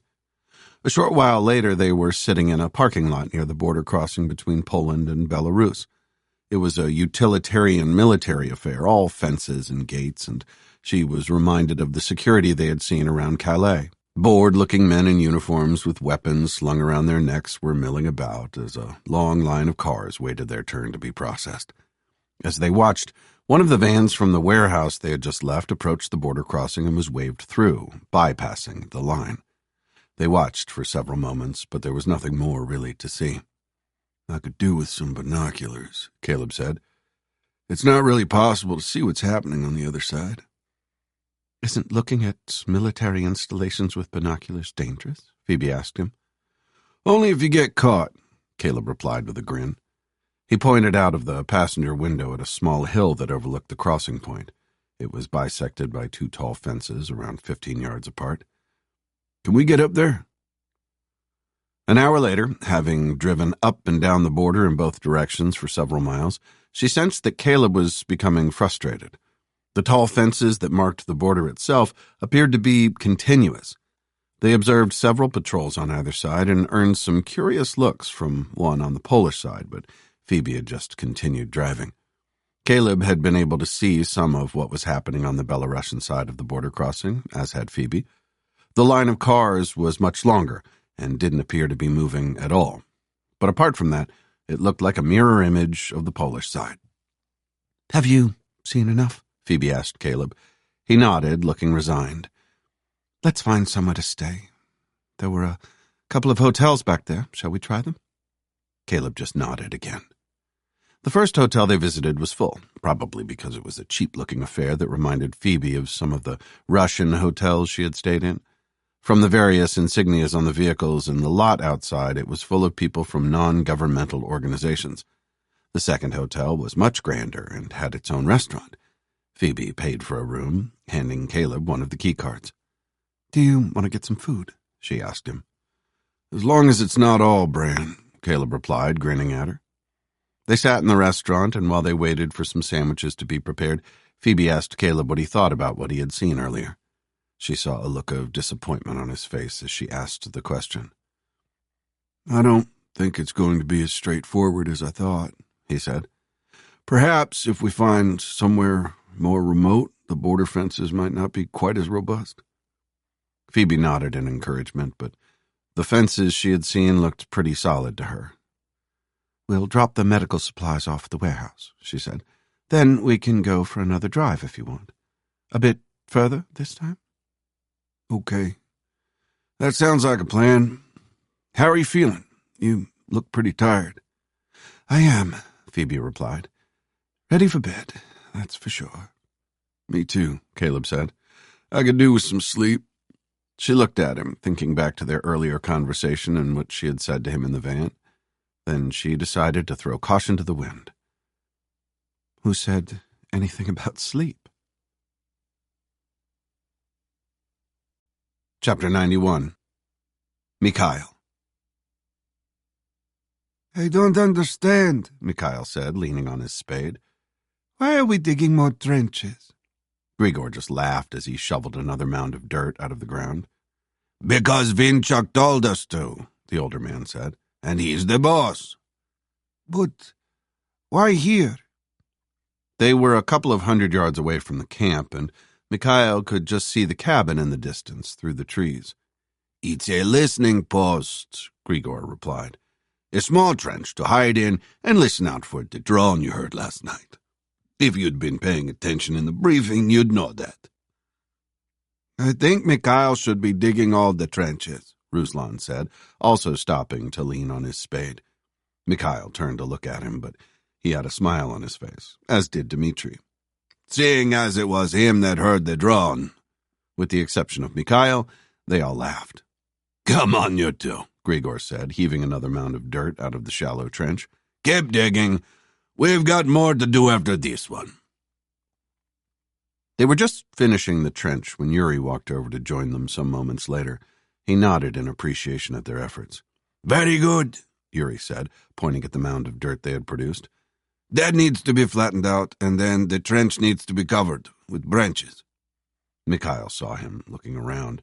They were close to the edge of the forest, and there would be a good view of the surrounding terrain from the trench.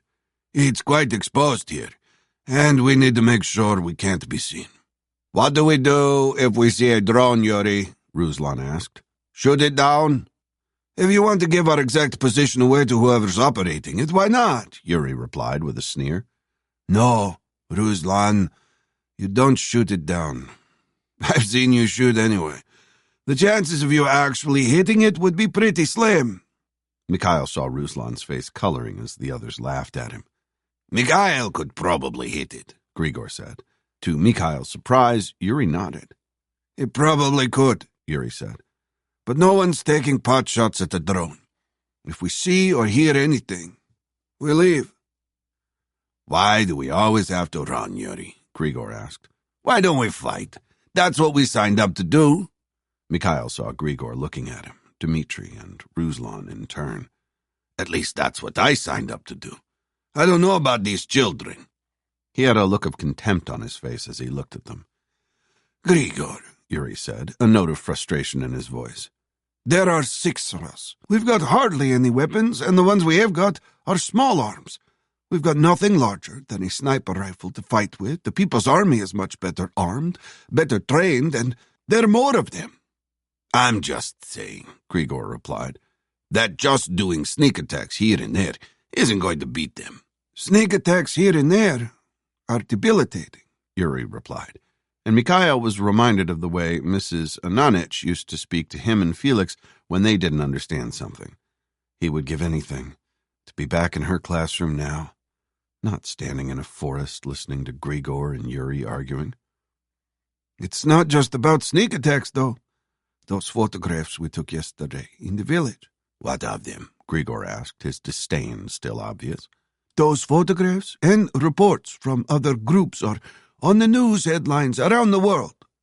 Yuri lit up a cigarette, but didn't offer one to any of them. The media is calling them war crimes, which is exactly what they are. World leaders are talking about them. He pointed his index finger at Grigor, prodding him hard on the chest. Wait at that, Grigor. If we can't beat them with force, we can beat them with information. A few pictures of dead peasants isn't going to make a blind bit of difference, Yuri. Grigor took a pack of cigarettes from his own pocket and made a point of offering them around, but Mikhail declined. The only thing the People's Army will understand is violence. The more we fight, the more people will join us. That's how we'll beat the People's Army. You're wrong, Grigor, Yuri said with a sigh. Now, enough talking and more digging. Come back to the cabin when you finish this trench. Vinchuk is making us food. Mikhail watched as Yuri walked away, watched by Grigor, whose expression hadn't changed. You heard the men, Grigor said as he ground his cigarette into the earth. Let's just get this done so we can have some lunch. Chapter 92. Phoebe. Caleb lay back on the bed, his eyes closed. He was exhausted, but exhilarated at the same time. Well, that was a new one on me, he heard Phoebe say with a laugh. Caleb opened his eyes to look at her. She was wrapped in a bedsheet from the bed, wearing it like a makeshift toga. Her face and neck were flushed, and she was smiling broadly, showing off her dimples. Her hair was still damp from the shower, which was where they had begun. My legs are already starting to ache. That was, Caleb waited as she searched for the right word to use. Enthusiastic? Especially when the hot water ran out, Caleb replied, remembering how Phoebe had squealed from the cold water. He had managed to turn the shower off, but they were both too caught up in the moment to leave the cubicle. The steam in the small bathroom had suited their mood perfectly. So, not a one-night stand anymore, right? He said. Her smile flickered, but only for a second. I already apologized for saying that, Caleb, Phoebe replied, leaning over to kiss him. We fit together quite well, don't we? I think we're designed to, Phoebe. Please, at least let my heart get back to normal before you quote anything at me, Caleb. Phoebe was smiling as she said this, fanning her face with her hand. I'm so warm. I think I need another shower. Caleb leaned forward and cupped her breast. He could feel her heart thudding in her chest, and it pleased him as it matched his own. Phoebe was right. They did fit together very well. Me too, he murmured in her ear. But I'm not sure the water will have heated back up yet. I meant on my own, Phoebe replied. We should get dressed. It's not long before the warehouse opens. Come on, lover boy, get some clothes on. Caleb laughed. I've never been called lover boy before, he said, watching as Phoebe tried to get off the bed without the sheet sliding from her body. Is that a British thing? Is what a British thing? She asked him. We've just shared the most intimate act two people can share.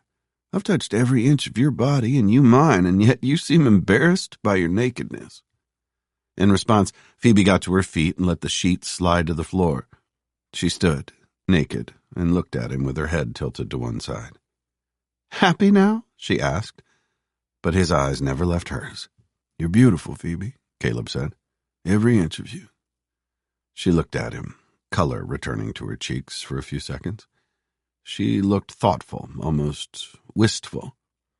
Caleb hadn't said that to reassure her or to make her think of anything. He'd said it because it was true. "Thank you, Caleb," Phoebe replied, her voice soft. "That's a lovely thing to say." Then a wry smile appeared on her face as she stooped to pick up the sheet.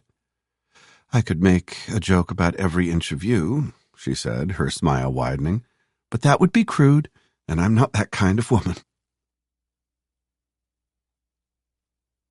Chapter 93. Stepan. Stepan examined the bullet-ridden car, which was half on and half off the road about 50 yards beyond their checkpoint. The air was full of the smell of cordite from the machine gun they had used to stop it, and there were wisps of smoke rising from the wreckage. "What do you think?" he heard one of the soldiers asking. He turned to see it was Daniel, who was fast proving himself to be a competent young warrior. It was he who had initiated the firing on the vehicle when it had careened through their makeshift roadblock. "You think they're resistance?" "They could be," Stepan said as he pulled his pistol from his holster. "Why else would they charge through the checkpoint?" He vaguely remembered seeing a woman's terrified face in the passenger seat of the car, but that meant nothing. Stepan was only too aware that the resistance could have women as well as men. What he would give to capture one of them. But from the amount of rounds that had thumped into the car, he doubted anyone inside it would have survived. "Come on me." Stepan walked slowly toward the vehicle, Daniel a few yards to his right. Both of them had their weapons trained on it, just in case. As he approached, he could hear the engine block ticking as it cooled down. The car was blue, apart from where the bullets had chipped away the paint to expose the metal beneath. He could see the license plate hanging down, its Belarusian flag on the left-hand side visible. There were at least 10 holes in the rear window, and he was surprised it hadn't imploded. Several of the rounds had also impacted the windshield. He slowed as he approached the driver's side of the car. There was a man slumped over the steering wheel, obviously dead. In the passenger seat was the woman he had seen, also motionless.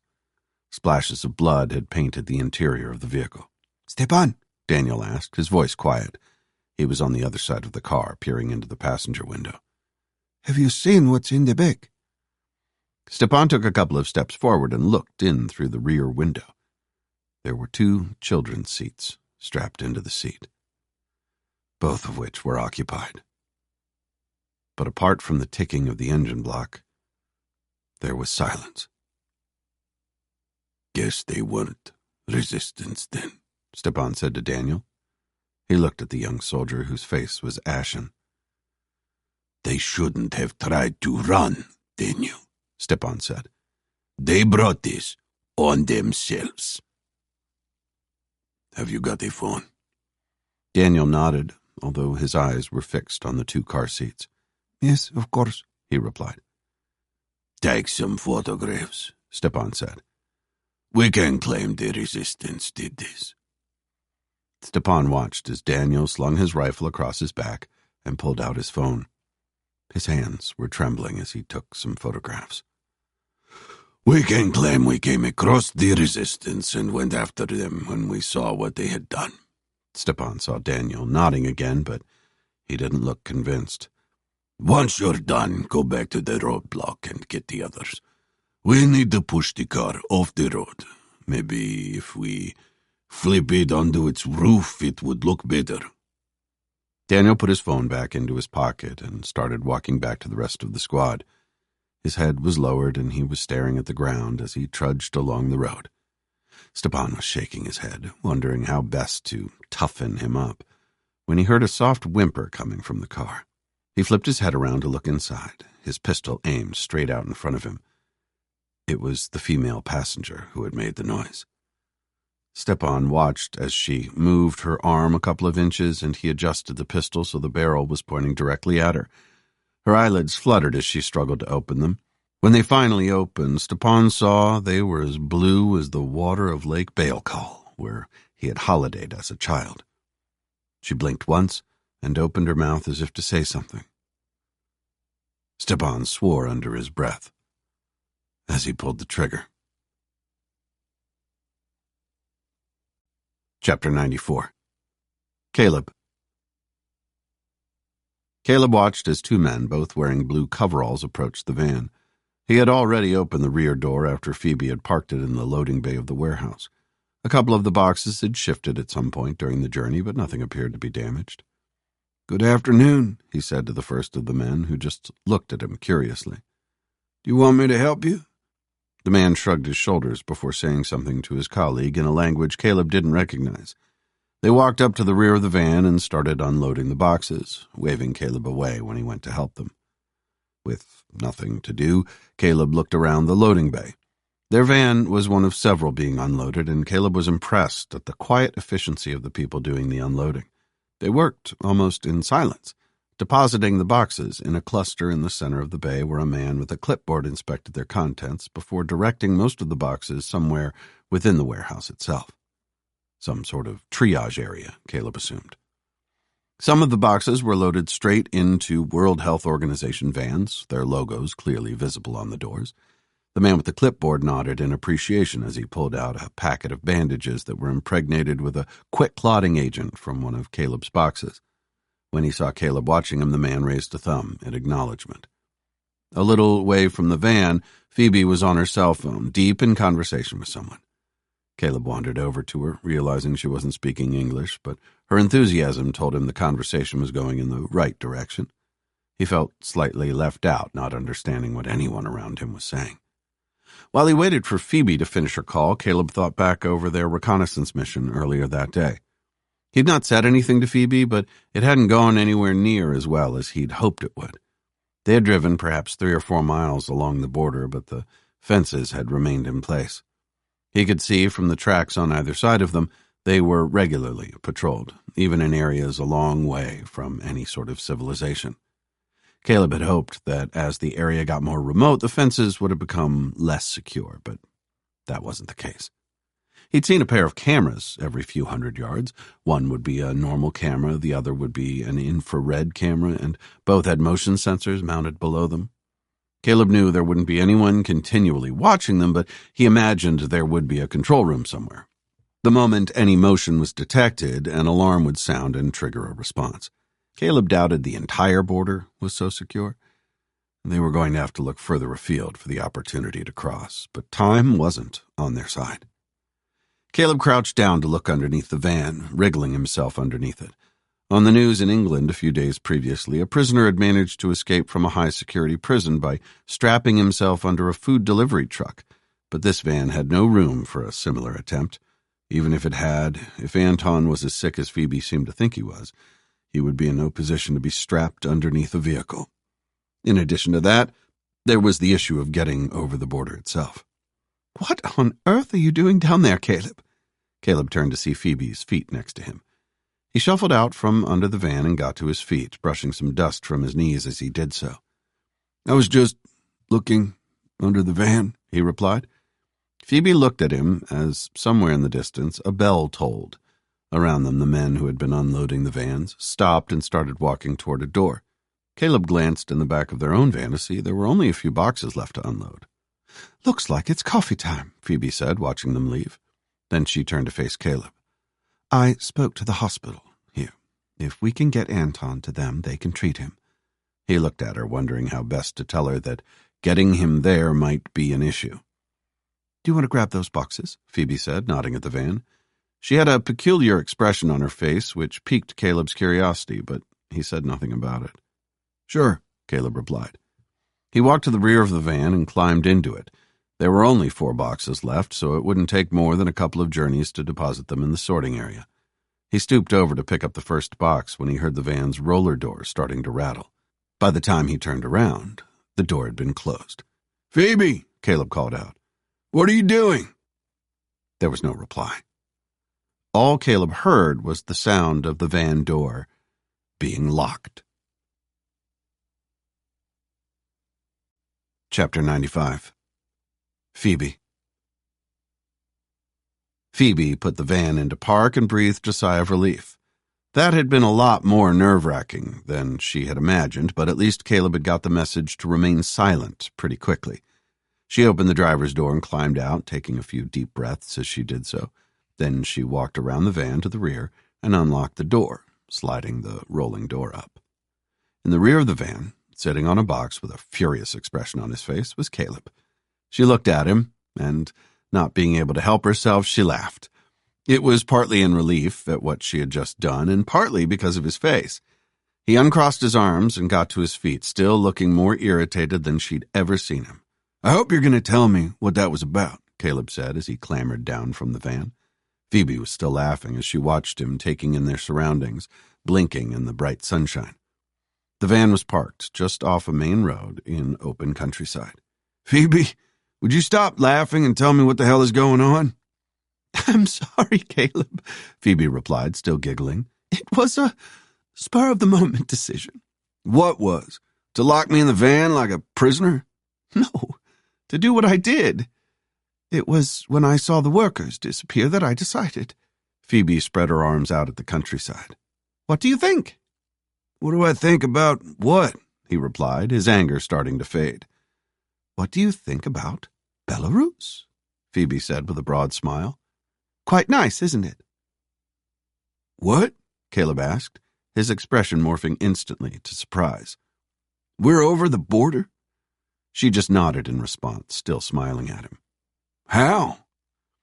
Phoebe took a couple of steps to the side of the van, pulling Caleb with her. Then she pointed at the driver's door. She saw his eyebrows go up as he took in the magnetic World Health Organization sign that now covered the hire company logo. "We just drove through," Phoebe replied. "All I got from the guards was a friendly wave." She saw him glance at the lanyard hanging around her neck. It had the words World Health Organization on the material, and the photograph on the ID card was of a man, not a woman. But no one had looked at it. She felt bad about taking the lanyard, but it had been on the driver's seat of the van she'd peeled the magnetic signs from. All she had done was wave it in the direction of the guard. "You're joking," Caleb said, a smile finally appearing on his face. "You just drove across the border. How are we going to get back?"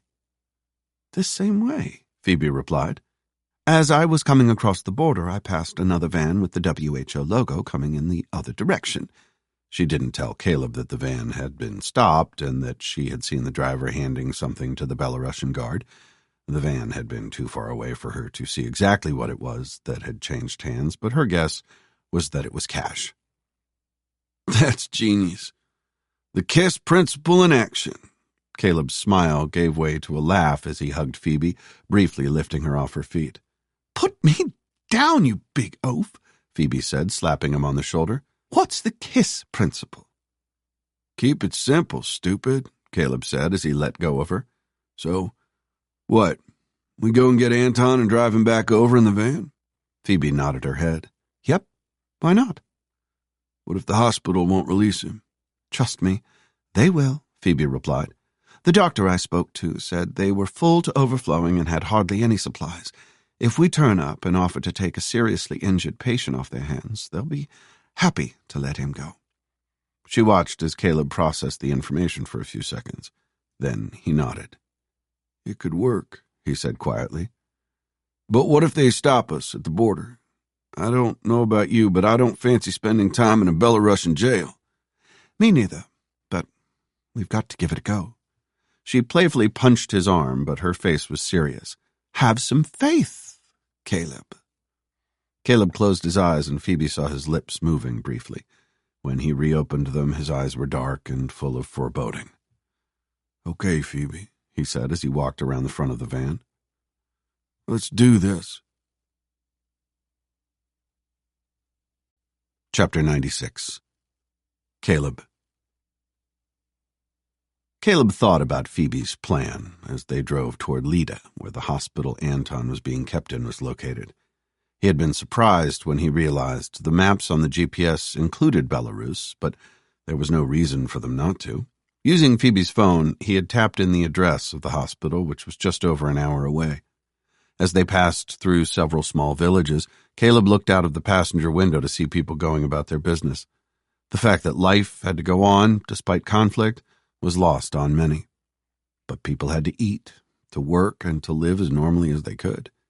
Compared to Poland, the houses looked older, more run down, and there were fewer businesses at the side of the road. The ones that were there looked to be pretty informal. They drove past a farm truck laden with vegetables. A small crowd of women gathered around it. There was a cafe which looked to be being run from someone's house, with a pair of elderly men sitting outside in plastic chairs. They both stared at the van as it passed them, neither returning Caleb's wave.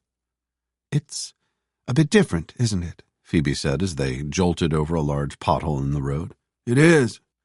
And it isn't," Caleb replied. He'd been to so many similar areas in the past, both officially and unofficially. "Different to Poland, yes, but the same as a lot of other places." They approached a large sign on the side of the road. Caleb saw Phoebe nodding at it. "Isn't that where Natasha lives?" she asked him. Caleb looked at the sign, which was telling them Hrodno was only 5 miles away. He thought it was, but he consulted Natasha's printed information to double-check. "Yes, it is," he replied. "I could drop you here to start looking for Mikhail if you want," Phoebe said. "I could carry on to Lida to get Anton and meet you in Hrodno somewhere." "No, I think it's better if we stick together. We'll need someone in the back with Anton." He saw Phoebe nodding in agreement. "Okay. I just wanted to check." An hour later, Phoebe maneuvered the van into an ambulance bay outside the hospital in Lida. The hospital itself was housed in a squat utilitarian building consisting of 4 floors. Caleb knew precious little about architecture, but the building looked to him to be a large concrete block surrounded by several smaller concrete blocks. An awning covered the main entrance, and as they made their way toward it, Caleb saw Phoebe hiding the identification badge she had borrowed in her blouse, leaving only the lanyard and its text visible.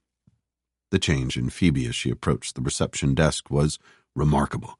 Although Caleb couldn't understand anything she was saying to the dour-faced receptionist, Phoebe's tone was commanding. She sounded like a woman who was going to take no nonsense, and in no time at all they were making their way to the ward where Anton was.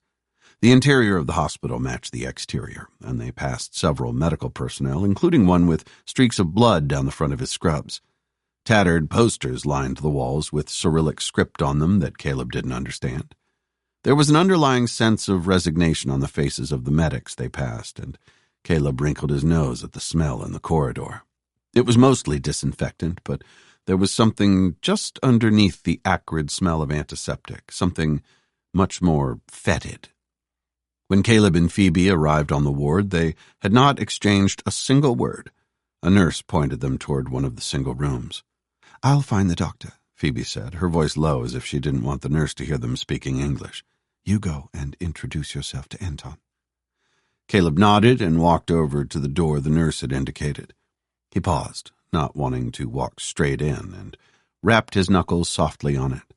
When he heard a male voice calling out, Caleb opened the door and walked in. The only thing inside the room was a single bed with a bedside table a couple of yards away from it. On the ceiling, a pair of fluorescent tubes hummed, but apart from that, the room was silent. Lying listlessly on the bed, beyond the reach of the jug of water and glass on the table, was a swarthy man in mismatched pajamas. His face was florid and mottled, and a thin sheen of perspiration could be seen on his forehead. "Anton," Caleb said as the man regarded him with dark eyes. "Natasha has sent us to get you out of here." The man said nothing, and Caleb suddenly realized he might not speak English, but then noticed his eyes had widened slightly at Caleb's words. "Thank you," Anton replied a few seconds later, his accent heavy. Caleb took a few steps into the room. He picked up the jug of water and filled the glass before pushing the table to within Anton's reach. Then he stood and watched as Anton picked up the glass, his fingers trembling, in case the man needed any help. As he stood there, Caleb tried to keep his expression neutral, but he was finding it difficult. The smell from earlier, the odor underneath the antiseptic in the corridors, was much stronger in this room. Caleb had smelled it before. It was the smell of death. Chapter 97. Phoebe. I need to speak to Dr. Suskovich, Phoebe said to the nurse sitting behind the desk, who was regarding her with a look of suspicion. Phoebe knew her accent was very good, but it wasn't a Belarusian one, which was probably the reason for the distrust. Could you tell him that Dr. Sokolova is here to see him? She smiled at the nurse, but tried to keep her eyes determined. Phoebe was hoping that the use of the formal title would do the job. The nurse slowly got to her feet. Like the other medical personnel Phoebe had seen, the woman looked exhausted, but Phoebe didn't have time for any sympathy. He may be in surgery, the nurse replied, but I will check for you. Thank you. A few moments later, the nurse returned to her desk. She was followed by a slim man in his early 40s who was wearing a white coat several sizes too large for him over green scrubs. He had a stethoscope around his neck and a pair of bright orange Croc shoes on his feet. He had one hand extended before he even reached Phoebe and was clutching a manila folder in the other. Dr. Sokolova, the new arrival said. I'm Dr. Suskevich. Yefrem, please. Pleased to meet you, Yefrem, Phoebe said as she shook his hand. She liked the nervous energy he was exuding. It was a sharp contrast to every other member of staff she had seen in the building. I'm Phoebe. We spoke on the phone? We did. You are Russian? Yefrem asked. Phoebe laughed. Whether he'd intended it or not, she would take the compliment. No, I'm English, but I lived in Russia for a while. I trained in Moscow. Me also, he said, his eyes lighting up. Which school? Moscow Medical Academy. Ah, I went to Moscow State University.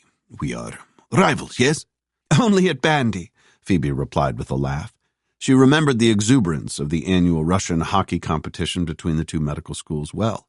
If there wasn't at least one fractured bone per side, it was declared a non-event, even though they were all doctors. Can we talk about Anton Zastev? Of course, Yefrem replied, pointing at the same door that Caleb had entered. He's in there. I know, my colleague is with him. He is a doctor, your colleague? Yefrem asked. Phoebe paused for a second before nodding her head. Yes, she replied. We want to take him with us to Poland. To Poland? Do you have transport? Yes, we have Phoebe stopped herself just in time. She had almost referred to their van. We have an ambulance outside. Yefrem gestured to a couple of tatty seats near the nurse's station. They both sat down and he opened the manila folder in his hand. So, Mr. Zastev suffered a mind blast over a week ago, Yefrem said. Phoebe raised her eyebrows, surprised he'd survived this long from her earlier conversation with the doctor. He's got a tangential shrapnel injury of the outer surface of the left knee joint with soft tissue defect. There's also a fracture of the upper third of the tibia with fragment displacement. She watched as Yefrem ran his finger down the medical notes in the folder. Compartment syndrome of the left shin of moderate severity. 2 rounds of surgery so far, but the wound is deeply infected. Phoebe shook her head in sadness. The chances were that even if Anton survived the next few days, he would lose his leg. I'm surprised you've not amputated. That was going to be our next step, but he's become septic, so it's probably too late for that without the right antibiotics. Phoebe shook her head again. Sepsis was a life-threatening condition where the body's immune system overreacted to an infection. It was treatable in many cases, but the mortality rate was high. Without the right antibiotics, it was almost 100%. When do you want to transfer him? Yefrem asked. Now? Phoebe replied. If Yefrem was surprised by her reply, he didn't show it. Okay. I'll need to do a discharge summary. There's no need, Yefrem, Phoebe said, resting her hand on his arm for a few seconds. Then she tapped the manila folder. It's all in there, right? Yes, but you'll want the x-rays, Yefrem called out to the nurse, who got to her feet reluctantly. While they waited for her return, Yefrem asked Phoebe why she was doing this. Why, this man, he asked. What is he to you? His wife is a friend of my colleague, Phoebe replied. You've got the paperwork to get him over the border. Phoebe didn't reply, but her eyes obviously gave her away. Have you got any paperwork to get over the border? No, but I have got a plan of sorts. Yefrem beckoned to Phoebe to get her to lean in closer to him. Then he whispered in her ear. It wasn't a mine strike that caused the wounds, Yefrem said. It was a bullet. I know, because I took it out myself. But I didn't write that in the notes. This so-called People's Army? She saw him glance at the desk where the nurse had been sitting. They have eyes and ears everywhere. She nodded as he continued talking, and as the nurse came back with a folder full of x-rays, he looked at her and smiled. The nurse hadn't noticed him pressing something into Phoebe's hand. Good luck, Dr. Sokolova, he said. You're going to need it. Chapter 98. Natasha. Natasha was sitting in Heidi's armchair, more asleep than awake, when she realized her phone was ringing. The television was on in the corner of the room, showing a game show with an overenthusiastic host who was trying his hardest to get the audience going, but the sound was turned down. She picked up the phone to see it was an incoming WhatsApp call from a British number she didn't recognize. Hello, Natasha said after swiping at the screen. Natasha, a female voice said. It's Phoebe. Phoebe, Natasha replied, blinking and sitting up straight in the chair. Is everything okay? Everything is fine, Natasha, Phoebe replied in Russian. I'm going to turn the video on. There's someone who wants to talk to you. Natasha pulled the phone away from her ear and stared at the screen. It flickered a couple of times, and she gasped loudly when she saw whose face was on it. Anton! Oh, Anton! Natasha reached out with her index finger and traced his face as she saw him smiling weakly. Her fingers shaking, she managed to turn her own camera on. A few seconds later, when her face appeared in the small window on the screen, his smile broadened. He looked awful. His skin was blotchy and the red patches looked like sunburn, but he was alive and he was smiling at her. Hey, you, Anton said, just as he had done hundreds of times over the years. It was how he always greeted her. Even when he woke up next to her, the first words he said were, "Hey, you." Hey, you, Natasha whispered, tracing his face again. How are you doing? She watched as his smile faded for a few seconds before he made a concerted effort to hike it back up. I've been better, to be honest. How's Mikhail? Yulia, are they well? Anton's voice was almost indistinct, and she could tell he was struggling just to talk. They're fine. Everything's fine, Natasha said. Now wasn't the time to let Anton know Mikhail was missing. Good, Anton replied, closing his eyes. That's good to hear. His face relaxed and his smile faded away. The screen shifted slightly, and the next face she saw was Caleb's. I think he's asleep, Caleb said, his face flickering. We're leaving for Poland in a few moments, but he wanted to speak to you before the journey. Oh, Caleb, I can't thank you enough, Natasha replied, switching to English. The tears that had been threatening started running down her face. To her surprise, Caleb laughed. No, I can't take credit for this. The phone moved again, and Natasha could see Phoebe, her face next to Caleb's. This is all on Phoebe. All I've done is come along for the ride. I've arranged a bed in Poland for Anton, Natasha heard Phoebe say. I just spoke to the nursing staff there, and they're waiting for him. They'll start treating him the moment he arrives. I'm flying to Poland tomorrow afternoon, Natasha said, into Warsaw, but I'll hire a car. Can you message me the hospital's details? Of course, Phoebe replied. Natasha saw her and Caleb exchange a smile. And I'll send you a text the minute we get to the hospital. When she ended the call, Natasha put the phone on the chair and held her face in her hands. She sobbed loudly, her relief almost overwhelming. Is everything okay? Heidi asked from the door to the lounge. Natasha put her hands down and looked at her. Anton's okay, she said. I just spoke to him. Oh, Natasha, that's fantastic news, Heidi said, crossing the room and throwing her arms out. Natasha got to her feet and let the other woman hug her, which only prompted more tears. Then Natasha pulled back from the hug and looked at Heidi with an expression of horror on her face. What is it? Heidi asked her. What's wrong? Natasha felt sick as she realized she'd completely forgotten to ask about Mikhail. Chapter 99. Caleb. Caleb sat on the box in the rear of the van as it drove along, swaying from side to side.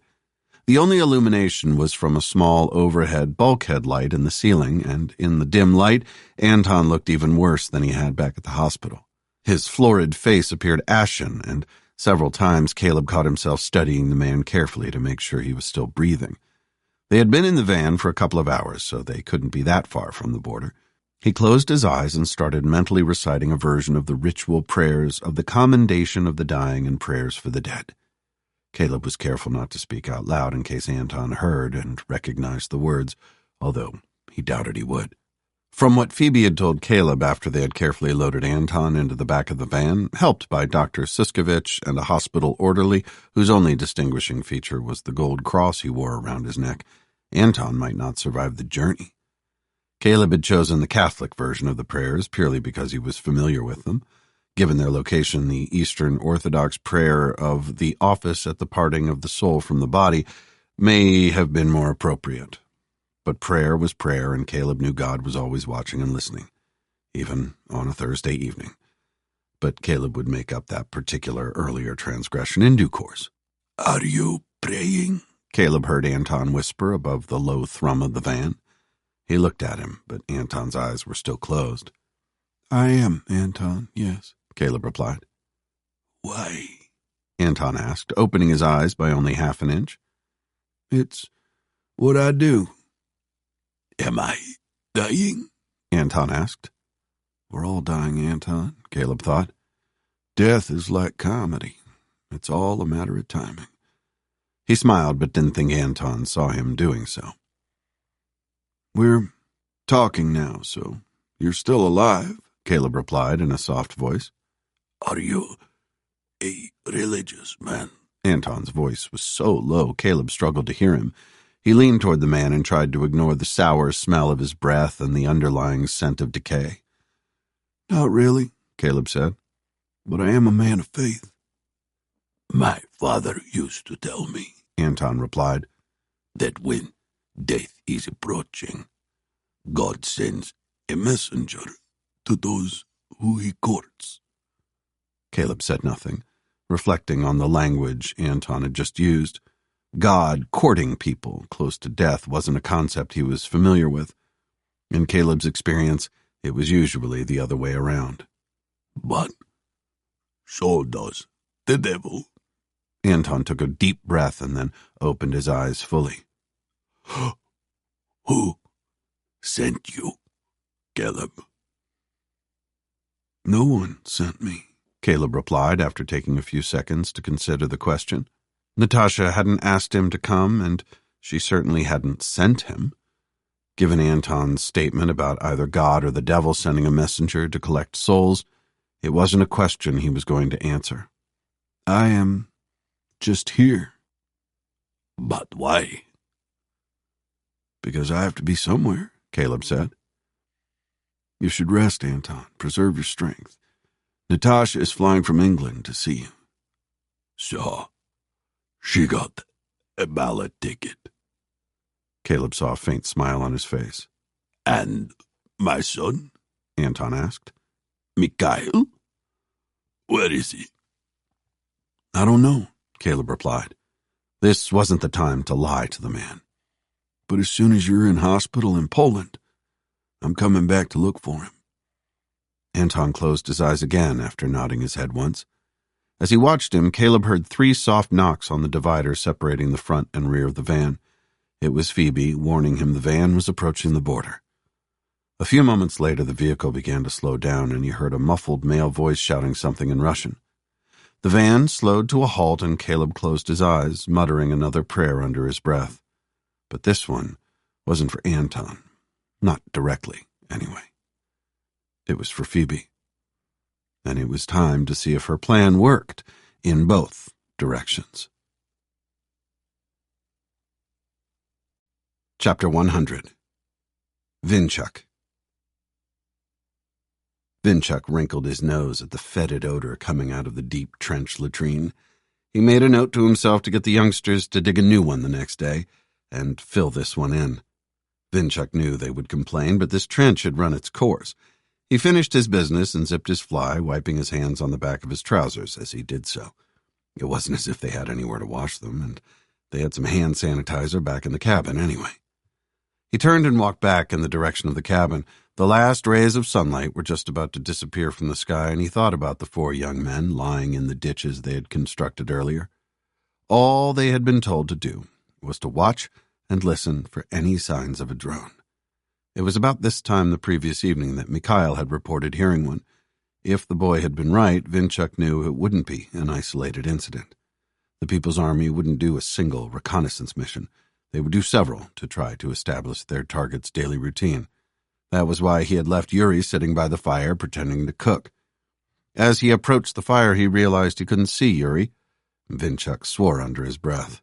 "One job, Yuri," he muttered. "I gave you one job." Of all the men in his small squad, Vinchuk expected Yuri to follow orders. Then he heard his second-in-command calling out in a stage whisper from the direction of the cabin. "Vinchuk," Yuri said.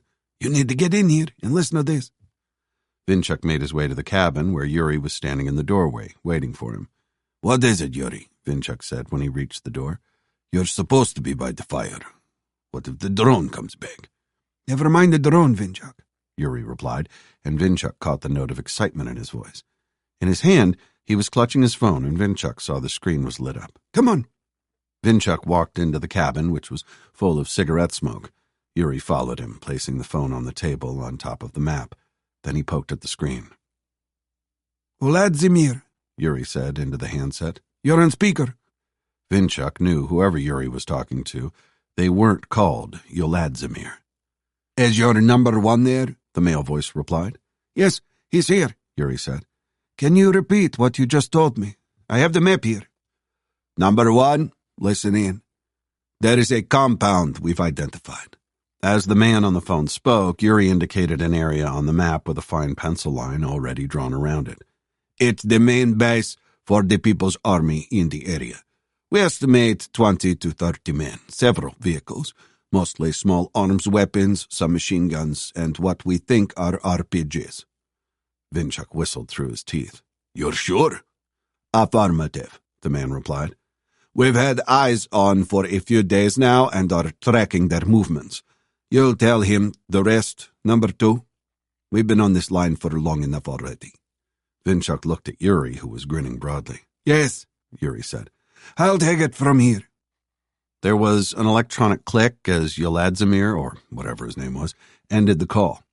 "Okay," Yuri said, shaking a cigarette loose from his pack and offering one to Vinchuk. "There'll be 5 groups of us total." He pointed his unlit cigarette at an area on the map to the north of the compound. "We've got this sector. The attack signal is a white flare." "When do we attack?" Vinchuk asked, feeling nervous but excited at the same time. 1600 hours tomorrow. "Why the afternoon?" Vinchuk asked. "Wouldn't it make more sense to go in at dawn, while they're all sleeping?" Although dawn was the most obvious time to launch an attack, it was also the most effective. "Because many of the groups will have left before sunrise," Yuri explained. "They pre-position themselves near the villages they're hitting. 1600 is when they're all in the compound." "We could attack during the daytime," Vinchuk said. "Destroy their compound and capture a lot of their equipment." "Yoladzimir said 1600, Vinchuk." Yuri's voice was even, but Vinchuk understood the mild rebuke. He'd not been questioning Yoladzimir's judgment, but thinking out loud. Orders were orders. So 1600 it was. Chapter 101. Phoebe. Phoebe's heart was in her mouth as she watched the Belarusian soldier approaching the van. She clenched and unclenched her hands on the steering wheel before winding down the driver's side window. She had hoped that they would just waver through, as she had seen previously, but there was no mistaking the soldier's raised hand or the barrier that was blocking the road in front of her. "Good evening," Phoebe said, hoping her nervousness wasn't obvious in her voice. She looked at the soldier as he peered inside the front of the van. He was younger than her by a couple of years and had a single stripe on his sleeve. While Phoebe had no idea about the rank structure of the Belarusian army, his age and the single stripe would make him relatively junior. "Good evening," the soldier replied, his expression blank. "Identification, please." Phoebe fumbled for her lanyard as her heart rate increased.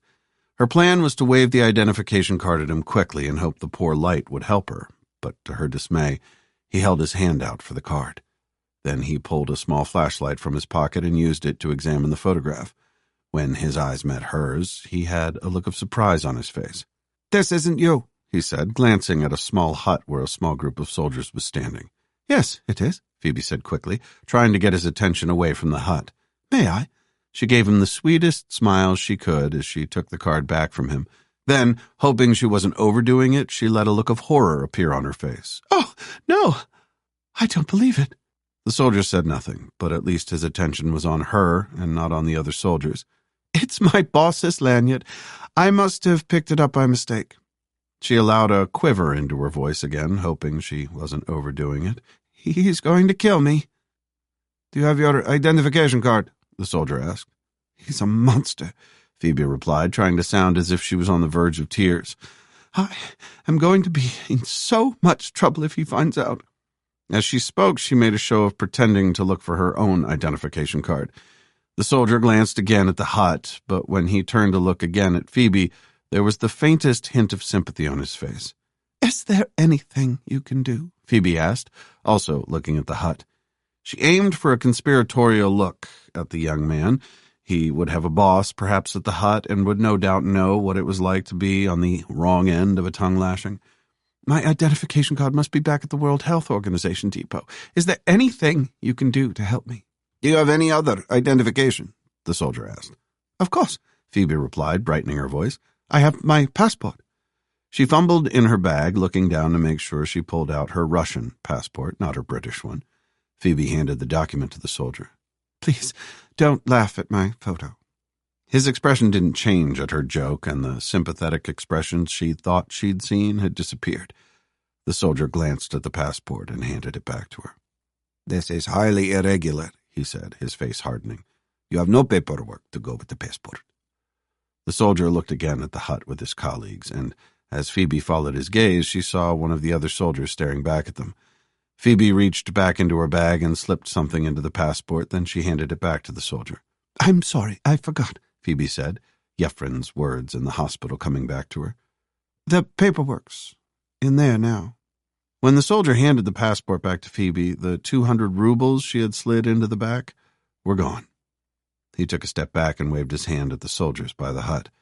Phoebe wasn't able to see exactly how he was waving, but a few seconds later the barrier started rising. She started the van, pressing her lips together to stop the smile she could feel forming. They were through. Chapter 102. Caleb. Caleb and Phoebe were watching the activity in the resuscitation room through a porthole-style window in the door. She was gripping his hand tightly, and Caleb knew that she wanted to be in the room with the other medical personnel. But this wasn't her hospital, so that wasn't an option. Beyond the window, there was a team of men and women, all wearing green scrubs, bustling about a gurney on which Anton was lying. When they had arrived at the hospital a few moments earlier, it had been a couple of members of this team who had unloaded Anton from the mattress he was lying on, placing him on the gurney. Caleb and Phoebe had tried to help, but they had been politely pushed away. The only thing they could do was follow the gurney as it was pushed into the Ostry d'Azur, or emergency department. At the door to the resuscitation room, one of the medical staff had stopped them. "You can look in through the window," the nurse or the doctor had said, "but you must remain outside." "What are they doing?" Caleb asked Phoebe. He was bemused by the activity. It was like some sort of ballet, with the medical personnel moving around each other as if they knew not only their own roles, but everyone else's as well. There was a man at the head of the gurney, holding an anesthetic mask attached to a bag over Anton's face. To his left, another man was preparing some sort of medication in syringes, and at the foot of the gurney, a woman was standing by a chart mounted to an easel. Every minute or so, she was looking at a screen attached to the wall, which had a multitude of colored lines. Next to the screen was a medic wearing a light blue surgical mask who was just watching what was going on. "I think they're going to intubate him," Phoebe replied. "Put him into a medical coma." "What?" "A life support machine," Caleb asked. His thoughts turned to Natasha, who would be on her way to Poland in less than 24 hours. Should he call her and tell her to get an earlier flight? "Of sorts, yes." Caleb watched as Anton was given a cocktail of drugs through a cannula in his forearm. The man holding the mask squeezed the bag several times before placing it down and tilting Anton's head back. He used a stainless steel contraption to open Anton's mouth before sliding a blue plastic tube into his throat. Caleb looked away. It wasn't that he was squeamish, he just felt uncomfortable seeing how vulnerable Anton was. As if she sensed his discomfort, Phoebe squeezed his hand. "He's in excellent hands, Caleb," she said. "Why don't we go get a drink while they're working on him?" Caleb allowed Phoebe to lead him away from the door to the resuscitation room. A few moments later, they were sitting in a waiting area with a vending machine, sipping strong coffee from plastic cups. "I've watched a lot of resuscitations, Caleb," Phoebe said as she looked at him over the top of her cup. "That team is excellent. They were working almost in silence. Did you see the woman in charge?" Caleb thought for a moment before replying. "Was she the one by the chart, writing everything down?" "No," Phoebe replied with a smile. "That's probably the most junior medic in the room. It was the one in the surgical mask." "But she wasn't doing anything." "That's my point. She didn't need to. Like I said, that's a very competent team." She sipped her drink. "One of the unintended consequences of the war in Ukraine," Phoebe said, "is that there's a whole new generation of medical personnel who are experts in combat trauma." Caleb nodded in reply. He'd not thought about it like that. "Are you hungry?" he asked her. "We should get some food." "You have to try some pierogi while you're in Poland," Phoebe replied. "What's that? And please don't tell me it's some sort of blood pudding." "No, it's boiled dumplings with a filling. I'm not a massive fan, but it's pretty much the national dish." "Okay," Caleb said, nodding his head. "And after that?" He looked at Phoebe, and she gave him a wry smile. "You want to head back over the border, don't you?" "Ideally, yes." "We can't look for Mikhail at night, Caleb." "We could make a start. There were a couple of hotels in Hrodna," Caleb said. "I can't see them being full. Can you? We could check a few places this evening and then be in place for first thing tomorrow." "Why don't we wait until Anton's settled on the ward?" Phoebe replied, taking another sip of her coffee. "They'll be transferring him to the intensive care unit." Then she sighed and looked thoughtful for a few seconds. "We'll leave after that." Caleb smiled at her, knowing she would rather have stayed in Poland for the night. "You're the boss," he said, hoping she would return his smile. "But I get to choose the filling in your dumplings," Phoebe replied a moment later, finally doing as he had hoped. "And you have to eat them." Chapter 103. Phoebe. Phoebe handed the youths standing in front of her and Caleb a photograph of Mikhail. "Do you know this boy?" she asked them in Russian, watching as they examined the photograph. "Or where he might be?" Both of them shook their heads. "No, sorry," the one she had handed the photo to replied with a nervous look at Caleb. They were standing in a park close to the center of Hrodna, one of the locations Natasha had said Mikhail went to quite often. "Ask him if he knows anyone who's fighting for Belarus," Caleb asked Phoebe in English. "No, Caleb," Phoebe replied. "They're jittery enough already, and apparently I have a Russian accent. If I ask them that, they'll just run." She looked again at the two boys. They were perhaps the same age as Mikhail, and Caleb's presence was obviously making them uncomfortable, probably because he was speaking English. But there was no way she was going to wander around a park at night in any city on her own. The previous few hours had been fruitless. They had crossed the border without incident, the same guard as before waving the van through. He had even smiled at Phoebe as he had done so, no doubt anticipating a further contribution to his wallet if he was still on duty when she returned. Phoebe knew 200 rubles wasn't a lot of money, around $80, but she intended to take some cash out of an ATM, both to pay Yefrem back and to have some for the return journey. A journey which hopefully would be with Mikhail, accompanying Caleb in the rear of the van. But that wasn't looking likely just yet. Their first stop in Belarus had been at one of the hotels Caleb had seen earlier that day. In comparison, the Polish hotel they had stayed in was almost opulent, but this one was also much cheaper. They'd not even seen the room yet, but had checked in and had keys, so at least they knew they had somewhere to sleep. Their second stop had been to the house where Mikhail's best friend Felix lived, but the house was empty when they visited. Caleb reached into his pocket and pulled out 2 miniature bottles of vodka. Phoebe glanced down at them, realizing they were from the minibar back in the Polish hotel. He jiggled them in his hand to ensure that the 2 boys saw them. Ask them to take another look at the photograph, Caleb said. He nodded at one of the youths. Especially that one. He barely looked at the photo. Phoebe did as Caleb asked, wondering if he had emptied the entire minibar into his pockets. She handed the photograph of Mikhail back to the boys, this time handing it to the one Caleb had indicated. He was the younger of the 2, and Phoebe couldn't help but wonder what they were doing in the park at night and whether their parents knew where they were. As she watched, the boy with the photo in his hand muttered something to his friend. "Do you know him?" Phoebe asked the boy, trying to keep her voice as friendly as she could.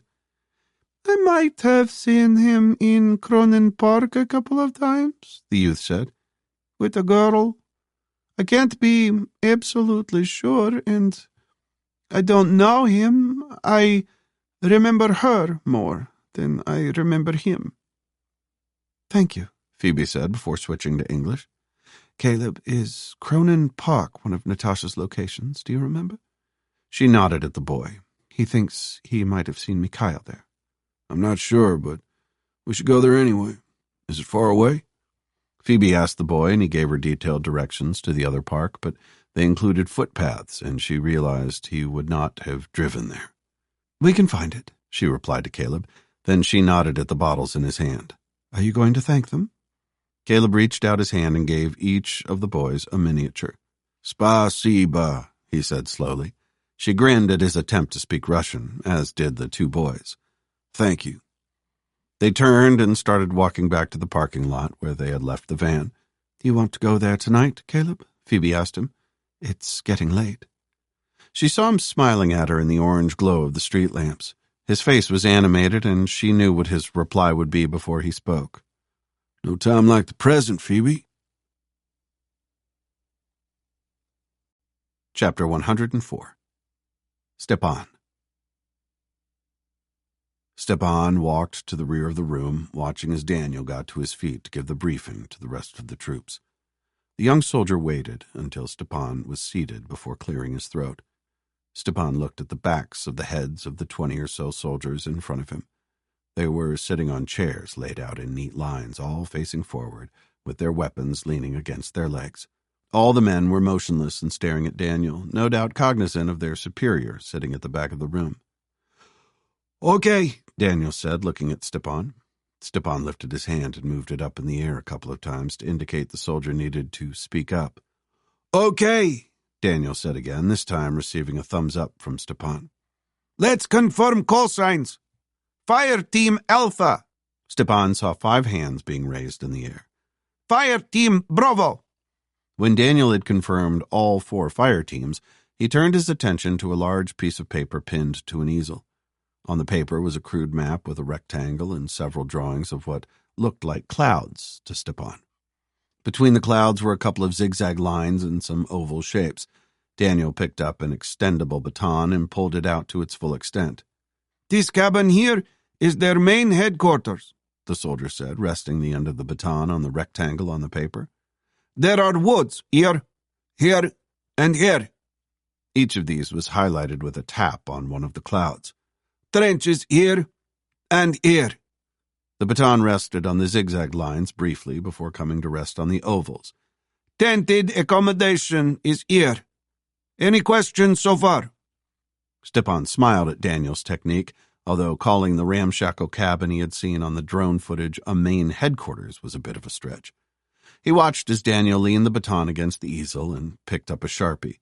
He used it to draw an arrow from the top of the paper to one of the clouds, writing the letter A next to the arrowhead. Then he drew another arrow, this time to another cloud and with the letter B. "Fire teams Alpha and Bravo will advance to these positions." The letters C and D were drawn at the top of the paper. "Charlie and Delta Fire Team will remain in position here to provide support." Daniel leaned into the easel and drew a cross over the rectangle, denoting the cabin. "The signal to commence the assault will be an RPG into the main headquarters. Fire Team Alpha will then provide immediate covering fire from a static position while Fire Team Bravo assaults the tented accommodation."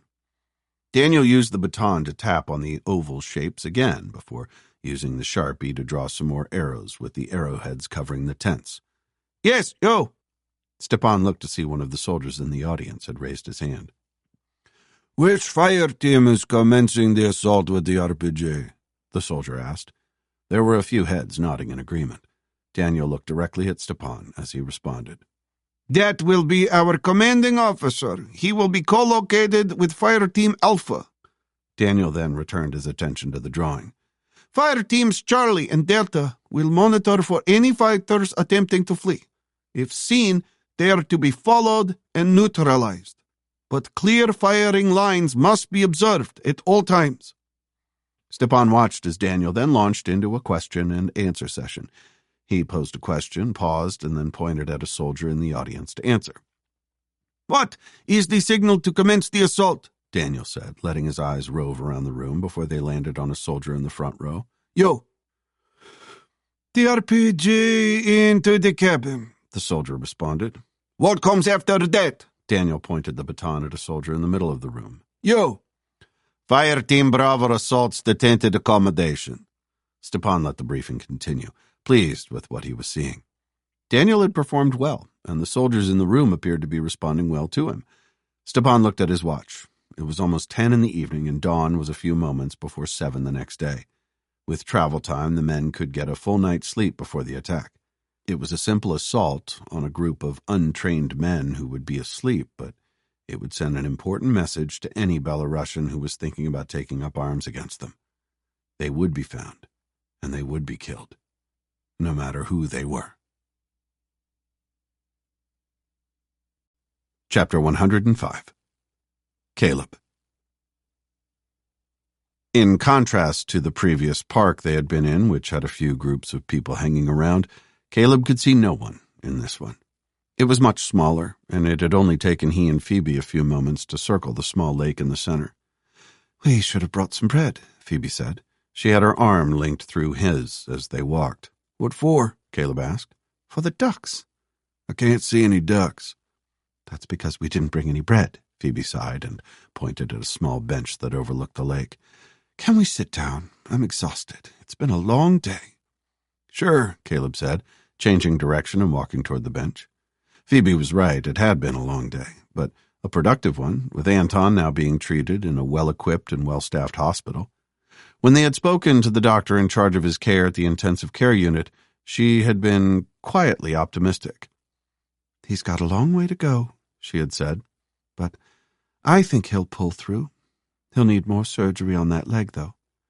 Caleb had seen the doctor and Phoebe exchange a look at that point in the conversation, and Caleb had wondered if they had already spoken about Anton's wounds, perhaps while he was in the restroom. We'll sit for a few moments, Caleb said as they approached the bench. Then we'll head to the hotel. It sounds good to me, Phoebe replied. She sat down with an exaggerated sigh. My feet are killing me.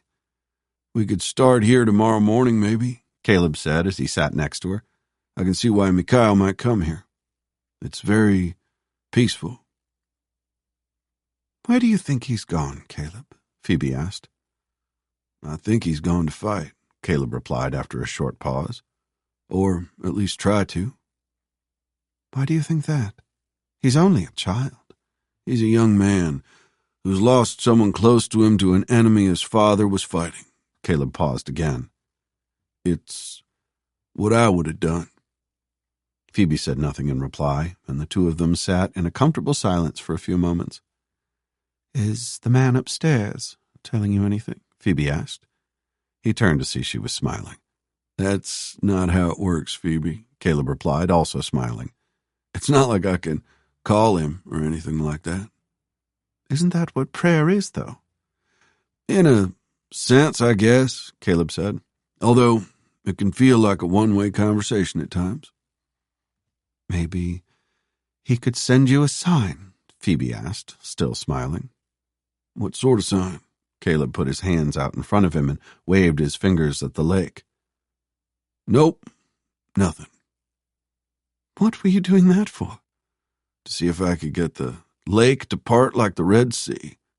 Oh, I remember that from Sunday school. Wasn't there a burning bush as well? Phoebe yawned as she said this.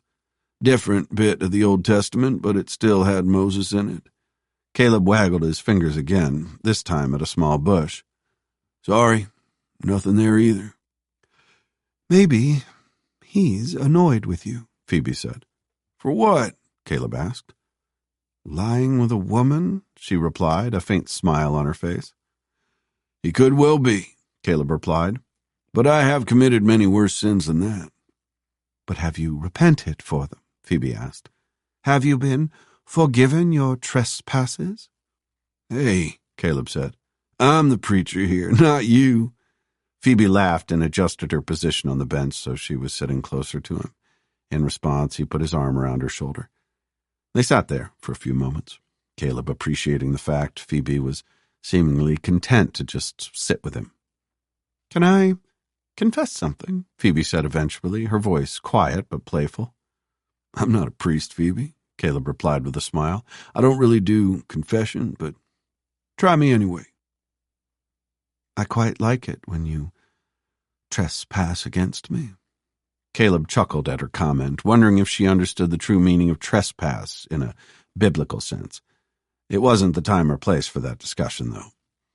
He extracted his arm from around her shoulders and got to his feet. Come on, he said. Let's go back to the hotel and get some sleep. We can come back here tomorrow. He reached down and took Phoebe's hands, pulling her to her feet. She sighed as she linked her arm back through his. As they approached the parking lot where the van was parked, a gentle breeze blew across the park's grass. It picked up a piece of paper trash, which fluttered toward them. As it approached, Caleb put a foot out to stop it. There was a trash can in the parking lot where he could put it. He stooped to pick up the paper, realizing as he did so that there was some Cyrillic writing on it underneath a picture of a woman in a red dress with what looked like a phone number beneath that. Caleb showed Phoebe the piece of paper. What does this say, Phoebe? Chapter 106. Vinchuk. Vinchuk was just on the verge of sleep when he heard Yuri's phone ringing on the other side of the cabin. It wasn't Yuri's standard ringtone, though. For God's sake, Yuri, Vinchuk muttered. Can't you shut that thing up? I'm trying to sleep here. He heard Yuri rustling in his bed, and a few seconds later the phone stopped ringing. Hello, Yuri said, causing Vinchuk to swear under his breath. He'd meant for Yuri to turn the phone off, not to answer it. There was a pause for a couple of seconds before Yuri spoke again. No women, he said. Vinchuk looked across the cabin and saw he had ended the call and put the phone back down. Who was that? Vinchuk asked. Some Russian woman, Yuri replied, turning over in his bed. I don't know. Just go to sleep, old man. Vinchuk thought about responding to the insult, but at the same time, Yuri had a point. Vinchuk smiled to himself as he turned back onto his side, only to be disturbed a moment later by Yuri's phone ringing again. As Yuri picked up the handset, Vinchuk reached over the bed and picked up one of his shoes, flinging it across the room, but missing Yuri by some distance. I said no women, Yuri said as he answered the call. Vinchuk could see he had his finger over the screen, ready to disconnect the call when whoever was on the other end of the line said something that got Yuri's attention. What? He said. Say that again. Vinchuk sat up in his bed, suddenly curious. He asked Yuri what had been said, but his second-in-command just held up a hand to silence him. Vinchuk watched as Yuri listened intently, a deep frown appearing on his face as he did so. How do you know him? Yuri said with a look in Vinchuk's direction. Then he went back to listening. Vinchuk swung his legs off the bed and sat on the edge, reaching out for his cigarettes. He lit one and then flicked the pack over to Yuri, who didn't even seem to notice. I will call you back. This number? Yuri said. After a brief pause, Yuri ended the call. He reached for the cigarettes and tapped the carton. Vinchuk, Yuri said as he placed the cigarette between his lips and lit it. We have a problem. What is it? Vinchuk asked, now fully awake. Yuri rarely said they had a problem. Issues, difficulties, or complications, sure, but rarely problems. Mikhail, Yuri said. He's only 14. Shit, you're kidding, Vinchuk replied. He said he was 18. He looks 18, for God's sake. Who was that on the phone? A woman called Phoebe, Yuri replied, struggling to pronounce the unfamiliar name. She says she's a friend of his parents. She was Russian? She spoke with a Russian accent, but another accent as well. Yuri inhaled and puffed out a cloud of smoke a few seconds later. Not Belarusian, that's for sure. There was a man with her. I could hear him in the background speaking English. Shit, Vinchuk replied. He's going to have to go. I won't be responsible for a child. He saw Yuri looking at him with a frown. He's the size of a grown man, Vinchuk. You're not his father. I said I won't be responsible for a child, Vinchuk replied, fixing Yuri with a stare to make it clear this wasn't a topic for negotiation. It doesn't matter how big he is. He's a child. He'll have to go. But what of the attack tomorrow afternoon? What of it? He's the only one who can shoot the dragon off. That doesn't matter, Vinchuk replied. There'll be a man in one of the other squads who can, or I can shoot it myself. Which would be fine if it was a barn door we were attacking. He'll have to go, Yuri. And that's the end of it. Okay, Yuri replied in resignation. We can take him to a village tomorrow. Halitsa has a small church. Call the woman back and tell her Mikhail will be there tomorrow at noon. Ruslan can take him on the motorcycle and be back with plenty of time to spare. Vinchuk finished his cigarette as Yuri made the call. Then, now wide awake, he retrieved his shoe from where he had thrown it at Yuri and put it on with the other one. Need a pee, Vinchuk said, prompting Yuri to laugh. What's so funny? I said you were an old man, Yuri replied. Your bladder's shrunk, along with your brain. Chapter 107. Phoebe. Phoebe laced her fingers behind her head and tried to make herself comfortable in the bed without waking Caleb. He was snoring softly beside her like a small child. Every few moments he would make a noise of some sort, and she wondered if he was dreaming. Phoebe had looked at her phone around an hour ago to see it was 2 a.m, but despite their long day, she was far from tired, at least mentally. The exhaustion she had felt in the park had disappeared when she had called the number on the poster and located Mikhail, and Caleb, trespassing against her when they got back to the hotel, hadn't had the same soporific effect that it seemed to have had on him. Their lovemaking had been quite different from before. The frantic nature of their previous times together had been replaced by something more languid and measured, perhaps even comfortable. But that was exactly what Phoebe had wanted at the time, so perhaps that was what Caleb had picked up on. It had been no less enjoyable, given the change in nature, but different nonetheless. With Caleb snoring beside her, Phoebe thought about Anton and wondered how he was getting on. He would be asleep in the medically induced coma for the next day or so, of course, but how was he doing, physically? Were the antibiotics working yet?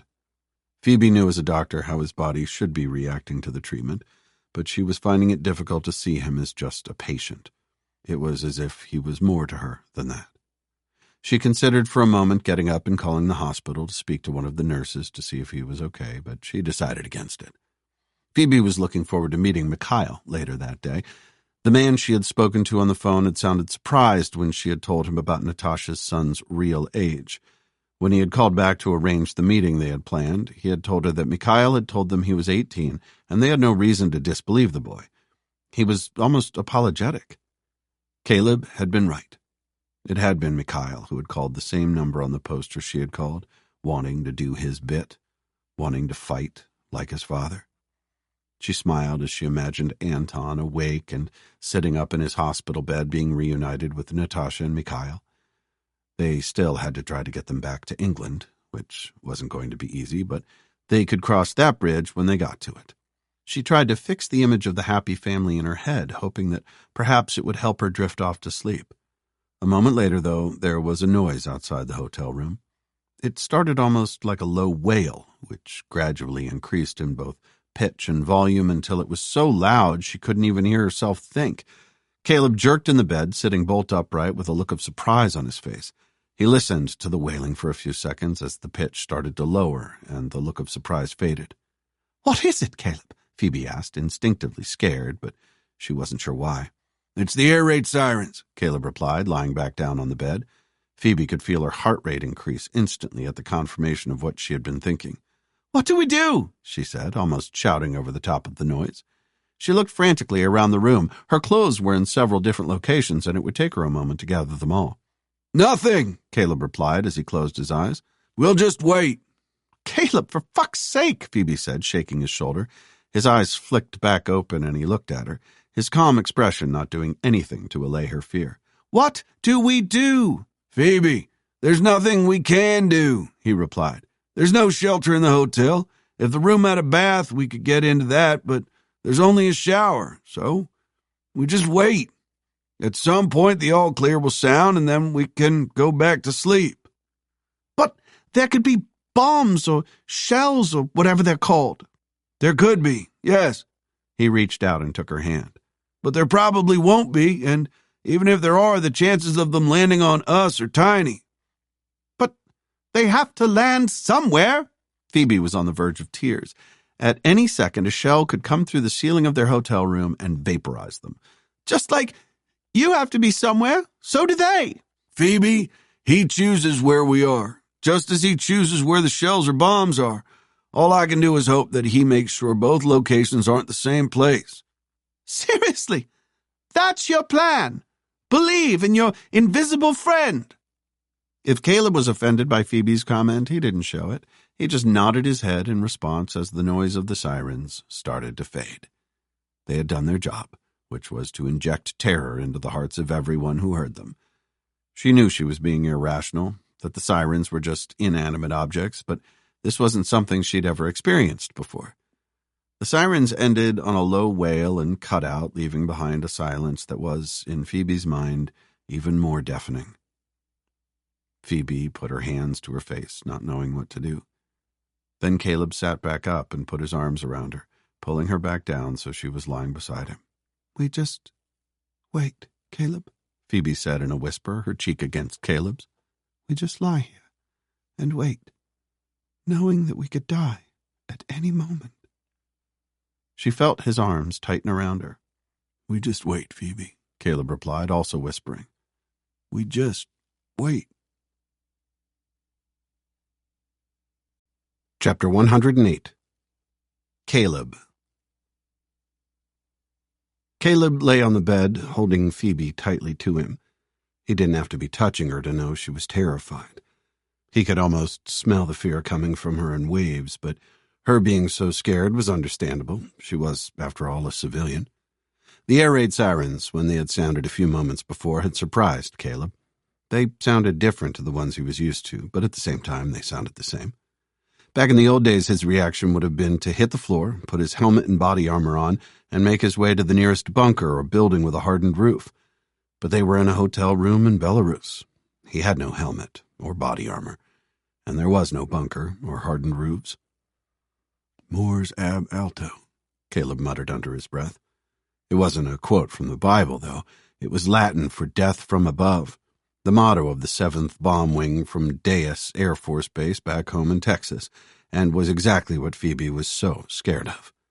Caleb remembered watching the B-1B Lancers sweep-wing heavy bombers known as Bones taking off from the base, their cruciform tails distinctive against the blue sky. He had heard they had a range of over 7,000 miles, putting most of America's enemies well within their range.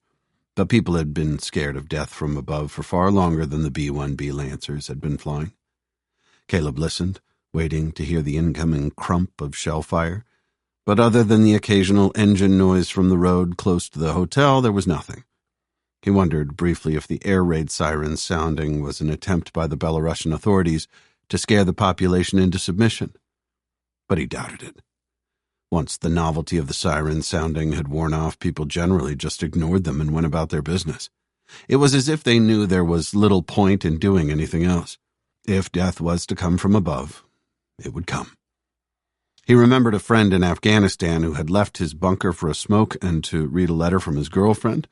A Chinese 107mm rocket fired into the base by insurgents in the low foothills surrounding the area had landed only a few yards from where the soldier had been sitting. Apparently, they had been finding bits of him for days following the attack. Are you okay, Phoebe? Caleb asked in a low voice. No, she replied, her voice muffled. No, I am not okay. This is horrendous. There was little he could say to that, so he remained silent for a few moments. This time tomorrow, Phoebe, we'll be back in that hotel in Poland, he said eventually. We'll pick up Mikhail from the village, scoot back across the border with you working your magic on the guards like before, and reunite him with his parents. Uh-huh, Phoebe replied. All we need to do is live that long. Caleb took a deep breath, but said nothing else. He could have told Phoebe that from what he had seen on the news, shelling was not very common in this conflict. He could have told her that, depending on their air defense systems, the sirens could have been triggered by a flock of birds. He could have told her that the chances were the air raid sirens had sounded across the entire country. But he knew she would not really hear what he was saying, so he remained silent. They lay in the darkness for what seemed like hours, but was in reality only around 30 minutes. At one point there was a sudden bang from close by which made Phoebe jump, but it was only a car backfiring on the road. Then the mournful wail started back up. This time, instead of undulating, it rose to a single pitch and stayed there. That's the all clear, Caleb said over the noise of the siren. We can relax now, Phoebe. She disentangled herself from him and sat up, for once not covering herself as she did so. Caleb saw her cheeks were streaked with tears. Relax, she said, her incredulity obvious. How can we relax? Chapter 109. Stepan. Working as quietly as he could, Stepan used his combat knife to slice open the seal of the cardboard box in front of him. He lifted out a blue tube, the booster which would propel the warhead that Daniel was holding for him. Stepan screwed the booster onto the end of the olive-green warhead, tightening it as hard as he could. The last thing he wanted was the booster going in one direction and the warhead going in another. When he was satisfied it was as tight as it could be, he slid the assembled artillery into the front end of the RPG launcher, lining it up with the trigger mechanism. The grenade on the end had a point-initiating, base-detonating piezoelectronic fuse which would explode on impact with something, which in this case was the cabin around 300 meters in front of them, barely visible in the early dawn light. "Are the fire teams in position?" Stepan whispered to Daniel, who was packing the cardboard box away. There were other grenades and boosters in the box, but they would only be using one. If everything went to plan, and Stepan had no reason to think it wouldn't, they would only need one. Besides, in the time it would take Stepan to change position and reload the RPG, the firefight would be over. Yes, they are all in position, Daniel whispered back. Stepan peered through the trees they were hidden in.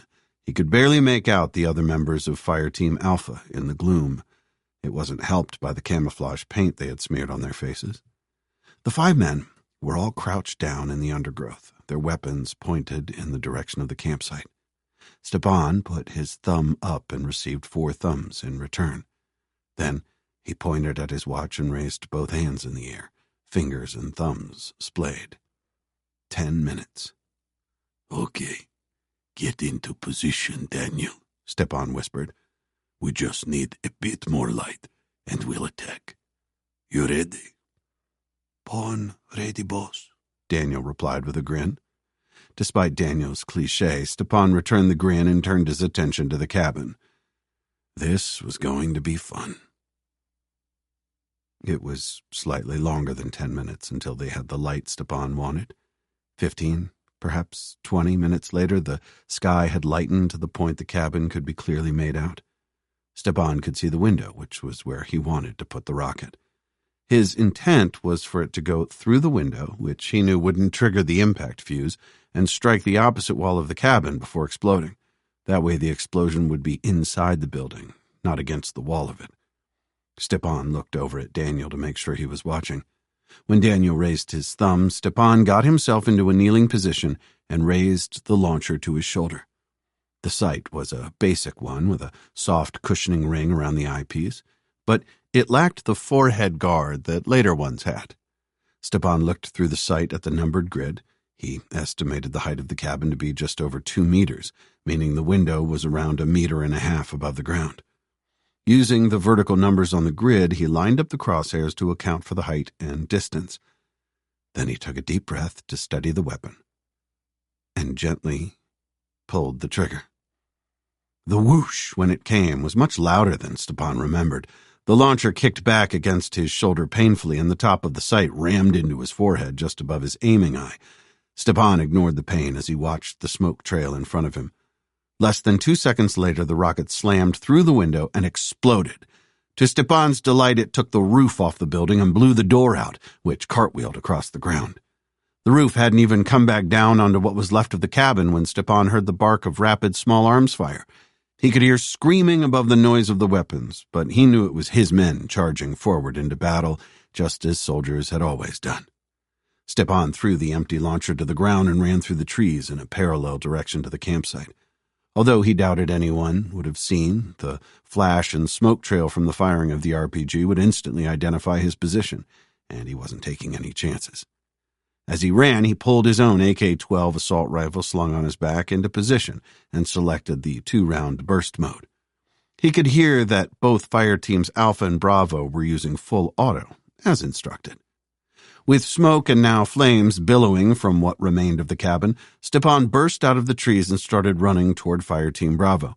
As he approached, he saw they were strafing the small tents, which were now tattered with bullet holes and barely standing.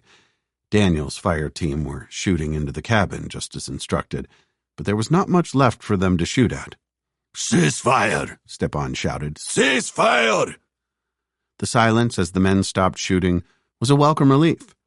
The only sound was the crackling of the wood from the cabin as flames consumed it. Stepan looked at his men. They had done well. Stepan grinned. He had been right. That was fun. Chapter 110. Natasha. Natasha wrapped her hands around the mug, grateful for the warmth from the tea inside, and stared out through the kitchen window. The garden beyond was calm, and a light mist was rising from the grass. She knew it would soon be burned away by the sun, but she enjoyed the view while it lasted. "Good morning." Natasha turned to see Heidi at the kitchen door. She was wearing long-sleeved pajamas and, despite the hour of the day, looked fresh. "Morning, Heidi," Natasha replied. "Sorry about the early start. Can I make you some tea?" "That would be lovely," Heidi said with a smile. "Thank you." "Can I make one for Lawrence as well?" "He's left already," Heidi replied. "Had to be in London for an early meeting." Natasha busied herself with the kettle as Heidi sat at the kitchen table. She'd not heard Heidi's husband leave, even though she didn't think she'd slept much the previous night, but at the same time she was relieved he wasn't there. She wanted to speak to Heidi before leaving, and had planned to have the conversation in the car, but this would be much better. "There you go," Natasha said a moment later, placing a mug of tea down in front of Heidi. She sat opposite her at the table. "Heidi," she said, "I wanted to thank you for all that you've done for me." "I've hardly done anything for you," Heidi replied with a smile. "You have," Natasha said. "More than you know. Perhaps there's something I can do for you." She saw a look of confusion on Heidi's face. "There's nothing you need to do for me." "I could help you, perhaps." "Help me? With what?" Heidi's look of confusion deepened. "How long has it been going on?" "I'm sorry, Natasha. You've lost me." Heidi attempted a laugh, but Natasha knew it wasn't genuine. "Lawrence," Natasha said, looking directly at her. "How long has he been beating you?" Heidi didn't reply at first, which was all the confirmation Natasha needed. It had been exactly the same with Ilya and her husband, her now ex-husband. "Lawrence doesn't beat me," Heidi replied, her voice almost a whisper. "Then why do you always wear long sleeves, even in your pajamas? It's almost summer, and the compulsive cleaning before he gets back." Natasha remained silent as she watched Heidi, thinking. Her brow was furrowed, and Natasha sympathized with her, even if she couldn't really empathize with her. Although Natasha knew only too well what it was like to be a victim of male violence, her experience had been a different one. Heidi would be thinking about whether she should talk to Natasha about it. Ilya had been through the same struggle, and Natasha hoped that Heidi's response would be the same as her sister's was. He just gets so angry sometimes, Heidi said eventually as she fiddled with the sleeves of her pajama top. He doesn't mean to. That's what my sister said. Natasha reached out and took Heidi's hands in hers. It doesn't have to be this way, Heidi. Does anyone else know? No, Heidi replied, shaking her head. I don't really have anyone to talk to. Not anymore. Heidi, I am coming back. I don't know when, but I will be coming back. Natasha knew there was little she could do for Heidi other than let her know that someone else knew what she was going through. Someone who would be able to help her. You're not alone. Can we not talk about this, please, Natasha? Heidi looked at her, all her confidence gone. I didn't want to leave for Poland without telling you that I know. Heidi, Natasha replied. All I want you to know is that you are not alone. Perhaps we can talk properly when I come back. Heidi remained silent for a moment before nodding her head. Yes, she whispered. Yes, I think I'd like that. Chapter 111. Mikhail. The sound of the cabin exploding made Mikhail jump so much he almost dropped the Dragunov. Next to him, Vinchuk rested a hand on his forearm as the firing started. A few seconds later, Mikhail heard small bits of debris, presumably from the cabin, landing around them on the forest floor. Wait, Vinchuk said, his voice low. Not yet. Next to Vinchuk, Mikhail could see Ruslan with his rifle in his hands, crouched in what looked to be a very uncomfortable position. They were lying in the trenches they had dug to observe the drone, having been woken in the middle of the night by Yuri. We're relocating to the outer trenches, Yuri had said as Mikhail had shaken the sleep from his head. If the People's Army attack the camp, it'll be at dawn. Mikhail and the others had crept to the outer trenches, passing the ones closer to the camp as they did so. They moved in silence, crawling into the shallower trenches and pulling branches over the top of their heads. Mikhail, Ruslan, and Vinchuk were in this trench, while Yuri, Dmitri, and Grigor were in the other. Then they had lain there for at least 2 hours, awake but exhausted, as they waited for the dawn. Sure enough, about 30 minutes before the sky started to lighten, a group of armed men had moved past them. It had been a few nerve-wracking moments as they passed by, with all of them knowing that if their location was discovered, all hell would break loose. It would only have taken one of the enemy soldiers to step on the branches covering the trenches or to hear something, and they would have lost the element of surprise. He watched as Vinchuk, moving slowly, moved one of the branches covering them and raised his head above the parapet. Then he looked back at Mikhail and Ruslan and gestured for them to do the same thing. Mikhail shifted his position and got to his knees, still trying to be quiet, although the noise of gunfire was all pervasive in the trees. When he raised his head and looked over the top of the trench, he could see 2 groups of men silhouetted in the light from the flames that were consuming what was left of their cabin. 2 teams, Vinchuk said to both of them. He pointed at the group closest to them, who were currently destroying their tents with automatic fire. Mikhail's mouth dried up at the sight. Only a short time before, they had all been fast asleep under the canvas that was now hanging in ribbons from the tent frames. Ruslan, you and I will take the team closest to us on the left. There are 5 of them. You see them all. Mikhail saw Ruslan nodding in response. Yuri and the others will take the other team. What do I do? Mikhail asked, realizing that Vinchuk had excluded him from his instructions. You, young man, will stay here, Vinchuk replied. But I don't want to stay here, Mikhail said, trying not to sound petulant. I want to fight.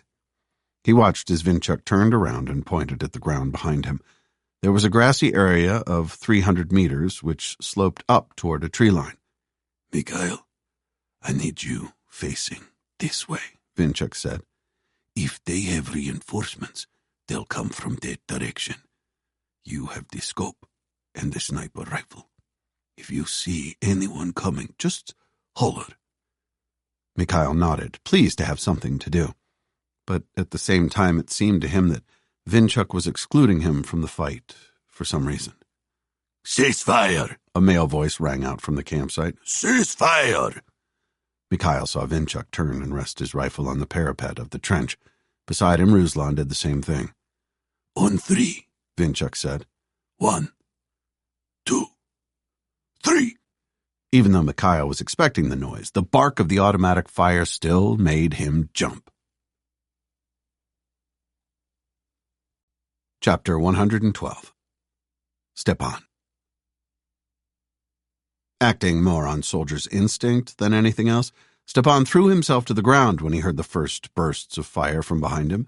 Next to him, one of his soldiers stiffened before dropping in a heap, his rifle clattering to the ground beside him. Stepan glanced at the man. He was dead, probably before he'd even hit the ground. What the fuck? Stepan shouted, momentarily confused. His head darted from side to side as he looked for cover, while all around him he could hear the zinging noise of rounds flashing past. They were being attacked, but from the direction they had just come. He leopard crawled a few feet toward one of the defensive trenches the resistance had constructed. Just as he was about to roll into it, another one of his soldiers also started crawling toward his position. Return fire, damn you! Stepan screamed. The soldier paused and looked at him for a second. Then Stepan saw the young man's tunic puffing several times as rounds slammed into him. He fell to the ground, his eyes still fixed on Stepan's. Stepan rolled into the trench as bullets showered small clods of earth into the air. He crawled to the end of the trench before raising his head above the edge to try to see what was going on. In the few brief seconds he was able to look, all he could see was flashes of light from muzzles 50 meters away from them. Stepan didn't understand. They had traversed that ground, and there had been nothing there. Stepan opened his mouth to shout some more instructions when he felt a white-hot pain in the side of his head. He fell to the floor of the trench with a gasp. Had he been hit? He raised his hand to the side of his head where the pain was increasing. When he pulled it away, he could see it was covered in blood.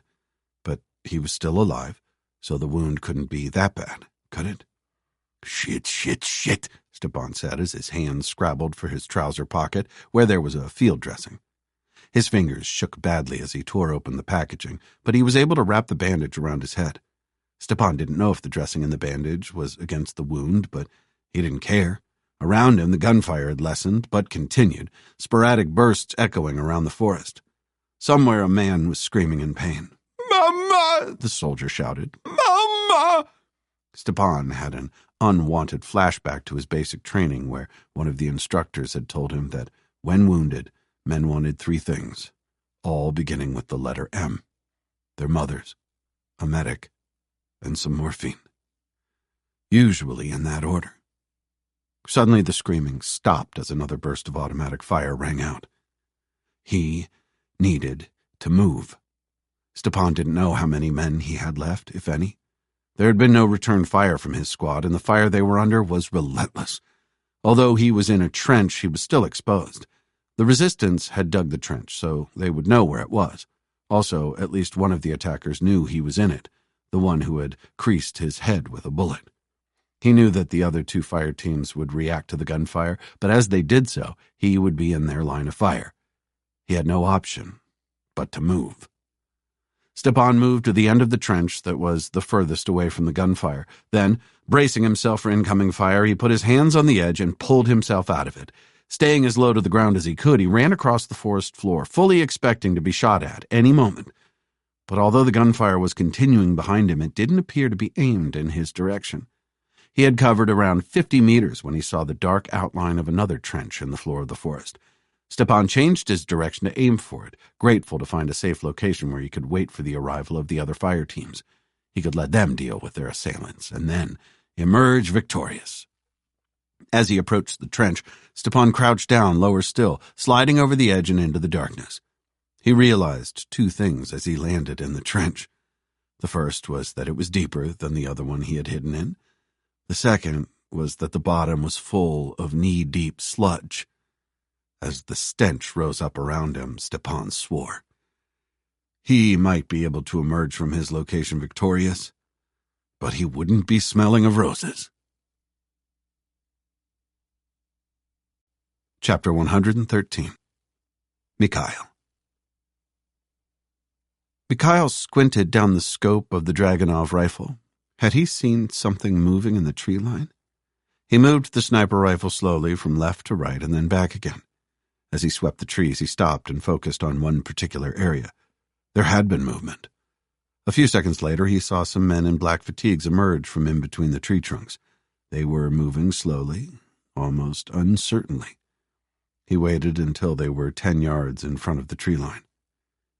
"If you see anyone, just holler," Mikhail said between clenched teeth as he pulled the trigger.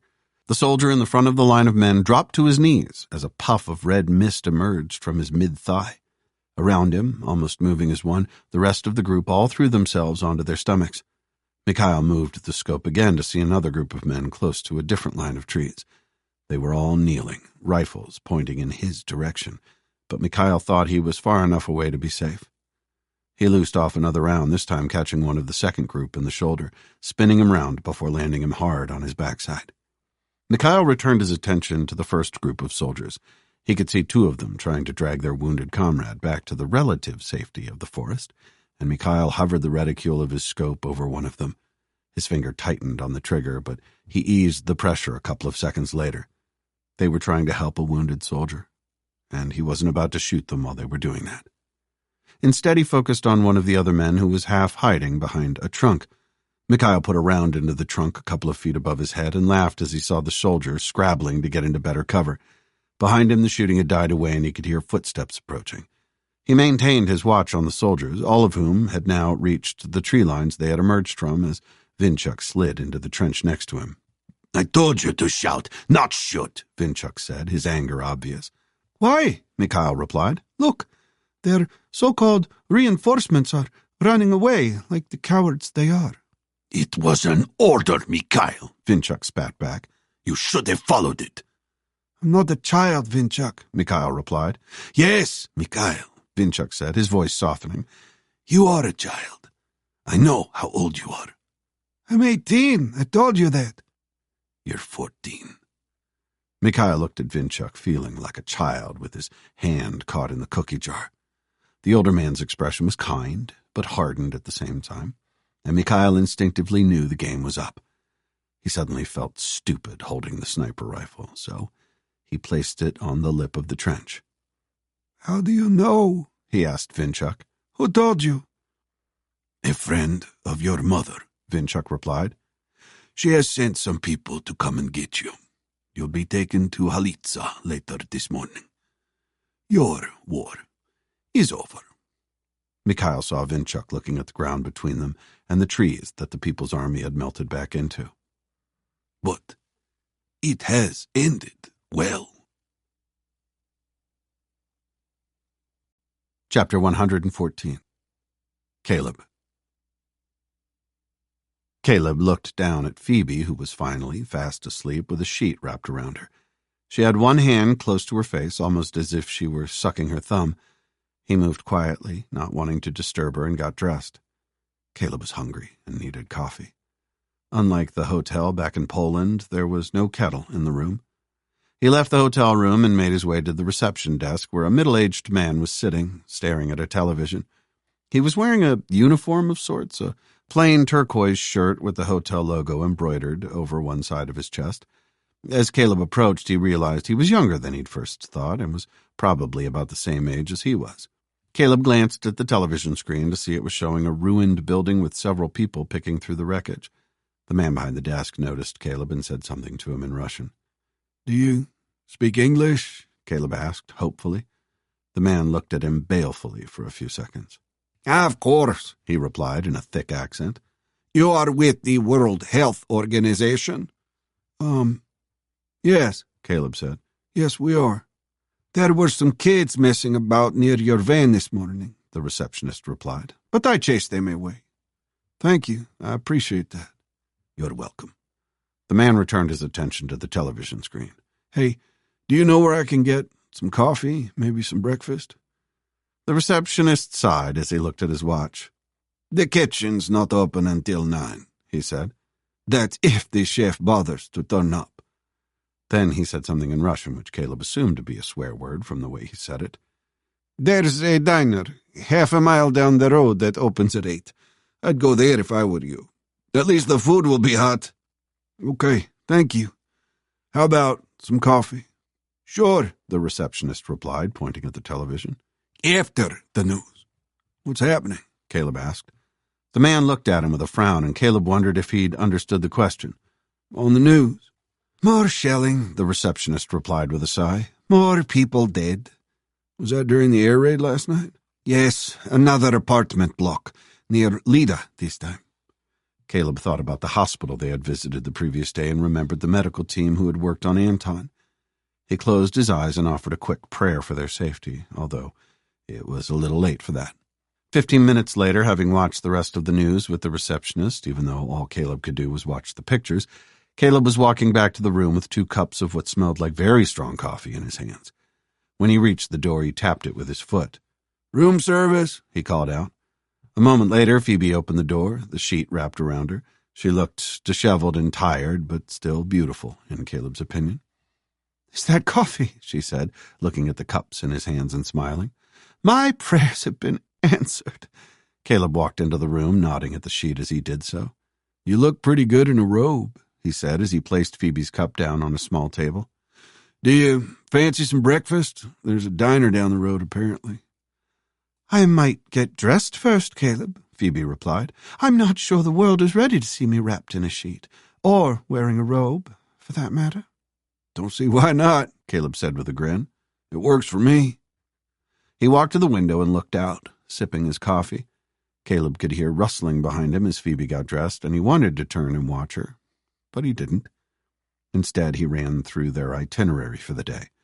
It was around 8:30 now. They could take a leisurely breakfast and leave around 9:30.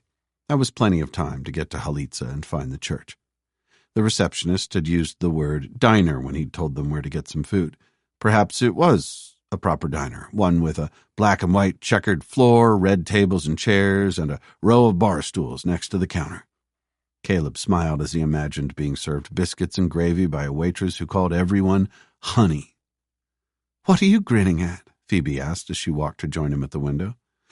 Just thinking of home, Caleb replied, his smile fading. Or at least a version of it. When were you last in Texas? A long time ago. I'd love to go there. It looks amazing in films. Phoebe had a faraway expression on her face as she said this. Like I said, Phoebe, there's different versions of it. We could get married in Las Vegas, Phoebe said. That's not in Texas. I know, she said, slapping his arm playfully. But we could get the Greyhound there and get married in a drive-thru by a man dressed as Elvis. Phoebe started laughing. I did go to Vegas once, Caleb replied, joining in with her laughter. What happened? I played some roulette and put everything I owned on red, he said. Came up black, lost everything, including the shirt on my back. Caleb started laughing. That's when I started wearing a robe. Chapter 115. Phoebe. Phoebe had to suppress a laugh as she watched Caleb pushing his potato pancake around the plate. It was draniki, a simple fried dish with only a few ingredients: flour, potatoes, milk, onions, and some seasoning. On the side of his plate was a large dollop of sour cream, which Caleb was doing his best to avoid, and a small side dish with some fruit. I thought Americans liked pancakes, she said as she forked a large piece of draniki on her own plate, putting it in her mouth after dipping it in the cream. Ours are a bit different, Caleb replied, slicing a tiny sliver of pancake and holding it up in the air. I can't see these going together with maple syrup. It could have been worse, Phoebe said with a grin. They've got kalatnik on the menu as well. What's that? Caleb put the slice of pancake in his mouth and chewed it thoughtfully. cold beet soup, she replied, and his grimace made her laugh. She pointed her fork at the sour cream on Caleb's plate. Served with some of that, and a sprinkle of chopped dill. It's bright pink, and often served with a hard-boiled egg on the top. Sounds delightful, Caleb said, slicing a larger piece of pancake and loading it onto his fork. This isn't too bad, though. The diner they were in was a lot nicer on the inside than it looked from the parking lot. It was spotlessly clean, with mismatched tables and chairs, a small but functional serving area, and a flat-screen television on the wall that was muted, but Phoebe could see it was playing the news. They had sat near a window that looked out onto the parking lot where their van was the only vehicle. When Caleb had told her about the boys the receptionist had seen, she'd been concerned, but when they examined the van, they had seen nothing untoward. The diner's menu ran to 6 pages, with the waitress telling Phoebe that they could rustle up whatever they wanted from it.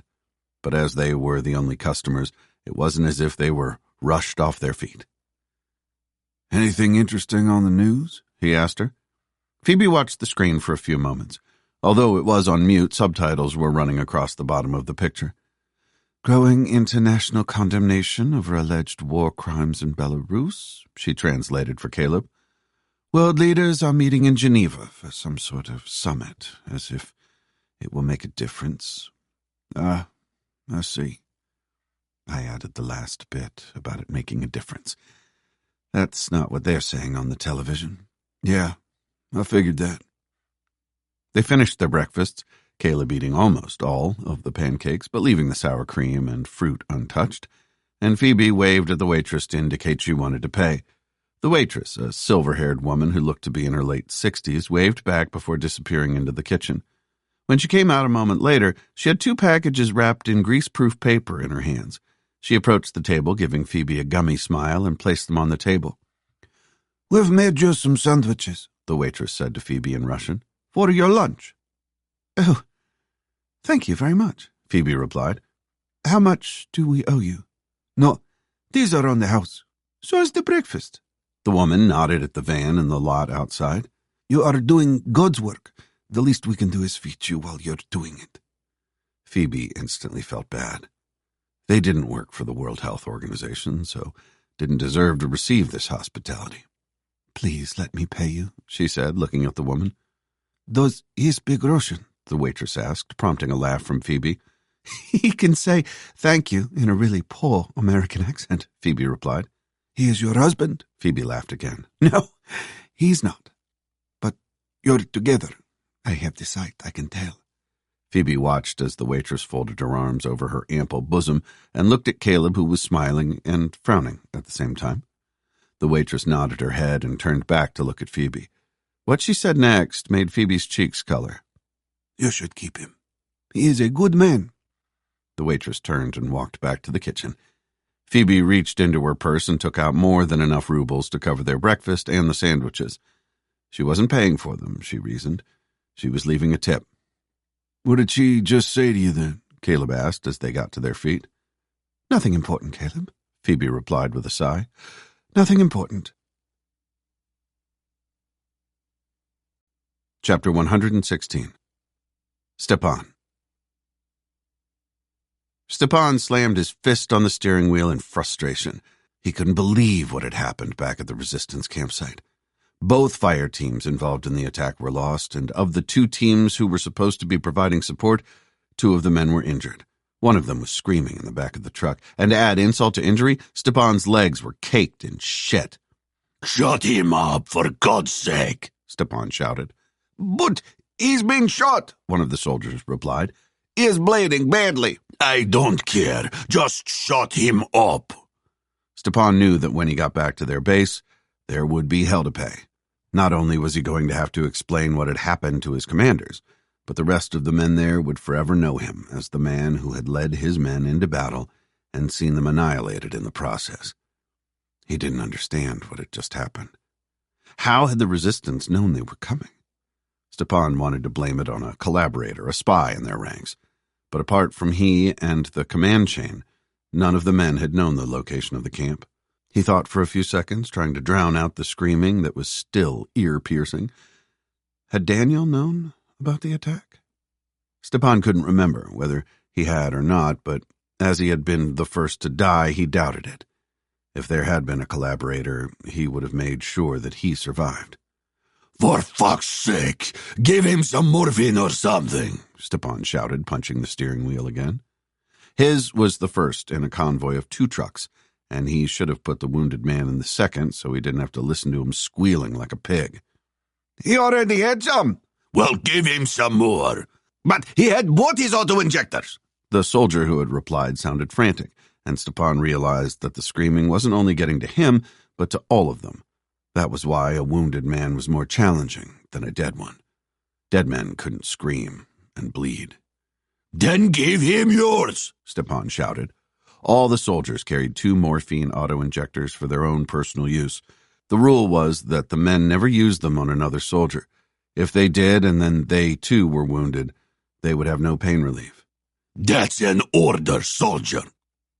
20 minutes later, Stepan and what was left of his soldiers pulled into the compound that served as their base. Of the 20 men who had left with him before dawn, only 10 remained. He pulled in next to the disused meat-packing plant that served as their makeshift hospital and parked the van. Then, leaving the soldiers to unload the trucks and take the wounded inside, he made his way to the ablutions to shower the shit and piss from his legs and get a fresh uniform and some clean boots.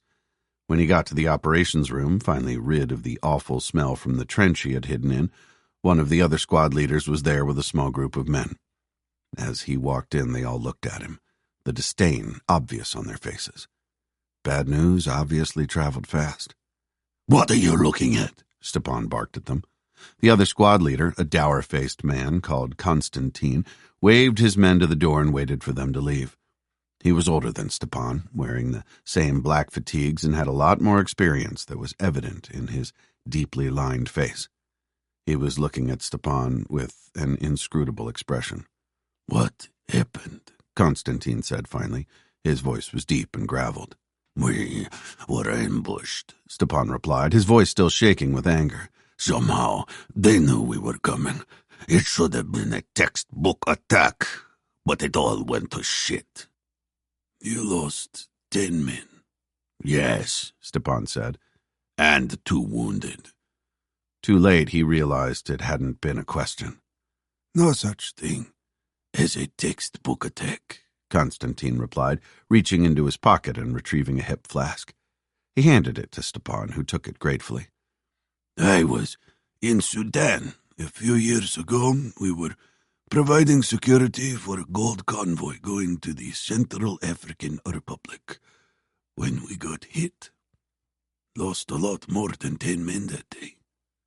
Stepan sipped from the flask, relishing the burning sensation in his throat. It was vodka of some sort, but not a cheap one. Thank you, he said as he handed the flask back. I needed that. You've called it in? Constantine asked as he slid the hip flask away. Stepan nodded. It had been the first thing he had done once he had found the remaining fire teams and got to a safe location. What did HQ say? Nothing. They want me to take a new squad out on patrol later. That's good. They can't be too pissed with you if that's the case. Stepan saw that Constantine was looking at his boots. He glanced down at them himself, realizing that for a man who had just come from the battlefield, they were remarkably clean. So, it's true then? Constantine asked, a smile spreading on his face. What's true? That you hid in a deep trench latrine to escape the resistance. Stepan said nothing. He could feel the color rising to his cheeks, so he turned away from the older soldier. I'd crush that rumor pretty quick if I were you, Constantine said as Stepan walked toward the door. You know, the men have already got a nickname for you. Thanks for the advice, Stepan mumbled, walking away before he could find out what it was. Chapter 117. Phoebe. Phoebe looked at the GPS to see they only had a couple of miles to go until they reached Talitsa, the village where they were to meet Mikhail. The area they were driving through was remote and mostly uninhabited, and the only traffic they had seen in the last 20 minutes had been an old farmer with an equally ancient horse that was pulling a cart laden with produce. They have hard lives, some of these people, she had remarked to Caleb as they passed the rickety cart. They do, and that's without people killing them, Caleb had replied. I can sense the evil in the air. It's like ozone before a thunderstorm. Phoebe had looked at him, wondering if he was pulling her leg, but his face was deadly serious. Not far now, Phoebe said, and she saw Caleb glancing at the GPS. I wonder what Mikhail will be like. I think it will depend on what he's seen. What he's done, Caleb replied. He'll probably play the tough guy and try to hide the fact he's still a kid. What were you like when you were a teenager? Phoebe asked him. At that age, it was all about how far I could get my hand up a girl's skirt before she slapped me in the face, Caleb replied with a grin. At 14? It was Texas.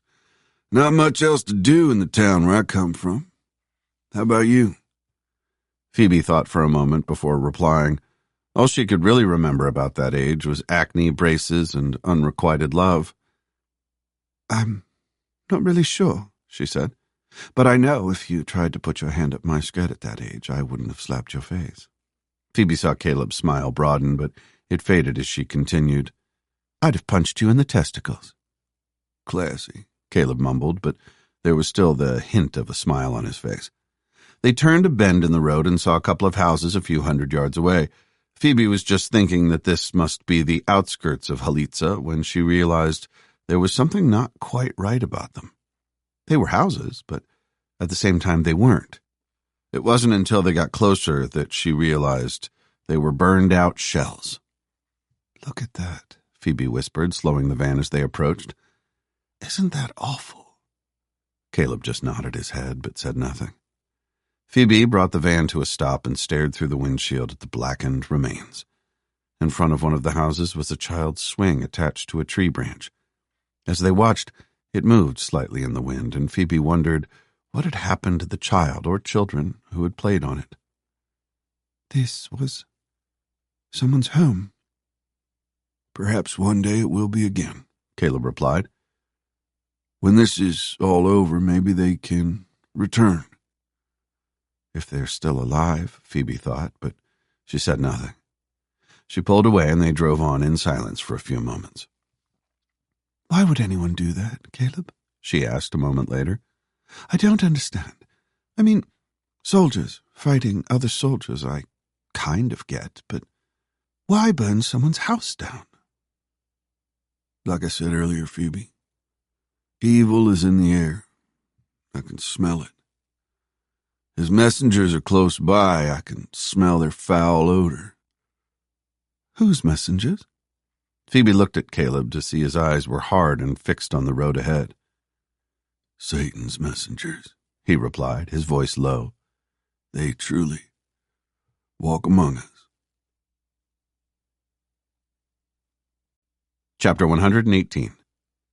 Vinchuk. Vinchuk hid a smile as he watched Grigor and Dmitri saying goodbye to Mikhail. He and Yuri were too far away to hear what the men were saying to the boy, but he could see Mikhail nodding in response. The youngster held out his hand to Grigor for him to shake, but Grigor ignored the offered hand and pulled Mikhail into a bear hug. He'll be missed, the boy, Yuri said.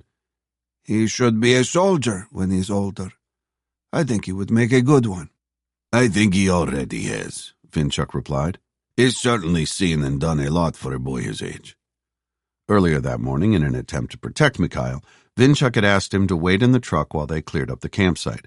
But the next time he looked, he saw Mikhail and Ruslan carrying one of the dead People's Army soldiers. They had placed the body in a trench, almost deferentially, before Grigor started covering the corpse with earth.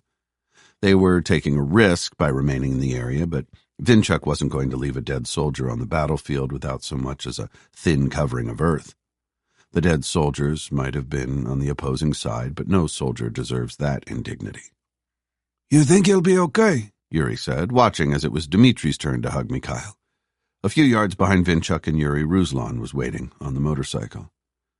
He told me he'd lost someone close to him, Vinchuk replied, lighting a cigarette. If he considers the man who he killed to be his avenging act, then perhaps. Beside him, Yuri nodded his head. An eye for an eye, a tooth for a tooth, Yuri said. It's from the Bible. Really? Vinchuk replied in a disinterested tone. Something like that, yes. His goodbyes complete, Mikhail started to walk toward where Vinchuk and Yuri were standing. Vinchuk saw Mikhail's hand come up to his face briefly, and he wondered if the boy was crying. After everything they had been through, Vinchuk wouldn't have blamed him. He had seen men with much less combat experience than Mikhail in tears when they had to say goodbye to their brothers in arms. It wasn't something most civilians would ever understand, which was one of the reasons soldiers did what soldiers did, so they wouldn't have to. I guess they says goodbye, Yuri said as Mikhail approached. He held out his hand, which then turned into another bear hug. Vinchuk saw Yuri slap Mikhail on the back as he whispered something in his ear. Vinchuk didn't hear what it was, nor did he try to. It was between Yuri and Mikhail. The boy nodded his head but didn't reply. Then he turned to face Vinchuk. Mikhail, Vinchuk said, looking at him with a smile. Mikhail, if I were to ever have a son, you'd have to find a woman first, Vinchuk, and hope there's still lead in the pencil, Yuri said, interrupting him, but forcing a laugh from Mikhail. Vinchuk turned to Yuri, grinning. You and me both, Yuri. You and me both. Now hush. He returned his attention to Mikhail. As I was saying, if I were to ever have a son, I hope he would become half the man you are. Then I would be proud. Mikhail didn't reply, but just nodded his head. When all this is over, you come and find me. We will drink vodka together, and not the cheap stuff Yuri here tries to pass off as the real thing. Maybe go out and find some women, Mikhail replied, smiling. Vinchuk turned to Yuri, and both men laughed. Maybe, Vinchuk replied, putting his hands on Mikhail's shoulders. Although, I think the odds are stacked in your favor. As he pulled Mikhail into a bear hug, Vinchuk whispered in his ear. You are a hero of Belarus, my boy. He squeezed him like the son he didn't have. Never forget that. A true hero of Belarus. Vinchuk released Mikhail and made a flapping motion with his hands. Now go. Back to school. Tell your teachers, Yuri and I say hello. Especially the female ones, Yuri added, slapping Vinchuk on the back and laughing loudly. Mikhail took a couple of steps toward Ruslan, who stirred into life, kicking the motorcycle from its stand and putting his hand on the ignition key. Before Ruslan started the engine, Mikhail turned to look at Vinchuk and Yuri. Thank you, he said with a single nod of his head. Thank you. And good luck. Chapter 119. Caleb. Caleb had felt his mood darkening over the last couple of miles. He had tried to hide it from Phoebe, but he could tell from the way she was looking over at him more frequently that she had picked up on it. When he had told her earlier that he could smell evil in the air, he'd not been joking. There was a darkness descending on him that he had no control over, nor did he wish to. He knew what it meant, and it confirmed that at that moment in time he was exactly where he was supposed to be, where he wanted him to be. Through the van windshield, Caleb could see more houses coming into view. Unlike the ones they had passed previously, these were intact houses with people still living in them. Laundry was being hung out in gardens, children were playing on undamaged playthings, and dogs were being walked. Caleb saw a bearded man holding his side in obvious discomfort, walking a small dachshund, but from the excited look on the dog's face, it wasn't clear who was walking who. A few 100 yards ahead of them, a small cross was visible on top of a plain-looking building with whitewashed walls. Other than the cross, there was nothing to advertise it as a church, but it was right where the GPS said it was supposed to be. There, Phoebe said, pointing at the church. That's it. Unlike many of the churches Caleb had seen in the area, some with ornate domed roofs and elaborate turrets, this one was very underwhelming. But Caleb had no time for churches anyway, even when his mood was brighter. The church was located on one side of a small square which he assumed was the center of the village. He said nothing as Phoebe pulled up to the building, parking the van in the small lot in front of it. "Caleb," she said as she turned off the engine, "what's the matter? Have I said something wrong?" "No, Phoebe, not at all," he replied, forcing a smile onto his face. "I just get like this sometimes. I'm sorry." "Okay, as long as I've not upset you." "Back at the diner, the waitress said something to you as you were leaving," Caleb said. "What did she say?" He looked at her and saw a brief flash of what looked like disappointment on her face before it was replaced by a smile. "She said you were a good man," Phoebe replied. Caleb knew she wasn't telling him everything the woman had said, but he let it go.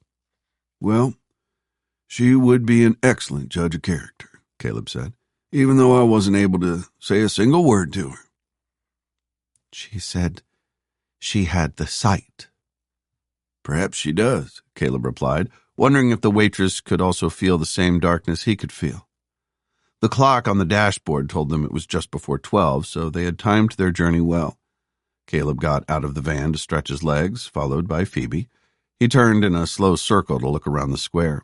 In addition to the church, there was a single-story shop with pale orange walls and elaborate white grills, badly in need of painting, covering the windows. Opposite was what Caleb thought was a garage of some sort, and the last side of the square was occupied by houses. All of them were in a state of disrepair and echoed the general ambiance of the village, which was of a place that was exhausted. Caleb heard an engine approaching and turned to see two young men, both helmetless, riding into the square on an old motorcycle. "That's him," Phoebe said, her excitement obvious. "That's Mikhail on the back." They both watched as the motorcycle came to a halt right outside the church. The young man on the back of the motorcycle climbed off and looked around, his eyes resting on Caleb and Phoebe. He stood there, uncertain what to do as the rider of the motorcycle said something to him. Then they shook hands, and Mikhail's friend rode off in the direction he had come from. Caleb let Phoebe approach the young man left behind, reasoning that he would prefer to hear someone speak his own language. But when Phoebe greeted him, it was in English. "I'm guessing you're Mikhail," she said, smiling at the young man. As he got closer, Caleb recognized him from the photographs that Natasha had shown him. He looked a lot older than 14, not just physically, but he had the eyes of a much older man. "I am Mikhail, yes. Who are you?" Mikhail replied in almost perfect English. His mother had taught him well. "I am Phoebe, and this is Caleb," Phoebe said, still smiling. "We've been looking for you." "Well," Mikhail replied with a look that indicated to Caleb that he didn't entirely trust them. "now you've found me." Chapter 120. Natasha. Natasha picked up the last of her belongings from the plastic tray that had carried them through the security check, and double-checking to make sure she had her boarding card, walked to where large television screens were hanging from the airport roof. It took her a couple of seconds to locate her flight, but when she did, all it told her to do was wait. The gate for her flight wasn't yet allocated. With a sigh, Natasha made her way to a spare seat in one of the waiting areas. She could do with some sleep, but wouldn't get the opportunity. Perhaps she could grab some on the airplane if it wasn't too busy. She had hoped she might be able to sleep a little in the car, but despite saying she hadn't wanted to talk, Heidi hadn't stopped. It was as if the floodgates had been opened, and in no time at all, Natasha had almost her entire life story. It had been a happy one, right up to the point she said the fateful words, "I do." Then it had spiraled downhill from there in a story that was depressingly similar to Natasha's sister's story. Natasha sat down, tempted to ease her shoes off, but she decided against it. The airport wasn't as busy as the train station had been, and she walked past a couple of armed policemen, one of whom smiled at her. At first, she had thought it was an appreciative smile, but she soon realized he was smiling at everyone, presumably to reassure them they were safe in his hands. She rummaged in her handbag for the charger to her phone when she noticed there was a small charging point built into the seat. Although she had only made one call to the hospital since it was charged up, she didn't want the battery draining. Natasha smiled as she remembered the conversation with the nurse earlier that morning. Anton was doing well, she had said. He still had a breathing tube, but They might be taking it out later, and he seemed to be responding well to the treatment already. She plugged the phone in, and it vibrated in her hand. At first, she thought it was because it was charging, but as the phone started ringing, she realized it was an incoming call. Natasha looked at the screen before swiping it, and a few seconds later, Phoebe's face appeared. She looked to be outside from the blue sky and off-white building with a cross on top of it behind her. "Natasha," Phoebe said. She had a broad grin on her face as she spoke. "I've got someone here who wants to talk to you." The image on the screen wobbled slightly, and a familiar face came into view. "Mikhail!" Natasha screamed, causing several people around her to jump in alarm. The armed policemen both whirled around, their eyes alert, but they soon relaxed when they saw it was just someone on the phone. "Mikhail," Natasha said again, this time in a voice that was as close to normal as she could manage. "My God, you're okay." "Of course I'm okay, Mother," Mikhail replied, using the voice he used when he thought she was overreacting about something. Natasha knew she was, but she didn't care. "Oh, my God," Natasha said, pressing her hand to her sternum where her heart was beating like a bird's. "Oh, my God, where have you been?" "I've been staying with some friends, Mother," he replied, smiling the way he did when he was lying. "I've been so worried," Natasha said. "What happened to your phone?" "I dropped it in the toilet." Mikhail was still lying, but it didn't matter to her. All that mattered was that he was okay. "I had it in a bowl of rice, but it's as dead as a dodo." Natasha laughed, remembering taking Mikhail to the National History Museum in Minsk when he was about 6 or 7. There had been the skeleton of a dodo there that he'd become obsessed with, more so when he'd discovered they were extinct. "Have you heard from Dad?" Mikhail asked. Natasha paused before replying. Did Mikhail know Anton had been injured? She didn't really want to tell Mikhail that over the phone. "Yes," she replied. "I spoke to him last night." "Oh, cool," Mikhail replied. "He's back then?" "He will be," Natasha said, thinking about when they could all be together again and grinning. "I need to let Ilya know you're okay." "Phoebe's boyfriend is doing that now," Mikhail replied. "The weird man with no hair." "That's Caleb," Natasha said, smiling at the way Mikhail had described him. So she'd been right about Phoebe and Caleb after all. "Can I speak to Phoebe quickly?" "Sure," Mikhail replied, waving at the camera. "I'll see you soon." "I'll see you soon," Natasha blinked back a tear. "I love you, Mikhail." "Yeah, love you too." The screen adjusted again, and Phoebe's face appeared. She was smiling. "Everything okay?" Phoebe asked. "It is now, Phoebe," Natasha replied. "I can't thank you both enough." "We're leaving for the border now," Phoebe said. "What time's your flight?" "In about 40 minutes. I'll get a cab from Warsaw to the hospital." Natasha knew she could barely afford the luxury, but nothing was going to stop her seeing her family reunited. "Can you tell Mikhail about Anton for me? I spoke to the nurses there. He's doing very well." "Of course I will. And that's great news. I think we'll be there before you." "Will you thank Caleb for me as well?" "You can thank him yourself, Natasha," Phoebe replied. Natasha saw her glance at someone off camera and grin. Although, to be honest, he's not done much. Chapter 121. Mikhail. Mikhail sat in the center seat of the van, promising Phoebe that he wouldn't mention to his mother that it had 3 seats. The strange American Caleb was in the driver's seat, and Phoebe was on the other side of Mikhail. There wasn't much room in the front of the van, and Phoebe's thighs were pressed against his. He could feel the warmth of it through his trousers, and although he didn't mind it at all, he had a feeling that Caleb might. The village of Halitsa was some miles behind them, and they were driving through a wooded area that reminded him of the road to their campsite. When Caleb had introduced himself back in the village, he had shaken Mikhail's hand, but it wasn't like any other handshake Mikhail had ever had. He'd noticed a strange sensation in his fingertips, and when he looked at Caleb, the man had his eyes closed and his lips were moving ever so slightly. Then he had opened them and let go of Mikhail's hand, a strange smile on his face that was somehow reassuring and frightening at the same time. Before they had left Halitsa, Mikhail had watched Phoebe enter an address in Poland into the GPS. When he realized it was a hospital that she had entered, he had asked her why. "Your father's been injured, Mikhail," Phoebe had replied, but he's okay. We managed to get him over the border into a Polish hospital. You're going to meet your mother there. Injured? How? He hurt his leg, but he's doing really well. Mikhail had nodded at the news. Knowing his father, he'd probably fallen over after slightly too much vodka. It wouldn't have been the first time. Have they reopened the borders then? Mikhail had asked Phoebe. Not yet, she had told him. But we've found a way across. In front of them, the road was becoming narrower, and the trees on either side were almost touching in the middle.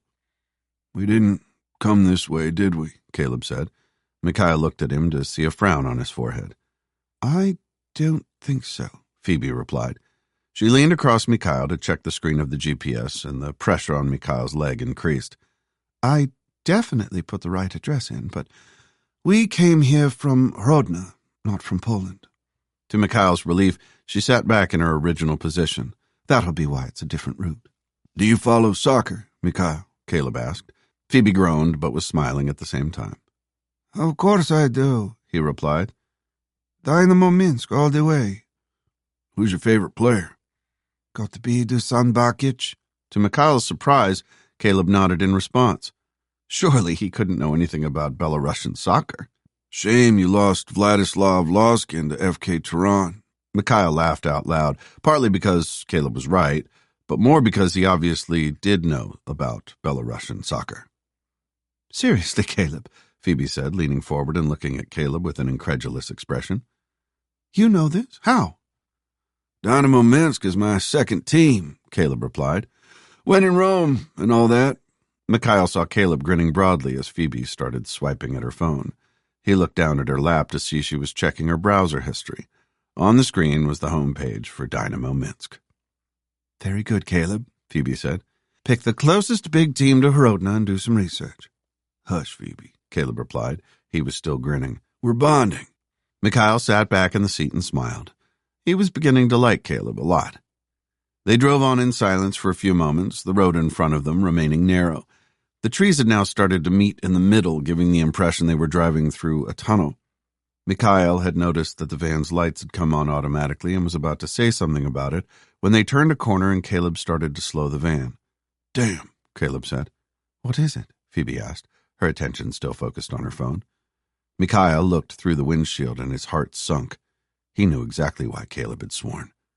100 yards in front of them, parked at an angle across the road, was a white truck.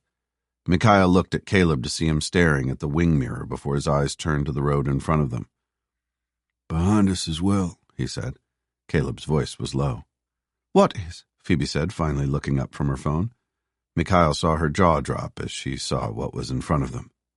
Caleb brought the van to a halt. Mikhail knew there wasn't much else he could do when there was a heavy machine gun pointing straight at it. Chapter 122.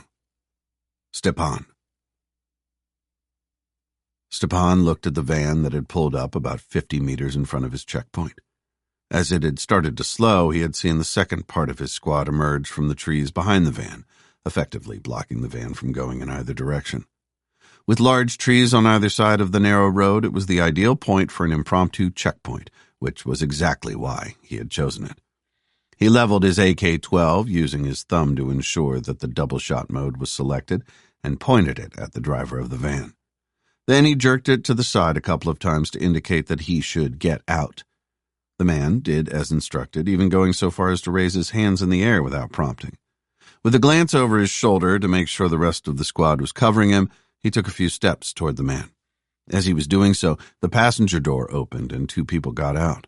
One of them, to Stepan's delight, was a woman. Walking slowly, Stepan approached the group, stopping a couple of yards in front of them. The driver was staring at him intently, his gray eyes inscrutable in the sun reflecting off his shaved scalp. He wasn't a local, nor was the woman. That much was obvious from their clothes. The young man with them was aged in his late teens or perhaps early 20s. He had a slightly Slavic look about him. He had high cheekbones and a long, straight nose and looked angry rather than scared. By contrast, the woman looked terrified. Stepan said nothing for a moment, taking his time to examine the strange group. Then he took a couple of steps to one side so he could see the logo on the side of the van, which belonged to the World Health Organization. With the nearest village some distance away, he couldn't think why the WHO would be driving down this particular road. "What's in the van?" Stepan asked the driver. There was no reply. He was just looking at him. To make the point he expected a reply to his question, Stepan raised the weapon a couple of inches. "Medical supplies," the woman replied. "Not many, as we've dropped most of them off." "You're Russian?" Stepan asked, still keeping his eyes fixed on the bald man. "I speak Russian," she said. "My name is Dr. Sokolova." Finally, Stepan turned his attention to the woman.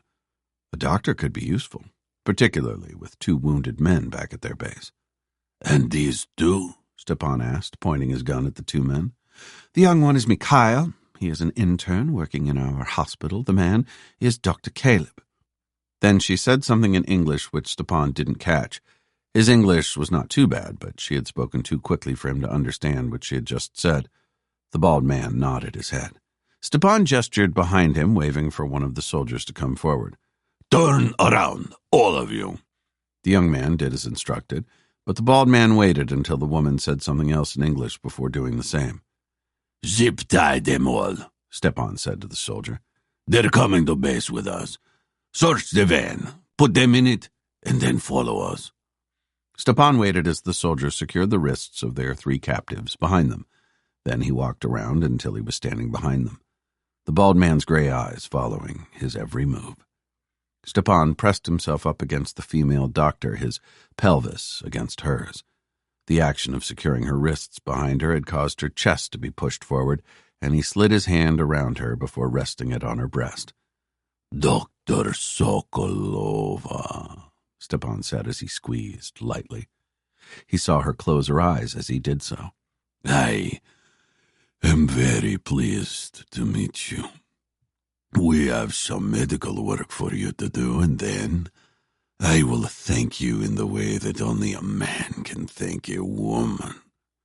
He pressed his pelvis against her harder, hoping that she could feel his intention through their clothes. When he moved away, he saw that the driver was still staring at him. A jealous lover, perhaps? His eyes, previously gray, had changed to the point of becoming almost black. His expression remained inscrutable, and Stepan knew he couldn't have understood what he had just said. But with his hands secured behind him, what could he do? Stepan laughed, staring at the driver as he did so. He took a couple of steps toward the man and grabbed his jaw in his hand, squeezing it tightly. The driver's eyes closed in response. Stepan knew exactly what the man could do when Stepan thanked the doctor. He could watch. Chapter 123.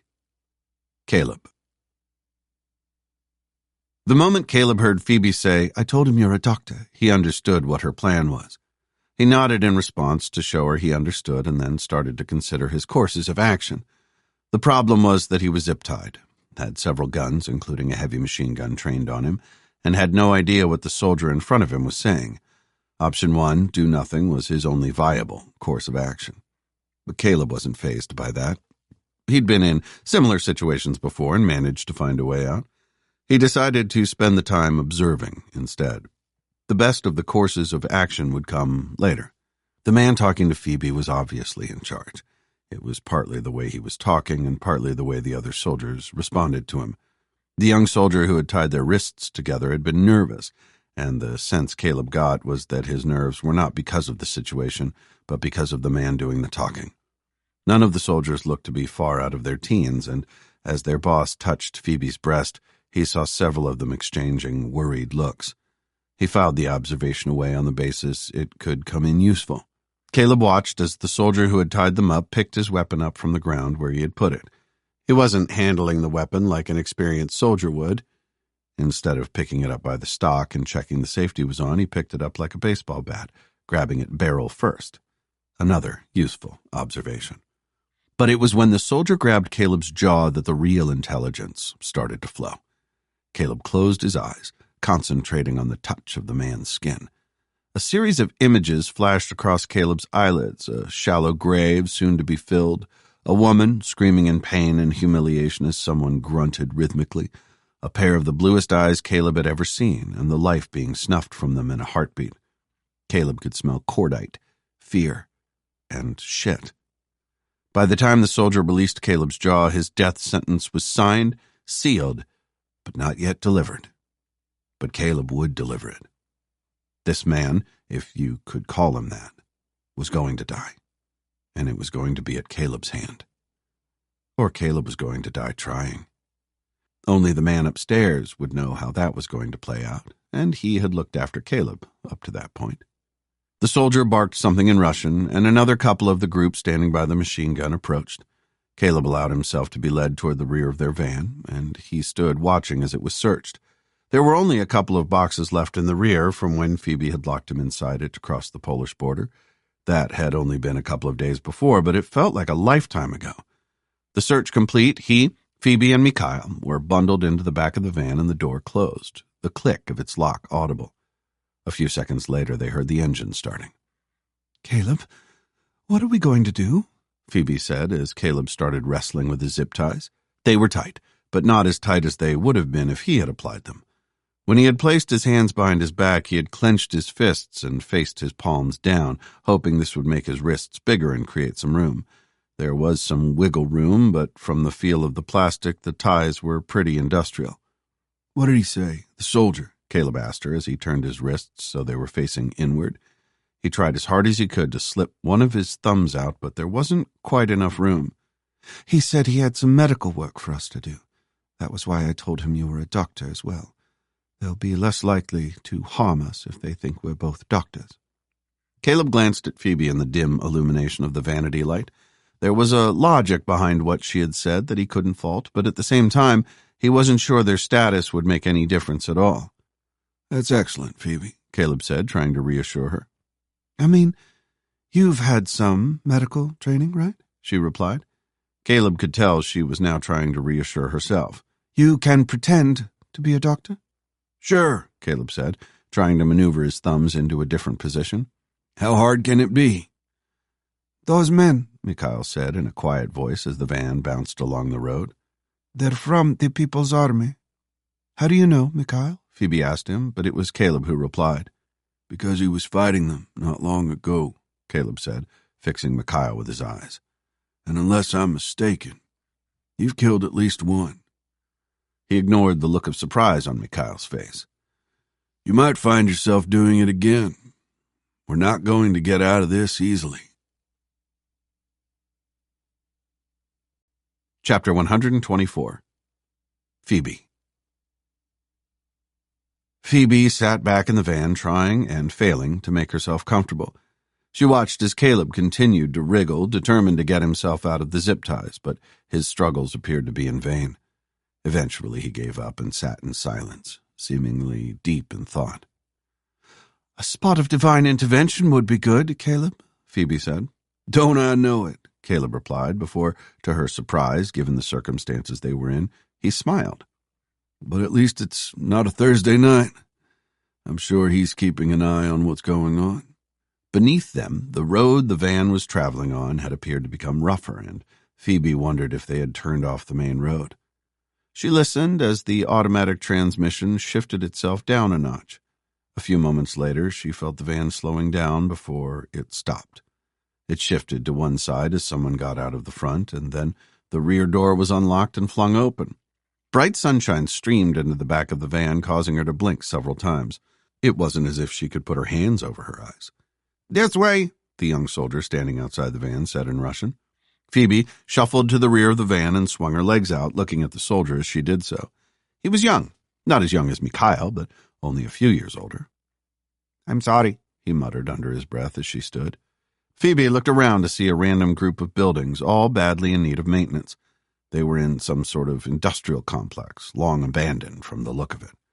There were a few soldiers milling about, a small collection of vehicles parked in a straight line close to the largest building. "This way," the soldier said to her in heavily accented English, gesturing to one of the smaller buildings with his weapon. "Please," he added when she didn't move. Phoebe set off in the direction the soldier had pointed with his gun, followed by Caleb and Mikhail. She could hear the soldier who had been in charge back at the checkpoint shouting orders at someone. He's your boss? Phoebe asked quietly as she walked. He is now, the soldier replied, a note of reluctance in his voice. His name's Stepan, but we call him the sheet magnet. Is that how you say it in English? Yes, it is. What's your name? She asked him. She saw Caleb smiling at the nickname. Timofey, the young man replied. Timofey Stastovich. I'm Phoebe, Timofey, she said with as much of a smile as she could muster, given the weapon that was pointed in her direction. Then she nodded at Caleb and Mikhail, who were walking behind them with another soldier behind them. That's Caleb and Mikhail. Caleb's the one with no hair. There was the flicker of a smile on the young man's face, but it was gone as soon as it appeared. Timofey led them into the building. As soon as the door opened, Phoebe smelled the familiar metallic odor of blood. She looked around the room to see a collection of disused fridges, all with their doors open, and some sort of assembly on the ceiling with long rails. When she saw the hooks hanging from the rails, she realized she was not in a hospital, but some sort of slaughterhouse. Close to the fridges were two tables pushed against each other to form a larger table, and on this table was a soldier lying motionless. "You, cut her free!" a male voice shouted. Phoebe turned to see it was Stepan. He took a couple of strides across the room and stood in front of her as Timofey cut her zip ties. She massaged her wrists once they were free, grateful for the release and pressure on her shoulders from the unnatural position she had been in. "Get their medical supplies from the van, and send someone to get the idiot with the hole in his shoulder," Stepan barked at Timofey, who disappeared without a word. "Doctor, see to him. He has been shot in the leg." He was pointing at the soldier on the table. "If you can't save him, put him out of his misery." Wait, Phoebe called out as Stepan turned away from her. I can't do this alone. I need someone to help me. She nodded at Caleb. Can you cut him free as well? "No, I don't think so," Stepan replied, wheeling around to face her. He walked over to Caleb and dragged him to the side of the room.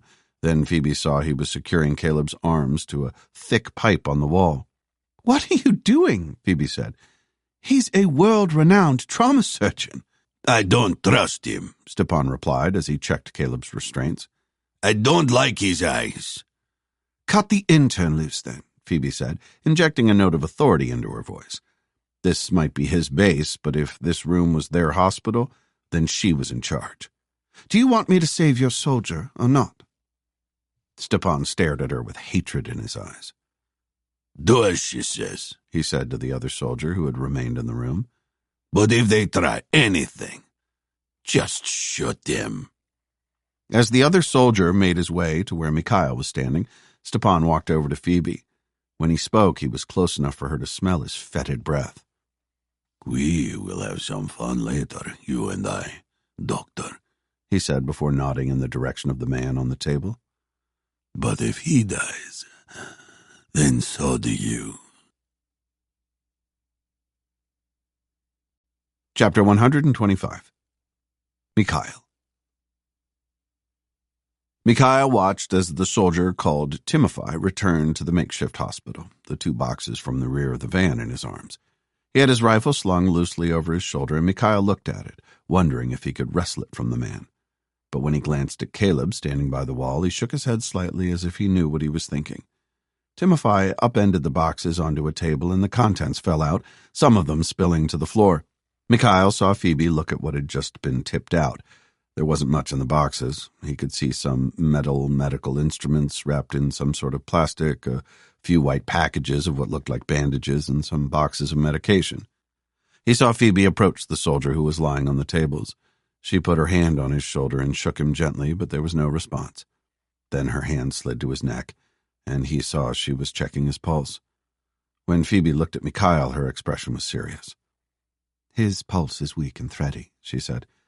I think he's going into shock. Give me one of those scalpels. Phoebe was nodding at the medical instruments on the table. Mikhail rifled through them to find a scalpel, and he tore open the wrapper as Phoebe was working her way methodically from the wounded soldier's neck to his chest. Timofey, she called out, is there any oxygen here? Intravenous fluids? Timofey just shook his head in response. Mikhail watched as Phoebe exposed the wounded man's chest, observing it carefully for a few seconds. Then her hands moved down to his leg where a large, blood-soaked bandage was wrapped around his upper thigh. Mikhail thought back to that morning when a round from his sniper rifle had torn into a soldier's upper thigh. He felt sick to his core. He had done this. "How long has this tourniquet been on?" Phoebe asked Timofey as she used the scalpel Mikhail had handed her to slice through the bandage. "A couple of hours, I guess," the soldier replied with a shrug of his shoulders. Mikhail felt even more nauseated as Phoebe peeled back the bandage to expose a fist-sized, ragged hole in the man's thigh, causing the wounded man to moan softly.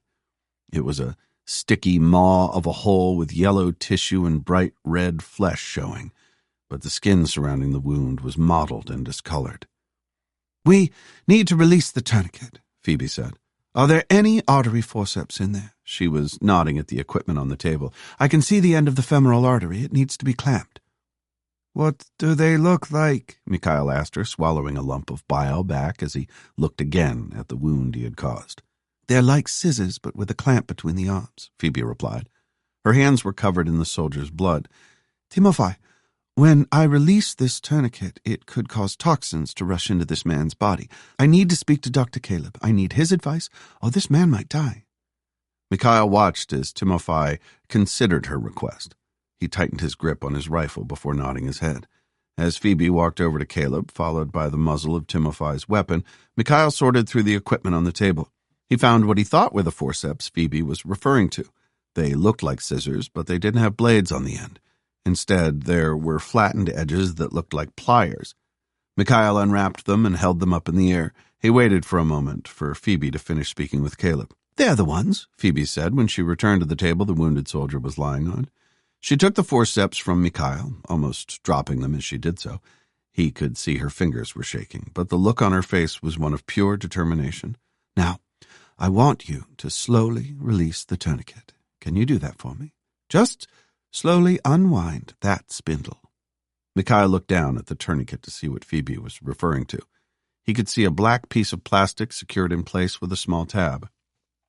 "Yes, I think so," Mikhail replied. He grimaced as Phoebe inserted the forceps into the soldier's wound, causing another soft moan. Mikhail heard her apologizing to him. "Now, Mikhail," Phoebe said, tightening her grip on the forceps.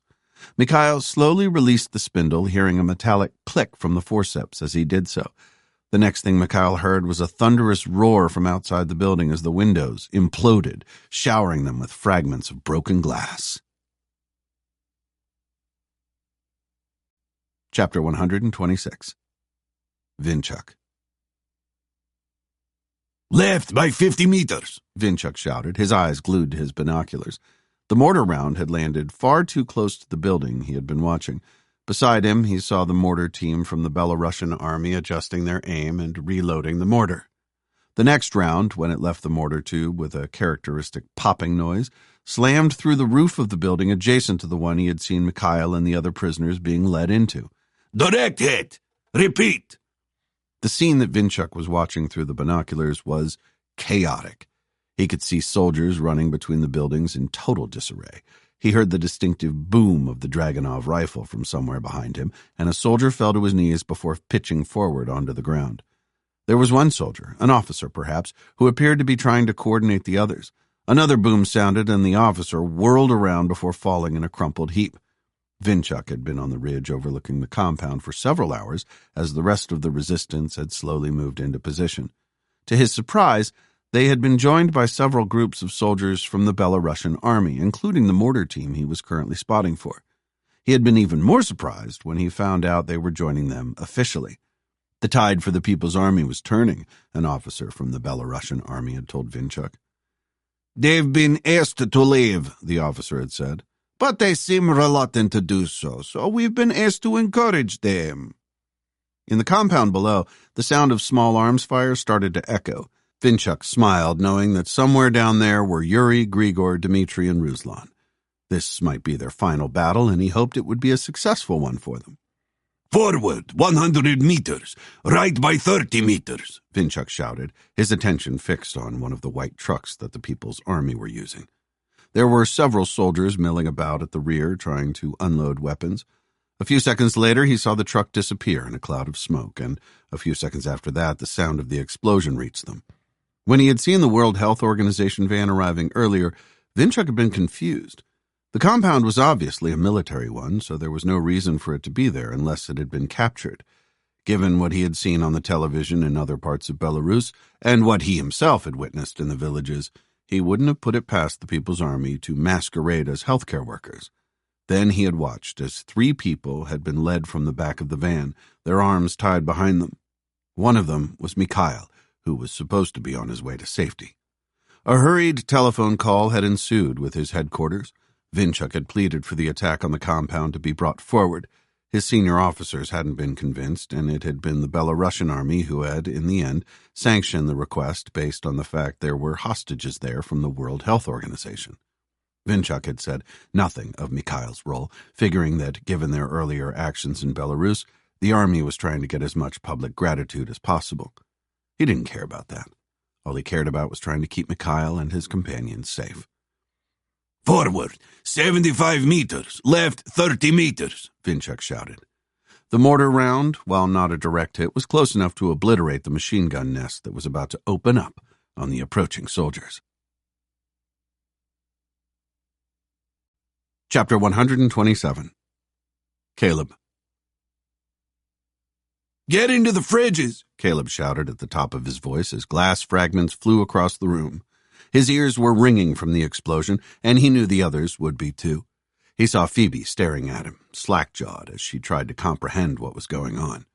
It was Mikhail who reacted first, pulling at her arm to get her to move.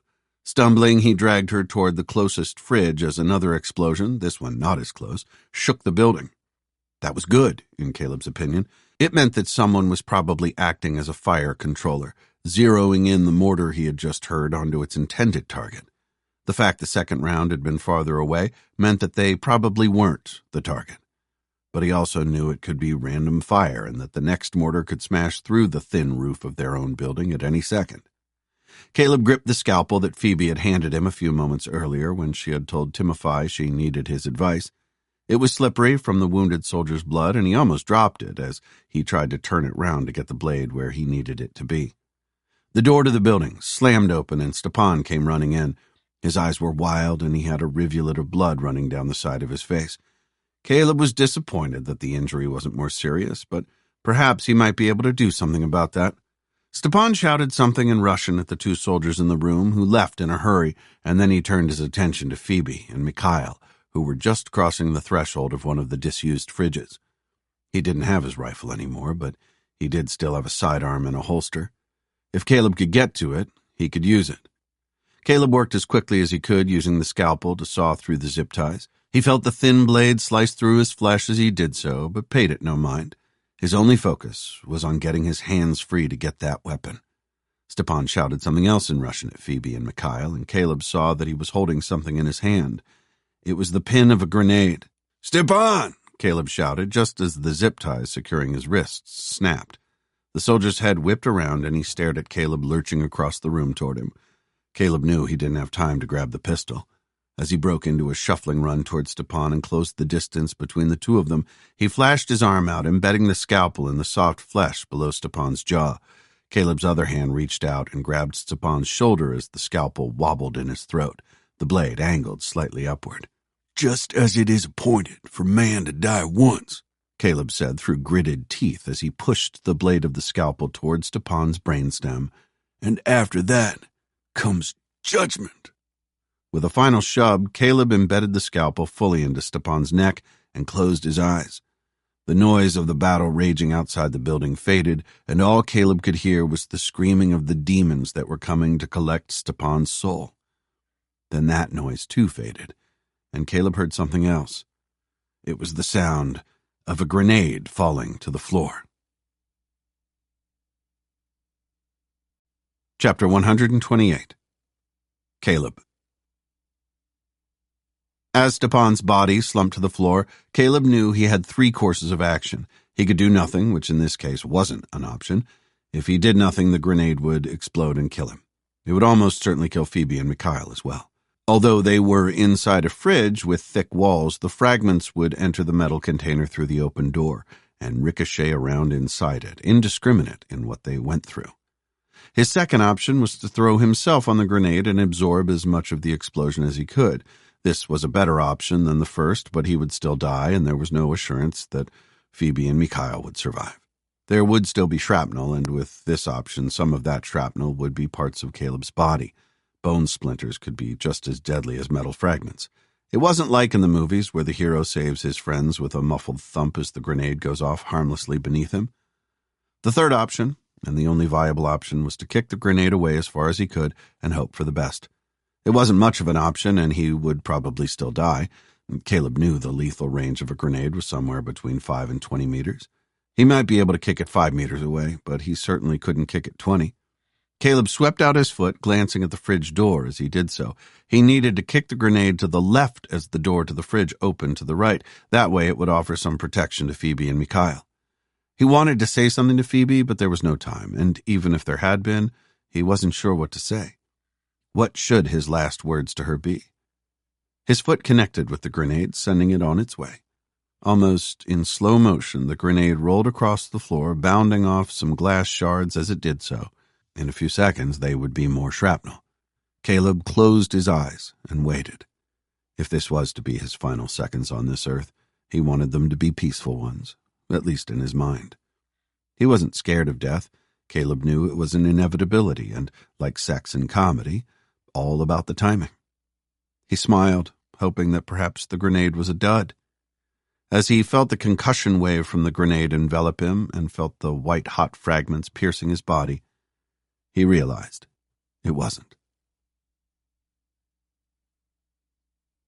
Chapter 129. Phoebe.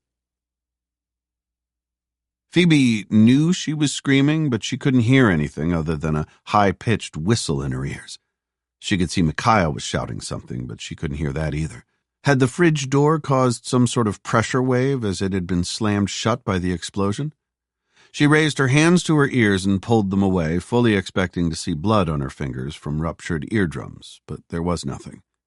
Mikhail had his shoulder against the door of the fridge, and he was trying to open it.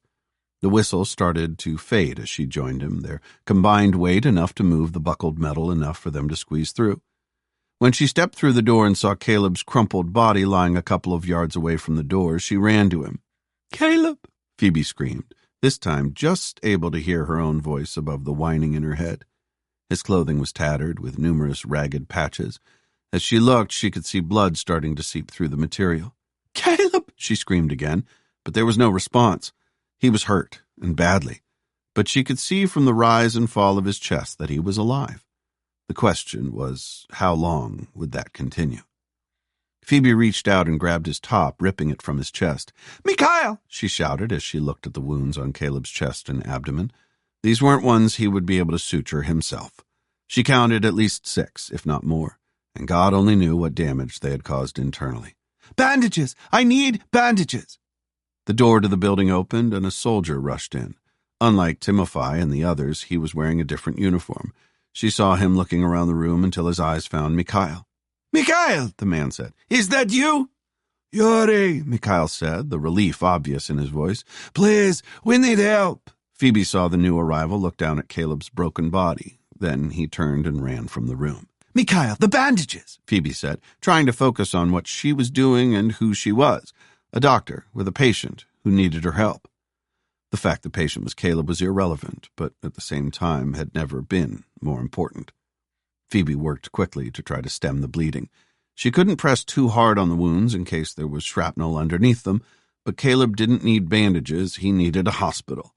A moment later, just as Phoebe was trying to wrap a bandage around Caleb's head, where there was a jagged wound a couple of inches long, the door opened again and 2 soldiers ran in.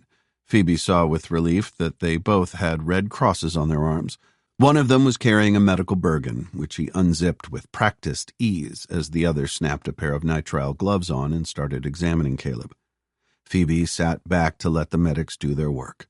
They were good, working methodically to try to stabilize Caleb. Her bandages were replaced with proper field dressings, and one of the medics had cannulated Caleb and was pushing intravenous fluids into him.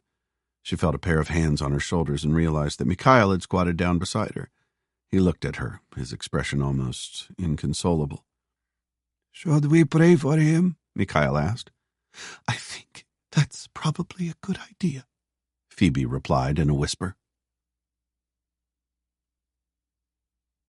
Chapter 130. Caleb. 2 weeks later. Caleb closed the Bible one of the nurses had lent him and sat back in his hospital bed.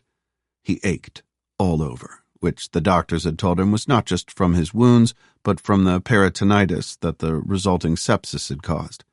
He shut his eyes and, after a quick prayer of thanks, thought back over what he had been through, which was all he seemed to be able to do. He remembered nothing of the explosion or the subsequent evacuation by the Belarusian army to one of their field hospitals. His first memory was being taken to the operating theater where he had subsequently heard he had been operated on for over 8 hours, technically dying twice in the process. But it seemed the man upstairs wasn't ready for Caleb's company just yet. Caleb was faintly disappointed that he had no near-death experience to report, no tunnel of light, no sense of absolute disillusion, no reunion with those who had passed before him. All he had were memories of coming round after the operation and the pain he had been in being indescribable. "How are you feeling today, Caleb?" a male voice said. Caleb opened his eyes to see Yefrem, the doctor who was now responsible for his care, looking down at him with a kind expression. He had a parcel in his hands. "Not too bad, thank you, Dr. Yefrem," Caleb said. "Are you ready to be discharged?" "I think so," Caleb replied. "I have a parcel for you," Yefrem said, placing the package in his hand on Caleb's bedside table. "It's from England." Caleb looked at the parcel for a few seconds. "Do you think it's bad of me to ask her not to come?" he asked Yefrem. "No, not at all," the doctor replied. "I spoke with her this morning. She told me that she knew at some point you would ride off into the sunset." "She said that?" Caleb said with a smile. "Those were her exact words. She also asked me to tell you that her life is richer for having had you in it, even if only for a short time." Caleb closed his eyes again. He felt sad, but at the same time he felt content. When he reopened them, he was alone. He reached for the parcel and unwrapped it. Inside was a small cloth bag and a robe, freshly laundered. He unfolded the robe and a small piece of paper fluttered out. Caleb picked up the paper and read what was written on it. Genesis, chapter 1, verses 14 to 19. Caleb smiled. The verse was referring to the 4th day of creation, according to the Old Testament. He realized there was something written on the other side, and he flipped the paper over. When he saw what was written on it, his smile broadened. "You told me he has Thursdays off." This is the end of The Soldier, Book 3 of the Preacher series, a Podium Audio production. If you enjoyed this audiobook, we would love for you to rate and review it. For more thrilling mysteries, check us out at podiumaudio.com and sign up for our newsletter. We promise we won't spam you. Also, consider joining our community of listeners, fans, and trolls on social media. We're active on Instagram, Facebook, TikTok, X, and Reddit. We'd love to connect. You have been listening to The Soldier, Book 3 of the Preacher series, produced by Troy Odie, written by Nathan Burrows, performed by Bradford Hastings, a member of SAG-AFTRA. Text copyright 2023 by Nathan Burrows. Production copyright 2024 by Podium Audio. All rights reserved.